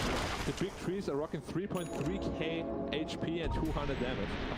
216 damage per greater treant. Yeah, it's crazy. Oh my god. Look at these. Oh, 142. We've done math wrong. How, actually? It's not double then. Trickster's rune of illusion. If it's 108 and times 2, should be 216. The little ones are 68. Dire's middle tower is The under bigger attack. ones are 142, so maybe it's... But they were 108 previous to the talent. I'm not going to try and do math. I've struggled on this stream enough with my math. 100 times 2 is 200, so there's some wording wrong, or we're absolute packs, or both. Yeah. For me, both. I mean, definitely you, but you know, I consider myself quite a smart human being. Bit of a mathematician. Dire's middle tower is under attack. Wouldn't go that far. I got decent grade. But here in Dota math, it all falls apart. Dude, I know. 8K lead. It's not even a massive lead for 496. Yeah, it's not a lead. But it's just the buildings that are the big problem. If they go against Mega Creeps, and you're going up against the Nature's Prophet who can push in so easily. 5 wrecks down, and Nature's Prophet on the enemy team. All Dire has to do now is play the really slow game. They cannot lose if they play a really slow game. There's just too much lane pressure at all times. Smoked up here, but it's really opposite. Smoked up because they're not pushing out the lanes. Don't get caught here. Oh my god. Good charge. That's going to land as he ends his roll, but OD's coming in. Jump forward after imprisonment. That's going to be safe, but they hit the balance strike, and now they'll look over as the Witcher Screw's going to be used onto the Ember Screw. We got the BKB off, but the ulti comes out from Zephyr. And builds the bash onto Hung. They get the Gomi OG. He's going to be there for 100 seconds. The Static Storm is around on the Storm Spirit as well as the Nation Prophet, but Cuckoo, he's in deep and not going to be able to survive if he stays in right next to the Storm Spirit. They'll get the kill on the Timber. They'll take him out. He buys back immediately with the remnant away from Carl. They get the kill on a hustle. They've taken out 2 and he doesn't have buyback. DPC as well as Red and Bombi now on the run. But look at these treants. They're pushing in. They're creeping forward. You need to be careful if you're T1 how much time you spend out of the base.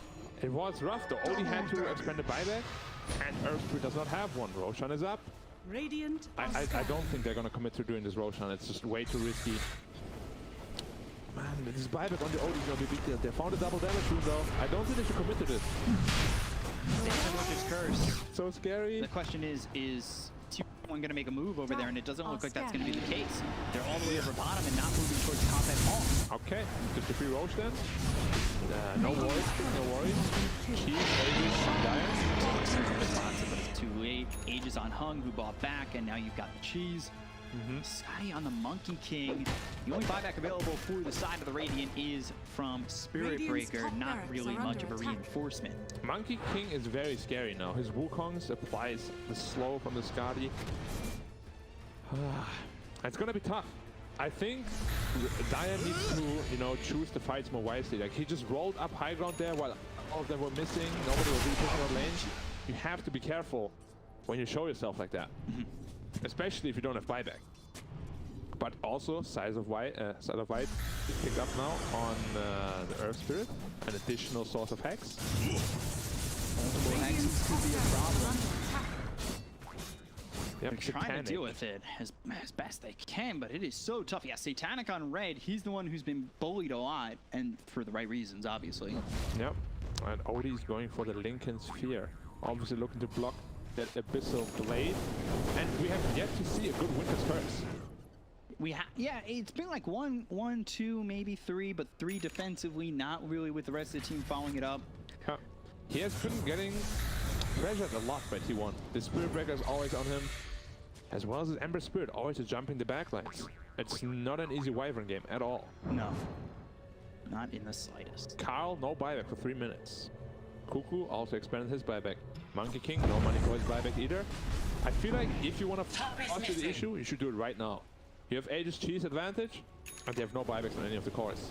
Refresher or purchase. Ooh. Ember. That means double BKB, possibly 10 remnants, which is equal to like 3,000 damage. Wow. That could potentially blow up anyone.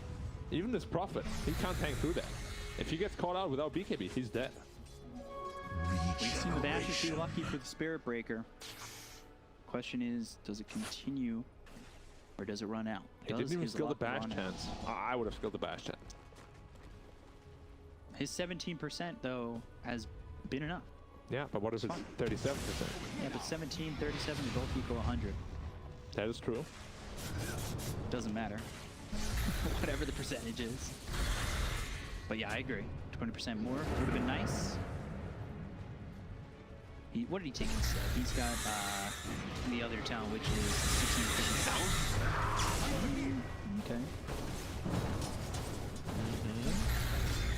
Forward. Hitting the Rex now. And now they're hitting the Rex. It's not just a passive first from the Nature's Prophet to roll in. That comes through from Hustle with BKB caught by Zephyr. They're going to charge and hit this Earth Spirit. They've got the Static Storm down. Into the kinetic field. They look over Carl. Taking a lot of right towards Hub. BKB did hop as well. The Wukong Command coming in. They get the kill on Hustle. He's going to be there for 100 seconds. So 5 back. And now, can they go for anything more? They committed the Wukong's command. That's a lot of commitment coming in from T1. But now, with another life available on the Earth Spirit, they can reset, go again, and now you don't have the tools from previous engagement. Here comes the trance, here comes the aggression, no more goes, Ren is forward, looking over at Red, the ball ready to go to the back lines, trying to get on top of the disruptor. They start him up, they're going to kill him off, Deputy pops the engage, but White Hawk gets him for a second, the Abyss Foot used on the Storm Streak, and they get a kill, Timber Chain as well as the Johnson, but no, the ball hitting the way from Dappy B. They've got the glimpse back into the hands, and Cold Embrace comes out just in time with the Hex on a Zephyr, trying to fight Astral Prism, me with the ball lightning comes in from Dappy B, he's trying to escape, but he's out of mana, Chakram right on top of him, he's using the Dream to get away, but they look over the Winter Wyvern, Bobby's dead for 89 seconds, he's got buyback, is he going to use it? That's the question. BKB popped by Red. He's going to TP away. Nothing's done. No birthday ban! Oh, Red! You unlucky man! You get bashed up, you get killed, and you'll leave with 120 seconds on your respawn timer. Now they've got themselves on so fast. They come coming up from the Spirit Break. The BKB is popped by Hum. Saturn gets dropped. He's Saturn comes over and then deal around. You'll see as well as the Storm. They're going to kill the Tappy D as well. Hum will take out Rumble Fire. So on the one from the side of 496. They will go Red. Nature's Puppet's gone and dead. He just fought back. He's dead for 2 minutes, and there's no way he's coming back into this one. The trance will come forward, but it's not going to be enough as everybody's alive for the side of T1, and 3 heroes with 100-second plus timers dead on 496. They still have to push through a tier 2 mid, but this is an opportunity. A very might be a game-ending opportunity. They have to go all in mid fast. I don't know if they can get to the throne. They still have a glyph to work through. You need to be careful. The second the Nature's Prophet comes up, he's probably pushing in and trying to take your throne. Yeah, 90 seconds left though. I can't really gauge how fast they're going to be. This might be game over. This might be game over. Storm will have to stall, and he has the tools to stall. But if he gets caught, creep wave has been missed. The glyph was used. Yeah. One more chance, but if he dies, he just fall back as well. It's very scary to roll through those creeps. He's doing it right now. Wave dead, but he is out of mana. Dire's middle tower is under attack. Some of those creeps survive. They're going to go for the tier 3 and then on to the tier 4. So they're already setting up for it. They want to finish this game. It's just the Storm as well as the Winter Wyvern. You need the curse to save your life, to save this series for the side of 496. They look over at Bombi. They're going to have the charge, but the blink away. He gets back towards the well. They've dusted up. They thought he went invis, but that's not the case. Zephyr coming all the way through with Glimpse. Static Storm all locking up this Winter Wyvern. He's going to be out with the ulti from Zephyr. They'll get the kill. 4 heroes gone. Now the tier 4s. They're rocking low. Storm needs everything to go his way, and it's not looking likely. T1 are on the way to win the series, but there's the before gets back from the like Jackie Hall used that. If this way, no mana left on the Storm Spirit. He's getting low. Trying to survive. Gets back to a protection. But take the game. They take this series, and 496 just not enough to hold on with this victory. That was so close from 496. What a defense from T1. That was insane. Yeah, the last 2 fights were very sloppy, you know, they were going all in on the Drax, and they should have just left the OD. Nature's Prophet bought back, TP'd back into his death again. If he's not dead, he can split push forever, you know, there was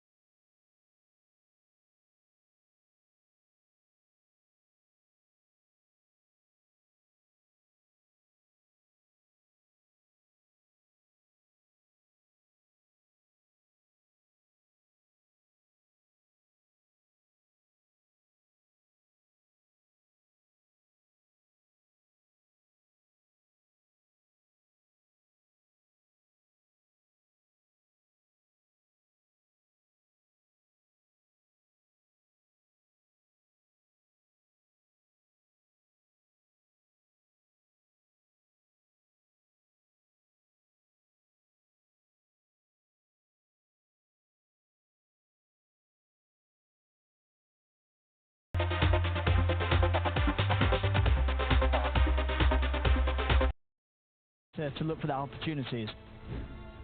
He should be okay here. Yeah, he should be able to walk away. I think around level 6. When Storm hits 6, you can make the plays a lot easier. Just because he got set up on twice now, he can't make it through. Sometimes he can, as a Nurse with the Storm versus anybody, because you get the early... Just wait till Nisha gets it. He has to get... And he will finish it right now. Stacks to work through. They will double check the runes on Viking anyway, make sure that they can get this for boom, not let Nisha get a power rune. And it will be an arcane rune bottom, so one of the best ones for both of these mid laners. Top Shad, he's been left alone since they are double checking the runes and supports. He's actually getting pressured here, Zai. Boom's going to come over with the TP. Can he do anything to keep him off? Yeah, he can't. Siphon out, and they'll get the kill. If they can take down Zai in return, Zai's going to go immediately for the TP out. There's nothing else to put it to a stop. So a great move and escape from Zai, and also pretty big having that lasso being used here the first time round. Yeah, I think he did pop the arcane before using it, but yeah, it's going to be a wasted one, and they get they get a nice kill.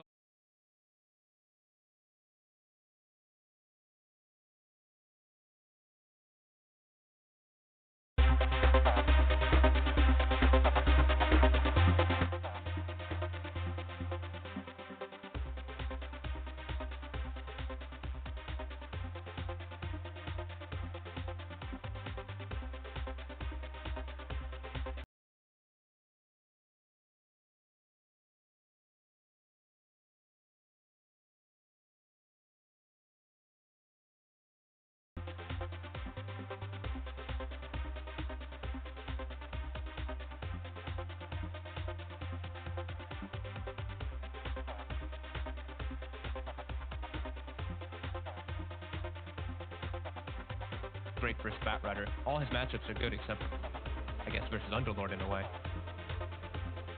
Should be, yeah, it's going to be really tough for them. And it's also, it's not just the PL. It's like they did gank Nisha twice in the mid lane, but he's still fine. He's still completely recovered because of the stacks. He's actually same net worth as the Bat. He's going to be a nuisance. He's going to be a problem with their slightly limited.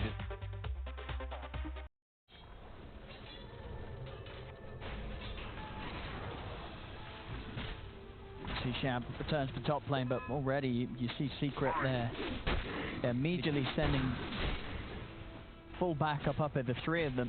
Puppy, Yapso, and Zai. Yeah, they could look to... He's got exorcism and he's tanky. So, you know, it really put pressure on Chad right away. Trying to push Celery off to the side. Yapso with the body blocks allows Zai to close the gap. And Celery... He's got the stick charges, but yeah, with that earned damage and a final crit swarm, Zai gets the kill and really breaking down this top lane of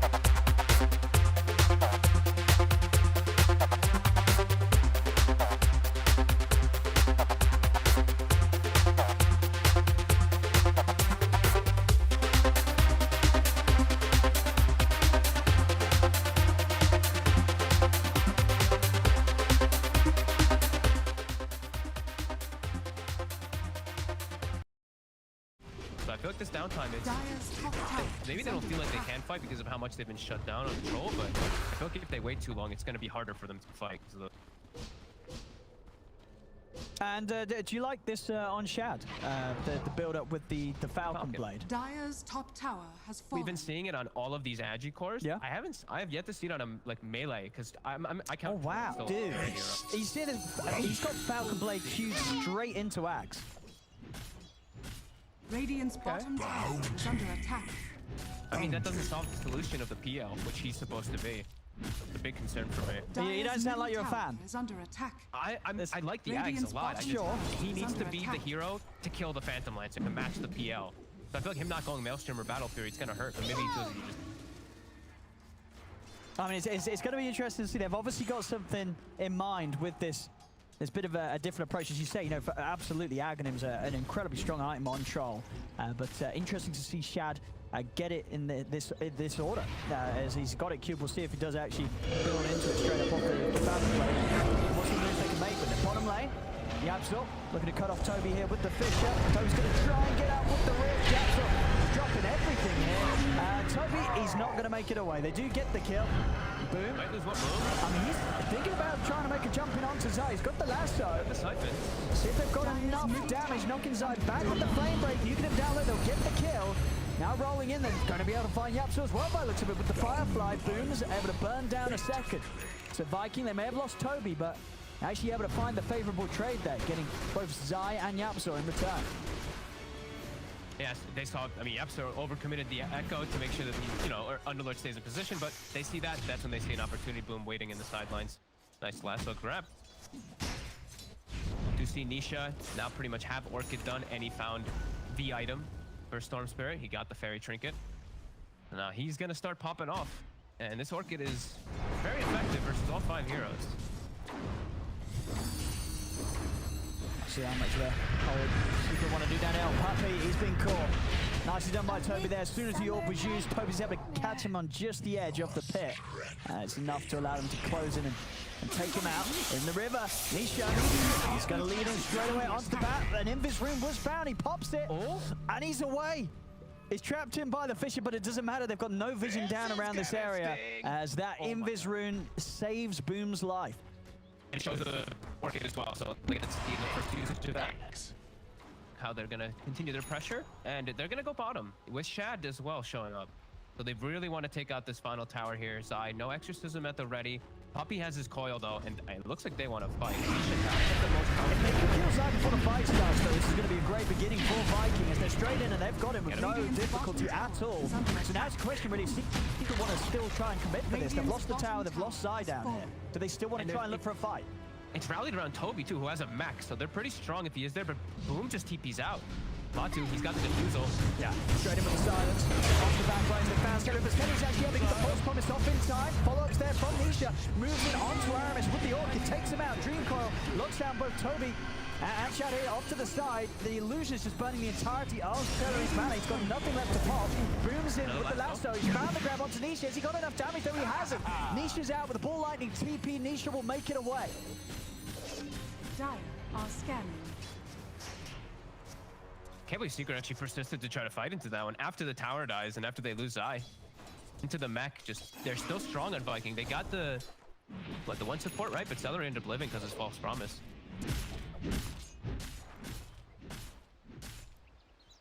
Dead even now.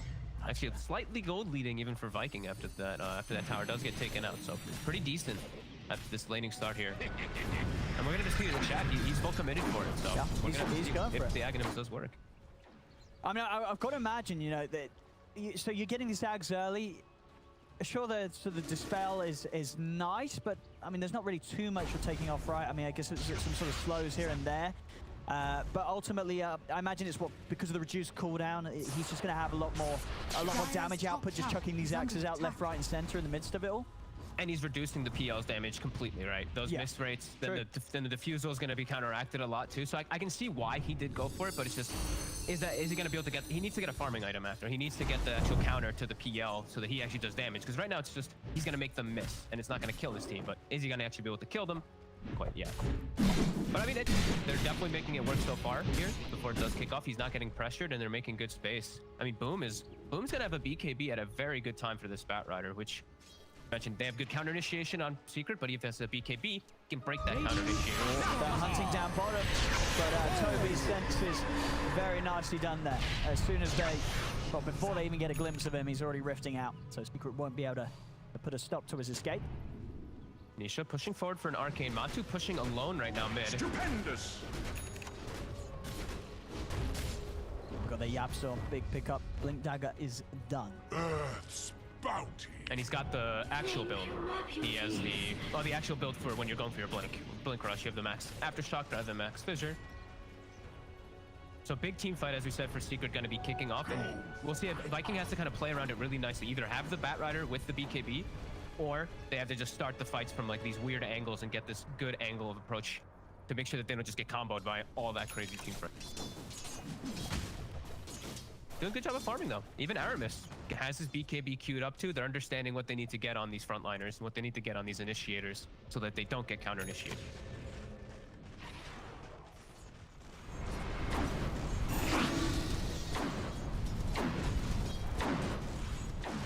Secrets.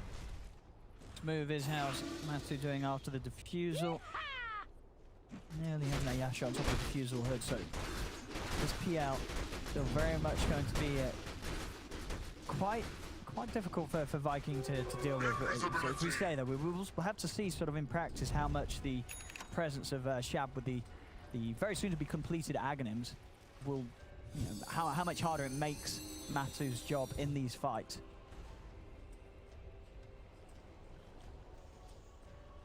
Yeah, because I mean, it's going to be he's going to have to put attention differently in the fights too now, right? Because he's going to have to help his support. This is more of like you're helping your support build, I feel like, for your Troll Warlord, because he's going to have to fight around them to protect them from the illusions now, because he's going to apply all that misray so that they can actually get their spells off. I'm really curious to see how it does do. He's going full defensive. He even chooses a BKB after, so it's fighting in it's a fighting full defensive build, and it could work. Puppy. Just having to use it there to make sure that they don't continue to chase him down.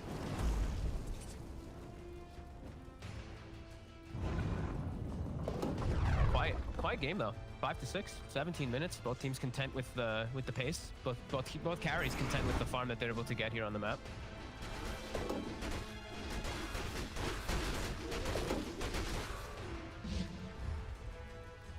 It's just sort of a question of, you know, in whose minds is this bet? Is this Viking saying, hey, you know what, let's chill, we've got Shab farming, or is it Secret they're feeling more confident with the PL? We see the smoke from Viking. Boom. Lovely opening there from Aramis. Instantly in with the silence on Tanisha, but they didn't quite find the follow-up lockdown. They could have captured him in time with the rest of them. They'll get Yapsor instead by the looks of it as they go over towards the mid lane. But Tanisha actually able to make it away there. I thought they'd have to chain lockdown, but they didn't. I don't think they initially knew that Yapsor was there. Boom didn't want to use his BKB, and then he missed the opportunity there. Middle tower is under attack. But they'll get the tower out of it, so a nice move, and Radiant's middle tower they has still fallen. have Lasso for the next move that they do want to do. All in all, looking pretty decent for the side of Viking.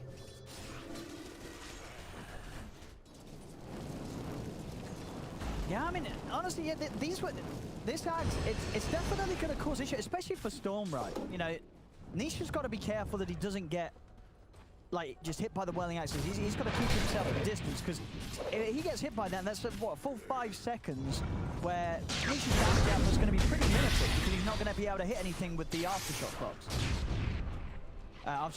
Overload proc. Overload. I was like, wait, I wish Storm had Aftershock. Ability drop. But you know what I mean? You know, missing attacks for a Storm Spirit is highly infuriating. I think he's going to be looking, Nisha's probably going to be looking to play on different sides of the team fight, though, right? Sure, Troll's going to be, it all depends on how Shad plays in the fights, because he can play around defending his supports with it pretty well, because the Storm and the PL, they're going to go for those supports, so it's really how Shad chooses to take the fights. But definitely could be annoying, absolutely. He'll walk into the river under a ward. Yeah, Aramis trying to come in. Gonna get buyback from Stellar. Viking want to try and take this fight over to the side. Shab pushing away Zai. Zai, he's got the ghosts out. But they will respect that buyback from Stellar, and they're not going to try and push any further with the exorcism. Still definitely content with Matu getting the full top half of the map to himself. Yeah, they got the BKB from the Batrider, and they used their exorcism, so they just wanted to be careful with the buyback. But immediate smoke, they still do have their lasso. They had this ward watching up top, watching the PL's movement, so they're trying to track Matu. Very hard to find him, though, and they are playing very defensively around him. Shad will find a DD bottom, as his team does swoop over and get some more wards down towards this top side. I think they're setting up, though. They still do have that ward. Puppy did get one down earlier. Isha. They're going immediately in there, Aramis. Try and catch him there with the silence, but quite getting the position with the boulder. He's respecting that silence a lot. It's causing Nisha some problems. And Aramis is on point so far with this 1, 2, and 6. And we were mentioning how he's building a BKB. He almost has it. This Philosopher's Stone is paying dividends. It's going to be problematic for these. I mean, these two frontliners on Viking are going to be able to go in and not have to worry so much about this coil, this Earthshaker ult, and these fissures like that. It's going to be pretty nice for them to stick on targets. Matu is still getting all the space in the world, though, which is definitely a concern for me. Because, like I said, Shad's not building the items to counter him. He just has the. I mean, I guess you can say the Ags in a way is a little bit, but. It's always good to kill him.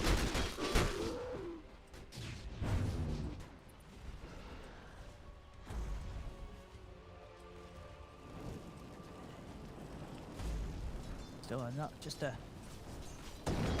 quite a few peaceful moments in this game, really. Yeah. And it's as I feel you still gotta believe that for the PL this is probably preferential when it comes to carry matchups. And I think maybe a bit of this sort of decision to maybe not necessarily push it as much as they would have otherwise for Secret is the fact that. Shad has this Ags. Maybe that is a bit of a deterrent that said, all right, you know what, we're just going to keep farming. We're just going to allow Matu to continue to do what he does. Because with this early Ags pick up on Viking, they have prepared for Secret to be going on them. And Secret at the moment, they're not giving that to Viking. Yeah, definitely. I mean, it's also they have dual core versus a kind of single core, right? The Batrider at some point does start to kind of fall behind, even though the hero is still overwhelmingly powerful in the later stages. They will just have a core advantage at some point. And the Death Prophet is always... Death Prophet as a hero scales really hard when you're playing versus this type of a hero like Underlord. You're always going to have a phenomenal target to Spirit Size. And Underlord, he's a different kind of monster in these engagements. I mean, I feel like Secret is happy with the way that the game is going, but I don't feel like Viking's too disappointed either. It seems like both sides are very happy with the state of the game. No. And we see from... the intentions of Shad's build. So once the BKB's done, he will of course go back for the Maelstrom into Mjolnir. So he does have that item to fight the PR. Top lane Aramis. He's out with the roll. As Nisha, he can't chase on. Puppy's going to try and set up with the Dream Coil. Boom. Popping the BKB immediately. See if he can get a catch with this, but Secret a little too speedy to get out of there. Nisha out of mana though. They got to back away. Give some respect to it. These BKBs are ticking though. That's twice now he's had to use it without actually finding an opportunity for lasso, so down to 8.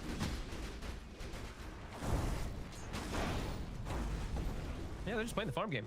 Farming items, farming for Secret until they get their next big, I guess. I mean, Matu's just queuing up the heart. Content.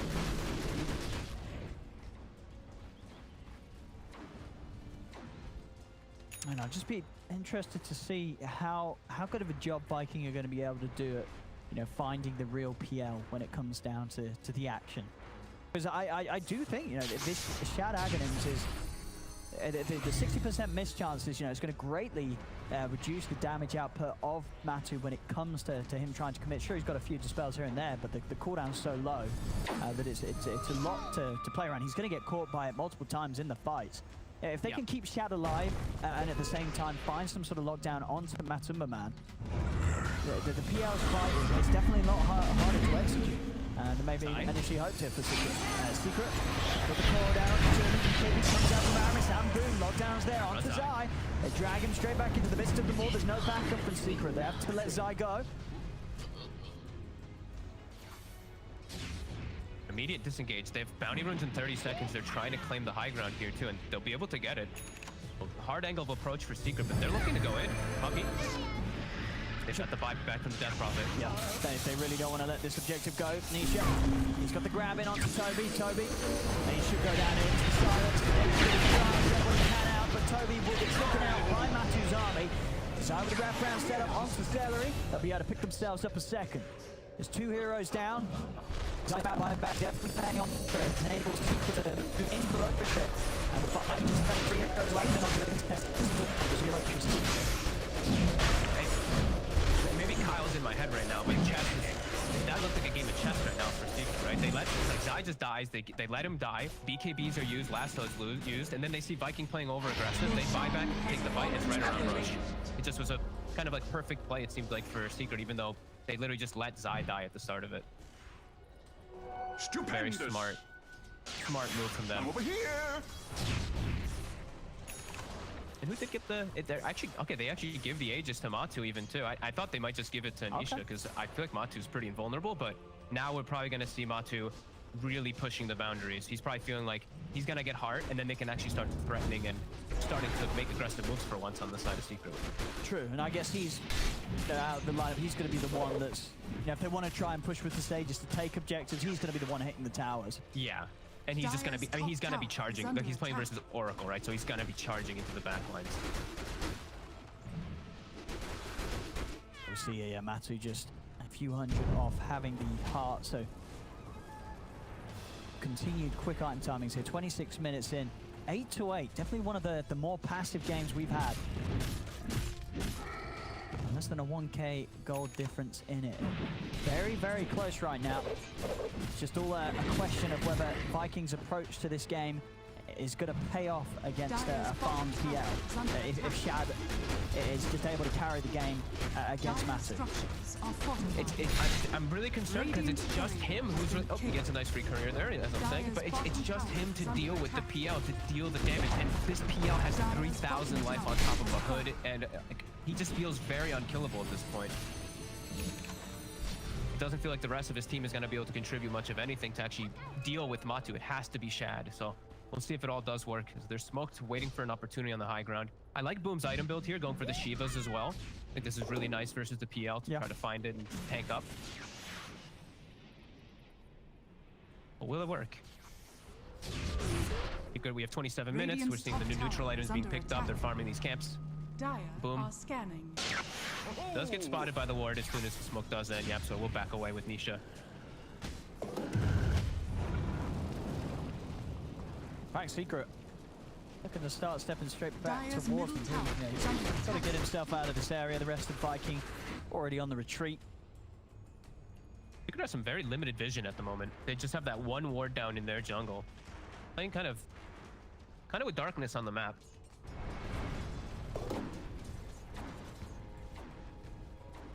Still getting themselves in a good posture with this farm. Nisha is getting close to his BKB. He's 1, 2, and 3, but he's unbelievably fun. 300 last hits. They've just been maximizing. It's been a game of really maximizing on both sides. Secret really pulling out ahead on this, though. And their scaling lineup, it's starting to look pretty scary for Vikings. Even though there's barely any lead, it's just, how are you ever going to deal with Matu? Matu. Let's have a bit of a poke at Shad, but back up inbound. Viking is under attack. Sat straight behind him in the mid. As yeah, it still very much feels like a game where the fact that it is sort of low on the kills that it has been has mainly just been down to Secret's choice to avoid unnecessary engagements. You know, sure, we've seen them come in at moments popping the exorcism, and this has just been around looking for objectives. The other fights have been ones that the Vikings come out to look for. As again, Viking with an attempt to make the jump in mid, but they can't quite catch him. Puppy's out. Standard puppy puck, just being super annoying, giving a lot of information too when that happens. Like you mentioned, they don't have much wards on the map, but that happening, they get that now. They do have this ward bottom that sees Toby chilling on the sidelines. Toby in a world of hurt. They have the freeze. Did he ever get the rift off inside? There's a lot of lockdown and further silence here from Puppy as he comes in. with the rim. No escape at all here, Toby. It's that ward indeed, granting them the setup for the free kill. See Viking at least able to reclaim their outpost here at the top half before the 30th minute. Puppy's making his swing over. He TP'd up top instantly, maybe looking to try to snatch it away, maybe giving his life for it. Let's see. He's gonna be able to get it back in time. They're gonna have to fight him. Matu's guarding him. I don't know if they can fight him with Matu in the area too. They might try, but Matu's covering it completely. And yeah, they're gonna deny the outpost of Viking. Heads up moves from Secret as now. Shad's alone. They walked right on Shad. I mean, maybe they didn't expect it to be as alone as he was. I mean, of course, he's still a very hard target to go under that BKB and battle chance to fight through. So, Secret not looking to commit on Shad though. They'll give him the respect and space. They're just not making any unnecessary jumps when they do it. They might get a kill or something, but it's not necessary. Matu, his Aegis does tick out as Aramis is going on him, but he just quickly disengage with just a doppel. Now we're seeing Shad. Shad's nearly got the completed Mione. So, whilst Matu is stepping ahead in farm, Shad not too far behind, and he does have that item to help him stand against the PL. The problem is that Matu is as farmed as he is. Already 2,800 gold ready to start spending into the butterfly. Yeah, he's gonna have this full item advantage over the troll at this rate. And troll's items, I mean, his space in his bags is starting to be kind of limited.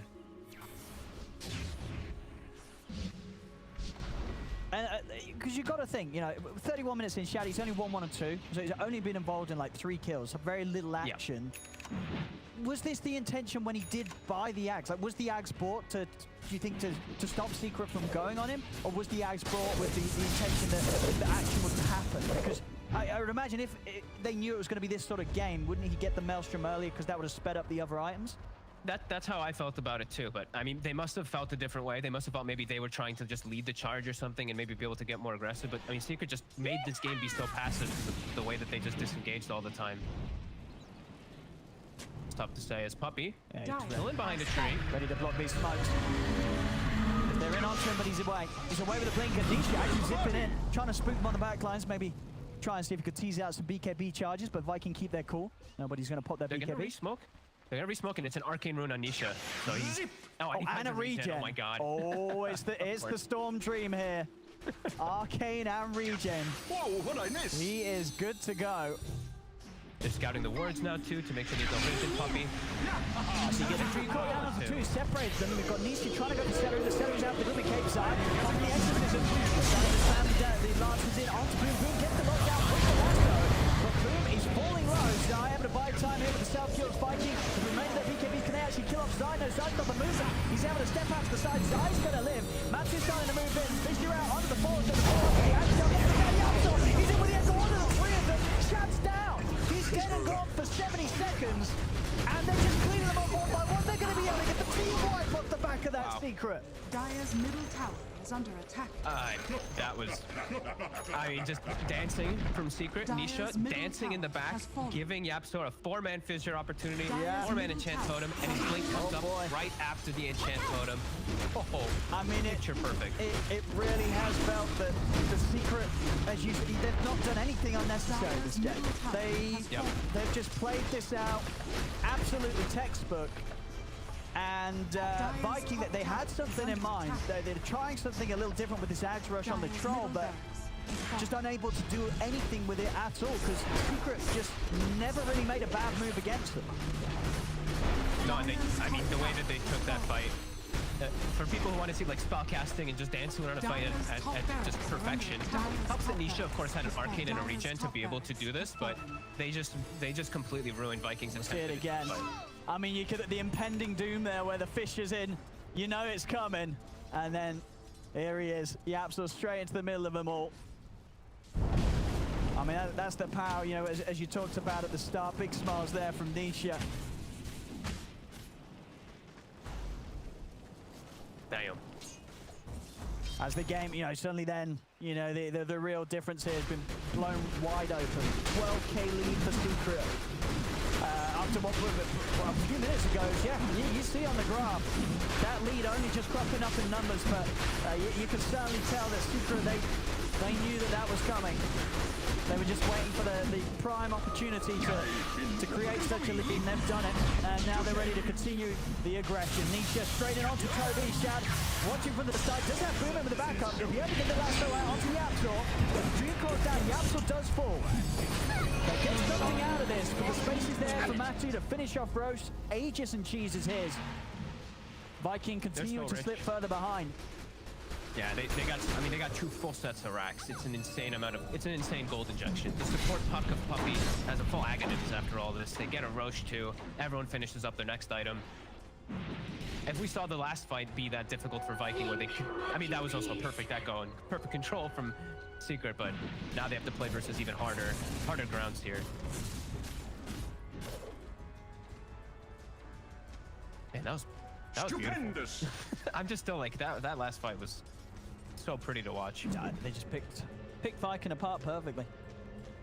And now they're setting up for Shad too. Got everybody running over it. Coil still on cooldown about 15. Yapzor just starting to respawn. God, and the ceremonial robe also coming into play in that last fight too. Didn't really point out that he had it, but just everything on top of each other kicking in. Absolutely.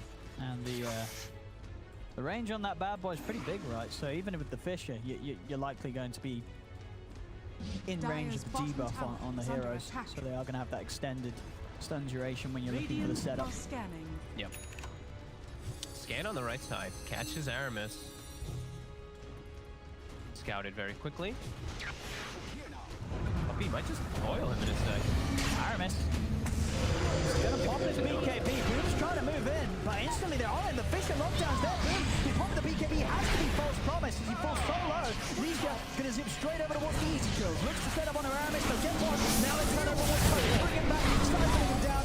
Toby, but he's still alive. He's trying to escape, but the ghost from Zai finished him off. Shad attempts to move in. He's still holding on to his BKB charge. He has to pop it, as well as the battle trance boom. He's got the grab on Zai with the battle trance. They've got the attacks to take down one. Natu also falling, but he has the Aegis. He's ready for a second round.